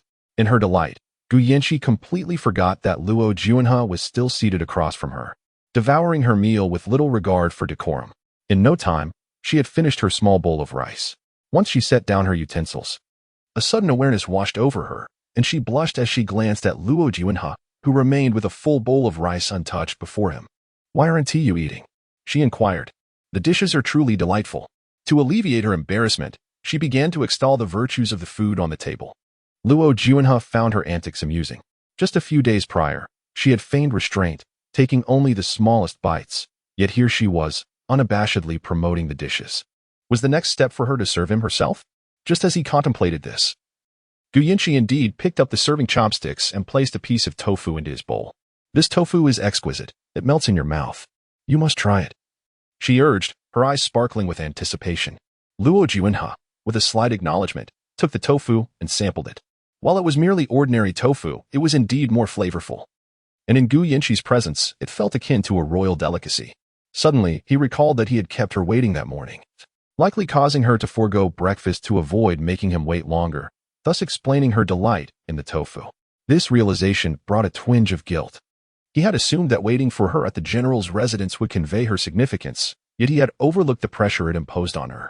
It seemed he ought to refrain from such early waits in the future, at least until she had a chance to enjoy her breakfast. Noticing Luo Juanhe's prolonged silence, Gu Yanqi inquired, "Is it good?" Finally snapped back to reality, Luo Juanhe nodded vigorously. "Delicious, indeed. This too is delightful." Gu Yanqi added a piece of cabbage into his bowl. Thus, they continued, one indulging in the meal while the other served. until Luo Juanhe had polished off all the dishes on the table. Gazing at his now round belly, he couldn't help but sigh. It appeared that his wife lacked a certain cleverness. With just a few compliments about the food, she kept serving him more. Looking into her expectant eyes, he felt reluctant to admit his fullness, and so he pressed on, determined to finish his meal. Fortunately, there was not an abundance of vegetarian dishes today. Had the young monk prepared a lavish spread, he might well have found himself overwhelmed at the Qing Tian temple. After partaking in lunch, Gu Yinchi pushed Luo Juanhe for a leisurely stroll in the temple's rear courtyard to aid digestion. In the courtyard stood a grand tree adorned with vibrant red silks. As Gu Yinchi approached the tree, her gaze fell upon a particular red silk she had inscribed 2 years prior, symbolizing her wish to be eternally entwined with her elder brother Qi. With a cold chuckle, Gu Yinchi reached up, tore down the faded silk, and disdainfully cast it to the ground, trampling it beneath her feet. Luo Juanhe, witnessing this, let out a soft laugh. Remarking that it was not the red silk that had betrayed her, why direct her ire at it? A bit embarrassed, Gu Yinchi responded with a sheepish grin, stating that only by discarding the wrong silk could she make way for the right one. With that, she dashed to the designated spot for writing on the silks, picked up a brush, and inscribed the words, "Ere the dust departs, we part at dawn." Chapter 63. Her mother is skilled in medicine. As Gu Yinchi hung the red silk on the tree, Luo Juanhe finally discerned the characters she had inscribed upon it, and a flush of crimson surged to his ears. Did her affectionate words allude to a longing for him, to bid farewell at dawn and dusk? Thus, it became apparent that her heart indeed harbored feelings for him. Contemplating this, a rosy hue crept across Luo Juanhe's visage. Gu Yinchi gazed up at the fluttering red silk, her mind drifting back to 2 years prior when she had visited the Qing Tian temple alone to pray for Qi Lin's swift return from battle, hoping he would triumph and come back to marry her. Little did she know, 2 years hence, Qi Lin had emerged victorious, yet he was now accompanied by a wife. And she, foolishly, had clung to his deceitful words, believing he had wed Yu Qingqing out of necessity, that his affections had always been directed towards her. It was laughable how she had squandered her life for Qi Lin, relegating herself to a mere pawn in his game, only to witness her family perish at his hands and ultimately meet her own demise by his sword. At this thought, Gu Yinchi could not suppress a bitter laugh. Alas, it was her own failure to discern character, yet fortune had smiled upon her, granting her a chance to begin anew. In this life, she resolved to safeguard those who loved her and whom she cherished, determined to ensure that Qi Lin and Yu Qingqing experienced the sting of betrayal from their most beloved. When Yan Wanqing awoke, she was besieged by an excruciating headache. She reached for her forehead, which felt alarmingly hot. With considerable effort, she propped herself up and struggled to open her eyes, discovering herself in a somewhat antiquated room. The space was impeccably clean, with flickering candlelight dancing upon the table, beside which lay a teapot. With great difficulty, Yan Wanqing rose from the bed and seated herself at the table, pouring herself a cup of tea and drinking it in one gulp. Still parched, she lifted the teapot and emptied it entirely. Her throat finally felt somewhat soothed, and strength began to return to her body as she surveyed the room. Just as she approached the door, preparing to venture outside, someone pushed it open. "You're awake?" A man clad in a crescent-white robe entered, holding a bowl of medicine. Upon seeing Yan Wanqing standing before him, his face radiated with joy. "You? Who are you?" Yan Wanqing, unfamiliar with the stranger, inquired with curiosity. The man guided her back to the table and gestured for her to consume the medicine. Yan Wanqing, not wishing to be coy, grasped the bowl, pinched her nose, and downed the contents in one go. The bitter taste of the medicine slid down her throat, provoking a series of coughs. The man hastily reached for the empty teapot to pour her some water, only to discover it was devoid of liquid. Left with no choice, he rose and gently patted her back, aiding her to regain her composure. "This medicine is indeed quite bitter, but as the saying goes, good medicine tastes bitter. I ask you to bear with it, my lady." After a prolonged bout of coughing, Yan Wanqing finally subdued the harsh taste lingering in her mouth. She gradually lifted her tear-filled eyes to the man and inquired once more, "Who are you?" All she remembered was being cast into the water prison by Yen Heping, where she encountered a peculiar individual who seemed to recognize her mother. The details that followed had faded from her memory, but she vaguely recalled that it was this strange person who had opened the iron door of the water prison and rescued her. "My name is Mo Liang, the legitimate son of the Minister of War. Today, I delivered a batch of weapons to the military camp. On my way back, I discovered you and another man collapsed on the road, so I brought you both back. Rest assured, This is a courtyard I acquired while away. When my duties keep me from home, I often retreat here for a few days. By the way, what caused you to faint by the roadside at such a late hour? And why were you burning with fever? Who was that disfigured man you were with? His condition appears dire. That man. He knows about her mother's situation, Yin Wanqing exclaimed, gripping Mo Liang's arm. Where is he? I must see him. Mo Liang was taken aback by Yin Wanqing's fervor. He nodded, explaining that the man had awakened during the day and had kept vigil at your bedside until darkness fell. It is likely he is already retired for the night. You should rest, and he should come to see you in the morning. Yin Wanqing was startled. He woke during the day? So, had she truly slept for a whole day and night? Before she could respond, Mo Liang stood up, taking an empty bowl from the table. You should rest. I must take my leave. Oh, very well. Yin Wanqing rose, wanting to see Mo Liang off. But he gently rebuffed her. You should get to bed. I shouldn't be in your room at this hour, but since there are no maidservants here, only young boys. I had to come personally to deliver your medicine. Yin Wanqing was indifferent to such conventions. Her world did not adhere to such strict gender norms. Once Mo Liang departed, Yin Wanqing returned to her bed. Perhaps due to the medicinal concoction she had just consumed, her head no longer throbbed as painfully, though her forehead remained warm, indicating she still had a fever. System, provide me with a fever-reducing pill. Yin Wanqing summoned the system, and shortly thereafter, a white pill appeared in her hand. Without water, she swallowed it dry. After taking the antipyretic, she drifted back into a drowsy slumber, sleeping soundly until dawn.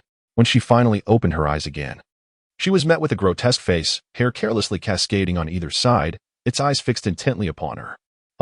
Startled, Yin Wanqing let out a scream. Curling up in the corner with her blanket, the man paid no mind to her reaction, his face alight with excitement upon seeing her awake. You're awake? That is wonderful. Yin Wanqing, regaining her composure, stammered, You are the one from the water prison? The man nodded. My mother. Do you know what has happened to her?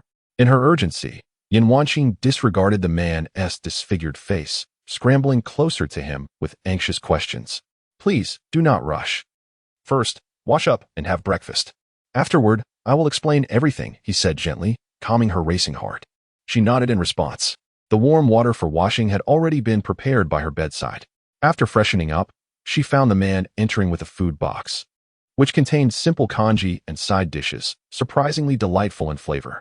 The man rested his chin on his hands, quietly observing Yin Wanqing as she finished her meal. Once she wiped her mouth with a cloth he offered, he finally spoke. My name is Tang Xiaohua, and I am the 5th-generation heir of the Tang family. Your mother's mentor was my grandfather. Many years ago, your father passed through Tongjiao village and encountered some nefarious individuals, but fortunately, he was rescued by your mother. As time went on, their bond deepened, and your mother fell profoundly in love with your father. Despite the pleas from both myself and my grandfather, your mother insisted on accompanying your father to the capital. Upon their arrival, your father not only embraced your mother's background, but also bestowed upon her a grand and magnificent wedding. Within 6 months of their marriage, your mother became pregnant with you.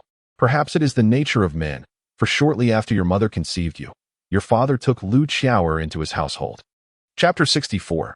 Childhood Sweethearts. It was a year later that I received a letter from your mother's confidant. She expressed her regrets, lamenting that she should have heeded both my and grandfather's counsel. She conveyed her apprehension that someone intended her harm, yet lacked the evidence to substantiate her fears. Upon reading her letter, grandfather insisted that I immediately journey to the capital to assist your mother, even if divorce was unattainable. We must devise a means for her to escape her plight. Under the guise of the family physician, I infiltrated the Xiong residence in the capital. Indeed, I discovered a faint clue within the prenatal tonics your mother regularly consumed. Just as I was poised to pursue this lead further, I was ensnared in a trap that left me in a compromising position with your mother. Your father witnessed this incident firsthand, leaving us both with no recourse to defend ourselves. Consequently, your mother was confined to the Qi Lin courtyard by your father, while I was imprisoned in a water dungeon. Yin Wanqing clenched her fists, her nails digging into her flesh. Do you not possess martial prowess? With your exceptional skills, why did you not simply escort my mother out of the Xiong residence? Tang Xiaohua smiled wryly at Yin Wanqing's fervent reaction. He understood her frustration. It was not a matter of unwillingness to flee with Li Rong, but rather Li Rong's steadfast belief that her adversary was not Yin Heping. She was certain it was Lu Qiaoer, yet lacked the evidence to prove it. At that time, Lu Qiaoer had already captured Yin Heping's favor, rendering any accusations from Lirong implausible. The letter she sent to Tang Xiaohua was a plea for assistance in uncovering the evidence against Lu Qiaoer. Your mother was reluctant to agree, Tang Xiaohua recounted. The next news of her was the tragic report of her demise during childbirth, draping the entire Xiang residence in white mourning cloths. At that moment, I was perplexed by the identity of the deceased, only to discover it was your mother. With your formidable skills, why did you endure years of confinement in the water dungeon? Why did you not escape? Yin Wanqing grappled with the notion that someone could be so foolish as to languish in filthy water without resistance. I attempted to flee and return to Tangjia village, only to find it annihilated, Tang Xiaohua replied, the smile on his face strained. Your father orchestrated that. What about you? Yin Wanqing began. Why do you not seek revenge?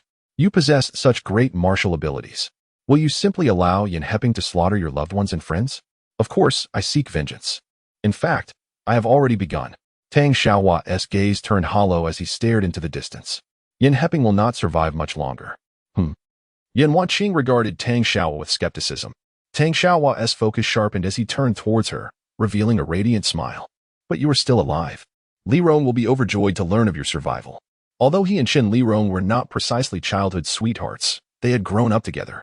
His frail health had forced him to endure his grandfather's relentless administration of bitter medicines throughout his youth. Each time he was compelled to take the vile concoctions, he would throw tantrums in resistance. On one such occasion, as he writhed on the ground, he noticed a little girl standing nearby, gazing at him in bemusement. The girl, with eyes as bright as a fawn's, had her hair styled in twin buns and held a bag of candied fruits in her hands. Do you not wish to drink your medicine? She asked, approaching him and squatting down to his level. He nodded in affirmation. But the master says, good medicine is bitter to the mouth. It is only through taking the medicine that one's health will improve. Thus, you obediently took your medicine. And I shared my candied fruits with you. That day, the medicine proved to be surprisingly palatable. He did not even pinch his nose and drank it down in 3 hearty gulps. The little girl truly gave him half of the candied fruits from her bag. From that day forth, she reminded him daily to take his medicine. Gradually, the bitter concoction transformed into a sweet elixir, and to his astonishment, he began to look forward to his daily doses, even urging his grandfather to prepare the medicine quickly so he could find the little girl. As time passed, the little girl blossomed into a graceful beauty, captivating in her elegance. His grandfather advised him that if one harbors affection for someone, one must take the initiative, lest they be taken away by another. One day, he ventured alone to the mountain, hoping to catch a wild rabbit for her. He waited in vain all day until the sun dipped below the horizon, returning home dejected. To his surprise, his grandfather informed him that the little girl had gone into the mountains searching for him, worried about his safety. In a flurry, he rushed out, only to encounter the girl struggling with an unfamiliar man. The man was adorned in luxurious violet silk, exuding an air of nobility. After placing the man on a bed, he was struck by the sight of a face that radiated both anger and pain, igniting a flicker of insecurity within him.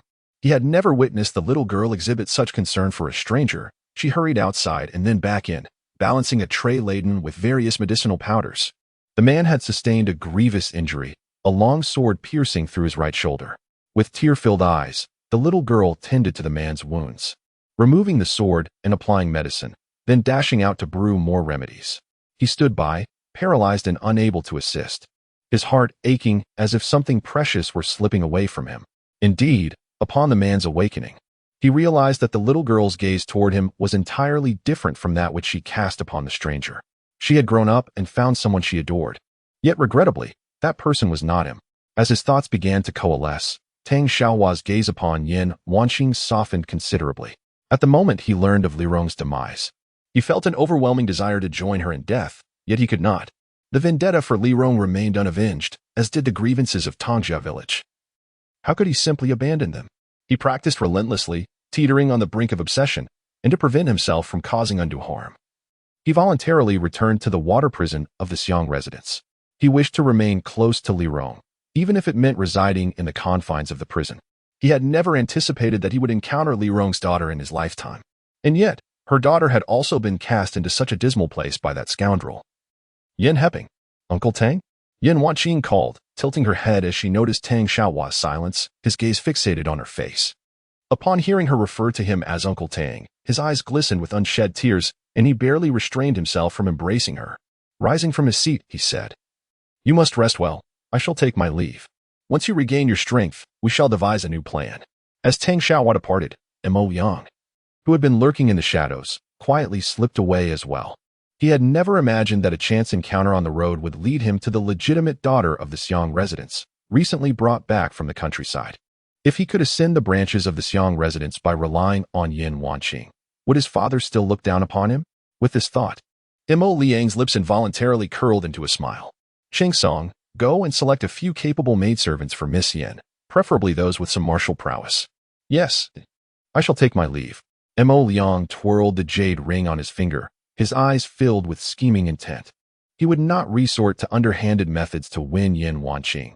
He desired for her to willingly become his woman, a stepping stone on his path to success. Chapter 65. The scapegoat Yin Wanqing in the residence of the Prime Minister. The servant Fulai knelt before Yin Heping, exclaiming, "My lord, the eldest lady has vanished." "Nonsense. The iron door of the water prison is secured with iron chains. How could a sheltered young lady possibly break free? But she truly is missing. The door of the water prison has been blown apart." "What?" Yin Heping sprang to his feet in disbelief. "Come, let us see for ourselves." The trembling servant followed closely behind, his head bowed in fear. Even from a distance, Yin Heping could see the iron door of the water prison ajar, its shattered remnants strewn about. "This is impossible. How could a mere country girl like Yin Wanqing possess such formidable inner strength?"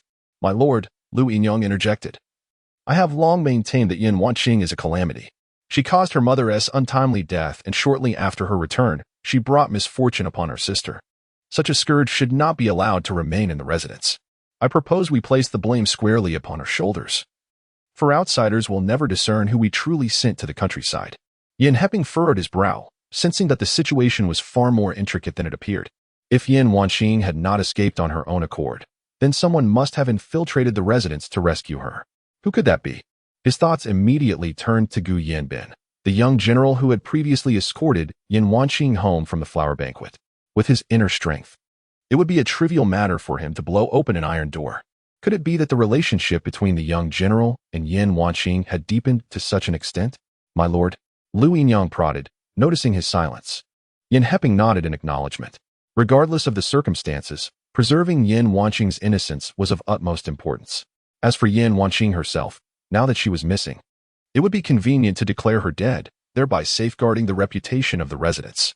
Thus, on that very day, word spread throughout the Prime Minister's residence that Yin Wanqing had lost her virtue at Lianhua Pavilion, and upon her return, had chosen to end her life as a form of protest.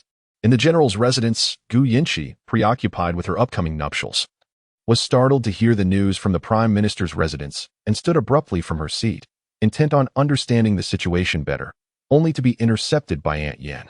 "My lady, your wedding is less than a week away. It would be prudent for you to refrain from venturing out during this time." "No, Qingqing met with misfortune because of me, and I must uncover the truth." At that moment, Gu Yinchi was consumed by anxiety, her mind far removed from thoughts of marriage. When Qingqing had proposed switching places with Yin Wanqing, she had vehemently opposed the idea, aware that if Yin Wanqing were to come to harm, the blame could easily fall upon Qingqing. Yet, Yin Wanqing had insisted on the exchange, claiming that Yin Wanqing deserved her fate. Now, the very calamity she had feared had come to pass. The thought that her dear friend had perished, and that it was somehow linked to her own actions, caused her heart to ache with an unbearable pain. It is inconceivable. Qingqing would never take her own life. Moreover, it was clearly Yin Wanqing whose reputation was tarnished at that time. Why then did the rumors circulate that it was Yin Wansheng who had lost her purity? "Miss." This matter was personally confirmed by the Prime Minister, Xiao Tao said, her heart aching for her mistress. Yet, there was little she could do. As the information stemmed from the Prime Minister himself, and as outsiders, what could they possibly say? "No, I must go to the Prime Minister's residence to seek the truth." Qingqing must have been framed. Gu Yanqi's mind suddenly conjured the image of Yin Wanqing being whipped by Yin Heping until she lay on the brink of death. After which, Yin Heping ordered her body to be discarded in a mass grave. Just as Gu Yanqi prepared to leave, she collided with Gu Yanbin. It seemed he had also heard the news and had come to inquire about its authenticity. She, is it true that the eldest daughter of the Prime Minister's residence is rumored to be having an affair at Lianhua Pavilion?" He could not believe that the bright-eyed girl who could consume 10 pastries in one sitting would engage in such behavior. Brother, it was not Qingqing who did this. It was her half-sister. Why does the Prime Minister's residence claim it was Qingqing? Moreover, Gu Yanbin comforted Gu Yanqi. Do not cry. This must be false. Qingqing is not that kind of person, nor would she resort to such measures. The Prime Minister must have used Yin Wansheng as a scapegoat for Yin Weining. Brother, Qingqing is undoubtedly in danger. I must find her. Gu Yanqi grasped Gu Yanbin's hand, intent on seeking out Yin Wansheng, but was interrupted by the voice of Madame Yan. Your wedding is imminent. You must not act recklessly. If it were indeed Miss Yan's doing, then she sacrificed herself to uphold the Prime Minister's reputation. If it was not her doing, but the Prime Minister attributed it to her, then he intends to place the blame squarely on her shoulders. What can you achieve by going to the Prime Minister's residence? Even if you find Yin Wansheng, what then? Her own father has forsaken her. While you may be her friend, you are still an outsider and can do nothing. Indeed, Madame Yin spoke with reason. This matter, in essence, was merely a family affair of the Prime Minister's residence, unrelated to the Grand General's estate, and even less so to her, Gu Yanqi. Yet, Gu Yanqi understood that this was indeed connected to her. Had it not been for her meddling, provoking Yin Weining's ire, Yin Weining would not have conspired with Yu Qingqing to tarnish her reputation. It was all because of her. It was clear that Luo Juanhe had stated that as long as she spoke up, he could resolve the issue, yet she insisted on informing Yin Wansheng. Had she not disclosed the matter to Yin Wansheng, she would not have encountered such misfortune. Mother, Gu Yanqi attempted to say more, but Madame Yin commanded, Ya, Xiao Tao. Take the young lady back. Without my permission, she is not to leave the house these days. Mother, with a piercing glare from Madame Yin, Gu Yanqi could only lower her head and return to her room. Lacking the appetite for dinner, Gu Yanqi feigned fatigue and extinguished the lamp early, lying down in bed. Suddenly, she heard rustling sounds. An alert, Gu Yanqi sat up, her gaze fixed on the source of the noise. When suddenly a thud echoed as someone fell in from outside. Mississippi. A familiar voice, it was Xiaosong. Upon hearing that Gu Yanqi wished to seek out Yin Wanqing but had been confined by Madame Yin, he stealthily entered that night, hoping to take Gu Yanqi away. Though it was against reason, he cared little for such matters. Whatever Gu Yanqi desired, he would assist her in achieving it. Xiaosong, what brings you here? Gu Yanqi exclaimed, her eyes alight with surprise. Being a male, Xiaosong could not enter the inner courtyard and usually remained in the outer courtyard. During her recent outings, he had been lurking in the shadows, and perhaps due to the lack of close protection, Gu Yanqi had nearly forgotten his presence. He truly was a timely savior. Chapter 66. The night infiltration of the minister's residence. The autumn breeze whispered through the night, carrying with it a slight chill. Xiaosong stealthily followed behind Gu Yanqi. As the two of them approached the imposing gates of the minister's residence, the compound was heavily guarded, making it nearly impossible for an ordinary person to approach, let alone sneak inside. Xiaosong, do you think we can get in? Gu Yanqi inquired, a hint of skepticism in her voice. Despite Xiaosong's formidable skills, the thought of bypassing so many watchful eyes seemed daunting. Xiaosong nodded earnestly. Yes, we can. No sooner had he spoken than Gu Yanqi felt herself lifted into the air, much like a fledgling chick, as Xiaosong effortlessly hoisted her up. In the blink of an eye, she found herself within the confines of the minister's residence. As patrolling guards passed by with lanterns in hand, Gu Yanqi instinctively swallowed hard, her heart racing with fear. The consequences of being discovered were dire. She could easily be mistaken for an assassin and face immediate execution. Miss, where shall we go first? Xiaosong's voice broke the tense silence, causing Gu Yanqi to hastily cover his mouth with her delicate hand. The contact sent a jolt through Xiaosong's heart, making it race uncontrollably. Shoo, keep your voice down. If anyone hears us, we could lose our heads, she whispered urgently, meeting his gaze with a serious expression. Xiaosong nodded in understanding. Recalling a prior conversation with Yin Wanqing, who had mentioned residing in the peony courtyard, Gu Yanqi suggested softly, let us head to the peony courtyard first. If Yin Wanqing was indeed in the residence, she would likely be confined there. Gu Yanqi was convinced that Yin Heping could not be so heartless as to harm his own daughter. Surely, Yin Wanqing was alive, perhaps merely battered and left to her own devices in the peony courtyard. The thought ignited a fire of indignation within Gu Yanqi, her teeth clenching in frustration. It was Yin Wanqing's misdeeds that had caused this turmoil, yet it seemed the blame was unfairly placed upon Yin Wanqing. Yin Heping's bias was truly egregious. Navigating through the shadows, Xiaosong skillfully evaded the guards and maids, leading Gu Yanqi into the peony courtyard, only to find it shrouded in darkness. This is odd, Gu Yinshi mused. If Yan Wanqing were truly here, there would at least be a lamp lit. They entered Yan Wanqing's chamber, scanning the room and confirming that it was empty. Miss, there is no one here, Xiaosong reported. Are you certain Miss Yan is within the residence? Gu Yinshi hesitated, grappling with her thoughts. In her mind, she was certain Yan Wanqing was still here. Could it be that the minister had truly disregarded familial bonds and harmed her? No, that was inconceivable. Her dear Wanqing could not be dead. As they prepared to leave the peony courtyard, a faint sound of low moaning drifted from the woodshed. Wait, do you hear that? Xiaosong suddenly halted, holding his breath. What sound? Gu Yinshi asked, puzzled. The moaning was too faint for her untrained ears to discern. In the woodshed, Xiaosong replied, moving towards the source of the sound. The door to the woodshed was locked from the outside, and there were no windows to peer through. Xiaosong initially intended to force the door open, but Gu Yinshi quickly restrained him. With a single step. If a passing guard were to overhear, it would spell disaster. Gu Yinshi deftly extracted a hairpin from her hair and inserted it into the keyhole, turning it twice. With a soft click, the lock was surprisingly released. This skill was one she had acquired in her previous life. In that lifetime, Yu Qingqing had persistently set traps for her.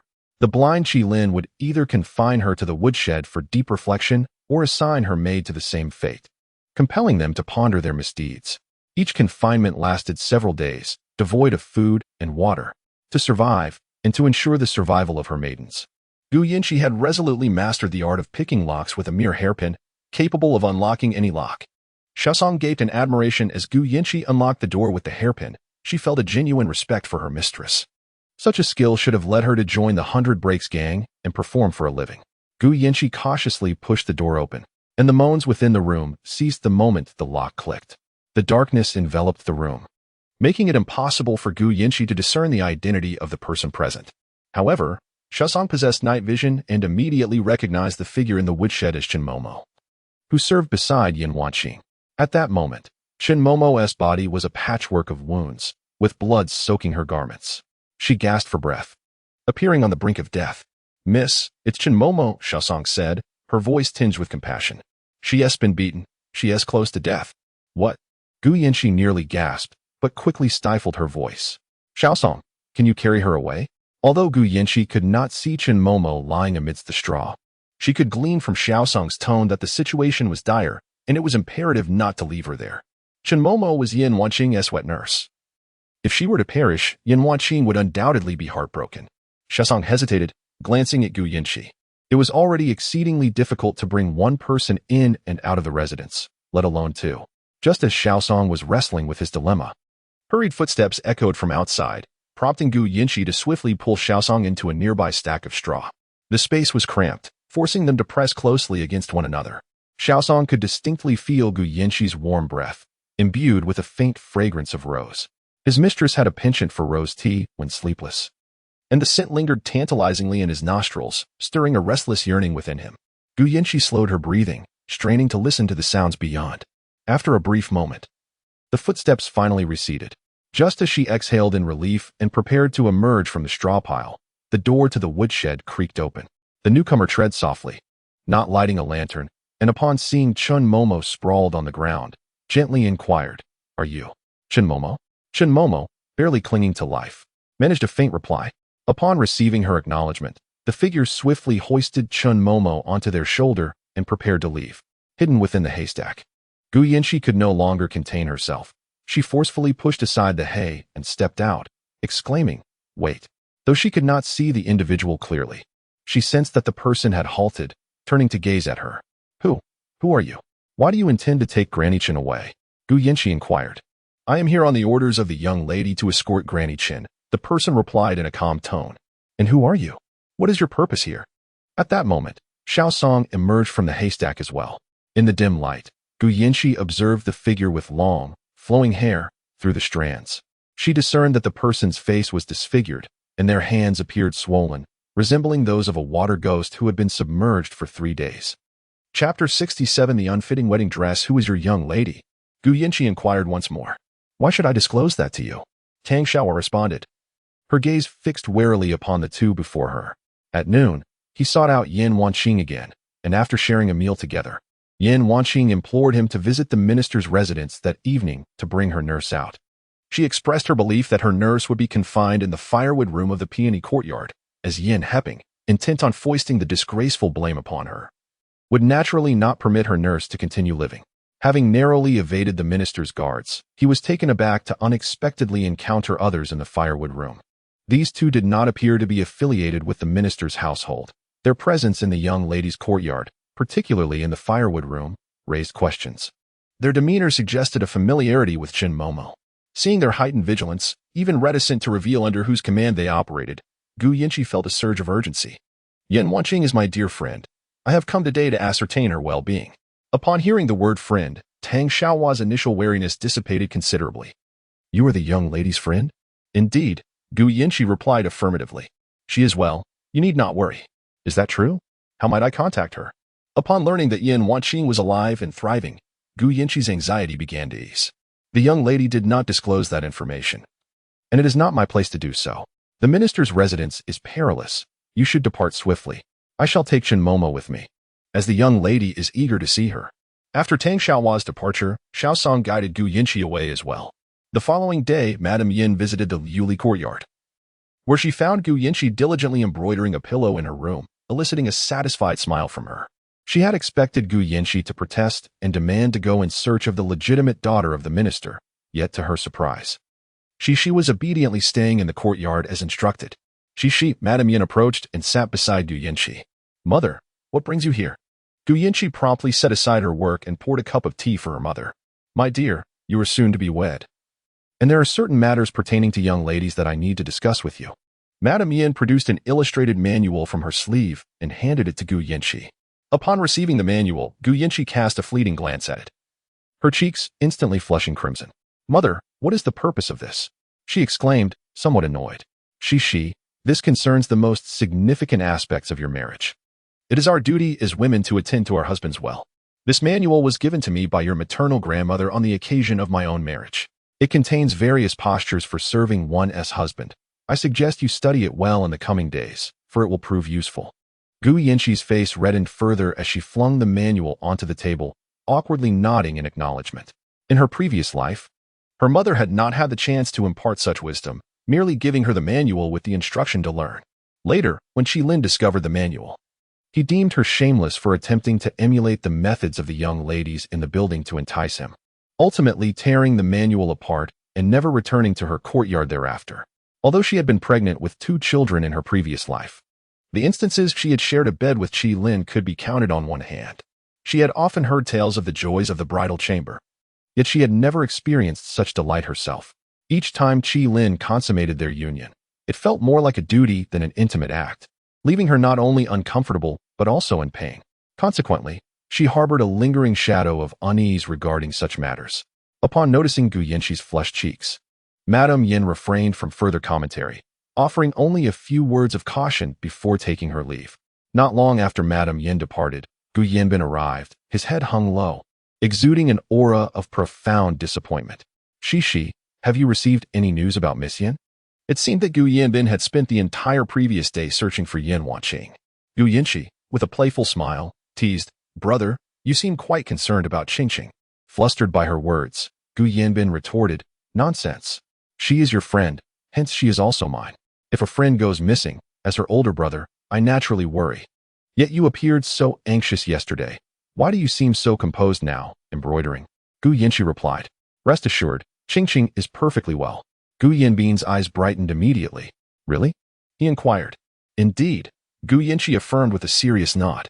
Gu Yanbin let out a long sigh of relief. That is splendid news. I am truly relieved to hear that Qingqing is safe. Gu Yinchi squinted at him mischievously. But can you really call her Qingqing? I misspoke. That is not correct.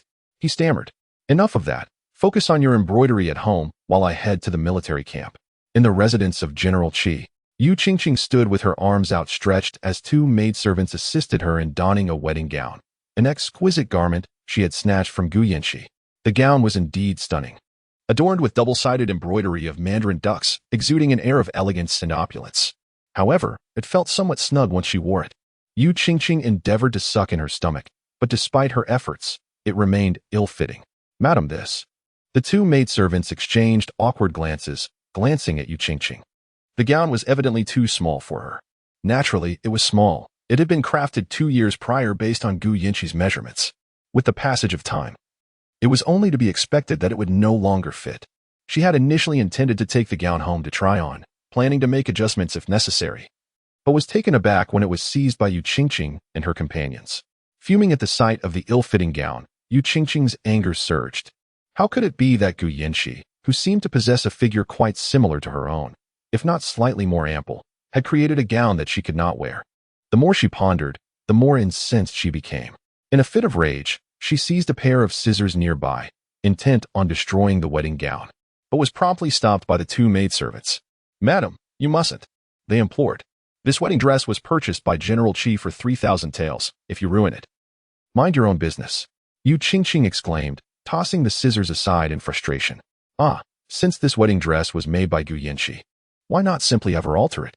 With this thought in mind, Yu Qingqing swiftly changed out of the wedding attire and made her way toward Bibo Pavilion, cradling the gown in her arms. Meanwhile, Qi Lin's injuries had nearly healed, and he was now practicing swordplay in the courtyard. He had not practiced swordsmanship for several days, and his hands had grown somewhat unaccustomed. After completing a set of sword techniques, he noticed Yu Qingqing standing nearby, clad in ceremonial attire, gazing at him with admiration. Qi Lin placed the sword upon the stone table, and Yu Qingqing trotted over, eagerly pouring him a cup of tea. Qi Lin drank it in one gulp and turned to Yu Qingqing, asking, "Qingqing, what brings you here? Is there something you need?" Yu Qingqing hesitated slightly, then spoke with a hint of shyness. "Qi Gij, this ceremonial attire does not fit me quite well. Could you possibly speak to my sister and ask her to make some alterations?" Qi Lin pondered for a moment, saying, "That may not be entirely appropriate, but we spent 3,000 taels on this attire," she countered.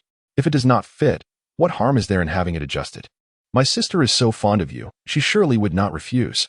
Chapter 68. The Return of the Amulet. Seeing Qi Lin still hesitating, Yu Qingqing's eyes instantly reddened, tears welling in her gaze. She gently sniffled, assuming a sympathetic expression. "It is I who am being unreasonable. Qi Gij, please do not be angry. Sister and you have been at odds lately, and I would like you to reconcile with her. It is my fault. This wedding gown does not fit well. I can have the seamstress in the manor alter it," she continued. "However, I cannot help but think that since it was made by my sister, no one else could alter it as perfectly as she could. I simply wish to avoid any regrets on this once-in-a-lifetime occasion." Qi Lin could not bear to see Yu Qingqing in tears. Observing her thoughtfulness and reflecting on Gu Yinqi's aggressive demeanor, he felt increasingly irate.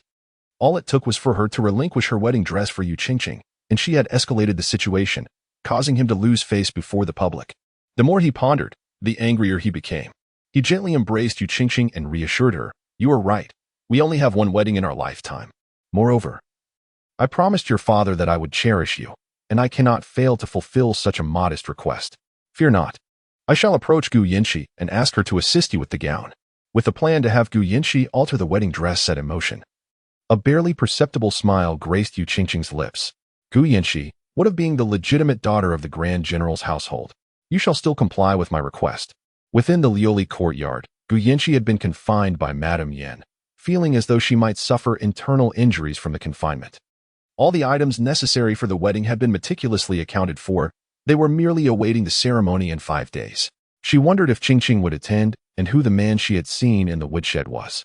What was his connection to Qingqing? How was old Madame Chen's injury? As Gu Yinqi's thoughts spiraled, she found herself yearning for Xiaosong, wishing he would help her scale the wall so she could seek out Qingqing. She, lost in her reverie, she heard Madame Yan's voice and turned to meet her gentle gaze. Madame Yan had heard from old Madame Yan that the young lady had been downcast for days and even entrusted her half-embroidered pillow to be completed by her. It seemed being confined in the Liuli courtyard had taken a toll on her spirits. Madame Yan was primarily concerned that Gu Yinqi might seek out the disgraced legitimate daughter of the Xiang family, with her impending marriage to the 9th prince. Any rumors of a connection between her and that shameless individual could tarnish her reputation among the populace. Madame Yan had anticipated that Gu Yinqi would protest her confinement, but her recent behavior demonstrated a newfound maturity. She was quiet and diligently stitching the pillow. She, in just a few days, you will be wed to the 9th prince. After that, it may be difficult to even stroll through the market. I shall not confine you any longer. Take these days to relax, and if you wish to go out, you may. However, Ensure that your guard is vigilant, and do not invite any trouble. Do you understand? Upon hearing Madame Yan's words, Gu Yanqi's eyes instantly sparkled, and her entire demeanor brightened. She grinned at Madame Yan, chuckling, "Thank you, mother." It was indeed a timely relief. As if a pillow had been presented to her in her moment of drowsiness, her mother seemed to possess the uncanny ability to know her thoughts. Fearing that Gu Yanqi might head to the Xiang residence to seek out Yin Wanqing, Madame Yin instructed Granny Yin to accompany her. Gu Yanqi said nothing in response. For Yin Wanqing was not in the Xiang residence, and she was unaware of the man's whereabouts. After changing her attire, Gu Yanqi exited through the side door, with Xiao Tao and Granny Yin trailing behind her. Noticing the smile adorning their young lady's face, they felt uplifted, albeit uncertain about her true destination. Gu Yanqi wandered aimlessly through the bustling streets of the capital. It was August, and the osmanthus flowers were in full bloom along the roadside, filling the air with their sweet fragrance. Immersed in her own world, Gu Yanqi failed to notice a man approaching, and she collided directly with him. "Hey, do you not have eyes?" The man's voice was sharp, laced with irritation as he glared at Gu Yanqi. She quickly apologized. "I am so sorry." Their gazes met. And he spoke first. "Are you Miss Gu?" "Zhou Ruikong." Gu Yanqi ventured, testing the waters. "What a coincidence to run into you here." Zhou Ruikong replied with a broad smile, lowering his voice. "Aren't you soon to be wed to Prince Jiao? Why aren't you at home preparing for your marriage?" Gu Yanqi sighed. "I was feeling rather bored, so I decided to take a stroll. After all, it won't be so easy to venture out once I am married." Zhou Ruikong nodded in agreement. "By the way, about the token of affection you gave to General Qi, have you retrieved it?" His question jogged Gu Yanqi's memory. That jade pendant she had painstakingly acquired for her peace of mind, she absolutely needed to reclaim it from Qi Lin, for once she married into the prince's residence, such an opportunity would be lost. Moreover, given Qi Lin's shameless nature, he might very well use the pendant to threaten her in the future. Noticing the seriousness etched on Gu Yanqi's face, Zhou Ruikong concluded that she had not yet retrieved the pendant. He clicked his tongue, adopting a disapproving tone. "It seems you haven't gotten it back. Sister, I'm not chastising you, but as Prince Jiao's fiancée, you ought to sever all ties with your past. Holding on to a token of affection is akin to planting a hidden bomb for your future. Who knows when it might explode? It could even implicate the general's residence." Feeling somewhat embarrassed, Gu Yanqi stammered, I forgot." Zhou Ruikong stared at her in disbelief. "You could forget something so crucial? You lack even a hint of a woman's prudence. No wonder you have no suitors. I'll go ask him for it back right away." "Ah, that's the spirit." Watching Gu Yanqi storm off in a huff, Zhou Ruikong chuckled behind his handkerchief, finding the situation increasingly entertaining. Gu Yanqi strode directly to the residence of General Qi, only realizing at the entrance that she had no idea how to approach Qi Lin. What if Qi Lin resolutely refuses to return the jade pendant to her? Regardless of the circumstances, she must devise a way to reclaim it. Taking a deep breath, Gu Yanqi stepped forward to knock on the door. However, before her hand could make contact, the door creaked open. There stood Qi Lin, clad in a long azure robe, and their eyes met. Qi Lin appeared genuinely surprised, while Gu Yanqi awkwardly retreated a couple of steps, fortunately caught by Xiao Tao before she could stumble to the ground. Observing Gu Yanqi's retreat, Qi Lin hurriedly approached, intending to grasp her arm, but Xiao Song, lurking in the shadows, swiftly intervened, positioning himself before Gu Yanqi with a look of disdain directed at Qi Lin. Chapter 69. The narcissist Qi Lin. Shi, what brings you to me? Qi Lin gazed at Gu Yanqi with eager anticipation. He had intended to seek her out to discuss assisting Yu Qingqing with her wedding attire, but unexpectedly encountered her just as he stepped outside. Since his triumphant return, this was the first occasion Gu Yanqi had approached him, which filled him with immense excitement. He was convinced that she could not forget him. After all, in her eyes, he had always been her sole focus. How could it be that after 2 years apart, she no longer loved him? All her previous behavior had merely been a fade. As the day of her marriage to the 9th prince drew near, Gu Yanqi seemed increasingly anxious, fearing that she might truly wed into the 9th prince's household and that he might no longer desire her. This must be the reason she sought him out just days before the wedding. Yes, it had to be. With this thought, Qi Lin's expression softened considerably. She. Could it be that you are unable to let go of me and have come to find me? He continued. I have said it before. As long as you are willing, you shall always be my Qi Lin's woman. I will grant you the status of a cherished concubine. And once you enter my household, the management of the inner chambers will be entrusted to you, although your marriage to the 9th prince is imminent. As long as you willingly submit to me and truly become my woman, I believe the ninth prince will no longer have any claim over you." Upon hearing Qi Lin's shameless words, not only Gu Yinchi, but even Xiao Tao and Aunt Yin wore expressions of disapproval. The once seemingly normal General Qi had transformed into a figure of utter shamelessness. At such a critical juncture, he still dared to suggest that their young lady become his concubine. While the term cherished concubine may sound appealing, it was, in reality, merely a concubine. Was their young lady out of her mind? Why would she forsake the esteemed position of princess consort to become a concubine in the general's residence? Xiao Song, standing between Gu Yinchi and Qi Lin, nearly rolled his eyes at Qi Lin's audacity. His young lady had such a good temperament.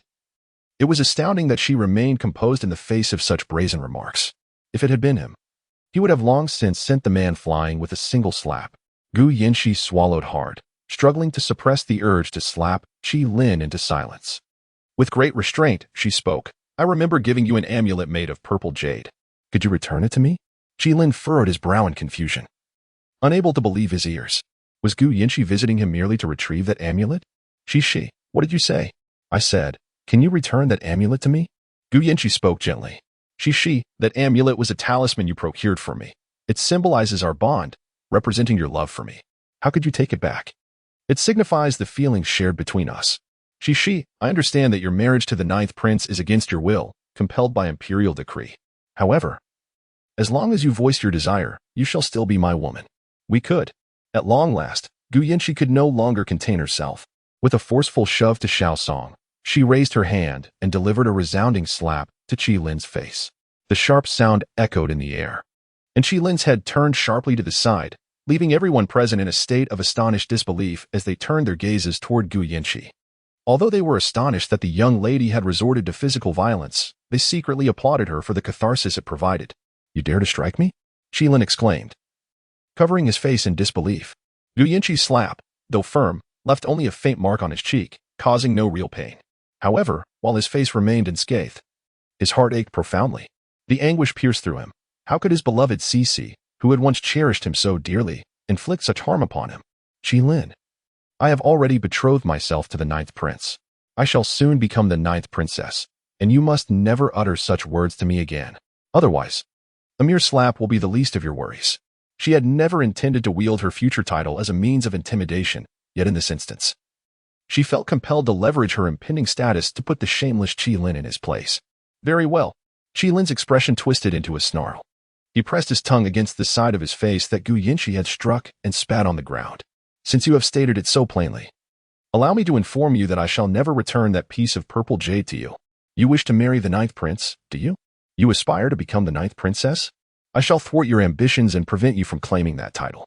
Gu Yinchi's heart sank. She had provoked Qi Lin's ire. His shameless nature meant he would undoubtedly refuse to return her protective talisman. All she desired was to retrieve the talisman and sever ties with Qi Lin once and for all. What was she to do now? As the two remained locked in their standoff, a melodious female voice echoed from within the room. "Qi Gu, why are you not coming out?" Yu Qingqing peeked her head through the door and, upon spotting Gu Yinchi and Qi Lin, paused for a moment before breaking into a radiant smile. "Oh, sister. You have arrived. Why do you not come in and sit with us?" "Qi Gu, how could you let your sister linger at the door?" "Qi Gu, is sister here to alter my wedding gown? You are so thoughtful to have invited her so quickly." Hearing Yu Qingqing's words jolted Qi Lin back to reality. Indeed, he had ventured out to find Gu Yinchi to persuade her to assist Yu Qingqing with her wedding gown. How had their conversation devolved into an argument? Alter the wedding gown? Gu Yinchi turned to Yu Qingqing, perplexed.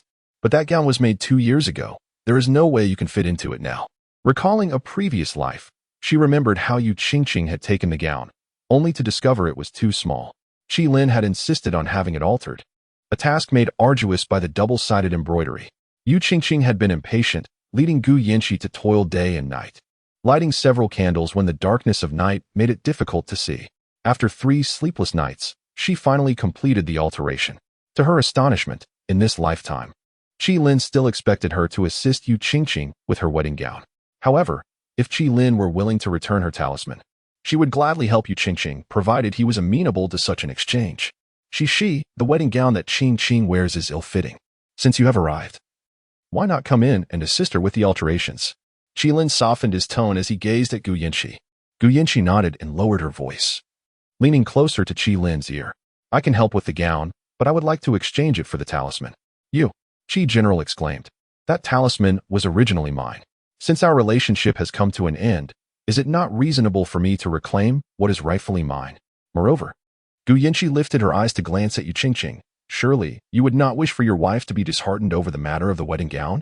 Chapter 70. The intentions of Mo Liang under the threat of Gu Yinchi. Qi Lin clenched his jaw tightly, glaring fiercely at her. In contrast, Gu Yinchi adopted a demeanor of calm indifference, patiently awaiting Qi Lin's decision. She wagered that Qi Lin would exchange the protective talisman for her assistance in altering the wedding gown for Yu Qingqing.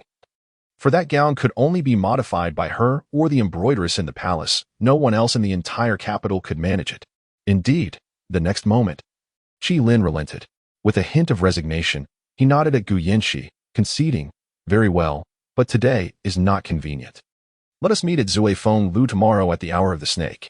Upon hearing Zui Feng Lu, Gu Yinchi instinctively furrowed her brow. She had never set foot in such a place. Zui Feng Lu was frequented either by high-ranking officials for clandestine discussions or by frivolous young masters seeking merriment. The establishment consisted of 4 floors. The first floor served as a common dining hall for ordinary patrons. The second floor featured private rooms, where individuals of some standing would convene for significant matters. While ordinary taverns lacked soundproofing, Zui Feng Lu employed special materials between its private rooms. Once the door was closed and locked, even a martial arts master pressed against the wall could not overhear the conversations within. The third floor hosted performers, attracting the affluent young lords who would order a few dishes, have a pot of wine, and request dancers to entertain them with music and dance, indulging in sheer delight. The fourth floor was shrouded in mystery, rumored to be a black market where treasures were traded on the 1st and 15th of each month. Items rarely seen or only glimpsed in illustrations would appear for transaction in this underground market. It was said that the wealthiest merchant in the capital, Hui Yukai, suffered from a peculiar illness that refused to heal until his eldest son, Horenjia, ventured into the black market to procure a miraculous remedy, which cured him instantly. However, the price for such black market wares was exorbitant. The Hua family went bankrupt to obtain the medicine and ultimately had to leave the capital. Yet, these remained mere rumors. It was clear that Zui Feng Lu was not a place of virtue. Qi Lin's choice of venue clearly hinted at ulterior motives. Noticing Gu Yinchi's silence, Qi Lin raised an eyebrow, questioning, "What? Are you unwilling to exchange? Or perhaps, are you afraid?" He advanced upon her, causing Gu Yinchi to retreat in fright, nearly stumbling as she lost her footing. Fortunately, Xiao Tao was quick to grasp her arm, preventing her fall. "Of course, I will exchange," Gu Yinchi asserted, feigning calmness. "Tomorrow at the hour of the snake, I hope General Qi will honor his word." After departing from the general's residence, Xiao Tao expressed her concern. "Miss, Zui Feng Lu is hardly a reputable place.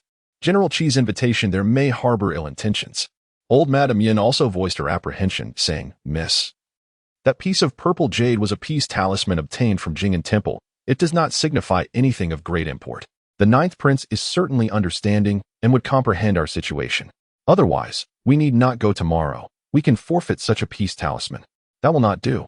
Gu Yinchi decisively rejected the notion. Although this talisman of peace may not signify much, if one sincerely prays at Jing'an Temple, perhaps they too could obtain a similar charm. Yet, the one she gifted to Qi Lin bore her inscription. Reflecting on this, Gu Yinchi could scarcely suppress her desire to slap herself. The talisman, which was meant to convey peace on one side and joy on the other, became tainted by her decision to etch a line of small characters below. Gu Yinchi and Qi Lin shall be together for eternity, never to part. How utterly embarrassing. In her fervor to inscribe those few words, she had cut her hands with the small knife. The consequences of her own folly, alas, she must now bear. As Qi Lin watched Gu Yinchi depart, her figure gradually fading from view, he let out a cold snort. Yu Qingqing, with a hint of suspicion, gazed at Qi Lin and inquired, "Brother Qi, why has she left? Was she not here to alter my wedding gown? What shall I do about my bridal attire?" Qi Lin gently caressed Yu Qingqing's head, reassuring her, "Do not worry, Qingqing. Tomorrow, I will take the gown to Gu Yinchi for alterations. Furthermore, perhaps starting tomorrow, she will no longer be the future princess consort, but rather a concubine of my general's estate. Gu Yinchi, I await the day you kneel at my feet, pleading for a place as a concubine." With a fierce flick of his sleeve, he enveloped Yu Qingqing in his embrace and strode into the general's residence. Inside the chamber, the candlelight flickered as Yin Wanqing rested her head on her hand, dozing off. While on the bed, old Madame Chun slept peacefully. Since Tang Xiaohua had brought old Madame Chun back from the minister's residence, Yan Wanqing had exhausted every remedy in the system to preserve her life. Yet, 2 days had passed, and old Madame Chun remained in a deep slumber. Ching-ching, ching-ching. Yan Wanqing slowly opened her eyes to see Tang Xiaohua approaching with a bowl of medicine, worry etched upon her face. You have not closed your eyes for 2 days and nights. Today, I will watch over old Madame Chun. You should go and rest. Tang Xiaohua extended the medicine towards Yan Wanqing, who accepted it and downed it in one gulp. Her own health had yet to recover, and she had to endure the bitter concoction daily, yet she could not simply watch old Madame Chun languish in her slumber. The original owner had only one nurturing wet nurse who cared for her. If that wet nurse were to perish because of her, the guilt would be unbearable. No need. I can manage, Yan Wanqing insisted, attempting to rise from the bed, only to lose her balance and fall, just as Tang Xiaohua reached out to catch her. Mo Liang was quicker, wrapping his arm around her slender waist to prevent her from hitting the ground. The two locked eyes for a prolonged moment until Tang Xiaohua cleared her throat, prompting Mo Liang to reluctantly release Yan Wanqing. I hear you have gone 2 days without sleep. You should rest. You wouldn't want old Madame Chun to awaken and find you in such a weakened state, would you? Mo Liang urged. After considering his words, Yan Wanqing nodded. Very well, then I shall trouble you tonight. It is no trouble at all. They both replied in unison. After Yan Wanqing departed, Mo Liang settled beside Tang Xiaohua and poured himself a cup of tea. Do you harbor feelings for Qingqing? Tang Xiaohua asked directly. Indeed, he replied. Mo Liang did not hide his feelings. From the very first moment I laid eyes on Qingqing, I was smitten with her. You must have heard the rumors circulating outside, right? Are you not concerned? Tang Xiaohua turned to Mo Liang. Mo Liang set down his teacup and regarded Tang Xiaohua earnestly. Do you believe the rumors? Personally, I do not. I refuse to accept that Qingqing would engage in such behavior. It must be a fabrication by the prince's residence. Since childhood, Qingqing has received neither love nor affection, having to rely solely on herself, which is a sentiment I deeply resonate with. If there is but one person in this world who can comprehend Qingqing's predicament, I firmly believe that it is none other than myself. Rest assured, my feelings for Qingqing will remain within the bounds of propriety. I shall await the day when she is ready to accept me before I approach the prince's residence to propose. Chapter 71. Drunken Wind Tower on the second day. At the hour of the snake, outside the Drunken Wind Tower, Gu Yinqi was assisted by Xiao Tao as she descended from the carriage. She lifted her gaze to glance at the sign of the establishment. Regardless of day or night, the Drunken Wind Tower was perpetually bustling with patrons. A young attendant, noticing Gu Yinqi's arrival, immediately donned a sycophantic smile and hurried over. Miss, is this your first visit to our Drunken Wind Tower? Are you here to dine or? I have an appointment, Gu Yinqi replied coolly. Oh, you have an appointment? May I inquire whom you are meeting? The attendant asked. What concern is it of yours whom my mistress is meeting? Xiao Tao interjected, her demeanor vigilant as she positioned herself protectively in front of Gu Yinqi, lifting her chin defiantly. The attendant, glancing at Xiao Tao, only smiled more broadly. My dear lady, you misunderstand. I merely wish to know who your mistress is meeting so that I may escort her upstairs. Xiao Tao, Gu Yinqi called softly, shaking her head at her. It was their first visit, and it was prudent not to offend anyone. I am meeting General Qi, she stated to the attendant. Upon hearing General Qi, the attendant exclaimed. Ah, so you are meeting General Qi. He has arrived quite early. Please follow me. The attendant led the way, with Gu Yinqi and Xiao Tao following closely behind. They navigated a long corridor, ascended a staircase, and turned several corners, nearly disorienting Xiao Tao and Xiao Song before they finally halted. They arrived at a private room adorned with a signed reading peony. The attendant gently knocked before pushing the door open and respectfully bowing towards the occupant within. General Qi, I have brought your guest. After bowing to Gu Yinqi, he retreated. Once the attendant departed, Gu Yinqi stepped inside. The room was spacious, with a small round table immediately upon entry. To the right was another room, separated by a beaded curtain, through which a bed was discernible. As Xiao Tao and Xiao Song prepared to enter, Qi Lin spoke slowly. Cici, I hope today is exclusively for the two of us. As for extraneous individuals, we are not extraneous. I am the lady's personal maid, and he is her personal guard. We are responsible for her protection, Xiao Tao retorted, agitated by Qi Lin's words. She had suspected Qi Lin's intentions were not pure when he chose the Drunken Wind Tower, and now his ill intentions were blatantly evident. She could hardly bear to imagine what might occur if her mistress were alone with him, especially with the impending wedding on the horizon. Do you have the right to interject while I speak to your master? Qi Lin reprimanded. Cici, look at this. I have been away for 2 years, and your maid has become so unrefined. Once you enter the general's residence, I shall ensure that Qingqing properly disciplines these unruly servants. Our lady will be the future princess of the ninth, and she will not marry into the general's residence. Xiaotao could no longer contain herself and interjected once more. However, as soon as her words fell, she felt a sudden dull pain in her knee, and her legs weakened, causing her to kneel on the ground. Since your master has failed to properly instruct you in etiquette, allow me to take on that responsibility. Additionally, Qi Lin cast a scornful glance at Xiaosong, declaring that this is not the street, and if he wishes to act violently, he may as well try. Previously, Qi Lin refrained from engaging with Xiaosong primarily because he was a general. A general must never lay hands on a common citizen, even if that citizen possesses martial skills. Furthermore, every time Xiaosong clashed with him, it was Qi Lin who found himself at fault, leaving him too embarrassed to retaliate. In the event of a brawl escalating, he would find himself in a precarious position. However, the situation at Zui Fenglu was different. It does not concern itself with whether one is a commoner or a bandit, as long as no lives are lost within its walls. Zui Fenglu would suppress any disturbances. When Qi Lin launched his first candy, it was struck down by Xiaosong with a stone, and only the second hit Xiaotao's knee. He intended to make it clear to Gu Yanxi's servants that he, Qi Lin, was not to be trifled with. Today, regardless of their acquiescence, they would not be permitted to enter this private room. Gu Yanxi turned to see Xiaotao kneeling on the ground and immediately rushed over to assist her. Xiaotao's eyes were slightly red, leaving one to wonder whether it was from the pain of the blow or from feeling wronged on Gu Yanxi's behalf. Miss, let us return, Xiaotao whispered to her. Is that talisman truly so significant? Significant enough that you would disregard your reputation to secretly meet General Qi? What if something were to happen to you here? Xiaotao, you and Xiaosong wait for me outside, Gu Yanxi said with a smile, helping Xiaotao to her feet. Leaning closer, she reassured her, I am fine. General Qi and I are childhood friends. He would not harm me. Xiaosong, unable to defy Gu Yanxi's request, stepped forward to support Xiaotao, and the two reluctantly exited. Once they had left, Gu Yanxi closed the door and sat down opposite Qi Lin. General Qi, please, hand them over. She extended her hand. Whether it be the talisman or the wedding dress, present them to me. She had resolved that as soon as Qi Lin produced the items, she would leave without lingering for even a moment longer. Qi Lin grinned lewdly, unexpectedly seizing Gu Yanxi's outstretched hand. He had often held her hand in the past, but today, the sensation felt distinctly different. Gu Yanxi's hand was small and soft, almost as if it were boneless. The more he squeezed, the more agitated he became, yearning to meld her delicate hand into his very heart. Let go of me. Gu Yanxi struggled to withdraw her hand from his grasp, but her efforts were in vain. Qi Lin clutched her hand tightly, rubbing and kneading it, even bringing it to his lips to plant a couple of kisses. Gu Yanxi felt nauseous. Her hand felt tainted. Qi Lin, we agreed yesterday. I would assist you Qingqing with her wedding dress, and you would return my talisman.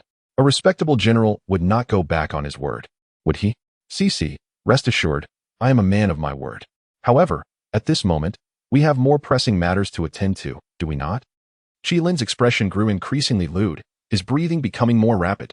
Cici, we have been apart for 2 years. Do you truly not miss me at all? Do you not feel a tinge of loneliness? This year, you have turned 18 and are soon to be wed. Surely your mother has instructed you on how to attend to a man after marriage? The ninth prince is undoubtedly lacking in that regard. Why not allow me to assess your skills today? With that, Qi Lin suddenly rose from his seat, pulling Gu Yanxi up alongside him. In the next moment, with a forceful tug, he drew Gu Yanxi into his embrace. Chapter 72. Qi Lin has gone mad. Gu Yanxi struggled desperately, attempting to escape from Qi Lin's embrace. Yet, the more she fought, the more exhilarated Qi Lin became, tightening his grip around her. Shi, I know you have waited for this day for several years. Today, allow me to fulfill your desires. Let go, Qi Lin. Release me. Gu Yanxi cried out in alarm, pushing against him with all her might. However, the disparity in strength between them was insurmountable. No matter how hard she tried, she could not budge him even slightly. Shi, you have turned down countless suitors for my sake, and I have witnessed it all. My marriage to you Qingqing was merely a way to repay her father's life-saving grace. As a general, I cannot be ungrateful, can I? But rest assured, if you willingly give yourself to me, I shall grant you the status of a cherished concubine. What is the worth of being the ninth prince's consort? He has been frail since childhood, Confined to a wheelchair, he likely lacks the ability to fulfill his duties. What good will it do you to marry him? You would be left alone, weeping in an empty room. It would be far better to yield to me. We have been childhood sweethearts, and I refuse to believe that within a mere 2 years you could completely forget me. Qi Lin spoke nauseating words, his hands restlessly attempting to loosen Gu Yanqi's belt. She, they say a moment of passion is worth 1,000 gold coins. Although it is not yet night, it feels the same. I can scarcely contain myself. Qi Lin's breath quickened, his warm exhalation brushing against Gu Yanqi's ear, sending shivers down her spine. From the moment she entered the room, she had detected a peculiar fragrance. Initially, she believed it to be the signature scent of the Vowing Tower. But the moment Qi Lin's hand touched hers, she realized that the incense burning within the room was tainted. This scent contained an aphrodisiac, possibly administered by Qi Lin himself or someone else. Fortunately, prior to entering the Vowing Tower, she had consumed a heart-consolidating pill given to her by Yan Wanqing, rendering her immune to ordinary intoxicants. Qi Lin leaned heavily against her. She, I feel so hot. Are you not hot as well? You must be. Especially since I added an entire bottle of Hihuan San. Gu Yanqi felt a wave of revulsion at Qi Lin's words. She could hardly believe that the man she had loved for so many years could be such a shameless libertine, intent on her ruin in both this life and the last, employing such despicable means. As Qi Lin's body temperature soared, he could no longer restrain himself. He finally released Gu Yanqi and began to shed his garments. Gu Yanqi seized the opportunity to break free from his confinement, exhaling a heavy sigh of relief. She cautiously made her way to a corner, gently nudging an inconspicuous rope with her foot. Moments later, the door creaked open softly. A girl of around 16 or 17 entered, donned in a flowing purple gown, her hair adorned with accessories similar to Gu Yanqi's, and her face partially concealed by a purple veil. Due to the similarity in their physiques, anyone unfamiliar with Gu Yanqi might easily confuse the woman with her, merely from a glance at their silhouettes. The only distinction lay in the fact that the girl's neckline was unbuttoned, revealing her fair, delicate shoulders. And her gaze was alluring and enchanting, capable of ensnaring one's soul. Upon entering the room, she gracefully bowed to Gu Yanqi and then proceeded to occupy the spot where Gu Yanqi had been standing. Qi Lin, still preoccupied with unfastening his garments and belt, was in a daze from the abundant consumption of Hihuan powder, his vision clouded and double, completely oblivious to the presence of another woman in the room. At last, he managed to loosen his belt and, with a lascivious grin, rushed toward Gu Yanqi. She, let your elder brother Qi pamper you well. As for the talisman, since it was a gift from you, it would be unreasonable to take it back. He reached out and embraced Gu Yanqi, leaning down to kiss her. However, instead of the anticipated softness, he encountered only a thin veil. Qi Lin furrowed his brow, scrutinizing for a considerable time, and once he discerned the truth, he broke into a smile. She, so you enjoy the playful allure of half-concealed beauty. Excellent. Truly delightful. With that, Qi Lin effortlessly lifted the woman and made his way towards the bed. As the beaded curtain fell, Gu Yanqi watched Qi Lin's receding figure and could not help but emit a cold snort. Did he still perceive her as the naive girl from her past life?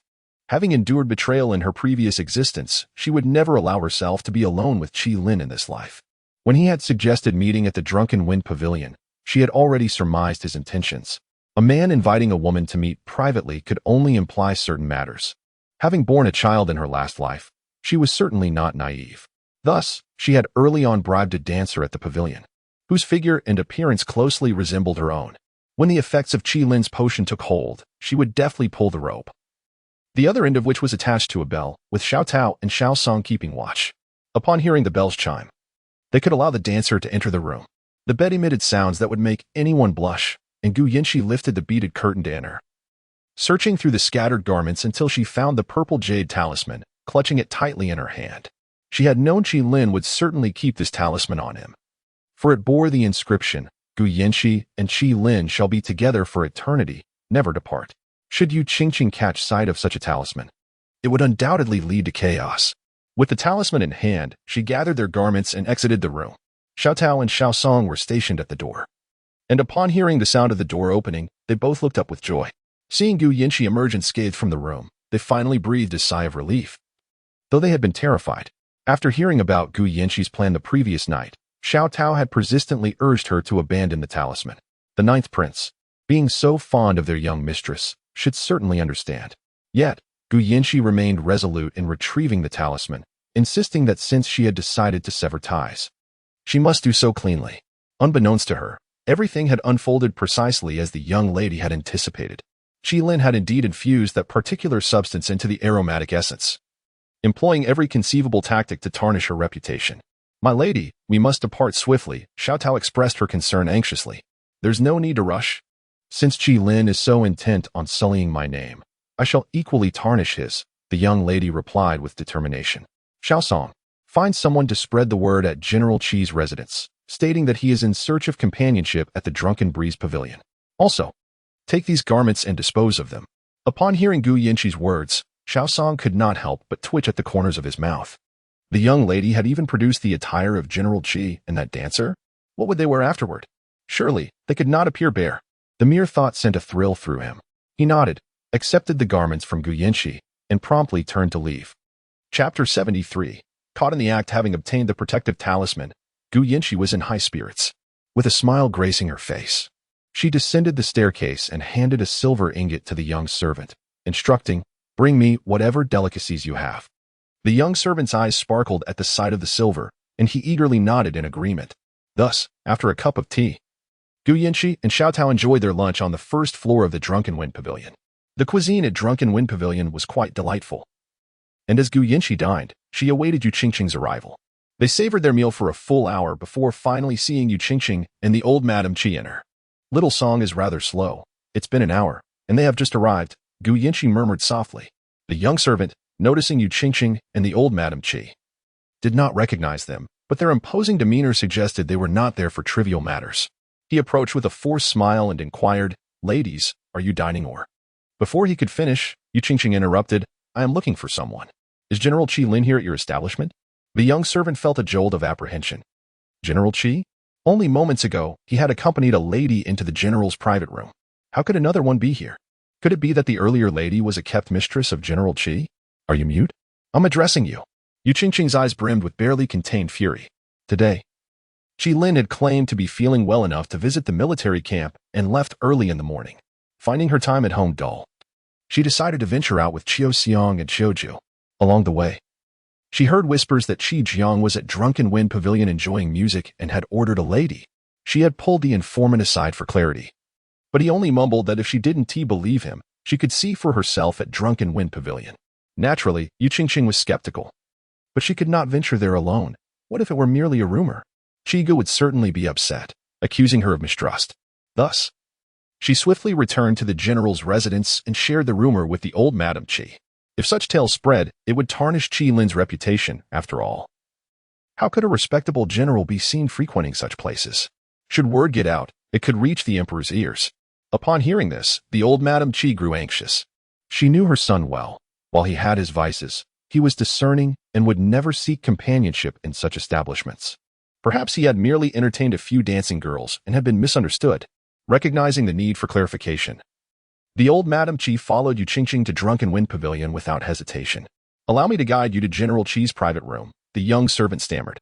As Yu Qingqing and the old Madame Qi trailed behind him, their expressions were quite telling. The old madam pursed her lips while Yu Qingqing furrowed her brow. Gu Yanqi was keen to follow and witness the unfolding drama. Just then, she noticed a crowd gathering at the entrance, engaged in fervent discussions about Qi Lin. "Have you heard? General Qi is at Drunken Wind Pavilion seeking a woman. My goodness, isn't he on the verge of marrying the daughter of his savior? A distinguished general. How could he engage in such scandalous behavior? It is said that a general is not only wise but also discerning. Instead of frequenting the Lanxiang courtyard or the Marin Pavilion, he chooses to visit the Drunken Wind Tower. Just now, I noticed that the one entering the Drunken Wind Tower seemed to be the esteemed matriarch of the Qi family, and the lady accompanying her must be none other than Lady Qi. How intriguing." Meanwhile, within the confines of the room, Qi Lin, having engaged in a spirited tussle for several rounds, had long succumbed to the effects of the medicine and was blissfully asleep, cradling a dancing maiden in his arms. Suddenly, a loud knocking interrupted his slumber. "Who is it?" Qi Lin, disturbed from his dreams, was quite irate. "General Qi, it is I." The young attendant replied timidly. "What is the matter?" Your wife has come to find you," the attendant stammered, lacking confidence.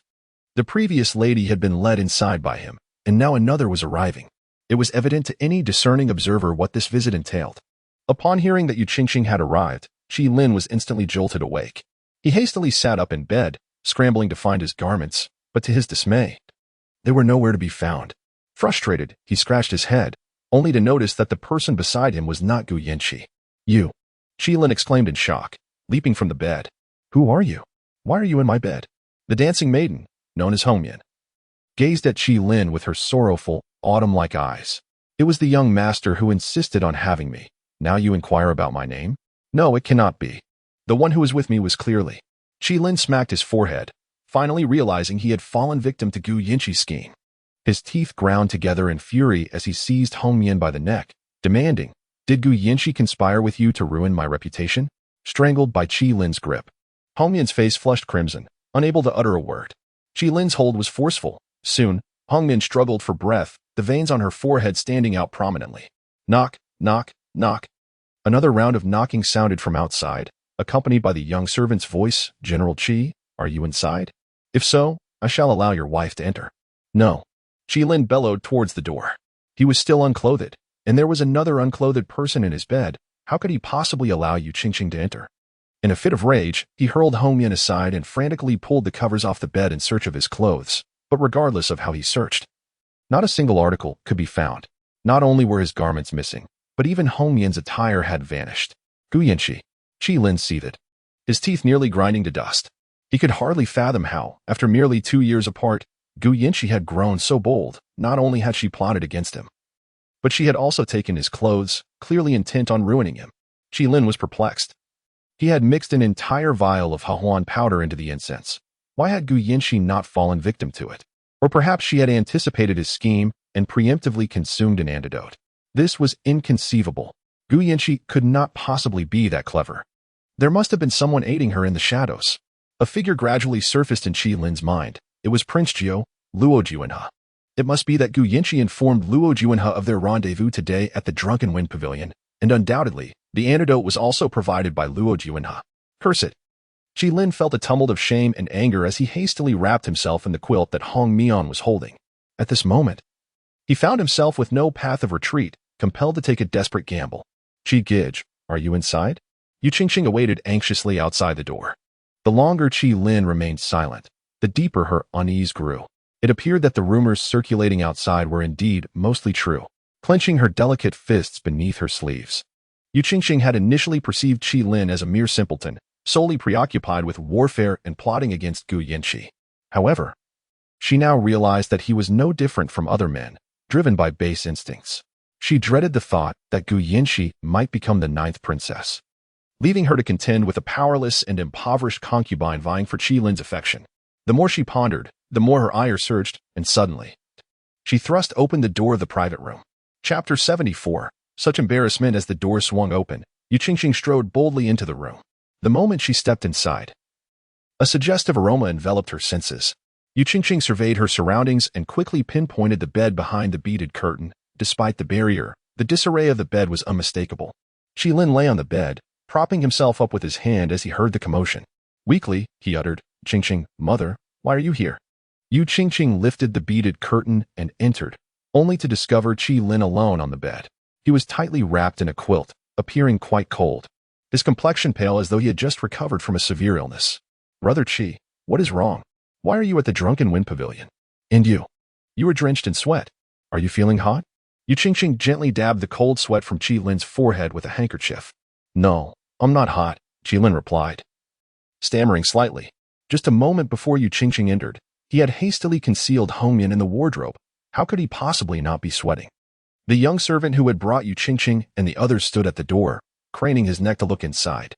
After a prolonged moment of searching, he noticed the absence of the other young lady and felt puzzled. But I clearly brought another young lady up. How could she be missing? Brother Qi, let us return, Yu Qingqing suggested, attempting to pull the quilt from Qi Lin, only to have him firmly grasp her hand. He forced a sheepish smile. No, you all should go back first. I have something to attend to. What could it possibly be? Brother Qi, I see no one else here.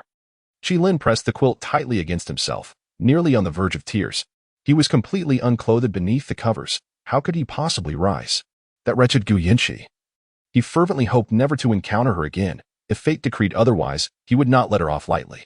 Yu Qingqing, noticing Qi Lin's persistent grip on the quilt, began to piece together the situation, suspecting that the young lady was concealed beneath the covers. It appeared Qi Lin was intent on keeping it from her. Relenting, she decided to feign ignorance. After all, unveiling such matters would benefit neither of them. Though her heart ached, she masked her emotions. Slowly rising, she said, "Very well. Brother Qi, you may stay here. We shall take our leave." Qi Lin exhaled heavily, relieved. As long as Yu Qingqing and the others departed, he could call for the servant to bring him a change of clothes and make his escape. Just as this thought crossed his mind, a clear, icy voice rang out from outside. What a lively scene. "Oh, isn't that Mrs. Qi? Could it be that both Mrs. Qi and General Qi are here?" Gu Yanqi's voice drifted in from the entrance. Upon hearing her, Qi Lin felt a pang of fury in his heart. If he were not in such a vulnerable state, he would have charged at Gu Yanqi with a vengeance. "General Qi, why are you sleeping on the bed? On such a hot day, wrapped in a quilt? One must wonder if you are suffering from some hidden ailment." Gu Yanqi unabashedly lifted the curtain and strode inside, standing at the foot of Qi Lin's bed with her hand over her mouth, laughing. "You." Qi Lin clenched his jaw, glaring furiously at Gu Yanqi. She truly wished to stride forward and pull back the covers from Qi Lin, yet she restrained herself from doing so. She feared that if she were to unveil Qi Lin's blanket, he might hold her accountable, rendering her actions counterproductive. "Sister, my brother Qi and I have matters to attend to at the Drunken Wind Tower. But what about you, arriving here all alone?" Yu Qingqing feigned confusion as she gazed at Gu Yanqi. The Drunken Wind Tower was a place where ordinary young women would not dare to venture alone. Yet Gu Yanqi not only came but ascended to the second floor. If word got out, it would undoubtedly incite wild speculation. "Me? I came with His Royal Highness the Ninth Prince." Gu Yanqi fabricated her story without hesitation, silencing Yu Qingqing instantly. As they conversed, the wardrobe door suddenly swung open, and a naked woman tumbled out. Her hands and feet bound, her mouth gagged with a cloth, landing directly at Gu Yanqi's feet, which startled her into a shrill scream. "Ah, who is this?" Gu Yanqi pretended to be severely frightened, her eyes wide with terror as she turned to Qi Lin, who, upon seeing Hong Mian fall from the wardrobe, was equally startled and sat up in bed. The blanket could not conceal his upper body, revealing his robust chest. Gu Yanqi let out another scream, retreating in haste. "General Qi, how could you come to the Drunken Wind Tower behind your wife's back to engage in such activities?" It was common knowledge that the women of the Drunken Wind Tower offered performances, not their bodies. How could he degrade them so? How would he explain this to the proprietor of the establishment? Gu Yanqi's voice rang out loudly, laden with implications, quickly drawing a crowd of onlookers. Those who had come to the Drunken Wind Tower for serious business emerged from their private rooms, gathering at the entrance of Qi Lin's suite. Some bolder souls stretched their necks to peek inside, despite the beaded curtain, catching glimpses of the scene within. A woman bound and gagged on the floor, a lady with reddened eyes standing nearby, and a man reclining in bed, bare from the waist up. The entrance to the suite was a flurry of activity. Qi Lin wished fervently for a chasm to swallow him whole. Without clothes, he had no means to rise from the bed. He could only watch helplessly as Hong Mian lay on the floor, tears silently streaming down her cheeks. Beside her, Yu Qingqing, also shaken, had reddened eyes, casting a look of betrayal at him. Make way, Mama Gu is here." A woman in her 40s, adorned with a gigantic peony in her hair and holding a peach-colored handkerchief, sashayed into the room, followed by two young women in purple gowns, each clutching a handkerchief as well. Upon entering, Mama Gu spotted the weeping Hong Mian on the floor and gasped, rushing forward to drape her outer garment over the girl. "Hong Shuang, Hong Yu, come help." The crimson-hued grapefruit immediately crouched down, as one person tore away the cloth from Hong Mian's mouth while another untied the ropes binding her. Mother. Hong Mian finally found her voice, sobbing as she dashed into Guamama's embrace. "Hong Mian, tell me, how did you end up in General Qi's private room?" Guamama inquired. Through her tears, Hong Mian pointed to Qi Lin, who sat upon the bed, exclaiming, "It was him. He forced himself upon me." "Guamama, you know well that the maidens of Drunken Wind Pavilion are always performers and never sell their bodies. You must stand up for me." After uttering these words, Hong Mian once again threw herself into Guamama's arms, weeping uncontrollably. Chapter 75. The Concubine. You. What utter nonsense!" Qi Lin exclaimed, striking the bed in frustration. "It was you who climbed into this general's bed, and now you dare to slander me." In truth, Qi Lin yearned to assert that Yu and Gu Yanqi had conspired to ensnare him, yet he refrained from uttering such words. For once he invoked Gu Yanqi's name, he would be deemed as having intentionally seduced the future princess consort, a grave accusation indeed. General Qi, your reasoning is utterly unfounded. Our Zui Feng Lu's second floor has always been a haven for dignitaries to sip tea and engage in conversation. When did it become a place for musical entertainment? If you desire music, the third floor would suffice. Yet you chose to come to the second floor and summoned Hong Mian privately. Can it truly be as simple as merely wanting to hear a tune? Moreover, upon entering your chamber, I detected the fragrance of certain incense. Did you not burn something within? Gu Mama squinted at Qi Lin, for she had grown up in such an environment and was well acquainted with various scents. The Yihuan scent he had used was the most commonplace of them all, and she could discern it with ease. Qi Lin attempted to clarify, but was interrupted by Gu Mama. General Qi, our Zui Feng Lu has its rules. If you desire the company of a particular lady, it is your responsibility to take her back with you, as you must surely be aware. Absolutely not. What right does a mere dancer have to enter our general's residence? The elder Madame Qi, who had been listening intently, finally interjected. If she held the legitimate daughter of the Grand General, Gu Yinshi, in disdain, how could she possibly entertain the notion of a dancer? What purity could be expected from a woman who subsists by dancing for other men? One could not guarantee that she was not already tainted. Her son may indulge, but that does not necessitate bringing such a woman home to bear responsibility. She was hardly an untouched maiden. Gu Mama raised an eyebrow at Madame Qi, inquiring, and who might you be? I am the mother of General Qi. Madame Qi declared proudly, tilting her chin. She could not fathom that one could indulge in entertainment at such a place and be held accountable. She had never heard of anyone visiting a brothel and being obliged to answer for the women therein. What she failed to understand was that Zui Feng Lu was not a brothel. The women within were not as indiscriminate as those found in such establishments. The ladies of Zui Feng Lu sold their artistry, not their bodies. And it was precisely this standard that led the noble young lords who frequented Zui Feng Lu to generally indulge in wine and melodies, rarely seeking the company of its entertainers. While it was true that the singers and dancers of Zui Feng Lu were presumed pure, none could truly ascertain their innocence. After all, who could know the extent of their encounters with numerous men through song and dance? Oh, it is Madame Qi, Gu Mama acknowledged. Madame Qi, the rules of Zui Feng Lu apply universally, not only to General Qi, but to all young lords who partake of our ladies. That is unacceptable. My son is a general. How could he possibly take a dancer of such low standing? Wouldn't that bring him ridicule?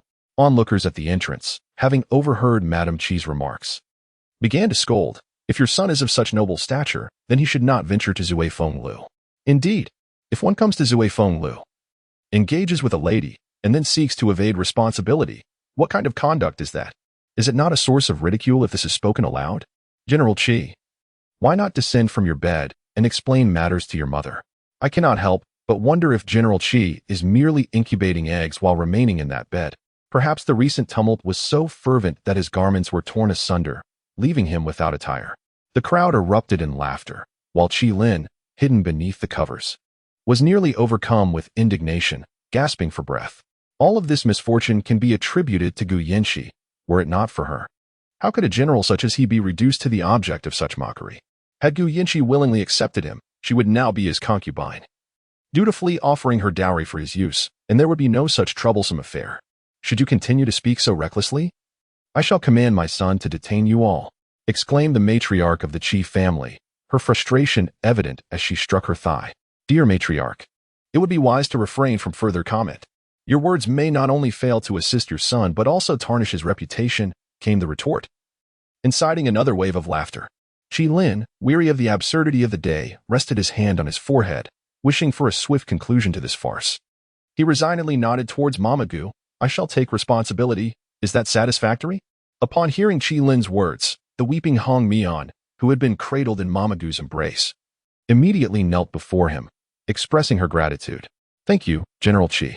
Upon entering the residence, I shall serve you with utmost diligence. Qi Lin waved his hand, signaling Mama Gu to escort Hong Mian away. Mama Gu, fully comprehending Qi Lin's intentions, bowed slightly and led Hong Mian out, awaiting the sedan chair to take her away. After their departure, she thoughtfully closed the door to the private room. The onlookers, having witnessed the acquisition of a dancer, returned to their own quarters with smiles and shaking heads, eager to recount the sensational events to their friends and family. Inside the room, Yu Qingqing stood silently by Qi Lin's bedside, her lips sealed. Given her status, she found herself unable to voice her thoughts. To oppose Qi Lin's decision to take a concubine would paint her as a jealous woman, yet she did not wish to advocate for the dancer either, leaving her in a state of silence. Yu Qingqing's fists were tightly clenched, her long nails digging into her flesh, yet she felt no pain. Qi Lin's actions were driving her to the brink. They had agreed to visit the military camp today, yet he had chosen to come to the Zuifeng Tower instead, and even went so far as to acquire a dancer. This dancer appeared to possess a captivating allure. Her enchanting eyes remained fixed upon Qi Lin, and had he not been in a fit of anger, he might have been ensnared by her gaze. The elder matriarch was equally vexed. How could it be that a concubine had suddenly appeared, especially one of such dubious standing? This dancer seemed far from virtuous, and if she were to enter the household, it would be imperative to devise a means to keep her in check, lest she assume dominance.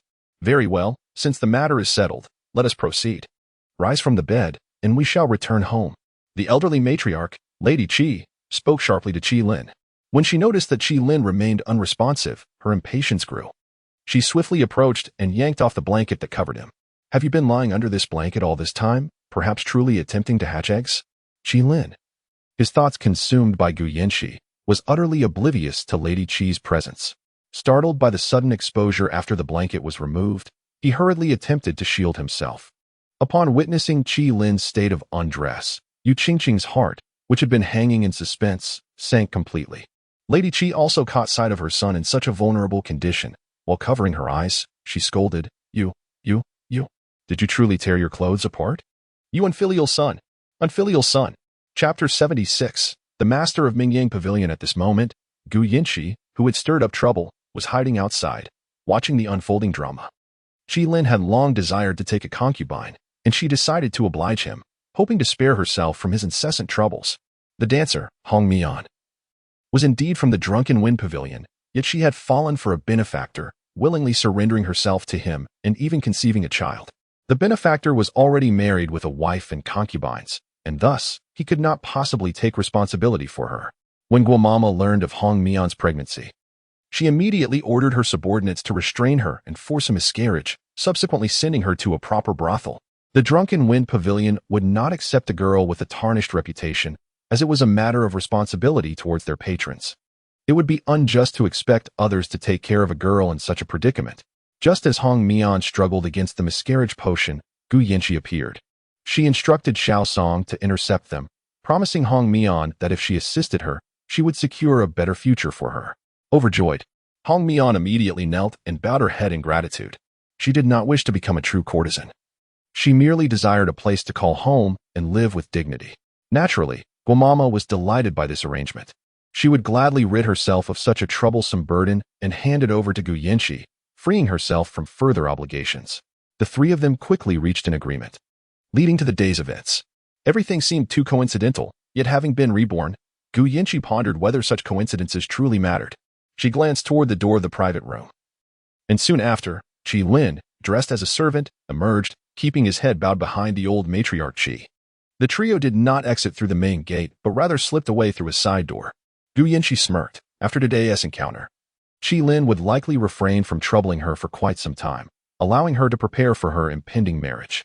Xiao Tao, Xiao Song, let us return, Gu Yanxi declared, turning to leave. While the matter of the talisman had been resolved, she still had no leads on Yin Wanqing's whereabouts. Gu Yanxi had sent Xiao Song to investigate Yin Wanqing's situation, yet a day had passed without any useful information. She wondered where Qingqing had been taken and whether she would be able to attend her wedding. Lost in thought, Gu Yanxi and Xiao Tao arrived at the entrance of the Grand General's residence. Upon turning around, she noticed only Xiao Tao. Confused, she inquired, "Where is Xiao Song?" Xiao Tao shook her head, indicating she hadn't seen him. "He didn't come back with us?" Gu Yanxi pressed. Xiao Tao nodded. She had intended to inform her mistress about Xiao Song's absence from the beginning, but upon seeing Gu Yanxi deep in thought, she hesitated to interrupt. She assumed Xiao Song might have gone to the restroom and would catch up soon. However, they had now reached the Grand General's residence, and he still had not returned. Meanwhile, in a private room on the 4th floor of the Drunken Wind Pavilion, Xiao Song sat at a table opposite a masked woman. "Are you taken with that girl?" she asked. "Aunt, I am not," he stammered. "Upon my observation, it is evident that every time you utter a falsehood, you stammer. And I noticed you furtively glancing at that young lady's face. Aunt, Xiao Song exclaimed, a mix of embarrassment and irritation evident in her voice. I assumed you were still with the 100 Break gang, but to my surprise, you have become a guard for the legitimate daughter of the Grand General's mansion. I presume you have been living quite comfortably during this time, enough to forget about your Aunt A-chan. Just yesterday, you approached me to request my assistance in staging a performance, and I wondered what it was for, not realizing it was for this young lady.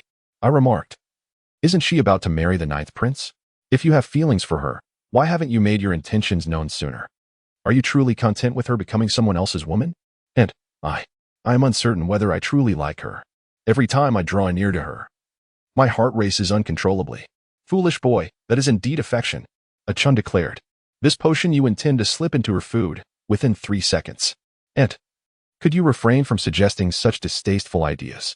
Xiao Song interrupted, realizing that A-chun's musings were becoming increasingly absurd. Even if he harbored feelings for Gu Yinshi and wished for her to be his, he would never resort to such unsavory tactics. He would rather wait until Gu Yinshi recognized his virtues and grew fond of him. Very well, I shall cease my jesting. Has there been any recent activity at Mingyang Pavilion? Xiao Song, abandoning his earlier frivolity, inquired with a serious demeanor. Indeed, A-chun leaned closer to Xiao Song. Recently, the 3rd prince and the 5th prince have sent individuals to Mingyang Pavilion to procure a considerable amount of weaponry. I sense that matters are more complex than they appear. They purchased weaponry? Is there unrest in the southern lands or the northern lands? A-chun shook her head, uncertainty written across her face. According to our informants, it does not seem to be for the soldiers at the borders, but rather for their own stockpiling. Understood, Xiao Song nodded. It is getting late. I must return. If the young lady cannot find me shortly, she will surely become anxious. Oh, you. At this moment, you seem less concerned about the affairs of the pavilion and more preoccupied with that girl, A-chun retorted with a hint of exasperation. Xiao Song made a face at A-chun and leaped through the window, vanishing from sight. From the moment Qi Lin mentioned meeting Gu Yinshi at the Drunken Wind Pavilion, Xiao Song had already begun to strategize. The Drunken Wind Pavilion was originally an asset of Mingyang Pavilion. With the slightest gesture, he could arrange everything to his liking. That red thread was, after all, a connection. Otherwise, would Gu Yinshi truly believe herself so capable as to ensnare others at the Drunken Wind Pavilion without being noticed? And ultimately, would she escape the scrutiny of the establishment? The thought of Gu Yinshi seizing Qi Lin's garment, forcing him to hide beneath the covers, made Xiao Song chuckle. His young lady was indeed mischievous, yet he found himself enamored by her slyness. Upon returning to the Lioli Pavilion, Gu Yinshi inquired every 3 minutes, has Xiao Song returned? To which Xiao Tao consistently shook her head. At last, upon Gu Yinshi's 3rd inquiry, Xiao Song pushed the door open and entered. The moment he crossed the threshold, he heard Gu Yinshi asking if Xiao Tao had returned, filling his heart with uncontainable joy. The feeling of being remembered by someone was truly delightful. Miss, I am back, Xiao Song exclaimed, breathless from his hurried entrance. Gu Yinshi's expression was a mix of anxiety and happiness. Where have you been? Did I not just say to leave? We arrived at the doorstep and found you missing. Do you have any idea how worried I was? Noticing the genuine concern etched on Gu Yinshi's face, Xiao Song felt a pang of guilt. Earlier, when Gu Yinshi was discreetly observing Qi Lin from a corner, Aunt Chun had pulled him away, and he had thought her inquiries were merely casual, not realizing that his absence had caused the young lady such prolonged distress. Chapter 77. The fine line between reality and delusion. Gu Yinshi was undoubtedly anxious. After causing such a commotion at the Drunken Wind Pavilion, she had left. But what if the establishment sought retribution and, unable to find her, vented their fury upon Xiao Song? Observing Gu Yinshi's reddened eyes, Xiao Song felt a pang of guilt for having upset her. Miss, I'm so sorry. I just had a stomachache and went to the restroom. When I came out, I caught a whiff of the roast duck from the Emerald Peak Pavilion and thought you would enjoy it. So I queued up to buy some for you.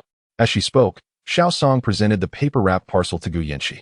The warmth emanating from the parcel carried the enticing aroma of roast duck, instantly stirring Gu Yinshi's appetite. She glanced at the package, and her irritation dissipated significantly. You must let me know next time you leave. Of course, Xiao Song replied eagerly. I've been wanting to try the roast duck from Emerald Peak Pavilion for quite some time, but there is always a line. Gu Yinshi carefully unwrapped the parcel, revealing the roast duck, perfectly roasted and glistening with oil as if just removed from the oven. Xiao Song, let us share this together. She tore off a duck leg and offered it to Xiao Song, then handed another to Xiao Tao. Xiao Tao hurriedly waved her hand, Miss, I cannot eat. Please, just enjoy it. Gu Yinchi insisted, placing the duck leg into Xiao Tao's hands and bringing her hand to her lips with utmost seriousness. It's truly delicious, especially since Xiao Song bought it for you. With great reluctance, Xiao Tao took a small bite, the skin crispy and the meat tender. Rich yet not greasy, a delightful treat. The three of them sat at the table, quickly devouring the roast duck. In the dilapidated little room, Yan Wanqing sat anxiously at the bedside. Old Qin had awakened once, taken a couple of sips of water, and then drifted back to sleep. Qing, do not fret. Since Old Qin has awakened, it indicates that she is out of danger. Mo Liang comforted her softly as he sat beside her. In recent days, Mo Liang had made it a point to come and keep her company, sharing conversations or simply sitting quietly by her side. Yan Wanqing wore a troubled expression.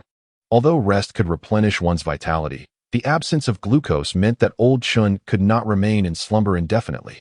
She had secretly inquired about Old Qin's condition. But the system's response was disheartening. It indicated that, according to the original storyline, Old Qin was meant to perish after being falsely accused of theft by Yan Wanqing's rival. Whether she would awaken this time remained uncertain, a matter left to fate. Gently, Yan Wanqing took Old Qin's hand and pressed it against her cheek. Nanny, please wake up. What will I do if you do not? When she had arrived in this world alone, Old Qin had been the only one to treat her kindly. She pondered whether Old Qin realized that she was no longer the same Yan Wanqing. Perhaps Old Qin knew, yet chose not to confront the truth, continuing to care for her as always. As these thoughts crossed her mind, Yan Wanqing's eyes immediately glistened with tears. Qin Momo's eyes suddenly flickered, and her lips murmured faintly. Qin. Though her voice was barely audible, it undeniably emanated from her lips. Yan Wanqing, overjoyed, sprang from her seat and leaned closer to Qin Momo's mouth. What did you say, Qin Momo? Qin. Qin Momo struggled to utter the two syllables again. With reddened eyes and a smile gracing her face, Yan Wanqing gazed at Qin Momo, who was wide-eyed and smiling back at her. In the past, during their days in Luoxiao village, Qin Momo had never referred to Yan Wanqing as Mississippi. After all, in a village setting, calling a young girl Miss would have raised eyebrows. At that time, Qin Momo had affectionately called her Qing, a term of endearment that only changed when they arrived at the mansion. Now, hearing Qin Momo call her Qing flooded Yan Wanqing's mind with memories of their shared life in Luoxiao village. Excitedly grasping Qin Momo's hand, she murmured, Qin Momo, I'm here. I'm right here. You have finally awakened. After lying in bed for quite some time, Qin Momo finally regained some strength, attempting to prop herself up with her hands. Observing this, Mo Liang hurried to assist her. With a soft cushion placed behind Qin Momo's back, she leaned against the headboard, gently patting Yan Wanqing's small hands. Tears glimmered in her eyes. Previously, Yan Heping had unceremoniously ordered her to be dragged to the water prison, indifferent to her protests, even when she injured herself in her attempts to resist. Ultimately, he commanded the servants to beat her, blaming her for Yan Wanqing's misfortunes, claiming that her upbringing in the countryside had corrupted the girl. Helpless to fight back, she was subjected to the guard's assault until she lost consciousness. Believing she was doomed, she was astonished to find herself alive. Truly, heaven had spared her. I shall prepare porridge for Qin Momo. Mo Liang discerned that Qin Momo had something to discuss with Yan Wanqing, and thus excused himself from the room. Left alone with Qin Momo, Yan Wanqing noticed her gaze trailing after Mo Liang as he departed. Who is that? She inquired. Turning around, she realized she could no longer see Mo Liang's figure. Oh, she replied softly. He is Mo Liang, the legitimate son of the Minister of War. After being rescued from the water prison, I fainted on the way, and he brought me back. You weren't rescued by him from the water prison? Qin Momo exclaimed, astonished, having thought this young man had somehow liberated Yan Wanqing. Then, the one who took me away from the mansion was not him. Yan Wanqing nodded in affirmation. I encountered someone in the water prison. He introduced himself as Tang Xiaohua. Upon hearing the name Tang Xiaohua, Qin Momo recoiled slightly. What is it? Do you know Tang Xiaohua, Momo? Qin Momo fell silent, closing her eyes for a long moment before slowly reopening them. With a deep sigh, she began. Well, it is likely that Tang Xiaohua has already shared this with you, and I need not continue to conceal it from you. Your mother and Tang Xiaohua share a bond of childhood friendship, having grown up together. Your mother's parents departed this world prematurely, leaving her in the care of Tang Xiaohua's grandfather. He took it upon himself to mentor her in the art of medicine, hoping she would acquire a skill that would sustain her in the future.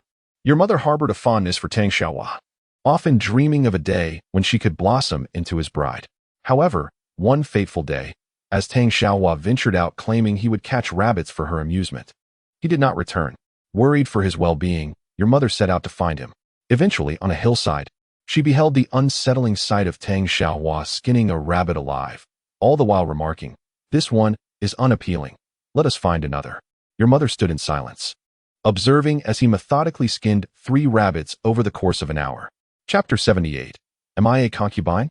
Yan Huaqing gasped in shock at the words spoken by Chen Mama. Was Tang Xiaohua truly such a brutal individual? He had skinned the rabbit simply because he deemed it unlovable? During the brief period she had spent in his company, she had perceived no such issues with him. Was it possible that he concealed his true nature so adeptly? Chen Mama, casting a glance at the terror-stricken Yan Huaqing, let out a heavy sigh and continued, "Previously, your mother mentioned that Tang Xiaohua was a medicinal pot from a young age. Although he appeared to be in good health, his master insisted upon him consuming medicine for reasons unknown. Eventually, he realized that the concoctions were intended to suppress the violent tendencies within him. That day, when he ventured out to catch rabbits and neglected to take his medicine, his true nature was revealed. Your mother, frightened into silence, encountered your father on the way back and feigned affection towards him. When your father expressed a desire to take her to the capital, she obediently acquiesced. Understanding dawned upon Yan Huaqing. So, her mother did not truly harbor feelings for her father. Her agreement to marry him was merely a means to escape Tang Xiaohua. After all, with Tang Xiaohua's propensity for cruelty, the thought of marrying him and potentially bearing children filled her with dread. What if he directed his wrath towards them?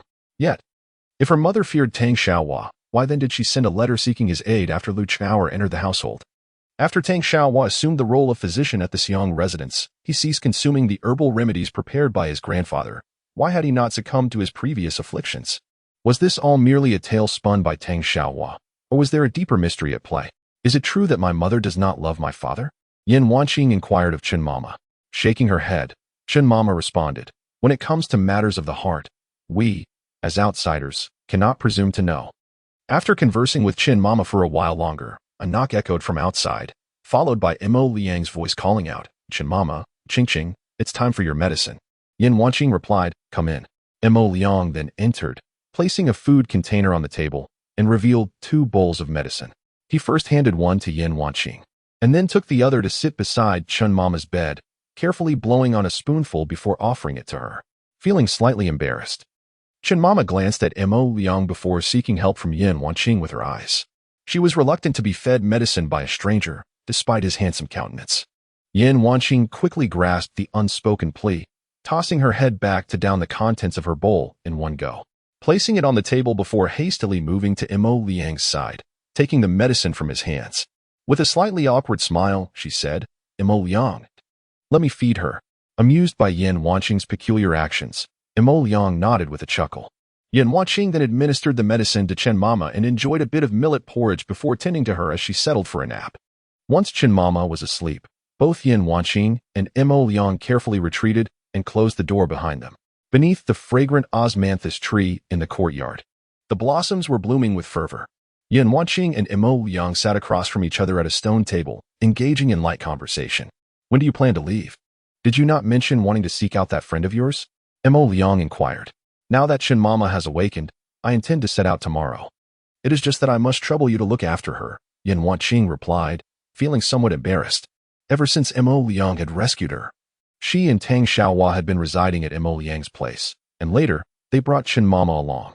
For the past few days, they had been enjoying free meals, and even the medicines for both her and Chen Mama were purchased at Mo Liang's expense. Now, as she prepared to find Yan Huaqing, she felt guilty for having to ask Mo Liang to care for Chen Mama. No, she must hasten to locate the heroine and embark on the second main quest to thrive alongside her. Remaining destitute was simply untenable. "Why are you being so polite with me?" Mo Liang remarked, gazing at Yan Huaqing with a twinkle of affection in his eyes. Early the next morning, after Yan Huaqing had attended to Chen Mama's medicine and breakfast, she stepped outside. Just as she did, she overheard passers-by discussing matters concerning the Xiong residence. "Have you heard? The maid recently brought back from the countryside has died. Apparently, she went out to rendezvous with a man, was seen by others, and upon returning home, met her in with a white silk. TSK, did they not say she was from the countryside? How audacious." If you ask me, she deserves her fate. A woman like that, should she marry and still seek out men, would certainly face dire consequences. Feigning interest in a roadside stall, Yan Wanqing leaned in to eavesdrop on the two conversing. Once their topic shifted, she furrowed her brow and exclaimed, "That scoundrel Yin Heping has truly placed such a heavy burden upon my shoulders." However, she had no time to deal with Yin Heping. Her priority was to find the heroine. In just 2 days, the heroine's wedding would take place, and as her closest friend, her attendance was imperative. Yet she could not appear in her current state. As she continued on her way, she was unexpectedly doused with a bucket of water, the liquid carrying a faint, unpleasant odor. Who does this? Are they blind? Yan Wanqing's hair was soaked, droplets cascading down her strands. 2 figures, one tall and one short, emerged from the shadows. Stepping before her, the shorter one, clad in a pale pink gown, covered her nose with one hand, suppressing a laugh. "Oh, it's a person. I thought it was a dog. My apologies." "You." Yan Wanqing advanced, ready to strike the face of the girl in the pink dress, but was halted by the taller girl. "Miss, I sincerely apologize. It was my sister who did not see clearly and splashed water upon you. I apologize on her behalf." The taller girl, dressed in a simple white gown, with a matching white headband, exuded an air of freshness and grace. "Sister-in-law, why are you apologizing to her?" The girl in pink retorted, her face displaying dissatisfaction. "She is merely a mistress kept by my brother. How dare she shamelessly entice a married man? You have no reason to apologize to her. Yuyo, your brother and I are not yet wed. Do not speak recklessly." Upon hearing Yuyo call her sister-in-law, the girl in white blushed, her demeanor becoming shy and awkward. "I do not care. I shall acknowledge you as my sister-in-law. As for her, she is merely a clandestine mistress kept by my brother, unworthy even to serve as his concubine." Yan Wanqing has come to understand their identities. The girl in the pink gown is likely Mo Liang's sister, while the lady in white must be the fiancée arranged by his family. Thus, they have mistaken her for the mistress that Mo Liang keeps outside? How intriguing. Chapter 79. Human or ghost? Listen here. I must inform you that my brother is already betrothed. They are to be married soon, and I strongly advise you to distance yourself from him if you value your well-being. I will never permit my brother to welcome you into our household. My sister-in-law is solely Jinjin. Mo Yu stood with her hands on her hips, exuding an air of defiance as she glared at Yan Wanqing. Yan Wanqing found the situation rather amusing. She had merely sought refuge with Mo Liang for a few days, yet inexplicably found herself branded as a concubine. Was her purpose in this world merely to be a scapegoat? First of all, I do not respond to "Hey, my name is Yan Wanqing." Secondly, you drenched me with water. An apology is in order. And thirdly, I am not your brother's concubine, nor do I harbor any interest in him. Yan Wanqing advanced step by step towards Mo Yu, who, startled, stumbled back and ultimately fell into Yang Jinjin's embrace. "What does your name matter to me? You were the one who seduced my brother first. Why should I apologize?" Mo Yu retorted defiantly. "Will you apologize or not?" Yan Wanqing quietly withdrew a small white paper package from her sleeve, clutching it tightly. Waiting for Mo Yu's response. "I will not apologize," Mo Yu declared, her expression brimming with arrogance, as if to say, "What can you possibly do to me?" Yan Wanqing refused to indulge her. With a slight nod, she murmured in a low voice, "So you choose not to apologize? Very well." With that, she scattered the powder from the white package towards Mo Yu, who immediately began to itch uncontrollably. She clawed at her skin. Her eyes filled with fury as she glared at Yan Wanqing. "What have you sprinkled on me?" Yan Wanqing watched with amusement as Mo Yu writhed in discomfort. "It's merely a tool to prompt your apology. Now, do you still refuse to apologize?" I will not apologize," Mo Yu cried out, tears streaming down her face from the unbearable itch. "Sister-in-law, it itches. Please scratch my back." Mo Yu was in such distress that she could barely reach her back. Yang Jinjin, taken aback by Yan Wanqing's tactics, noticed Mo Yu squirming and lamenting about the itchiness.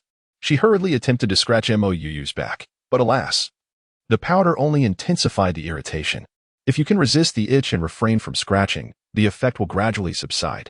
However, if you continue to scratch, you risk harming your own skin. I can't endure it any longer. Mo Yu, being a young girl, finally broke down in tears. Yan Wanqing, observing her painful expression, felt a twinge of sympathy. Yet, she remembered Mo Yu's obstinacy in splashing her with water without an apology. "Will you apologize?" Yan Wanqing inquired once more. "Yang Jinjin, Witnessing Mo Yu's agony as she feigned resilience, became anxious. You must say it. Apologize. I refuse to apologize. There is no way I will do so. I refuse to believe she can truly make me scratch myself to death. Mo Yu gritted her teeth, glaring fiercely at Yan Wanqing. This Yan Wanqing not only seduced her brother but also poisoned her. Wait a moment, did she say her name was Yan Wanqing? YNWNQing is not the rural girl from the minister's residence who was spotted clandestinely meeting with a man and subsequently took her own life with a white silk ribbon to declare her resolve? Was she not dead? Why does she appear before me? Myu's gaze toward YNWNQing was tinged with a hint of fear. Could this person truly be a ghost? Or perhaps, she is not YNWNQing at all. However, it seems unlikely that anyone would take the trouble to impersonate a deceased individual. Thus, only one possibility remains. YNWNQing did not die after all.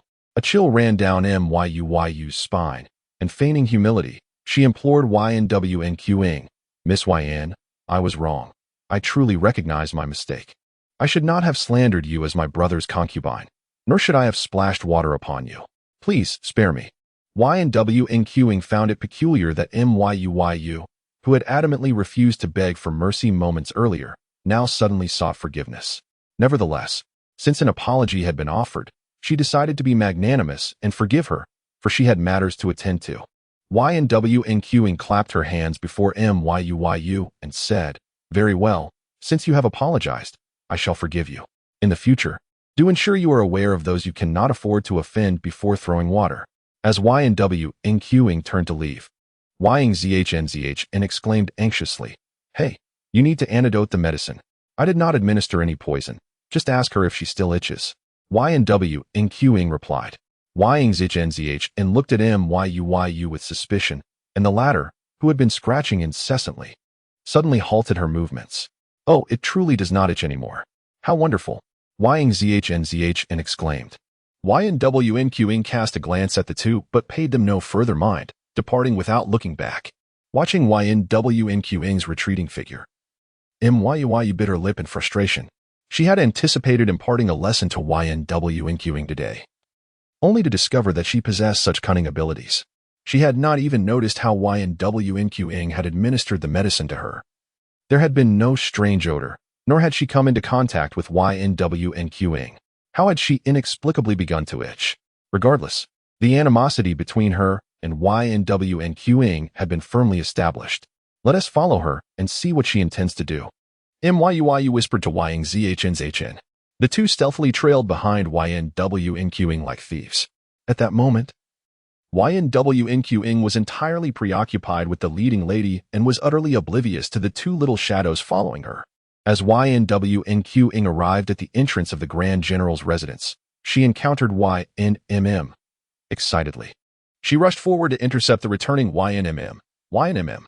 Upon hearing her name called, YNMM turned around and, upon seeing YNWNQing, paused briefly before breaking into a broad smile. Ah, it is Miss YN. The young lady has been inquiring about you. Do hurry and follow this old servant inside. The young lady will surely be delighted to see you. Very well, YNWNQing replied, unreservedly trailing behind YNMM into the residence, concealed beneath a tree outside. Myu and YNZHNZHN watched as YNWNQing entered the Grand General's residence with the old servant. Their faces filled with bewilderment. Were YNWNQing and the legitimate daughter of the Grand General's residence so familiar that merely encountering a servant allowed her to enter so freely? Suddenly, a mischievous smile crept across Myu's face. I have heard that the legitimate daughter of the Grand General's residence is soon to be wed to the ailing ninth prince, if I am not mistaken. Yang Jinjin glanced at Mou with a hint of concern. You mustn't entertain any ill intentions. We cannot afford to provoke the ninth prince or the general's mansion. It would be prudent for us to leave swiftly. We may be powerless, but there are those who wield power, Mou replied, her determination unwavering. Come. Let us proceed to the Prime Minister's residence and share the news that Yan Wanqing is alive. I am certain that Prime Minister Yan will be profoundly astonished. Without looking back, Mou pressed on, leaving Yang Jinjin with no choice but to hurriedly follow in her footsteps. Yu, wait for me. Chapter 80. The conspiracy at the entrance of the Prime Minister's residence. Mou and Yang Jinjin were halted by the guards before they could approach the grand gates. I have urgent matters to discuss with your Prime Minister, significant matters. Mou explained anxiously. The Prime Minister has entered the palace. Any concerns can be addressed once he returns from court, one of the guards replied dismissively. No, I am truly in a hurry. Please inform your lady of the house. Mou insisted fervently. However, the guards remained unyielding, indifferent to her pleas. After all, Mou was merely a young girl, and the notion of her possessing vital information was laughable. What significant matter could a girl like her possibly know? Desperation gnawed at Mou as she attempted to reason with the guard on her left and then the one on her right, but they stood resolutely, impervious to her entreaties. Yo-yo, let it go. We should leave, Yang Jinjin said, fear evident in her voice as she tugged at Mou's sleeve. This is the Prime Minister's gate. If we're mistaken for troublemakers, it will be disastrous. Sister, do not be afraid. The information we possess will surely pique the interest of those within the residence. What information? Queried Yin Weining, who had just returned from purchasing cosmetics with her maid and noticed the two unfamiliar girls sitting mysteriously at her family's gate, claiming to have information of interest to the Prime Minister's household. Who are you? Mou inquired, lifting her gaze to Yin Weining. This is my home. Who do you think I am? Yin Weining retorted, her tone sharp. Oh, I see, the young lady of the Prime Minister's residence. Mou quickly donned a flattering expression, rising to lean closer to Yin Weining's ear. I have a piece of news that will undoubtedly intrigue you. Would you care to hear it?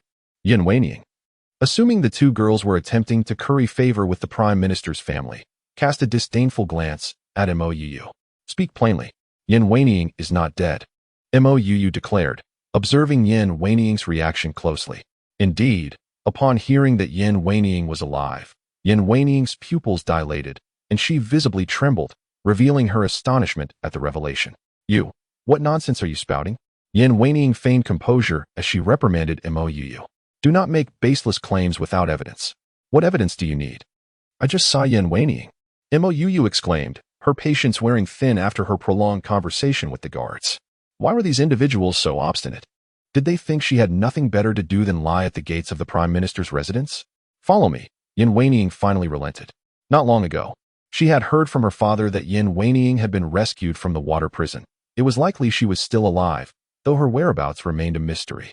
Her father had mentioned that since Yin Weining was missing, any clandestine meetings could easily be attributed to her, as a missing person could never come forth to defend herself. Even if she were to appear in the future, what could she possibly achieve if the Xiang residence does not acknowledge her? Although my father spoke thus, the moment I learned that Yin Wanqing was still alive and had ventured out shopping, I felt an unsettling anxiety within me, constantly fearing that something dire might transpire. The events of that day were witnessed by many, even if they insisted that it was Yin Wanqing who had a clandestine meeting with a beggar. There would undoubtedly be those willing to speak up in her defense. However, should Yin Wanqing perish, even if they knew the truth, they would remain silent. For it would be unwise to confront the Xiang residence over a deceased individual. Within the late autumn pavilion, Yin Weining, Mou, and Yang Jinjin sat around a table. After Bai Lu set down the refreshments and retreated, Yin Weining began to pour tea for the two. Tell me, did you see Yin Wanqing today? Indeed I did, replied Mou. I initially mistook her for my brother's mistress, so I threw wash water on her. At this thought, Mou couldn't help but laugh again. How can you be certain that was Yin Wanqing? You do not even know her, Yin Weining remarked. She claimed it herself, Mou replied, taking a delicate bite of a mung bean cake. Surely no one would intentionally impersonate a deceased person. Yin Weining fell silent, deep in contemplation. It was true that no one would impersonate a corpse, yet there existed the possibility that the individual simply shared the same name, pronounced identically. After finishing her mung bean cake, Mou continued, we just saw her heading to the Grand General's residence. How could she possibly have such a close relationship with the legitimate daughter of the Grand General? Yin Weining jolted in shock. Yin Wanqing has gone to the Grand General's residence? If that is the case, it is nearly certain that the person is indeed Yin Wanqing. Seeing that Yin Weining remained silent, Mou grew bored, expecting a more animated reaction from her. Instead, she appeared as stoic as the wooden guards outside. This prompted her to abandon several schemes she had considered against Yin Wanqing, as they seemed unnecessary now. Just as Mou prepared to rise and leave, Yin Weining finally spoke. What do you intend to achieve by discussing this with me? What do you think I can achieve? Mou chuckled. My family is merely a humble assistant in the Ministry of War. We cannot contend with the Grand General's residence.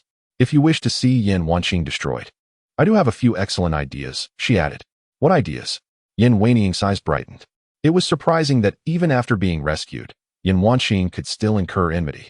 Her plight was indeed unfortunate. Seeing Yin Wanqing intrigued, Mou leaned closer, and they whispered several schemes to each other, both eventually breaking into smiles. Yin Wanqing, you are doomed. You aspire to climb the lofty branches of the Grand General's residence, but there is no chance of that. Seated nearby, Yang Jinjin listened to their plans. Her heartbeat quickening. A look of concern washed over her face. Yu, do you think this is wise? What does it matter? Mou scoffed. She poisoned me and made me itch. Sister-in-law, you need not concern yourself. Leave this matter to us. Yin Wanqing had the two stay for lunch in her courtyard before they departed. Meanwhile, in the Liuli courtyard of the Grand General's residence, Gu Yanqi was elated to see Yin Wanqing, embracing her tightly and lingering in her embrace for quite some time before reluctantly parting. Her dear friend had finally come to visit her, and the worry of the past few days had weighed heavily on her heart. Gu Yanqi pulled Yin Wanqing to sit on the stone bench in the small courtyard. Please tell me, where have you been staying these days? Have you been well? Witnessing the genuine concern of the protagonist, Yin Wanqing felt a twinge of emotion. Had it not been for the fact that old Madame Chun had been in a coma for several days, she would have visited Gu Yanqi much sooner, rather than waiting until today. Chapter 81, The Heroine's Generosity in Recent Days. I have taken residence at the estate purchased by Mo Liang, accompanied by Chen Mama. Yin Wanqing remarked that to reassure Gu Yanqi, she added, he is quite a good person. Thanks to him, I was able to find you so swiftly. Was he the man who took Chen Mama from the Prime Minister's residence that day? Gu Yanqi recalled the night she and Xiao Song stealthily entered the residence, intending to rescue Chen Mama, and inquired. Yin Wanqing shook her head. That was Tang Xiaohua. He was the one who brought me away from the Prime Minister's manor. Gu Yanqi gazed at Yin Wanqing with a twinge of sympathy, realizing that the events stemming from their boating excursion had unfolded into numerous complications, all intertwined with Wanqing. While she felt powerless to assist, Wanqing, I am so sorry. If it weren't for, Gu Yanqi's voice trailed off in guilt. If it weren't for their schemes against me, you would not have had to endure this. It's all right. Yin Wanqing took Gu Yanqi's hand, wishing to express that as the heroine, she ought to remain safely within the manor, waiting to marry the 9th prince and then live a life of happiness together. Wanqing, it is rather inconvenient for you to stay at a man's estate. I have also acquired a property nearby. Why not come and reside there? Consider it my compensation to you. Gu Yanqi gently shook Yin Wanqing's arm, her tone laced with a hint of playfulness. She feared rejection and looked at Yin Wanqing with eager anticipation. In truth, Yin Wanqing had long wished to leave. She was not particularly familiar with Mo Liang. And now that her health had improved and Chen Mama had awakened, it was indeed inappropriate to remain in Mo Liang's home. Hearing Gu Yanqi mention her own courtyard and her desire for Wanqing to move in, Yin Wanqing found herself yearning for such an arrangement. Seeing Gu Yanqi's expectant expression, she could not help but feel amused. The heroine's face appeared to plead for her to stay, when in reality, it was Wanqing who wished to reside in her home. No. In this world, one cannot make strides without wealth. I must quickly join the heroine in business and thrive. With that thought, Yin Wanqing nodded in agreement. Excellent. Gu Yanqi sighed in relief. With Yin Wanqing moving into her courtyard, visiting her would become significantly more convenient, and her feelings of guilt toward Wanqing would diminish. By the way, Gu Yanqi suddenly recalled something, rising to return to her room, from which she emerged carrying a small box, presenting it to Yin Wanqing. Open it and take a look. With a hint of skepticism, Yin Wanqing slowly opened the box. Inside lay 10 banknotes of 1,000 taels each and a deed to a property. Gu Yanqi beamed at Yin Wanqing. Wanqing, you came out of the Prime Minister's residence alone, and I am certain you did not bring any money. Please take this to tide you over. And this deed is for that house. I worried you might feel uncomfortable living in someone else's home, so I decided to gift it to you. Ever since she learned that Yin Heping had shifted all blame onto Yin Wanqing and had her imprisoned in the water dungeon, Gu Yanqi had felt an overwhelming sense of guilt towards Yin Wanqing. Had it not been for her insistence on informing Yin Wanqing about this matter, Yin Wanqing would not have been embroiled in it at all. Everything Yin Wanqing faced stemmed from her actions. She felt helpless to assist Yin Wanqing and could only offer some properties and money as compensation. As Yin Wanqing gazed at the banknotes and land deeds in the box, she was utterly astonished. Wow, the protagonist is truly wealthy. 10,000 taels, just like that. A house, given without hesitation. She realized she needed to firmly grasp the protagonist's leg. The prosperous days were still ahead. Although her eyes sparkled with excitement, she returned the box to Gu Yinshi, saying, Shi, this is far too precious. I cannot accept it. No, Qing, you are out there alone, and there are many expenses. I have 4 profitable shops under my name, so you need not worry about me. Although Gu Yinshi had been taught by Madame Gu to be frugal and to buy only when necessary, she was generous when the occasion called for it. Moreover, she was soon to enter the 9th prince's residence, and all these belongings would be returned to her by Madame Gu. Seeing Gu Yinshi's generosity, Yan Wanqing withdrew a 1,000-tael banknote from the box and said, Shi, if that's the case, I shall take just one. No way. Gu Yinshi pouted, take it all, or you shall cease to be my good friend. How could Yan Wanqing be so distant, refusing to accept even this small amount, living alone outside? She certainly needed the funds. Observing Gu Yinshi's insistence, Yan Wanqing sighed and ultimately accepted the box. She would save this money as startup capital and contemplate what modern businesses existed that were absent in ancient times. After Gu Yinshi had Yan Wanqing stay for lunch, she reluctantly bid her farewell. As they departed, Gu Yinshi instructed Xiao Song and Xiao Tao to assist Yan Wanqing with her move. They were familiar with the route to her courtyard, having visited once before. Upon returning to Mo Liang's estate, Granny Qin had awakened, having just taken her medicine and eaten, and was sitting up in bed chatting with Mo Liang. Granny Qin, Yan Wanqing greeted, pleased to see her in better spirits than the previous day. We are moving today. Mo Liang looked at Yan Wanqing with some confusion. Where are you going? Feeling a bit embarrassed, Yan Wanqing replied. I have been a bother to you for quite some time. Now that Granny Qin is awake, it is indeed time for us to leave. Mo Liang grew anxious. I do not think you are a bother. On the contrary, your presence brings warmth to this estate. If you wish, you can stay here indefinitely. Yan Wanqing shook her head. Thank you, Mo Liang, but it is somewhat inconvenient for me to remain here. Despite Mo Liang's thoughtful arrangement of 2 maidservants to attend to her, it was still someone else's home, and no matter how long she stayed, she could never feel a sense of home. Then where do you plan to go? Mo Liang, seeing Yan Wanqing's determination to depart, ceased his attempts to persuade her to stay. As a man, he understood that it would indeed tarnish Yan Wanqing's reputation for her to reside in his home. My friend possesses a residence outside, and I intend to relocate there. Yan Wanqing stated, all right, I shall assist you. I will inform Tang Xiaohua. With that, Yan Wanqing proceeded to Tang Xiaohua's chamber. In recent days, with Mo Liang accompanying Granny Qin, Tang Xiaohua had not visited even once.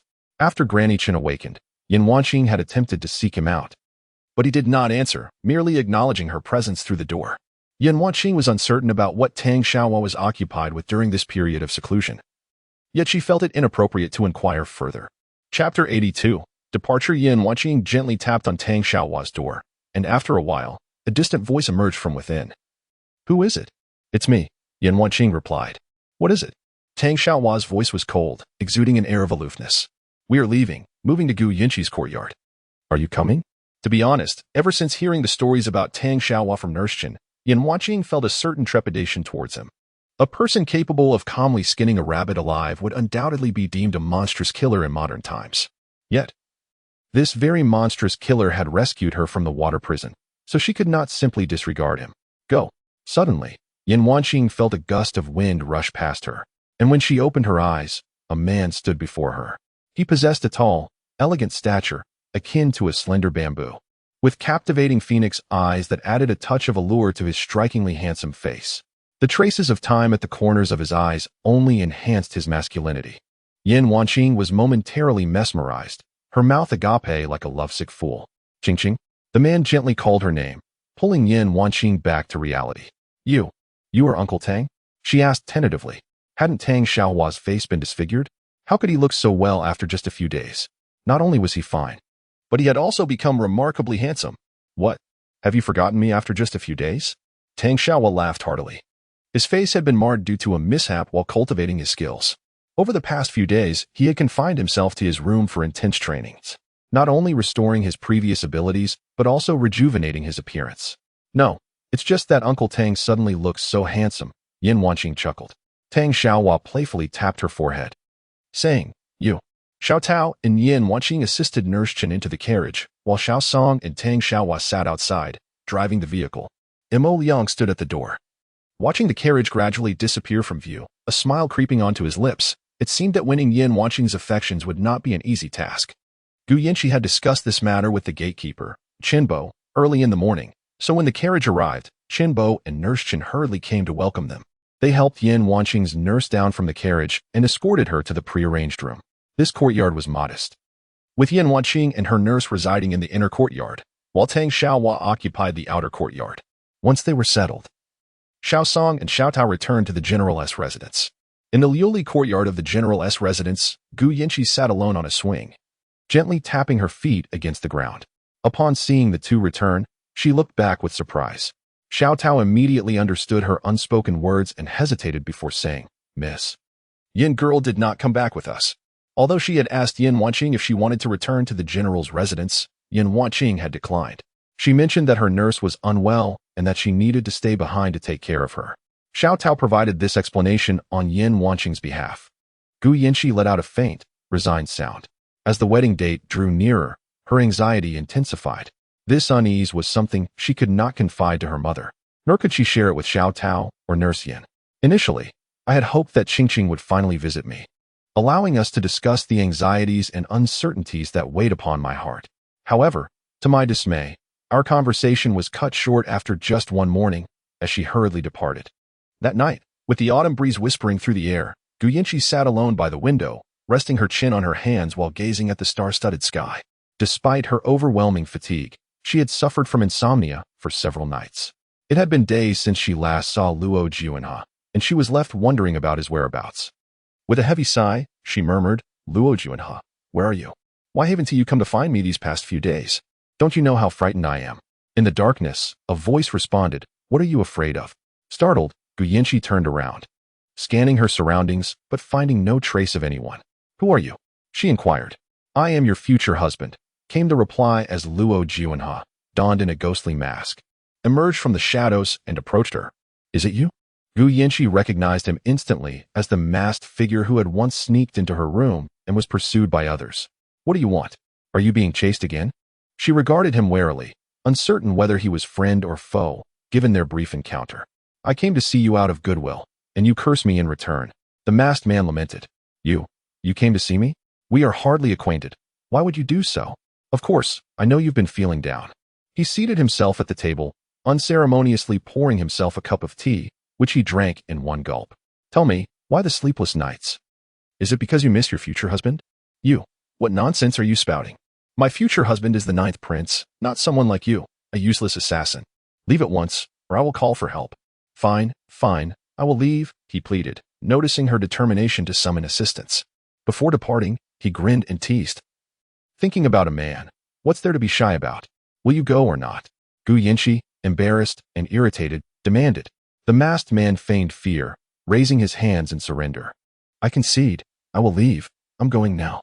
A sudden gust of wind swept through, obscuring her vision. When she could see again, the figure had vanished. "Oh well, it's better to sleep," she thought as she lay down on her bed and slowly closed her eyes. In the distance, perched on a branch of a locust tree, Luo Juanhe, still wearing his mask, watched her as she drifted into slumber. Satisfied that she was finally asleep, he leapt down and departed. For the past few days, he had been investigating the 3rd and 5th princes, having received word that they had quietly acquired a significant quantity of weapons from Mingyang Pavilion. These weapons had neither reached the northern nor southern territories, leaving him puzzled about their intentions behind such a substantial purchase. Despite several days of diligent inquiry, he had found no leads and was left empty-handed. As he returned, he passed by the general's residence and thought of Gu Yinqi, whom he had not seen in days, prompting him to stop by for a visit.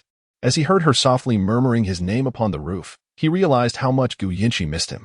Merely a few days apart had left her unable to sleep, consumed by thoughts of him.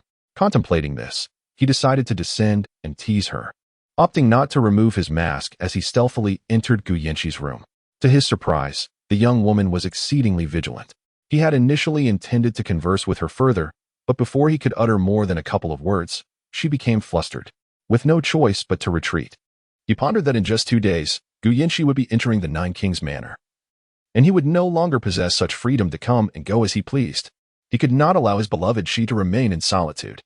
Chapter 83. The wedding gifts. 2 days later, it was the grand wedding of Gu Yinqi and Luo Juanhe. Early in the morning, Xiao Tao dragged Gu Yinqi from her slumber to prepare for the ceremony. With her eyes barely open, she dozed off as Xiao Tao dressed her in bridal attire. Afterwards, She was gently urged by the stern Mama Yin to sit at the dressing table for her hair and makeup. When her adornment was nearly complete, Gu Madam entered from outside. Her eyes were slightly red, yet a smile graced her lips. Upon seeing Gu Yinchi donned in her wedding gown, her voice trembled with emotion as she retrieved a red envelope from her sleeve and handed it to Gu Yinchi. Shi, this is your wedding gift. Remember to place it under your pillow before you sleep tonight, Gu Madam instructed earnestly. Mother. Gu Yinchi's eyes glistened with tears as she embraced Gu Madam tightly. All right. No more tears. Dear, we wouldn't want your makeup to smudge, Gu Madam said gently, stroking Gu Yinchi's head. At that moment, the matchmaker, with a lively demeanor, entered the room. Upon noticing Gu Yinchi in tears, she exclaimed, Miss Gu, you must not shed tears, it brings bad luck. Smile instead. The matchmaker made a gesture of a smiling face with her hands. Gu Yinchi was amused by her antics and managed to smile in return. That's better, the matchmaker cheerfully remarked. Before placing the bridal crown, Gu Madam prepared to comb Gu Yinchi's hair 3 times, while Mama Yin presented a comb engraved with auspicious symbols. Gu Madam picked up the comb and ran it through Gu Yinchi's glossy hair. 1 comb for a smooth journey, 2 for a harmonious family, 3 for abundant descendants. Now, the crown. With the matchmaker's jubilant voice echoing, Mama Yin stepped forward to place the crown upon Gu Yinchi's head. Once adorned, Xiao Tao brought forth the red veil and draped it over Gu Yinchi. Xiao Tao, has Qingqing arrived? Gu Yinchi inquired softly. Miss Yin has been here since early morning, but you were still getting ready, so she couldn't come in, Xiao Tao replied quietly. Meanwhile, Yin Wanqing paced anxiously outside the Liuli courtyard, having risen early to visit the general's residence, only to be thwarted at the entrance.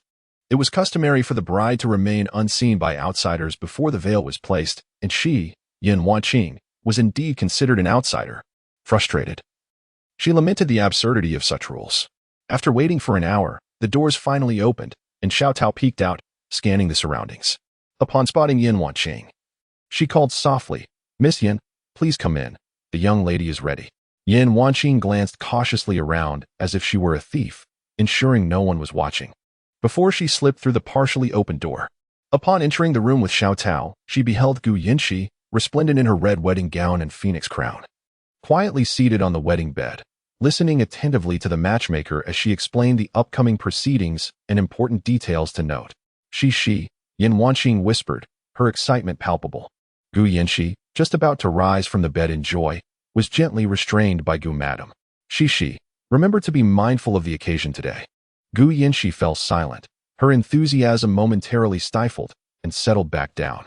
Yin Wanqing walked gracefully to Gu Yinchi's side, extending a hand to grasp Gu Yinchi's, whose delicate fingers were surprisingly cold, with a thin sheen of perspiration forming in her palm.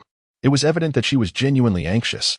Suddenly, the sound of a suona echoed from outside. The groom's procession had arrived. At the entrance of the general's residence, a splendid sight unfolded. Luo Jiwen had donned a resplendent red robe, his ethereal beauty illuminated by the flowing light of the day. A gentle smile graced his lips as he sat astride a magnificent steed. The matchmaker stepped into the grand residence, and with a single deft motion, Luo Jiwen had dismounted. His loyal attendant, Wu Feng, had already positioned a wheelchair beneath him, assisting him into it before wheeling him towards the Liuli courtyard. At this moment, the gates of the Liuli courtyard were firmly shut, guarded by several young servants and matrons wielding long bamboo poles, who, upon seeing the matchmaker and the approaching Luo Jiwen, displayed expressions of both astonishment and trepidation.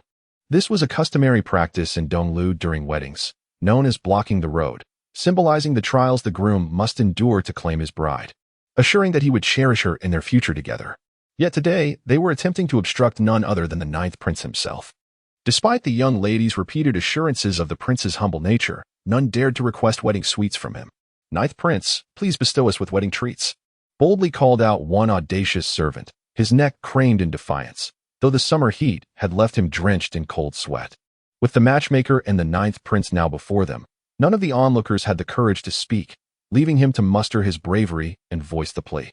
Unperturbed by the obstruction, Luo Jiwen called out for Wu Feng, who promptly responded by retrieving a handful of red envelopes from a prepared bag and tossing them towards the blocking servants. These envelopes contained silver and an assortment of sweets, serving as a toll for the wedding procession. Seeing the bounty, the servants discarded their bamboo poles, eagerly bending down to collect the envelopes. One maid, thrilled to discover a silver ingot, bowed deeply in gratitude, thanking the ninth prince for his generous gift. A matron who found a packet of pastries sampled one, exclaiming that it was delicious.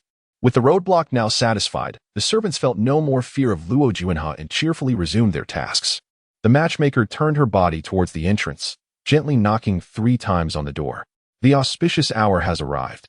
Please allow the ninth princess to emerge. As Gu Yinshi heard the matchmaker's voice from outside, her heartbeat quickened, and she instinctively tightened her grip on Yin Wanqing's hand. The reality of her impending marriage began to sink in, leaving her in a state of disbelief. The matchmaker, standing beside Gu Yinshi, heard the summons from outside and, turning her body, cleared her throat at the door. The bride is still preparing. We kindly ask the ninth prince to wait. After a brief interval, the matchmaker outside called once more. The auspicious hour has arrived. Please allow the ninth princess to emerge. Inside, the matchmaker reiterated, the bride is still preparing. We kindly ask the ninth prince to wait. After yet another brief moment, the matchmaker outside gently knocked on the grand door, raising her voice again. The auspicious hour has arrived. Please allow the ninth princess to emerge. At this moment, Gu Yinshi had already been assisted by the matchmaker to rise from the bed. The bride was ready to embark on her journey into marriage. As the matchmaker helped Gu Yinshi slowly make her way towards the entrance, a sudden gust of wind swept through, leaving the crowd momentarily blinded. When they opened their eyes once more, they beheld Xiaosong kneeling before Gu Yinshi. His voice low and grave, "Miss, there is trouble at the manor." Just as Madame Gu was about to reprimand Xiaosong, the weight of his words struck her heart with a pang. Today was a momentous occasion, the day of Xishi's wedding, and the household staff had spent over half a month preparing for this event. It was imperative that nothing went awry at such a critical juncture. Chapter 84. As clever as she what has happened? Is there trouble at the residence? Lady Gu inquired anxiously. Gu Yinshi, her head adorned with a red veil, could not discern Xiaosong's expression, yet the gravity of Xiaosong's tone suggested that the matter was indeed serious. Otherwise, Xiaosong would not have risked severe consequences by sneaking into her courtyard to discuss it just as she was about to depart. What is it? Gu Yinshi asked again. The meals within the residence have been tampered with. Someone has administered a laxative, Xiaosong reported. What? Lady Gu stumbled, nearly losing her balance, but thankfully, Mama Yin was swift enough to catch her. The marriage of the legitimate daughter of the Grand General had attracted the most distinguished nobles of the capital. If these esteemed guests were to consume food laced with a laxative today, the ramifications would be unfathomable. The Grand General was already overwhelmed, preoccupied with attending to the guests, while the young general scoured the kitchen for salvageable ingredients. Although there was an abundance of supplies, time was not on their side. Xiaosong felt a sense of helplessness. He would never have intruded upon the young lady unless absolutely necessary. Today was the day of her joyous union, and he wished for nothing more than for her to remain unbothered by such distressing matters. Princess Gio, the matchmaker has called thrice. We must take our leave. The matchmaker interjected, frowning as she absorbed the situation. However, she could not concern herself with the affairs of the Grand General's residence. It was imperative for Princess Gio to complete the ceremonial proceedings. She, rest assured, I shall handle everything here, Yin Wanqing assured, placing her other hand atop Gu Yinshi's, which she held. Although they were oblivious to the reason behind the kitchen's sabotage, the immediate priority was to resolve the issue, either to neutralize the poison or to substitute the dishes. The latter was clearly impractical. Not only was there a lack of sufficient ingredients, but even if there were, the cooks would not have enough time to prepare them. Gu Yinshi was filled with concern. The red veil obscured her view of Yin Wanqing's expression, yet she could only trust that her dear Wanqing would help her navigate this crisis. Meanwhile, Luo Juanhe waited outside, sensing something was amiss. By all accounts, Gu Yinshi should have emerged by now. Why was the door still closed? Was there an issue inside? Pondering this, he suddenly observed the gates of Lioli courtyard swing open, revealing Gu Yinshi clad in a vibrant red wedding gown, her head covered with a red veil, being assisted by the matchmaker as she stepped out of the house. Upon seeing the bride, the matchmaker accompanying Luo Juanhe called out, "Welcome the bride." Whether her voice had been honed by training was uncertain, but it resonated clearly, and before long, the sound of firecrackers filled the air. As they reached the entrance of the Grand General's residence, Gu Yinbin bent down before Gu Yinshi. With the matchmaker's support, Gu Yinshi climbed onto Gu Yinbin's back, who then carried her to the bridal sedan chair. Meanwhile, Luo Juanhe had already mounted his magnificent steed, ready for the ceremony ahead. The The sound of the suona echoed once more as 8 bearers steadily carried the sedan chair towards the prince's residence. Meanwhile, in the back kitchen of the Grand General's estate, Yin Wanqing was bringing each dish to her nose to inhale its aroma. As she tested for poison, she inquired, "How did you discover that a laxative had been added to the food?" The answer came from Gu Yanbin. A gluttonous servant had stolen and consumed a portion of the braised pork, leading to his severe diarrhea. When he saw me, he knelt before me, confessing his wrongdoing for stealing from the young lady's wedding feast.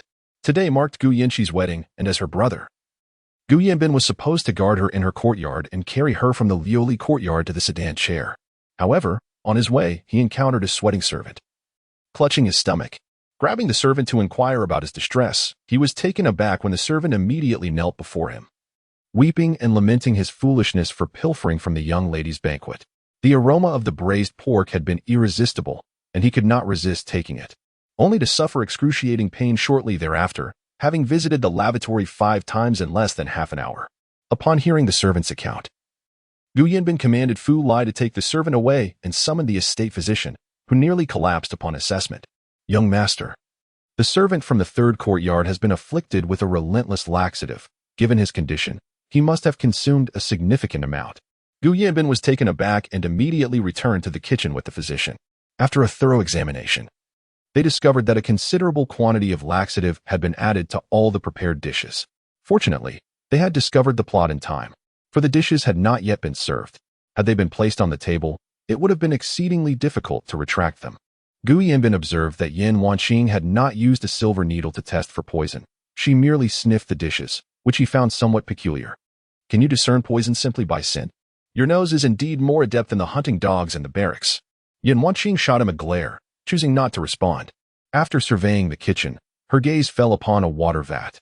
"Where does the water in this vat originate?" "Miss Yin, there is a well in the backyard, and we draw water from it," replied an apprehensive matron nearby. If the kitchen's dishes were compromised, all the helpers present would face accountability, even if they were not responsible. Evading punishment would be unlikely. "Take me there," Yin Wanqing commanded. The matron complied, leading the way. Intrigued, Gu Yanbin followed closely behind.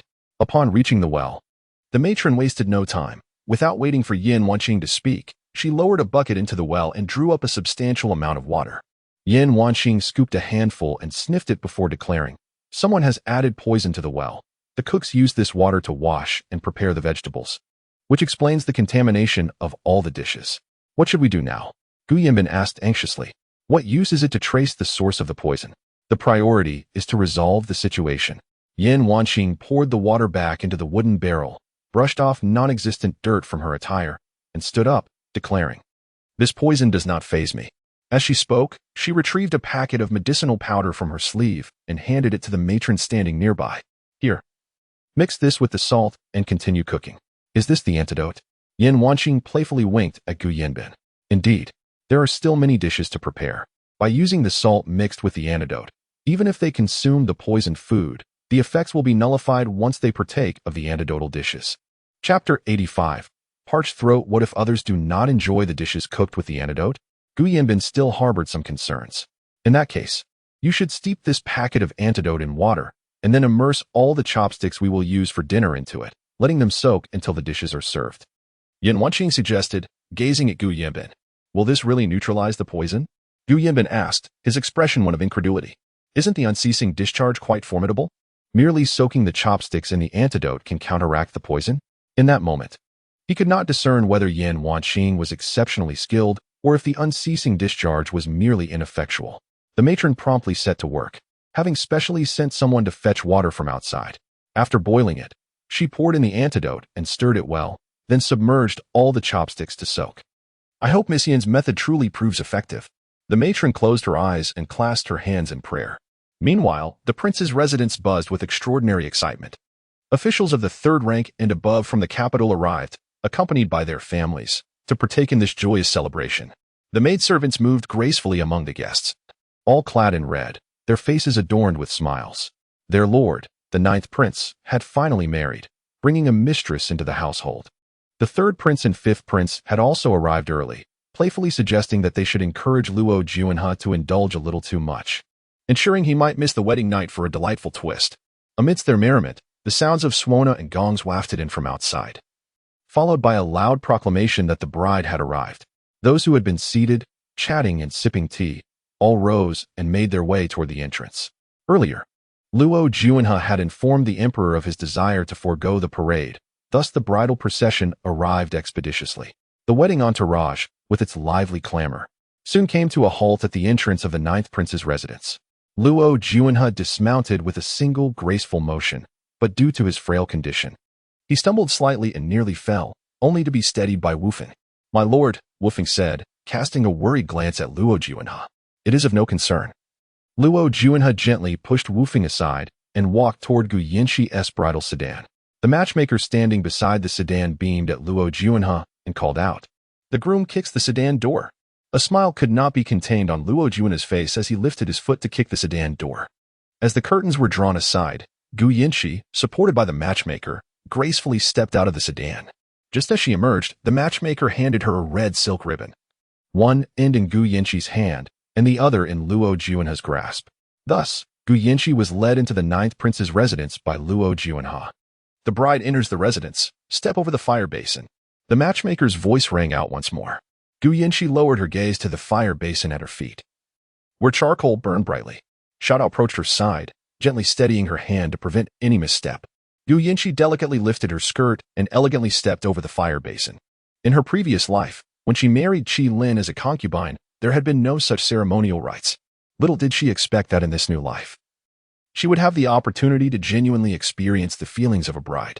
With the crisp, resounding voices, the final wedding rites were completed, bowing to heaven and earth. Bowing to the ancestors, the couple bowing to each other. With each jubilant call from the matchmaker, Luo Juanhe eagerly bowed, an irrepressible smile gracing his lips. How delightful it was. His beloved Cici had finally become his wife. In the days to come, they would be inseparable, and he would cherish and protect her, allowing her to live as a carefree and leisurely princess. As the matchmaker uttered the words to usher the bride into the bridal chamber, both Gu Yanxi and Luo Juanhe felt their cheeks flush. Though thankfully Gu Yanxi's face was concealed by the red veil. The bride was led into the chamber, seated upon a bed adorned with dates, peanuts, longans, and lotus seeds, waiting for the banquet to conclude. In that moment, Gu Yanxi experienced a whirlwind of emotions: excitement, anxiety, fear, or perhaps joy. It was as if her past and present had merged into a surreal dream. She had finally married, secured the support of the ninth prince, and was poised to embark on her path of vengeance. Qi Lin and Yu Qingqing, in a previous life, you brought ruin upon my family. In this life, I shall ensure you experience the agony of witnessing your loved ones perish before your eyes, while feeling utterly powerless. Luo Juanhe was drawn away by the third and fifth princes for drinks. "Ninth brother, today is your wedding day. Let us not hold back." The eighth prince jested from across the table. "Just don't let ninth brother get too drunk, or he might delay the consummation, and the bride will surely be displeased." Laughter erupted among the guests. Within the general's residence, the banquet was laid out, and Gu Linho busied himself attending to the guests, hardly able to consider whether the poison in the dishes had been neutralized. Upon seeing the dishes presented well, he raised an eyebrow at Gu Yanbin, who was also greeting guests. When Gu Yanbin nodded in reassurance, Gu Linho felt a wave of relief and called out to the guests, "Come, come. Let us drink and dine." After half an hour, with no signs of anyone suffering from stomach pains, Gu Yanbin finally relaxed. He turned to Yan Wanqing, who stood in the corner with her arms crossed, and offered a grateful smile. Today was indeed a blessing thanks to her, for without her, the situation might have spiraled out of control. Yan Wanqing felt somewhat aggrieved herself. She had originally planned to accompany Cici to the ninth prince's residence, but was now compelled to remain and clean up this mess. Fortunately, she had prepared the antidote beforehand. Otherwise, there wouldn't have been enough time to concoct one from scratch. As cups clinked and toasts were exchanged, Luo Juanhe had already indulged to the point of intoxication, excusing himself under the pretense of needing to relieve himself. Instead of heading to the lavatory, he stealthily veered into the bridal chamber. The flickering red candles illuminated the room as Gu Yanxi, donned in a resplendent red wedding gown with a matching veil, sat quietly upon the bridal bed awaiting his arrival. In truth, just moments before, Gu Yanxi had been nibbling on the dates and lotus seeds laid upon the bed while chatting with Xiao Tao. Suddenly, the sound of the door creaking open startled her, prompting her to hastily tuck the date she was holding into her sleeve. "Cici," Luo Juanhe called softly. Gu Yanxi mumbled, her mouth full of lotus seeds, her response muffled. Having risen early and busied herself with dressing, she had not had the opportunity to eat. After getting into the sedan chair, time had slipped away, and she felt as though she might faint from hunger. Had it not been for her fear of smudging her makeup by consuming other food, she would have truly wished for Xiao Tao to quietly slip into the kitchen and fetch her something to satiate her hunger. Luo Juanhe had already approached Gu Yanqi's side, and Xiao Tao, understanding the situation, gracefully lifted the tray adorned with the joyous offerings. With both hands, Luo Juanhe gently lifted the covering from Gu Yanqi's head.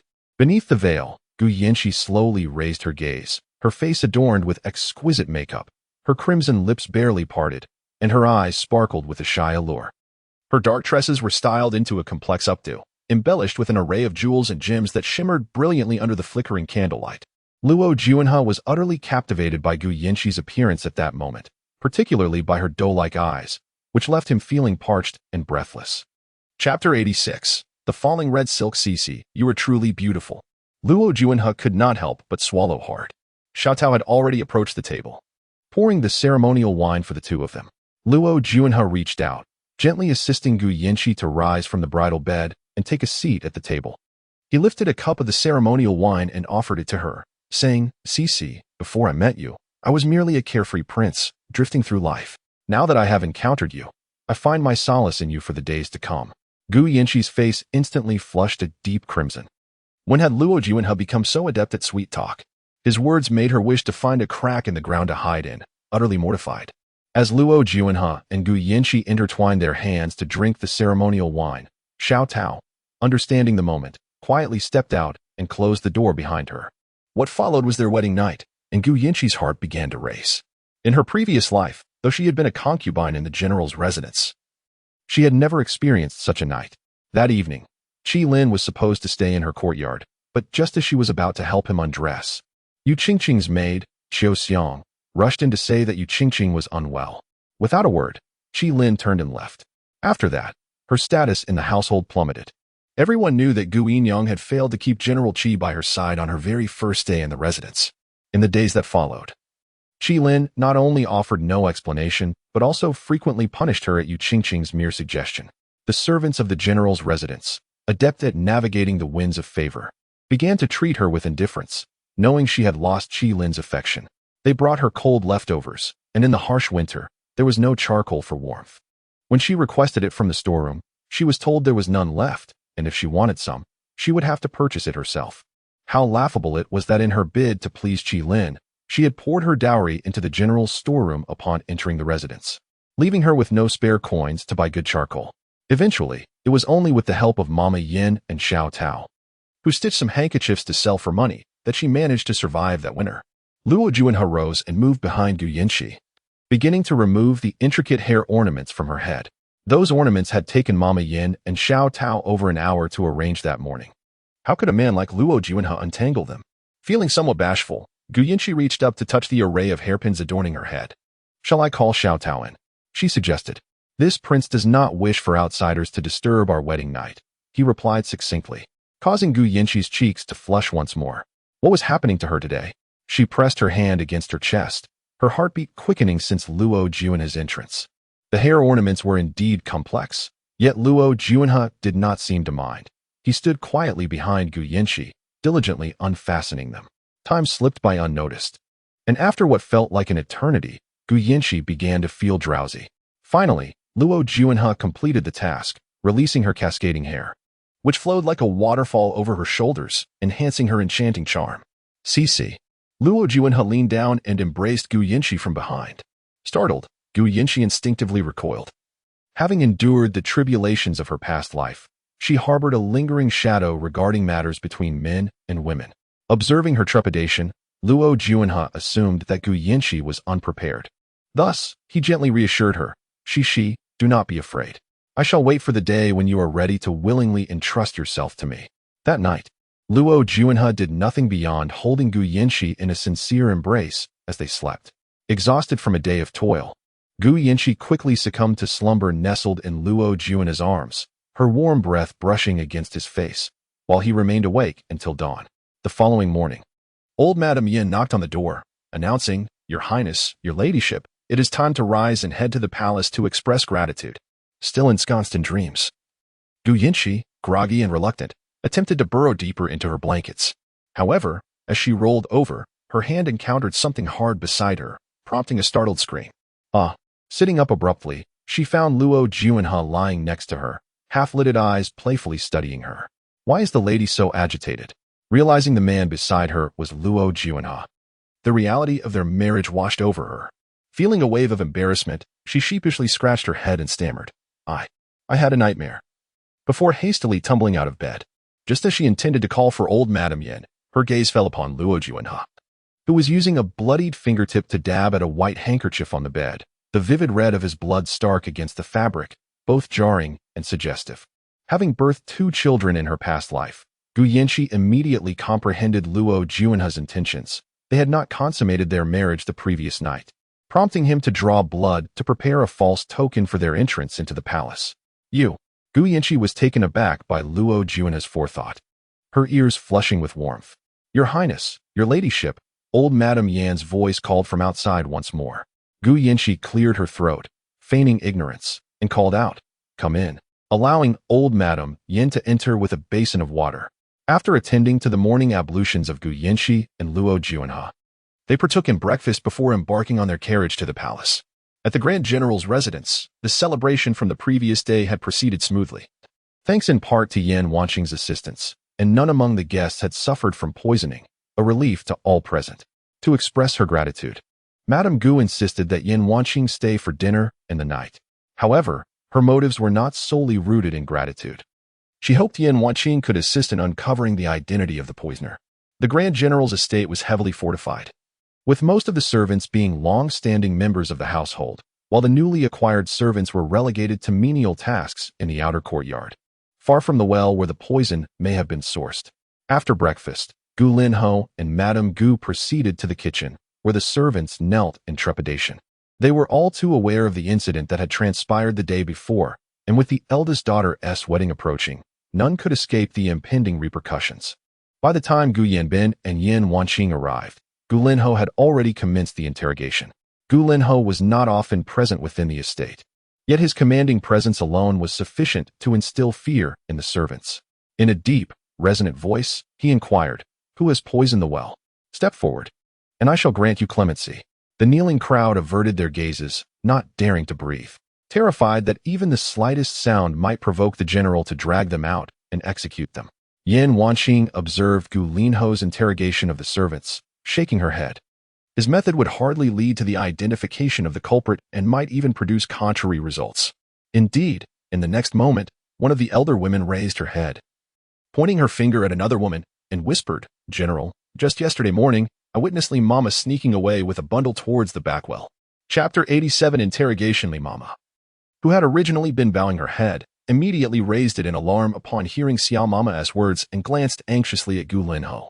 She waved her hands in panic, exclaiming, It wasn't me, I didn't do anything. General, I am being wronged. I swear I am innocent. Her nervousness was palpable, as if her very identity was at stake. If she were truly innocent, such agitation would be unwarranted. Gu Linho squinted as he scrutinized Li Mama, questioning, If it was not you who committed the act, why are you so anxious?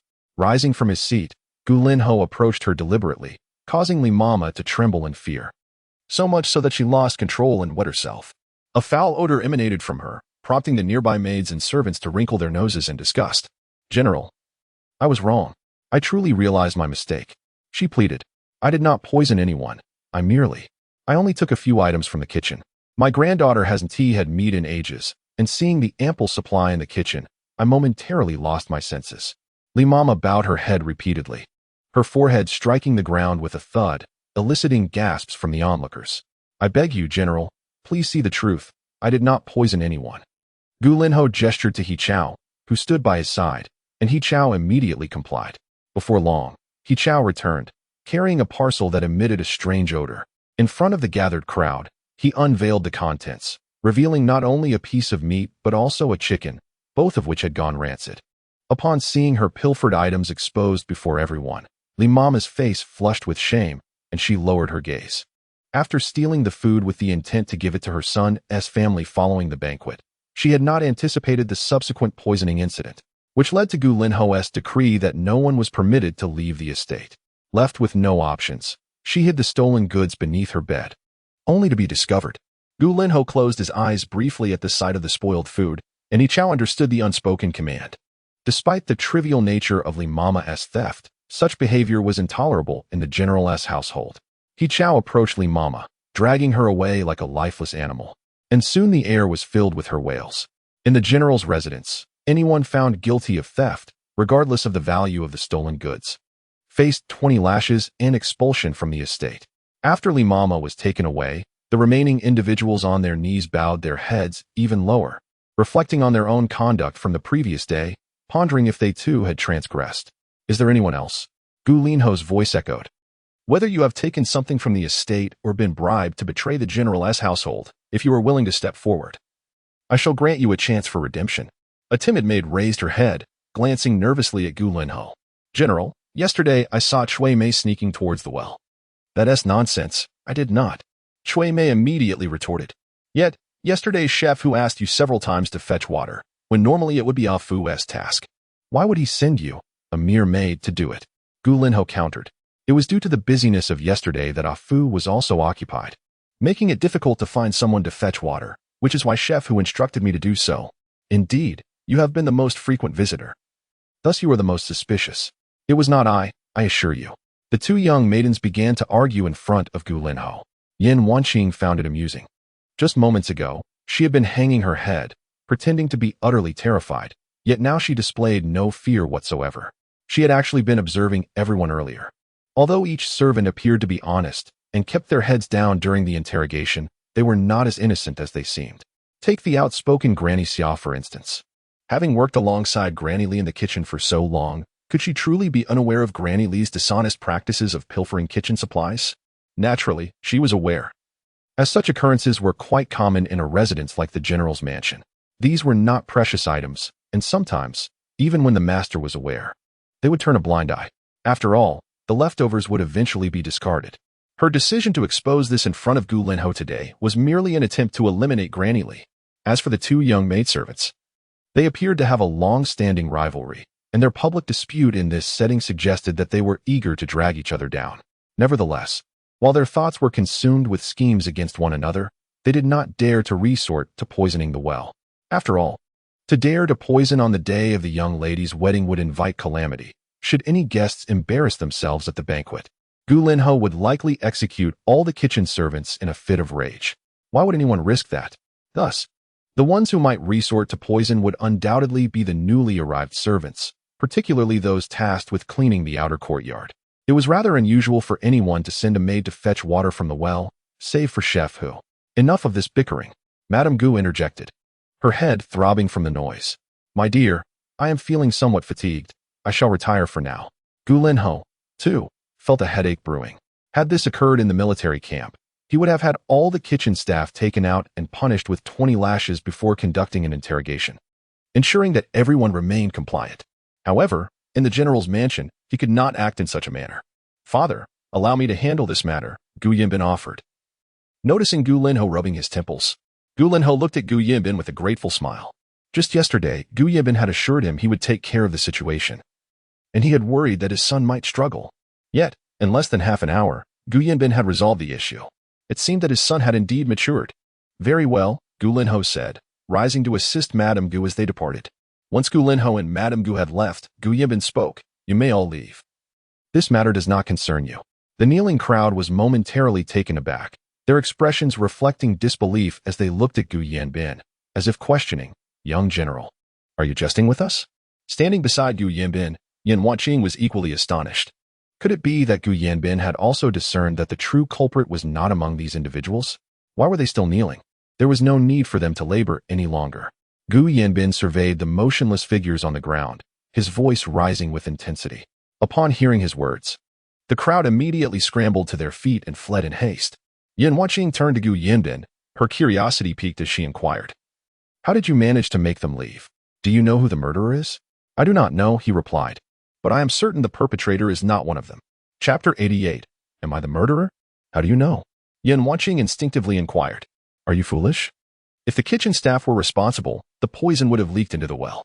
If I hadn't discovered it, The banquet would barely have begun before the entire general's residence turned into a lavatory. Those guests dining on the general's feast would have been afflicted with stomach ailments. And that would be a grave matter. None of the kitchen staff would escape unscathed. Even the most inept poisoner would not risk their own downfall, would they? Thus, the culprit must certainly not be among the kitchen staff. Yan Wanqing silently applauded Gu Yinbin in her heart. Truly, he was the brother of the heroine, brilliant and astute.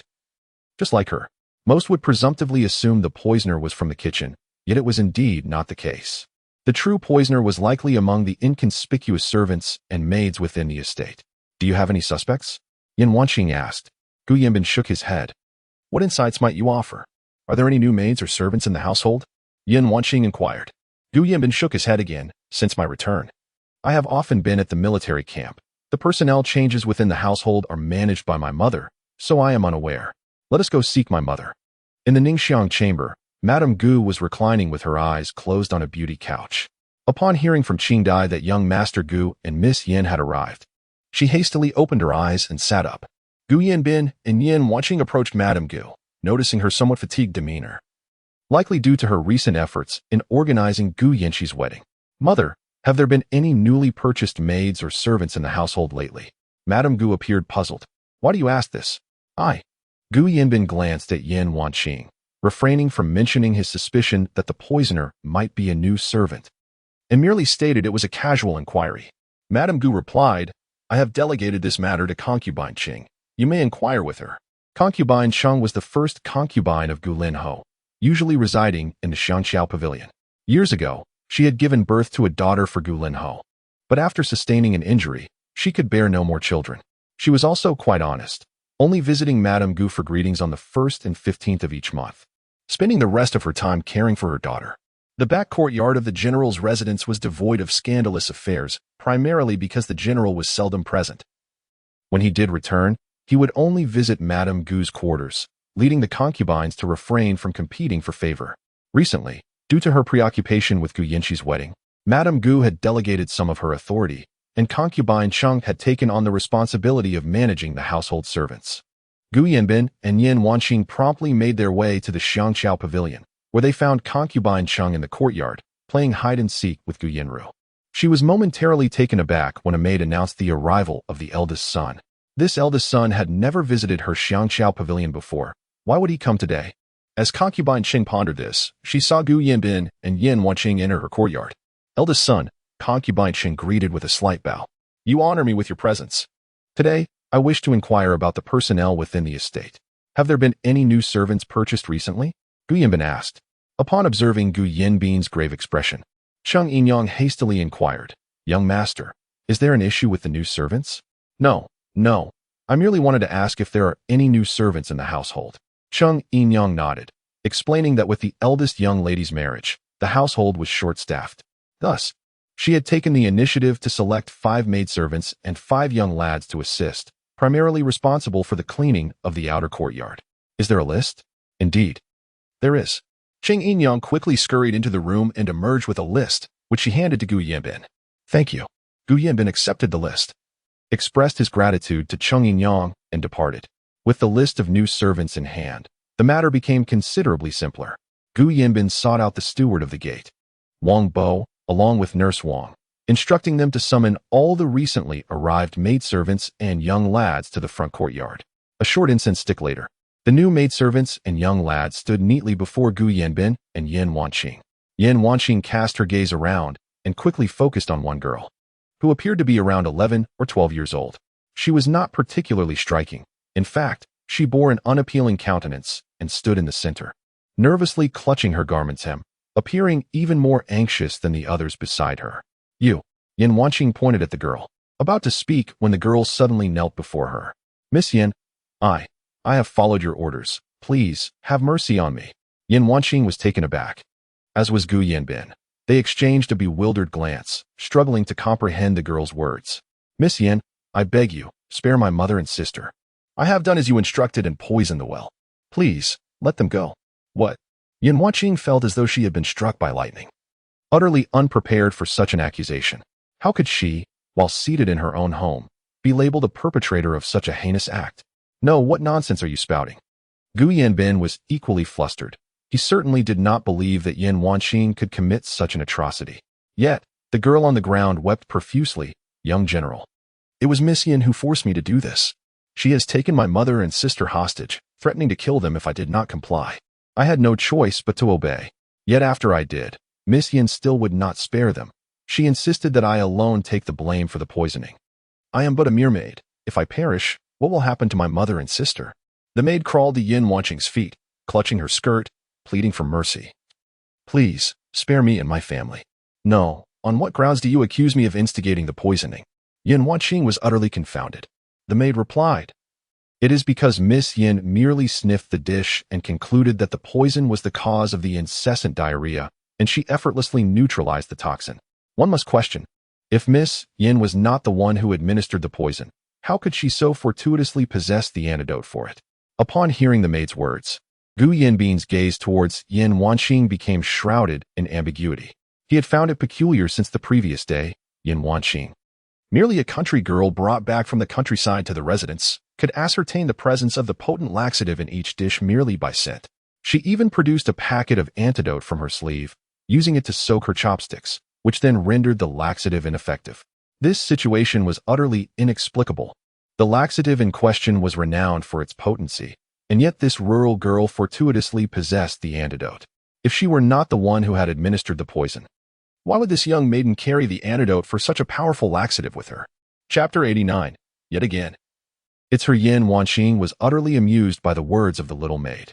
Just because she had discerned the presence of poison in the dish by scent alone, and fortuitously possessed the antidote, she was deemed the perpetrator? It seemed she had aided the general's residence in resolving a significant dilemma, only to be implicated in a scandal. "Pray tell, what was the purpose of my meticulous planning to have you administer poison to the well?" Yin Wanqing was genuinely curious to hear what further absurdities the maid might utter. However, she overheard the young girl muttering softly, "Of course. It was to ingratiate herself with our young mistress." Yin Wanqing was left speechless. In moments of silence, one often finds themselves laughing. Gu Yanbin regarded Yin Wanqing with a gaze that bore a hint of scrutiny. Although he harbored distinct feelings for her, he remained clear about right and wrong. No matter how fond he was of Yin Wanqing, he would never condone any harm to his sister or allow her to employ unscrupulous methods to approach Gu Yanqi. "Me? You?" Even though Yin Wanqing was eloquent, the maid's words rendered her utterly speechless. She turned to Gu Yanbin, immediately perceiving the doubt in his eyes. How amusing. Gu Yanbin believed this little maid, yet doubted her. How exceedingly noble of Gu Yanbin. "Very well, if you claim I instructed you to poison, then when did I provide you with the poison? From where did my poison originate? When did I capture your mother and sister?" The maid lowered her head, stammering and unable to articulate her thoughts. The poison had been slipped to her by someone while she was with Wang Mama, cleaning the entrance of the general's residence, accompanied by a gold ingot. The individual had instructed her to place the poison in the well, yet she dared not comply. Should her masters discover such an act, it could lead to her immediate demise. Having barely managed to earn money for her mother's treatment and to provide her sister with rice, how could she risk everything for gold? When the maid hesitated, the person threatened her with the lives of her mother and sister, asserting that if she failed to comply, she would never see them again. Furthermore, if the scheme were to unravel, all blame would be placed upon Yin Wanqing. On the day of the young mistress's wedding, amidst the chaos, she stealthily entered the backyard and indiscriminately poured the powder into the kitchen, fleeing in haste. She fervently prayed that her actions would remain undiscovered, constantly monitoring the backyard and the banquet. Yet, when the dishes were served and no one seemed to suffer from stomach ailments, she feared that her poisoning attempt had been detected. Indeed, after the feast concluded and all the guests had departed, Gu Linho ordered the gates of the residence to be closed, forbidding anyone from leaving. Terrified, she struggled to maintain her composure. The person had warned her that if the plot failed, the blame would rest on Yin Wanqing's shoulders. Overwhelmed with fear, her mind was consumed solely by the name Yin Wanqing, leaving no room for other thoughts. Although she knew not who Yin Wanqing truly was, it mattered little. The individual had instructed her that should the matter come to light, she was to declare that it was Yin Wanqing who had orchestrated it all. Early this morning, as she rose to tidy the front yard, she overheard a maid nearby lamenting that General Gu was exceedingly irate, having unleashed a great fury in the kitchen, even chastising an elderly matron and expelling her from the estate. Furthermore, it was said that yesterday's banquet was salvaged thanks to Miss Yin. Had it not been for her antidote, the situation would not have been resolved so swiftly. Curiously, upon hearing the name Yin, she surmised it referred to the very Yin Wanqing who had conspired to frame her. She believed it unlikely that suspicion would fall upon her so soon, being merely a newly acquired maid, unnoticed by others. However, just an hour later, Matron Wang summoned her and others to the presence of the young General Gu and Miss Yin. With trepidation, she positioned herself amidst the gathering, and her gaze fell upon Miss Yin. Before she could collect her thoughts, her name was called. In a moment of panic, she hastily shifted the blame entirely onto Yin Wanqing. Faced with a barrage of inquiries from Yin Wanqing, her mind went blank. How could she possibly respond? Speak. Were you not so eloquent a moment ago? Gu Yanbin approached the maid, towering over her, perhaps due to the inherent authority of the general. The maid merely glanced up at Gu Yanbin before fainting in fright. Gu Yanbin sighed, exasperated, and gestured to Matron Wang, douse her with water. Matron Wang promptly fetched a basin of cold water and splashed it onto the maid's head, rousing her to consciousness. The maid's hair was drenched, water cascading down onto her clothes, seeping in as the wind chilled her to the bone. Miss Yin, I implore you, spare me. Please, I beg you. The maid, summoning her courage, crawled before Yin Wanqing, bowing and pleading for mercy. Just as Yin Wanqing was about to inquire further, the maid's head tilted unnaturally, and she collapsed onto the ground, lifeless. The other servants, witnessing this, shrieked in terror and scattered, shouting about the dead. Gu Yanbin maintained his composure, observing the chaos. What are you shouting about? Behave yourselves, he commanded. Matron Wang, take them away, let them return to their duties. If any of you dare to utter a word of what you have witnessed, beware. These servants were newly brought into the estate and had yet to establish connections. Gu Yanbin feared that their loose lips could jeopardize the situation. The terrified servants fell to their knees, begging for mercy, proclaiming they had seen nothing. Once Matron Wang had led them away, Gu Yanbin approached the maid's side, checking for a pulse at her neck and shaking his head. She was indeed dead. Yin Wanqing knelt beside the maid, gently turning her head to reveal a small, inconspicuous red mark on her pale neck. What is this? Gu Yanbin furrowed his brow, examining the red spot. Someone has taken her life, evidently intent on silencing her from revealing the true mastermind behind the murder. Gu Yanbin found himself perplexed. If they were so fearful of being discovered, why entrust such a task to a mere maid? Yin Wanqing rose, propping herself on her knees, and raised an eyebrow, pondering. Who can say? However, it is certain that the target of that person's malice was not the general's residence, but rather myself. Otherwise, why would they employ a lowly maid to shoulder the entire blame? They even claimed that she undertook all these actions to elevate herself by associating with the Grand General's household and by ingratiating herself with Gu Yanqi. To put it plainly, the intent was to sow discord between myself and Gu Yanqi. The only individual capable of employing such clumsy tactics that came to mind was Yin Wanqing. Once again, it was her. Chapter 90. Watching the play, having identified the murderer, Yin Wanqing saw no reason to linger in the general's residence any longer. After sharing lunch with Gu Yanbin, she returned to Qi Tian Pavilion, the name she had chosen for the courtyard bestowed upon her by Gu Yanqi. On sunny days, one is often imbued with inexplicable joy. In the imperial palace, within the imperial study, Luo Juanhe, accompanied by Gu Yanqi, knelt before the emperor, greeting him with reverence. Your son pays his respects to father. Rise, the emperor replied, a smile gracing his countenance. Thank you, father, Gu Yanqi responded, rising gracefully. After standing, she naturally extended her hand towards Luo Juanhe, who, in turn, placed his hand on her arm for support as he stood. Ah, the ninth prince. I perceive your health has indeed improved, the emperor remarked, casting a subtle glance at Gu Yanqi beside him. It seems the notion of consolation truly holds merit. Upon hearing the term consolation, Luo Juanhe's expression darkened. He was reluctant to accept that Gu Yanqi had married him merely for the sake of his health, though it was, in fact, the case. The association with consolation made him feel as though he was doing her a disservice. Gu Yanqi, however, smiled and addressed the emperor, stating, It is a blessing for me to bring consolation to the ninth prince. His improved health is indeed an honor for me. It pleases me to hear you say so. The emperor replied warmly.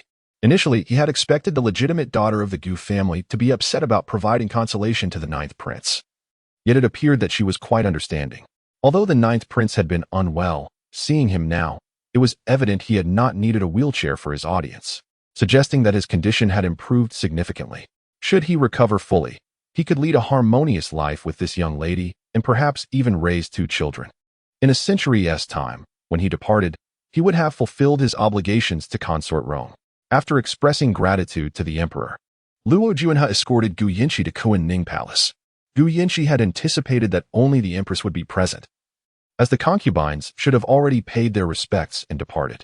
However, upon entering Qi Ning Palace, she was taken aback to find a room filled with women, each of whom regarded her with teasing eyes.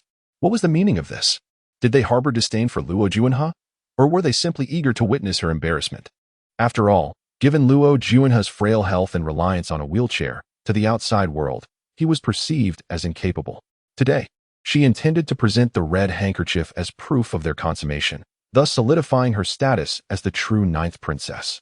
Yet, she could not shake the feeling that, in their eyes, it was impossible for the handkerchief to bear any trace of red. Suddenly, Gu Yinshi recalled the moment that morning when Luo Juanhe had pricked his finger to stain the handkerchief with his blood. A smile crept onto her lips.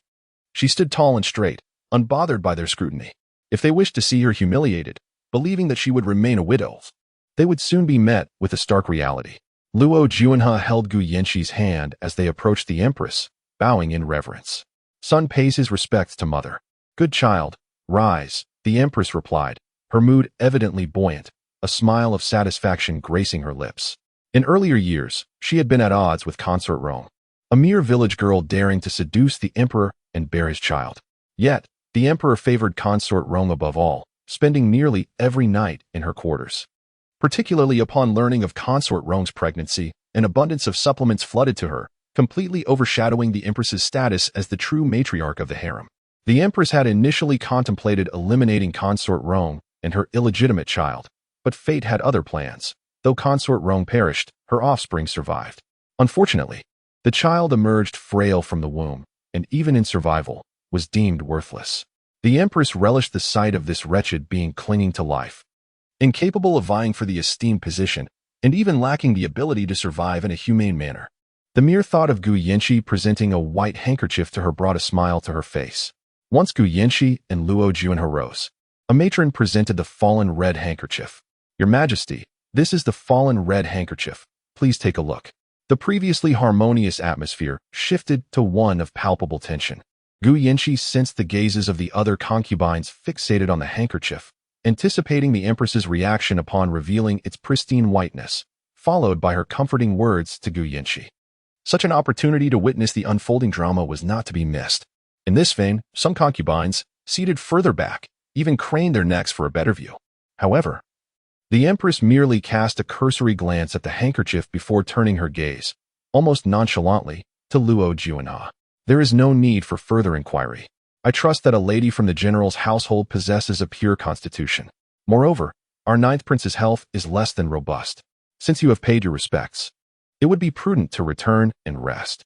This statement was laden with implications. The empress expressed her trust in Gu Yinshi's purity while simultaneously remarking on Luo Juanhe's frail condition. The concubines, perceptive as they were, quickly discerned the underlying message. She subtly implied Luo Juanhe's inadequacy, thereby dismissing the significance of the handkerchief. Below, some concubines stifled their laughter, whispering, Your Majesty, since the handkerchief has been presented, why not take a glance? Indeed, it would not do to disregard the 9th princess's intentions. While we all believe in her, rules are rules. Since the handkerchief has been brought forth, a moment's examination will not harm. As the crowd conversed, smiles of amusement danced upon their lips. If the handkerchief revealed no trace of red, it would either imply Gu Yinshi's lack of virtue or suggest that the 9th prince was lacking in certain abilities. There remained the possibility that they had not consummated their marriage, a grave offense indeed. Gu Yinshi was brought to the emperor by Luo Juanhe's request, underscoring his affection for her. Given his fondness, it was implausible that he would allow the opportunity for a mishap in their union to slip by unnoticed. Yet, they paid no heed to such matters, for regardless of the circumstances, it would serve as fodder for their conversations over tea and meals. The queen surveyed the assembly with a smile before directing her gaze toward Gu Yinshi, the princess of the 9th prince. Since everyone has expressed their thoughts, I shall follow the customary procedure. With that, she delicately lifted the crimson-stained handkerchief in front of the crowd, and in an instant, all eyes converged upon the cloth. There, upon the pristine white fabric, a sizable crimson blotch marred the upper left corner. The sight of that vivid red caused a collective gasp among the spectators. Could it be true? Was there indeed a trace of blood? Hadn't it been said that the ninth prince was incapable? He had been frail since childhood, with physicians predicting he would not live beyond 25. His body had been so depleted, and yet as the handkerchief was revealed before them, Gu Yanqi's thoughts drifted back to last night when Luo Juanhe had held her as they slept. His chest had been solid, his embrace warm and reassuring.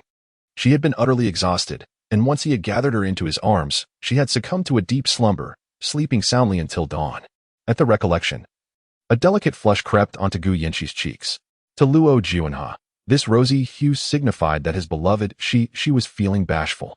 Was it merely the revelation of the blood-stained handkerchief that had made her face flush, or had she conjured some inappropriate imagery in her mind? Chapter 91. A salutation. The Empress had not anticipated that despite Luo Juanhe's apparent frailty, he still possessed the full vigor of a man. It seemed that over the years, in her preoccupation with the spectacle, she had neglected the welfare of her dear sister's orphan. Contemplating this, a radiant smile unexpectedly blossomed on the Empress's lips. She was assured that a daughter raised in the general's household could not possibly fall short. Very well, the crimson handkerchief has been examined. You may all withdraw, she commanded. The concubines seated on either side promptly rose, bowing deeply to the Empress as they took their leave. Luo Juanhe and Gu Yanqi also performed their respects, stating, "Your son bids farewell." Once they exited Qi Lin Palace and confirmed their solitude, Gu Yanqi erupted into laughter. With animated gestures, she turned to Luo Juanhe and exclaimed, "Did you see the expressions on those concubines? They looked at us as if we were a performance. I suspect they believed we had not consummated our union and were ready to criticize me, only to witness the crimson handkerchief.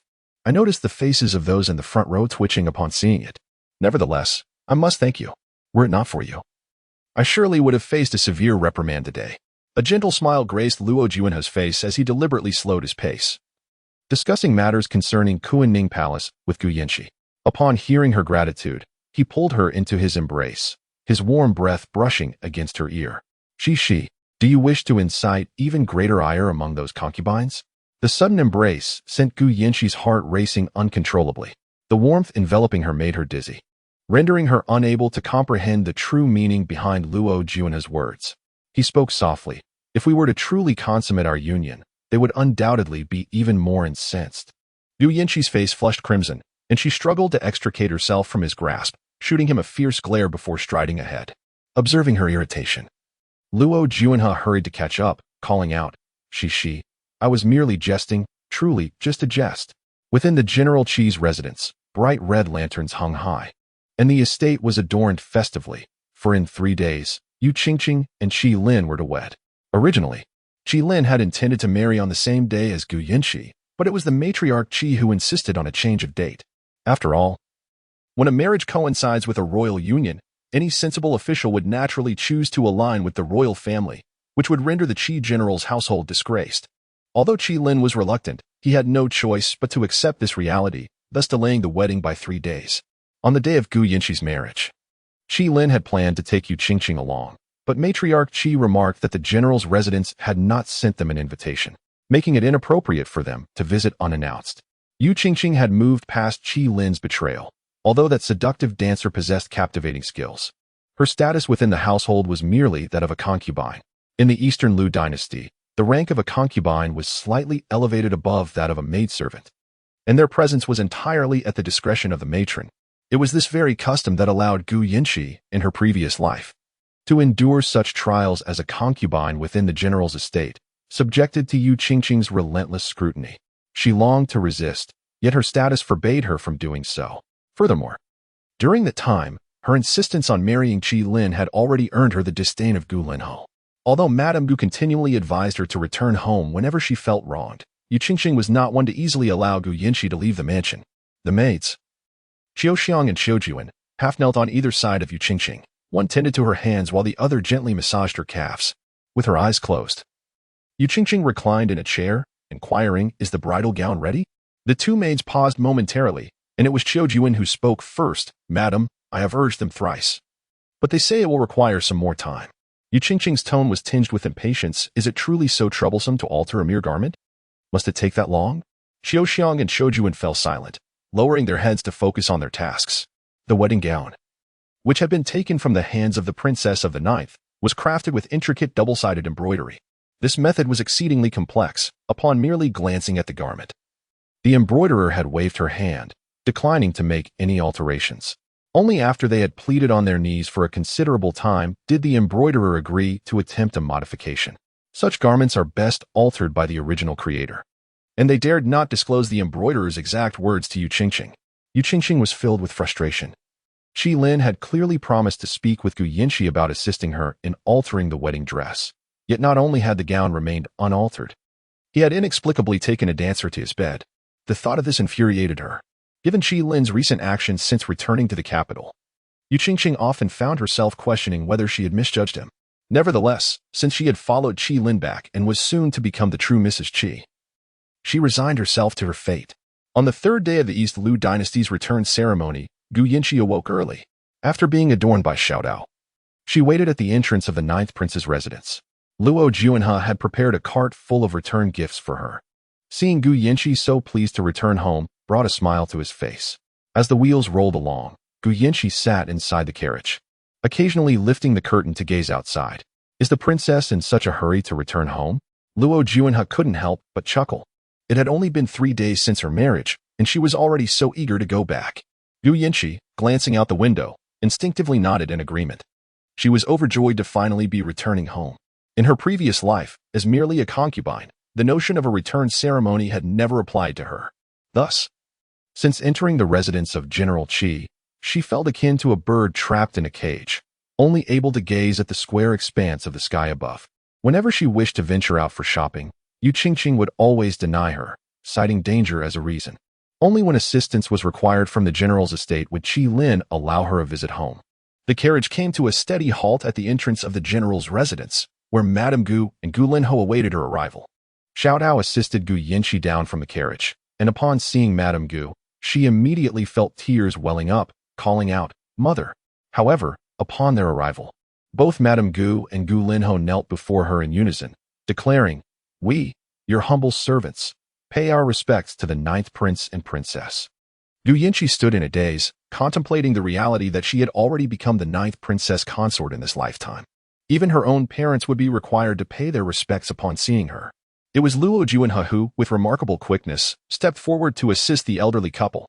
"General Gu, Madame Gu, let us proceed inside to converse."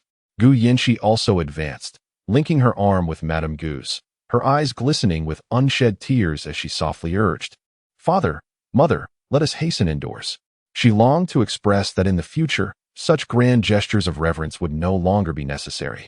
But she deemed it more appropriate to wait until they were within the confines of their home, away from prying eyes, to voice such sentiments. Chapter 92. The Red Envelope. Upon entering the main hall, Madame Gu eagerly pulled Gu Yinxi to sit at the high table, only to be gently restrained by her daughter. "Mother, we need not adhere to such formalities at home. Even if I were to become a princess, you would still be my mother," Gu Yinxi said, guiding Madame Gu to a chair. "This seems rather inappropriate," Madame Gu remarked, casting a worried glance at Luo Juanhe. If it were just her daughter, she could disregard these customs, but with the ninth prince present, the situation was different. Luo Juanhe quickly interjected, reassuring her that there was no need for such restraint, as they were indeed one family. Upon hearing Luo Juanhe's words, Lord Gu Lin also smiled in agreement, affirming that they were all family and such formalities were unnecessary. After exchanging pleasantries for a while, Madame Gu excused herself under the pretense of needing to discuss something with Gu Yinxi and led her to Ningxiong courtyard. Once inside, she immediately began to inquire with curiosity, "Shi, have you used the red envelope I gave you? Is it useful?" Gu Yinxi was taken aback, as she had placed the red envelope, which her mother had given her on her wedding day, under her pillow as instructed. Why was her mother asking this? "Oh dear," Madame Gu exclaimed, realizing from Gu Yinxi's bewildered expression that her daughter had indeed not opened it. She playfully tapped Gu Yinxi's forehead. "I placed something delightful inside. You must open it tonight and see," she said, raising an eyebrow with a mischievous grin. "So, how's the ninth prince treating you?" she inquired, gently patting Gu Yinxi's hand. Instantly, Gu Yinxi's cheeks flushed, and she lowered her head in a nod. Although she shared her nights with Luo Juanhe, at times she could feel a certain firmness beneath him. In their youthful and passionate age, it was a natural reaction for a man and woman to share a bed. Yet, Luo Juanhe would rather endure discomfort or retreat to the lavatory than impose upon her. Seeing Gu Yinchi blushing, Madame Gu smiled brightly, saying, "Ah, look at you. Shy as can be. Our Shishi has truly grown up." Meanwhile, in the main hall, only Luo Juanhe and Lord Qi Lin remained. In the previous life, Gu Yinchi had married Qi Lin as a concubine, reducing the sole legitimate daughter of the Grand General's residence to a mere secondary status. This not only turned Gu Yinchi into a subject of ridicule throughout the capital, but also tarnished the reputation of the Grand General's household. Consequently, other young ladies of the general's family were compelled to marry beneath their station, looked down upon by their husbands' families. During the struggle for power among the three princes, most ministers aligned themselves with the princes, while Lord Qi Lin found himself disregarded by both the third and fifth princes. He, in turn, showed little interest in the power struggle and remained neutral. In this life, however, Gu Yinchi had married the ninth prince, aligning herself with his faction. Although the ninth prince was unwell and unable to compete for the throne, their familial connection would deter other princes from attempting to curry favor with the Grand General's household. Suddenly, Luo Juanhe recalled that the third and fifth princes had recently procured a batch of weapons from Mingyang Pavilion and turned to Lord Qi Lin, asking, "Have there been any new arrivals of weaponry at the military camp recently?" Lord Qi Lin looked at Luo Juanhe in confusion, pondering how the ninth prince, known for his detachment from political affairs, could suddenly inquire about such matters. However, since His Highness the ninth prince inquired, as a loyal subject, he must respond. Earlier, the son of the Minister of War, Mo Liang, had delivered a batch of weapons to the military camp. Is that all? Indeed, that is all. Is there something amiss? Gu Linho asked cautiously. Luo Juanhe shook his head. Unless absolutely necessary, he preferred not to involve the general's mansion. If Gu Linho truly became his ally, then Shishi would also be in peril. For now, he could still navigate through these matters with relative ease on his own. After a brief conversation, old Madame Wang arrived to announce the meal. Following a family lunch, Gu Madame reluctantly watched as Gu Yinji and Luo Juanhe departed. Upon returning to the ninth prince's residence, Wu Feng hurriedly came to report an urgent matter for Luo Juanhe. Luo Juanhe glanced at Gu Yinji, who understandingly nodded. "Go ahead. I will wait for you to have dinner." Luo Juanhe softly acknowledged, leaned down to plant a gentle kiss on Gu Yinji's forehead, and said tenderly, "Wait for me." With that, he strode off with Wu Feng to the study. After Luo Juanhe left, Gu Yinji returned to Ximing Garden. Reflecting on Gu Madame's words, she approached the bedside and picked up the pillow, where the red envelope given by Gu Madame lay quietly beneath. As she reached for the red envelope, she heard Xiao Tao enter with a plate of pastries. "Miss, this is the hibiscus crisp brought by the kitchen matron. Please do try it." Since Gu Yinji had only recently entered the residence, Xiao Tao had yet to adjust to the proper form of address. Seeing Gu Yinji seated by the bed sparked her curiosity. She placed the hibiscus crisp on the table and approached Gu Yinji, asking, "Miss, what is this?" Gu Yinji shot her a glance, slightly annoyed. "I've told you several times, call me Wang Fei from now on. If you continue to refer to me as Miss in front of me, the servants of the Wang Fu might think I am reluctant to embrace my role as Wang Fei.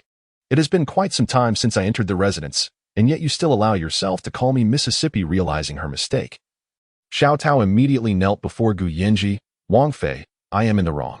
I shall correct myself from now on. All right, enough. You may rise now." With reddened eyes, Xiao Tao got up from the ground.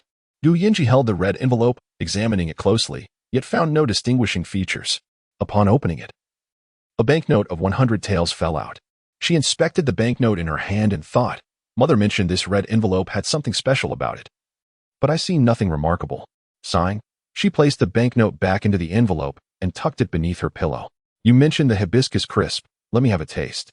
Gu Yinji approached the table, pinched a piece of hibiscus crisp, and tasted it. The outer crust was crispy, while the filling was sweet, prompting her to take another piece. After consuming 2 pieces, she felt a bit lightheaded. Not pondering it further, she attributed it to her fatigue from returning home that day and dismissed Xiao Tao, retreating to the bed for a midday nap. In the study, Luo Juanhe sat at the desk, furrowing his brow deeper as he listened to Wu Feng's report. "Are you certain that the intercepted letter originated from the residence of the third prince?" "Indeed. Our operatives have been stationed at the gates of the third prince's residence for 3 days and have personally witnessed that pigeon take flight from within." Luo Juanhe squinted, contemplating how his third brother was unable to maintain composure. Their father was in robust health, yet he was so eager to ascend to that position. "The cause of my mother's death remains unresolved, So how could I allow you to so easily claim that position? Find a way to direct the pigeon towards the palace. I am keen to observe what fate befalls my dear brother once the emperor lays eyes upon this letter.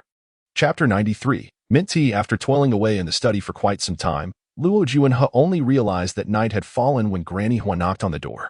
Your Highness, it is time for dinner, she whispered from the entrance. Under normal circumstances, she would never dare to disturb the prince during his work, but today, the princess had specifically instructed her to dine with the prince, having just visited the princess's courtyard.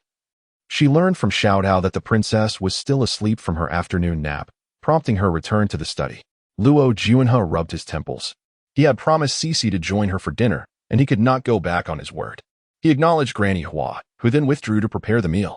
Stepping outside, he glanced at the sky, realizing that the young lady must be anxiously waiting. He could not allow her to endure hunger in anticipation of his arrival. With this thought, he quickened his pace. However, upon reaching Shimin Garden, he found the place dim, without even a single light lit. Xiao Dao sat at the entrance, nodding off. Mistaking the sound of footsteps for the princess waking from her nap, she looked up only to be startled by the sight of Luo Juanhe. Her drowsiness vanished in an instant as she stammered a greeting. Why, Your Highness? Where is the princess? Luo Juanhe inquired. The princess is taking her afternoon nap. How long has she been asleep? He felt a sense of foreboding. Gu Yanqi had never been one to indulge in afternoon slumber. Even if she did, it would only be for half an hour. Replying to Your Highness, it has been approximately an hour and a half, Xiao Dao replied. Luo Juanhe's expression darkened as he pushed the door open forcefully. Xiao Dao attempted to enter, but the door slammed shut behind him with a resounding thud. Indeed, his lady had recently married and would now have the prince to care for her. Entering the chamber, he found her clad only in a thin garment. Her delicate face flushed and glistening with perspiration. Perhaps sensing his presence, she instinctively reached out and enveloped him in her embrace, nuzzling against him like a kitten while her small hands began to explore beneath his clothing. Luo Juanhe's temper flared instantly, usually when they slept together. Gu Yanqi behaved as demurely as a rabbit, never daring to overstep boundaries. What had emboldened her today? With a swift motion, he flipped her beneath him, expecting her to yield, but to his astonishment, she wrapped her arms around him tightly, pressing her lips against his. Luo Juanhe's eyes widened in disbelief. Though her technique was somewhat clumsy, it was enough to drive him to the brink of madness. He responded to her kiss with fervor, and soon, Gu Yanqi could no longer withstand the intensity, her body softening beneath him. She whimpered, It hurts, Your Highness. I feel unwell. Luo Juanhe's clarity returned swiftly. From the moment he entered, he sensed something was amiss with Gu Yanqi. She was burning hot but did not appear to have a fever. She typically slept fully clothed during her afternoon naps, yet now she wore only a thin garment. Surely, her outerwear had been discarded by her own doing. Was it an effect of poison? But this was the prince's residence. How could Gu Yanqi have inexplicably fallen victim to such a fate? Luo Juanhe grasped Gu Yanqi's wrist firmly, feeling her pulse and immediately discerning the situation. The potion, known as Yuan Fong, is commonly given to brides by their mothers, who fear their daughters may feel shy and unable to embrace intimacy on their wedding night. The effects of this drug are not particularly potent, which is why Gu Yanqi had merely shed her outer garments after such a long slumber. Even with his entrance, she had not engaged in any further indiscretions. The antidote was simple enough to procure. Either consummate their union or drink a bowl of peppermint tea. Luo Juanhe was tempted to rise and instruct Xiao Dao to prepare a bowl of peppermint tea, yet he hesitated, unwilling to forfeit such a splendid opportunity. After much contemplation, he finally mustered the resolve to leave the bed, but as he moved, Gu Yanqi grasped his wrist. Your Highness, I feel unwell.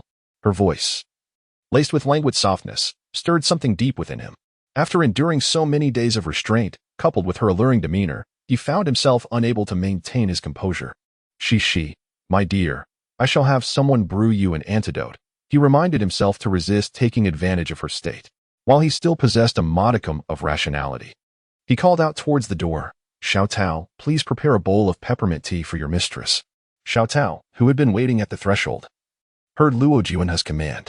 Although she did not comprehend the reason behind the request for peppermint tea, she dared not inquire and promptly hurried off.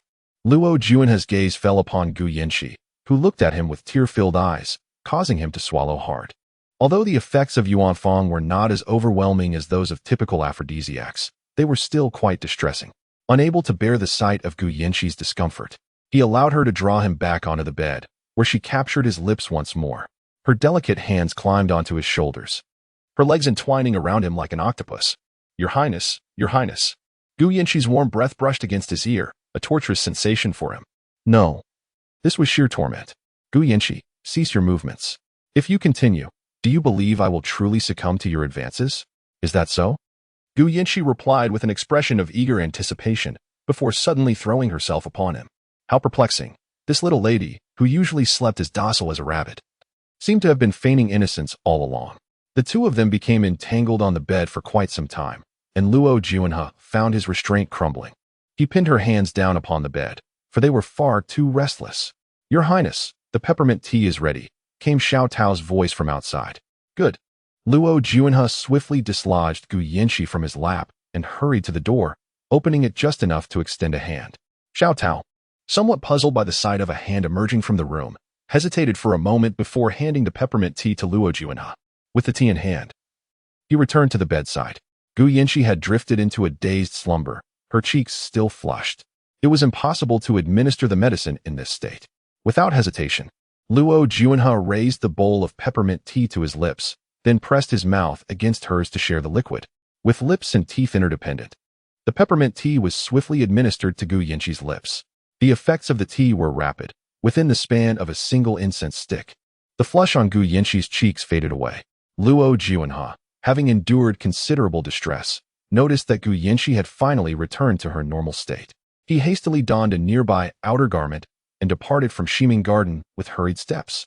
Xiao Tao, observing Luo Juanhe's solemn expression as he emerged, feared that the prince and princess had quarreled, prompting her to scurry back to the room. Upon entering, she found Gu Yanqi peacefully resting on the bed, enveloped in a thick blanket, though her garments lay scattered across the floor. Princess, Princess, Xiao Tao called out anxiously as she approached the bedside. Could it be that the princess had fainted from a quarrel with the prince? Chapter 94. Dining together, Gu Yanqi felt a haze clouding her mind. Turning her head, she caught sight of Xiao Tao and, with a slurred voice, inquired, What time is it now? Your Highness, it is already the hour of the dog, Xiao Tao replied. Instantly, Gu Yanqi became alert, sitting up abruptly and gazing out the window, where the night had long since fallen. Have I really slept for so long? She exclaimed. Her voice tinged with anger as she glared at Xiao Tao. Why didn't you wake me? I had promised the prince that we would dine together. Xiao Tao spoke softly. The prince has just left. What? The prince has already been here? Gu Yanqi was taken aback. If Luo Juanhe had indeed visited, why had she not been awakened? Suddenly, she felt an unsettling emptiness beneath the covers and instinctively pulled them back to reveal her bare body. A wave of embarrassment surged through her as she glanced at the scattered garments on the floor, memories of her earlier flirtations with Luo Juanhe flooding her mind. Recalling her actions, Gu Yanqi wished for a fissure in the ground to swallow her whole. How humiliating! How could she possibly face Luo Juanhe again? And her mother, truly. How could she leave such matters unspoken, leading to her embarrassment before the prince? However, upon reflection, she was indeed Luo Juanhe's princess now. Her behavior towards him could be deemed normal, couldn't it? Perhaps. Yet, it astonished her that Luo Juanhe had managed to restrain himself, not taking advantage of the situation. A pang of realization struck her. Could it be that Luo Juanhe was incapable? After all, she had been in such a vulnerable state, and yet he had remained composed. Should she commend him for being a gentleman or chastise him for lacking courage? Your Highness? Your Highness? Xiao Tao gently called out, noticing Gu Yanqi lost in thought. Her cheeks flushed. Snapping back to reality, Gu Yanqi instructed, Go and fetch the meal, then summon the prince to dine with us. Since they had agreed to share dinner, it was imperative to honor their commitment, regardless of the hour. Once Xiao Tao exited, Gu Yanqi hurriedly dressed in the garments strewn about the floor. Just as she finished, Xiao Tao's voice came from outside. Your Highness, the prince is bathing and will be here shortly. Xiao Tao meticulously arranged the dishes from the food container onto the table, while Gu Yanqi, ravenous, licked her lips in anticipation of the feast. Meanwhile, in the bathing chamber, Luo Juanhe had poured bucket after bucket of cold water over himself. Yet he could not quell the smoldering desire within. Every time he closed his eyes, the image of Gu Yanqi gazing at him with tear-filled eyes, expressing her discomfort, haunted him. Had he known then that he should have acted without restraint, though he had indeed felt a primal urge to claim the young woman entirely. The thought of her not being fully aware of her actions, and the potential for her to awaken and realize what had transpired, filled him with apprehension. Sighing, he decided it best to grant her some time. After all, their relationship lacked a foundation of affection, and he could understand her hesitation. It reminded him of the time the emperor had unexpectedly betrothed him to the daughter of a noble family. Had she truly entered his household, he would have refrained from approaching her as well. After drenching himself with 2 buckets of cold water, Luo Juanhe finally subdued the inner turmoil that threatened to consume him. Once dressed, he promptly made his way to Shimin Garden. Gu Yinchi, unable to contain her anticipation, eagerly greeted him. "Your Highness, dinner is ready." The two sat across from each other at the table, prompting Gu Yinchi to reminisce about their first meal together at Mingxiang Tavern, where she had been somewhat intimidated by Luo Juanhe, a prince she barely knew. Remarkably, in just a few short days, they had entered into matrimony and could now dine together with such ease. "Your Highness, about earlier," Gu Yinchi began, intending to apologize. But upon meeting Luo Juanhe's captivating peach blossom eyes and recalling their previous encounter, her cheeks flushed crimson once more. Luo Juanhe cleared his throat, wishing to divert the conversation from earlier events. "Cici, tomorrow marks General Qi's joyful occasion. The invitation has arrived at the palace. Would you like to attend?" "Ah, indeed." Gu Yinchi nearly forgot about the event. She wondered how Yu Qingqing's wedding attire had been altered. The double-sided embroidered gown, if modified successfully, would surely make her look resplendent. However, if not, it might lead to an amusing situation. She was curious if anyone else in the capital possessed the skill to create such intricate embroidery. Even she had ventured to the south to learn double-sided embroidery, hoping for a grand wedding. "Let us go," Gu Yinchi exclaimed. "Very well, I shall accompany you tomorrow," Luo Juanhe replied. After dinner, he excused himself, citing unfinished business, encouraging Gu Yinchi to retire for the night. Yet, she felt a tinge of fear after their earlier encounter. She worried about Luo Juanhe's restraint that night. In his study, Luo Juanhe sat at his desk, perusing the reports from his spies. The whereabouts of the weapons purchased by the 3rd and 5th princes remained elusive. He knew he would need to investigate further soon. He had to ascertain their movements. If they were audacious enough to privately raise an army, their demise would be imminent. Having endured the tumult of the evening, Gu Yinchi found herself unable to sleep. As she closed her eyes, memories of her past life as a concubine in the Qi general's residence flooded back, subservient and meek, attending to both Yu Qingqing and the elder Madame Qi. In a bid to curry favor, she had willingly contributed her dowry to the household and offered her bridal shop entirely to them. Yet, despite her efforts, Yu Qingqing had repeatedly conspired against her. While Qi Lin had always heeded Yu Qingqing's every command, this led to her maids facing dire fates, some beaten to death, others sold away. Additionally, Qi Lin's approach to their intimate encounters felt more like a task to be completed, lacking tenderness and often brutal, causing her great distress. Furthermore, there were those 2 children. The first child perished due to the machinations of Yu Qingqing, and the second, barely born, was unceremoniously placed in Yu Qingqing's courtyard, a place she had scarcely set eyes upon. Gu Yinchi, caught in a state between slumber and wakefulness, remained so until the late hours of the night, murmuring in her sleep, seemingly ensnared in a nightmare. Luo Juanhe toiled in his study until the latter part of the night, contemplating that Cici must have succumbed to sleep. And thus he quietly made his way to Shimin Garden. The candlelight in the room had long since been extinguished, yet the door was ajar, likely left open by Gu Yinchi in anticipation of his return. Upon entering the chamber, Luo Juanhe was immediately met with the sound of a woman's moans from the bed. It seemed she was either speaking or weeping. Chapter 95, The Wedding Mishap. "Father. Mother, I was wrong. It was my fault." "No, please, no." Luo Juanhe approached the bedside and noticed Gu Yinchi frowning deeply, her forehead glistening with beads of sweat. She, what troubles you?" He grasped her small hand, only to find it icy and clammy with perspiration. She, Luo Juanhe gently called out, attempting to rouse her from her nightmare. "Please, father, save me." Curled up on the bed, Gu Yinchi resembled a small shrimp, tightly hugging herself. Luo Juanhe's heart ached at the sight. How could a girl raised in an environment filled with parental love utter such desperate pleas in her dreams? Was she suffering from a nightmare? Without hesitation, he removed his shoes and climbed onto the bed, wrapping his arms around the trembling Gu Yinchi, tenderly stroking her back. She, it's all right. Everything is fine now." His voice was exceptionally gentle, as if imbued with a soothing power. As she listened to him and felt the warmth of his embrace, her furrowed brow began to relax. The scene in her dream shifted. Gu Yinchi found herself in prison garb, kneeling on the ground, pleading with Qi Lin. Yet, Qi Lin's eyes were bloodshot. a smile curling at his lips as he brought a red-hot branding iron closer to Gu Linho, who was chained to a wooden post, his long hair cascading wildly. Stripped of his former dignity. My dear father-in-law, if you had simply allied with the third prince from the beginning, you would not have faced such troubles, Qi Lin taunted. Inching closer with the branding iron. Just as the iron was about to touch Gu Linho, a stone struck Qi Lin's hand, causing him to drop the implement. Gu Yanqi and Qi Lin turned to see Luo Juanhe standing boldly before them, sword in hand, exuding an air of authority. General Qi, what audacity! You dare to threaten both my princess and my father-in-law.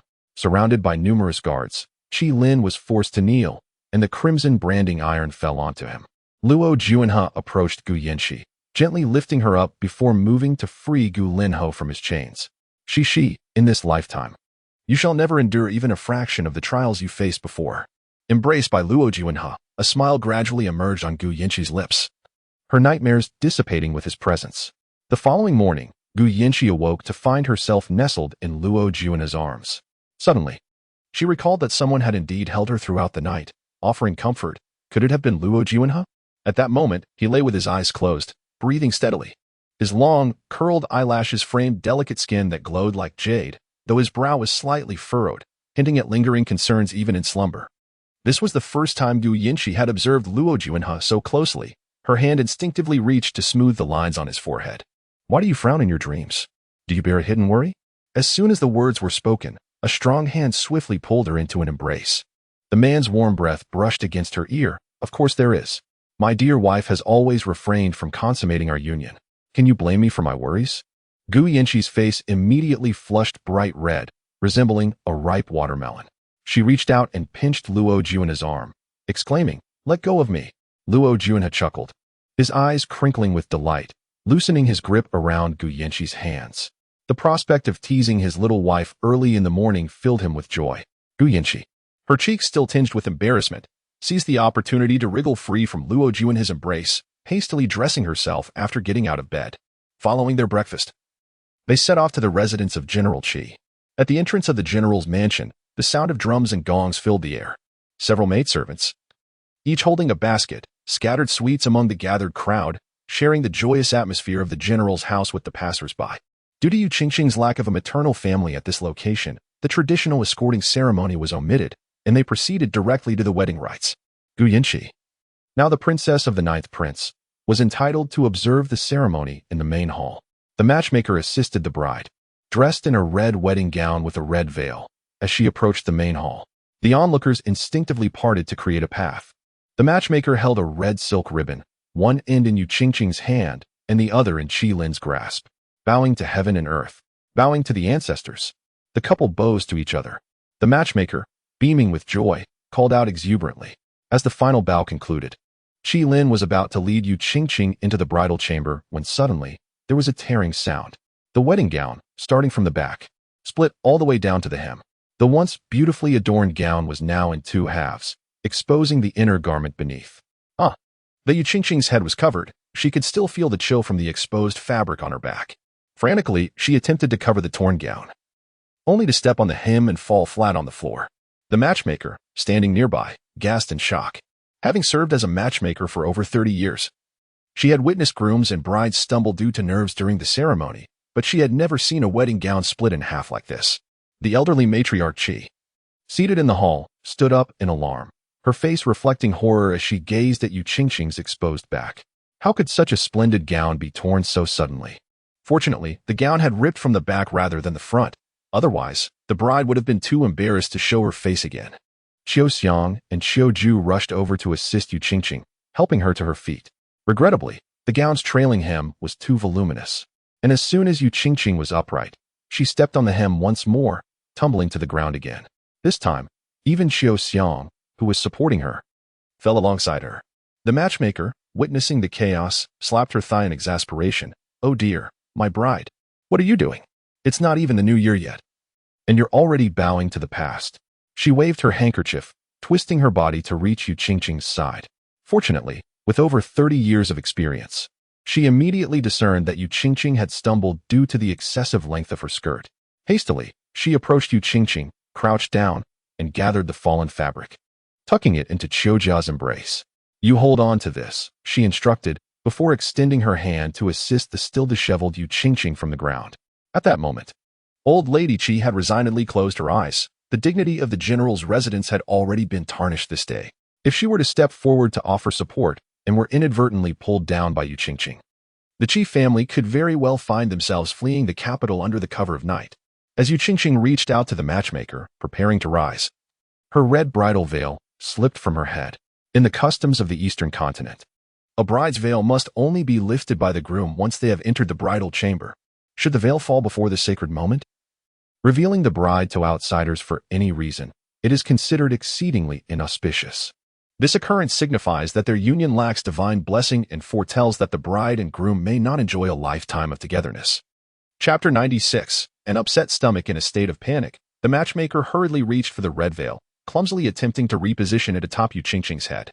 However, it was already too late. Though the incident had occurred in a fleeting moment, the crowd had already caught a glimpse of Yu Qingqing's face. Oh, what a calamity! The old matriarch Qi sank heavily back onto her seat, her hands pounding her thighs, a look of deep distress etched upon her features. Beside her, Grandma Feng quickly offered a cup of hot tea, urging, "Madam, please, calm yourself. Let us discuss this matter after today." The old matriarch raised the teacup and drank it in one gulp, slamming it back onto the table before closing her eyes, choosing to ignore the chaos around her. Standing nearby, Qi Lin made no effort to shield Yu Qingqing from the crowd's gaze, nor did he offer her any support. Instead, he observed her humiliation with a face full of disdain, resembling a mere spectator. Gu Yanqi, witnessing Qi Lin's indifference, felt a sense of irony and amusement wash over her. It became clear that he held no love for anyone but himself. Finally, the matchmaker managed to help Yu Qingqing back to her feet, the red veil once again placed over her head. To the bridal chamber, she proclaimed, her earlier demeanor restored, her voice ringing out with renewed enthusiasm. Instantly, the sound of the suona filled the air once more, and a servant ignited the firecrackers at the entrance. The cacophony of fireworks and music swiftly drowned out the previous awkwardness, restoring the atmosphere to its original state. Yet Qi Lin remained expressionless, like a puppet, leading Yu Qingqing back to the Bibbo Pavilion. Once Qi Lin and Yu Qingqing departed, the onlookers reluctantly shifted their gaze, returning to their seats at the banquet in small groups. Since the moment Yu Qingqing's wedding attire had torn, Gu Yanqi had not ceased to smile. Initially, she had wondered if there truly existed a skilled embroiderer in the capital capable of crafting such exquisite double-sided embroidery. Little did she realize that appearances could be deceiving. Beneath the facade of elegance lay a shoddy quality. How foolish of Yu Qingqing to remain in a gown that did not fit her. Although the eastern lands frowned upon women purchasing wedding garments, the one Yu Qingqing wore had originally been bought from Gu Yanqi herself. What difference would it make to acquire another? The image of Yu Qingqing's disheveled state and Qi Lin's apathetic demeanor only fueled Gu Yanqi's amusement. In this lifetime, she would not play the fool nor spend her money. She refused to believe that Qi Lin and Yu Qingqing could replicate the affection of their past life. Noticing Gu Yanqi's joyful demeanor, Luo Juanhe felt a nagging suspicion that she was concealing something from him. After all, the bridal gown that Yu Qingqing wore had originally belonged to Gu Yanqi. It was Yu Qingqing who insisted on having it, ultimately compelling Qi Lin to purchase it for 3,000 taels. Given that the gown had been embroidered by Gu Yanqi, its quality could not possibly be so poor. To have such a mishap occur during the wedding ceremony, the matter might very well be linked to this young woman before him.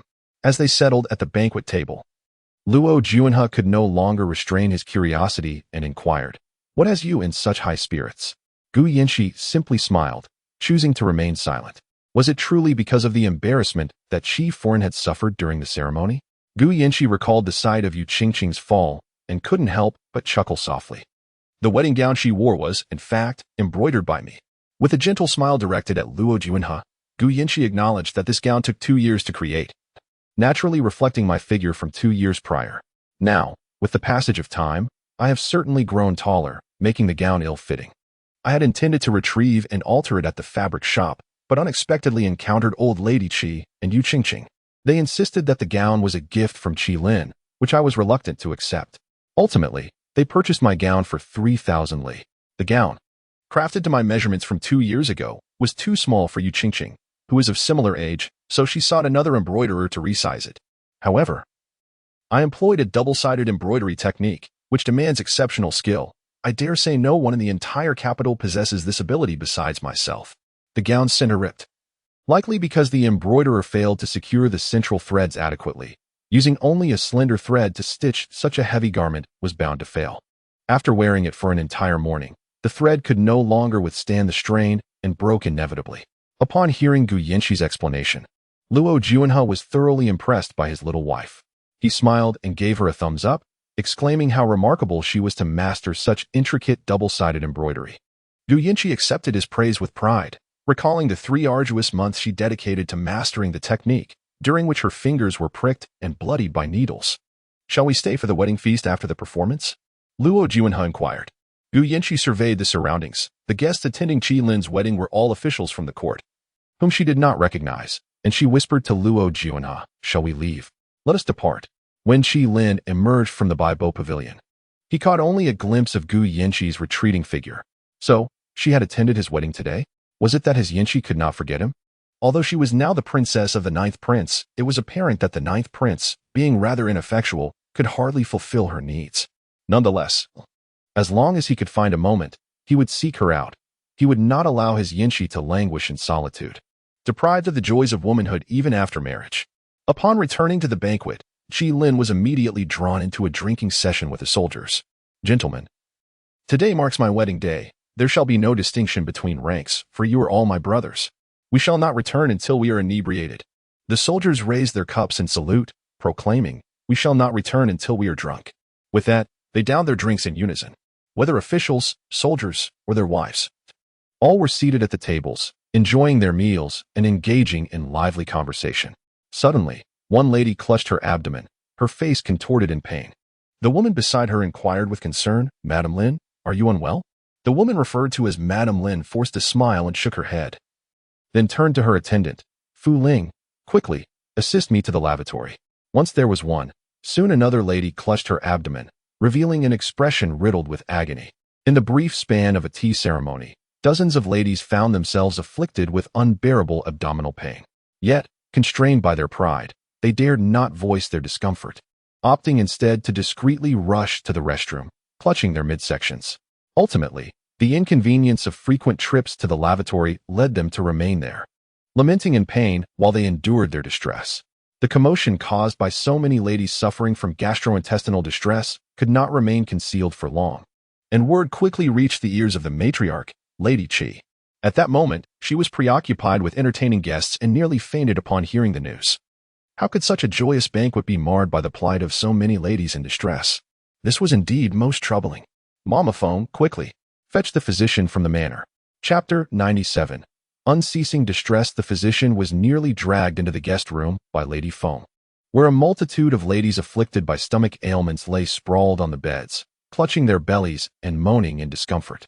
The elderly matriarch paced anxiously outside the door, troubled by the chaos that had erupted during what should have been a joyous banquet. She had long since abandoned her composure, fervently wishing for the physician to arrive promptly, hoping for a diagnosis that attributed their ailments to mere exposure to the elements or some other benign cause rather than the banquet's fare. Upon the physician's arrival, the matriarch hurried forward and placed a substantial gold ingot in his hands. "Dr. Zhang, these ladies are suffering from unknown causes. I implore you to examine them thoroughly." The emphasis on thoroughly, coupled with the weighty gold piece, left no ambiguity for Dr. Zhang, who had served in the Qi General's household for many years. He quickly tucked the gold away and bowed, assuring the matriarch, "Rest assured, I shall conduct a meticulous examination." Following the matriarch, Dr. Zhang entered the guest room, where Qiu Kuei, a maidservant by Lady Lin's side, rushed towards him, her anxiety palpable. "Doctor, our mistress attended the banquet at the Qi General's residence today and hardly ate anything this morning. After partaking in the feast, she began to experience severe abdominal cramps and has already made 5 trips to the restroom. Please, you must help her." Qiu Kuei's words were rather revealing. She had clearly indicated that her mistress had attended the Qi General's banquet, thereby implying that it was indeed the banquet's cuisine that had caused her distress. This insinuation did not escape Lady Feng's notice. "What do you mean by that?" she interjected, her voice sharp. "Are you suggesting there is something wrong with our banquet? You dare to make such baseless accusations against the Qi General's household?"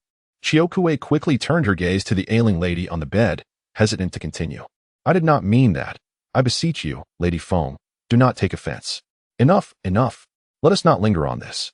Since the physician is here, let him take a look, the matriarch interjected, stepping in to defuse the tension. Dr. Zhang seated himself on a low stool beside the bed, placing a silk cloth over Lady Lin's wrist. He gently pressed 3 fingers to her pulse, and soon his brow furrowed with concern. He cast a worried glance at Lady Lin, who was now sweating profusely from pain, and then at the matriarch beside him. How should he proceed? After a moment of contemplation, he slowly withdrew his hand and stated, Lady Lin's distress stems from excessive consumption of fruit, which has harmed her spleen and stomach, resulting in diarrhea. Hearing Dr. Zhang's assessment, the matriarch let out a heavy sigh of relief. Since the diarrhea was caused by overeating fruit, it has nothing to do with their general's manor. Qiu was eager to refute the words of the Zhang family's physician. Although her mistress loved fruit, she always exercised restraint and never dared to indulge excessively. Yet he claimed her mistress suffered from an upset stomach due to overconsumption of fruit. However, she could not protest, for Master Lin of their household was merely a 5th-rank official in the Ministry of Rites, and she would never dare to confront the 3rd-rank General Qi. The manor physician prescribed a remedy and whispered a few words in Granny Feng's ear, causing her complexion to pale significantly. What is it? Elder Lady Qi inquired, noticing that Granny Feng had yet to proceed with preparing the medicine. Nothing, Granny Feng replied, folding the prescription and tucking it into her sleeve. The words the physician had just whispered made her steps quicken involuntarily. After entrusting the task of concocting the medicine to Cuiju, she made her way alone to the main hall of the banquet. However, before she even arrived, a foul stench wafted from the banquet hall, accompanied by the sounds of quarrels, women's cries, and the crashing of objects to the ground. Her heart sank, and she thought, it's over, utterly finished. I've arrived too late. Indeed, as soon as she entered, she beheld what had once been a joyous celebration now resembling a refuse heap. Tables and chairs lay overturned, and the exquisite dishes were strewn across the floor, mingled with shattered fragments of plates. Some gentlemen and ladies sat on the ground, surrounded by a foul odor.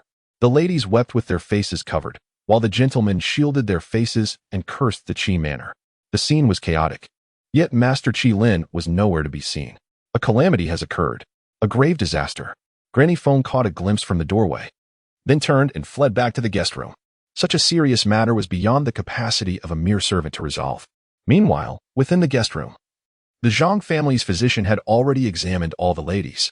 The diagnoses revealed that either they had overindulged in fruit, harming their spleens and stomachs, or had dressed too lightly and caught a chill. In any case, it was entirely unrelated to the Qi manor. But now, it was of no consequence. The entire banquet had been affected. This was an unstoppable bout of diarrhea, the most potent kind. Just moments ago, the physician had instructed Granny Feng to rush to the kitchen and prevent any further dishes from being served. Additionally, he advised her to brew more of the antidote he had provided, ensuring that every guest at the banquet would consume a bowl. Alas, it was all too late. The banquet was ruined. The reputation of the general's manor was likely irreparably tarnished. What a serious matter. Acting in such haste, Elder Lady Qi glared fiercely at Granny Feng. Granny Feng pulled Elder Lady Qi into a corner and briefly explained the situation at the banquet, causing the elder lady to stagger back, nearly losing her balance. Trembling, she asked, "Where is Lin?" Granny Feng, unable to conceal the truth, replied, "I have not seen the general." Oh dear. Elder Lady Qi took 2 steps back, clutching her head, appearing as though she might faint. However, she cannot afford to collapse now, should she falter. The general's residence could indeed hastily pack its belongings and depart from the capital. Quickly, follow me to the kitchen. Lady Qi hurriedly made her way outside, with Nurse Feng dutifully trailing closely behind her. Upon reaching the kitchen, they found Cuiju already preparing the medicinal concoction. Due to Nurse Feng's specific instructions to brew a larger quantity, she was utilizing a sizable cauldron.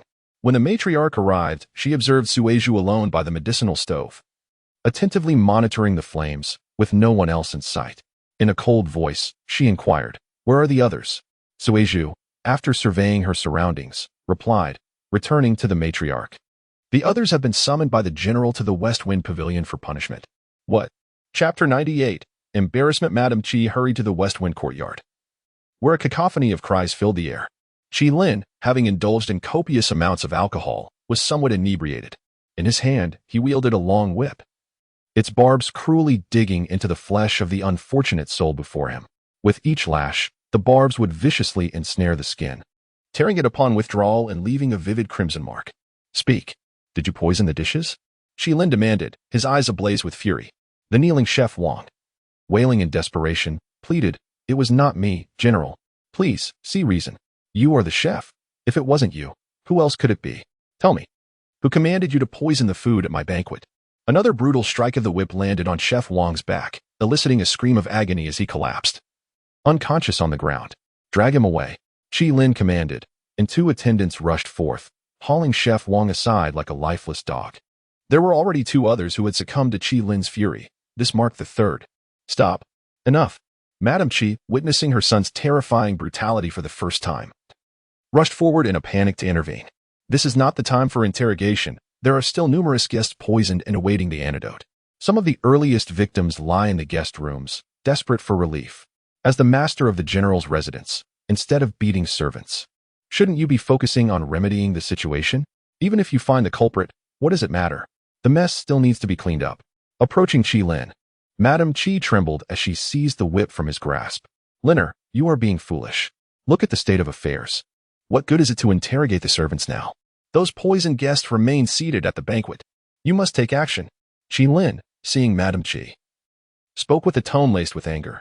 She had been responsible for the banquet's arrangements, and the disastrous events reflected her mismanagement.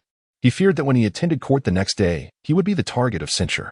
"Mother, look at the kind of servants you have brought into this household," Qi Lin exclaimed, flinging off his ceremonial robes in frustration. "I am preoccupied with my wedding night. You can deal with the mess outside. After all, this chaos stems from your poor management." Seeing her son abandon his responsibilities, Madame Qi struck her thigh in exasperation. "What a calamity! How did I bear such a son?" "Madam, do calm yourself. The priority now is to serve the antidote to the poisoned guests," Granny Feng advised, approaching Madame Qi and gently soothing her. "The relentless nature of the affliction is such that even those who have eaten nothing will continue to suffer.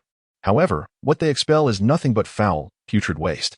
Therefore, we cannot allow those esteemed guests to leave without first administering the antidote, after which they can change their garments and depart." "Very well. Very well."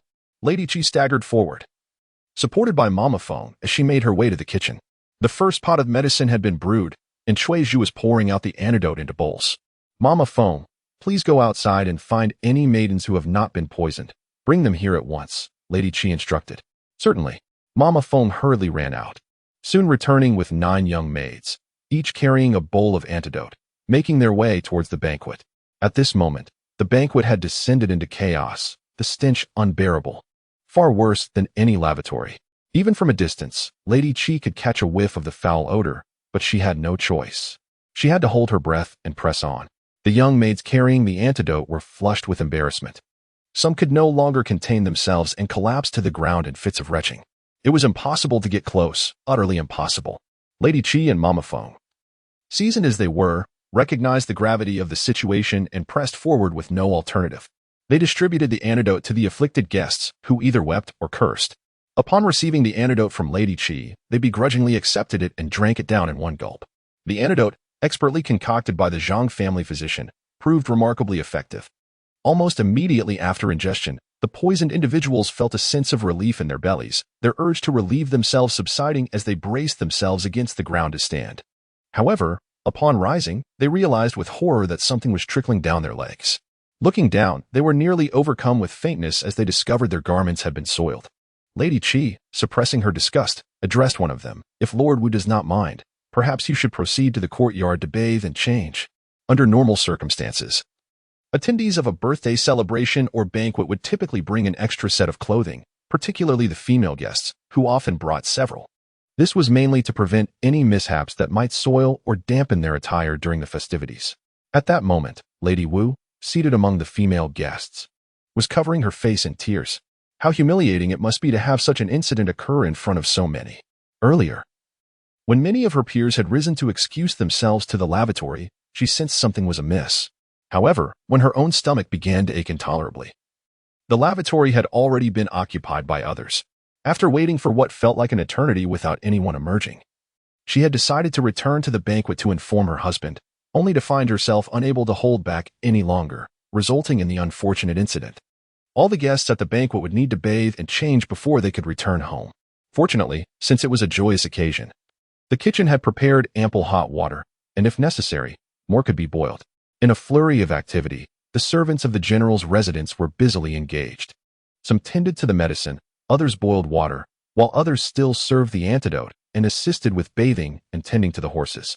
It was not until 3 hours had passed, with nightfall setting in, that the last guest was finally sent on their way. Exhausted, Lady Qi collapsed at the entrance, her entire weight resting on Mama Feng as she gasped for breath. I am utterly spent.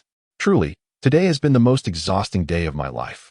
Not only is it exhausting, but it is also utterly humiliating. The reputation of the Qi general's household has been thoroughly tarnished today. Her precious son, however, merely shrugged off the situation with an air of indifference, as if it did not concern him at all. This attitude infuriated the old matriarch, causing her heart to ache with frustration. If it were not for the fact that he was her only son, she would have little inclination to engage with this troublesome matter.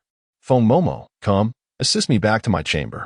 Once I have rested, I must indulge in a proper bath. Do you not detect the odor that clings to me? Just as the old matriarch was being helped to her feet by Feng Momo, a maid named Qiuju hurriedly rushed in, kneeling before the matriarch with tearful eyes, exclaiming, Old madam, it is dire news. The general and Madam Qi have quarreled. Chapter 99. Just as one wave calms, another rises what? The old lady Qi gasped in astonishment. Truly, just as one wave calms, another arises. With reddened eyes, Qiu Juhong recounted how, upon returning to Baipo Pavilion, General Qi had stormed in and, without a moment's hesitation, ripped the red veil from his wife's head and unleashed a torrent of scathing rebukes upon her. He accused her of insisting on wearing the wedding attire meant for the 9th princess, which had cost a staggering 3,000 taels, and lamented that it did not fit her. To make matters worse, she had altered it to such an extent that it brought shame upon the general's residence, leaving her in tears. Now, the lady was in a state of distress, threatening to hang herself, claiming she had lost face before so many, and now faced disdain from the general, leaving her with no desire to continue living. The maidservants were utterly helpless in restraining her and implored the old lady to intervene promptly. The old lady Qi staggered backward, nearly losing her balance, but fortunately, Mama Feng was quick to support her, otherwise, she would have certainly fallen. Old lady, Mama Feng exclaimed, then turned to Qiu Juhong, stating, The old lady has already been exhausted by the matters of the wedding banquet. Let the lady and the general resolve their issues themselves. In any case, the old lady cannot interfere in their affairs, nor does she wish to. Did you not see how the general's household treated her? He, a general, was utterly unconcerned, simply walking away and leaving such a mess for the old lady to handle. Now that she has finally managed to settle one issue, another has arisen. The old lady is not made of iron. If every matter required her attention, it would be utterly untenable. Never mind. The old lady raised her hand to forestall Mama Feng, momentarily forgetting that Yu Qingxing had also embarrassed herself during the ceremony. It was time to hold her accountable for that as well. Qiu Juhong led the way, with Mama Feng supporting the old lady as they made their way to Baipo Pavilion. Yu Qingxing still wore the tattered wedding attire, standing on a stool, attempting to hang white silk from the beam. The maidservants below anxiously craned their necks to observe her, repeatedly urging, Lady, please come down. Do not frighten us. In stark contrast, Qi Lin sat leisurely on a stool, holding a small wine cup in one hand while propping up his chin with the other, watching Yu Qingxing as if it were a performance. Come down.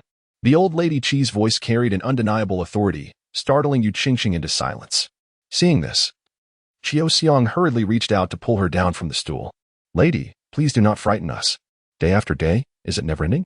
The old lady Qi approached Qi Lin, who, alarmed, stood up from his stool, moved it in front of her, and assisted her in sitting down. Mother, you have worked hard. You know I am weary? If you are aware of my toil, why do you not offer assistance? Do you intend to let me, an elderly woman, flounder amidst this chaos? Qi Lin fell silent, his head bowed low. He is not entirely irresponsible. His reluctance to assist stems from a desire to preserve his dignity, an aversion to the scathing remarks directed at him, and an overwhelming sense of discomfort at the scene unfolding before him. During the banquet, while he was merrily drinking with his comrades, an unbearable stench suddenly wafted through the air. Turning his head, he observed a few individuals at the scholars' table and among the ladies, awkwardly squirming on their seats, visibly distressed. Upon glancing down, he noticed an unidentified liquid trickling down the legs of their chairs. In the brief span of mere moments, the number of those afflicted had escalated from a handful to over 20. In a fit of humiliation and rage, someone overturned the table, pointing an accusatory finger at Qi Lin while unleashing a torrent of invective that he could vividly recall with his eyes closed. Fortunately, his soldiers and those martial generals who often shared revelries with him were still preoccupied with their drinks, having not yet partaken of the food, thus escaping the calamity. Otherwise, he would have been at a loss on how to confront these friends and his own soldiers in the future. Initially contemplating retreating to his study for some solitude and perhaps to sober up, he intended to seek out Yu Qingqing afterward, possibly even consummate their union. However, upon entering the room, he was taken aback to find Yu Qingqing still clad in Gu Yanqi's wedding gown, igniting a surge of anger within him. She had conspired to steal the gown from Gu Yanqi, and when their deceit was discovered, they had been compelled to pay 3,000 taels for this gown, which not only did not fit properly but had been altered to an embarrassing degree, bringing him great shame at the banquet. Seeing Qi Lin with his head bowed, the elder Mrs. Qi's heart softened. After all, she was a mother. Regardless of her son's folly, he was still the product of her upbringing. Now that he recognized his error, she deemed it best to let the matter rest. Acknowledging that the incident involving the drug was indeed her oversight and had nothing to do with Qi Lin. As for Yu Qingqing, the elder Mrs. Qi pointed at her and inquired, "What is the meaning of this wedding dress? Wasn't it said that it would be altered by the embroiderer? How did it end up like this? To have it publicly torn in half during the wedding ceremony. Such a spectacle. Not only have you disgraced yourself, but you have also tarnished the reputation of our general's household."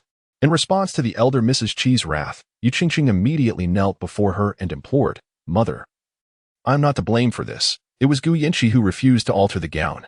She made this dress, and the embroiderer declared that no one else in the capital could alter it. Gu Yanqi, having married the 9th prince, has grown arrogant and unyielding, refusing to make any changes despite all of Qi Ji's pleas. Mother, this is my wedding feast, the most significant moment of my life. How could I dare to meddle with my own wedding attire?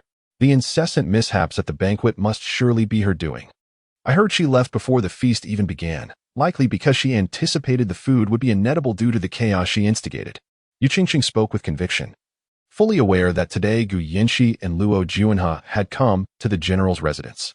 Although she was veiled beneath her bridal canopy, she had inquired about it with Qiuxiang early on. Later, when Gu Yanqi and Luo Juanhe departed, it was Qiuxiang who hurried to inform her. At that moment, she merely thought that Gu Yanqi had come to witness her own humiliation before leaving.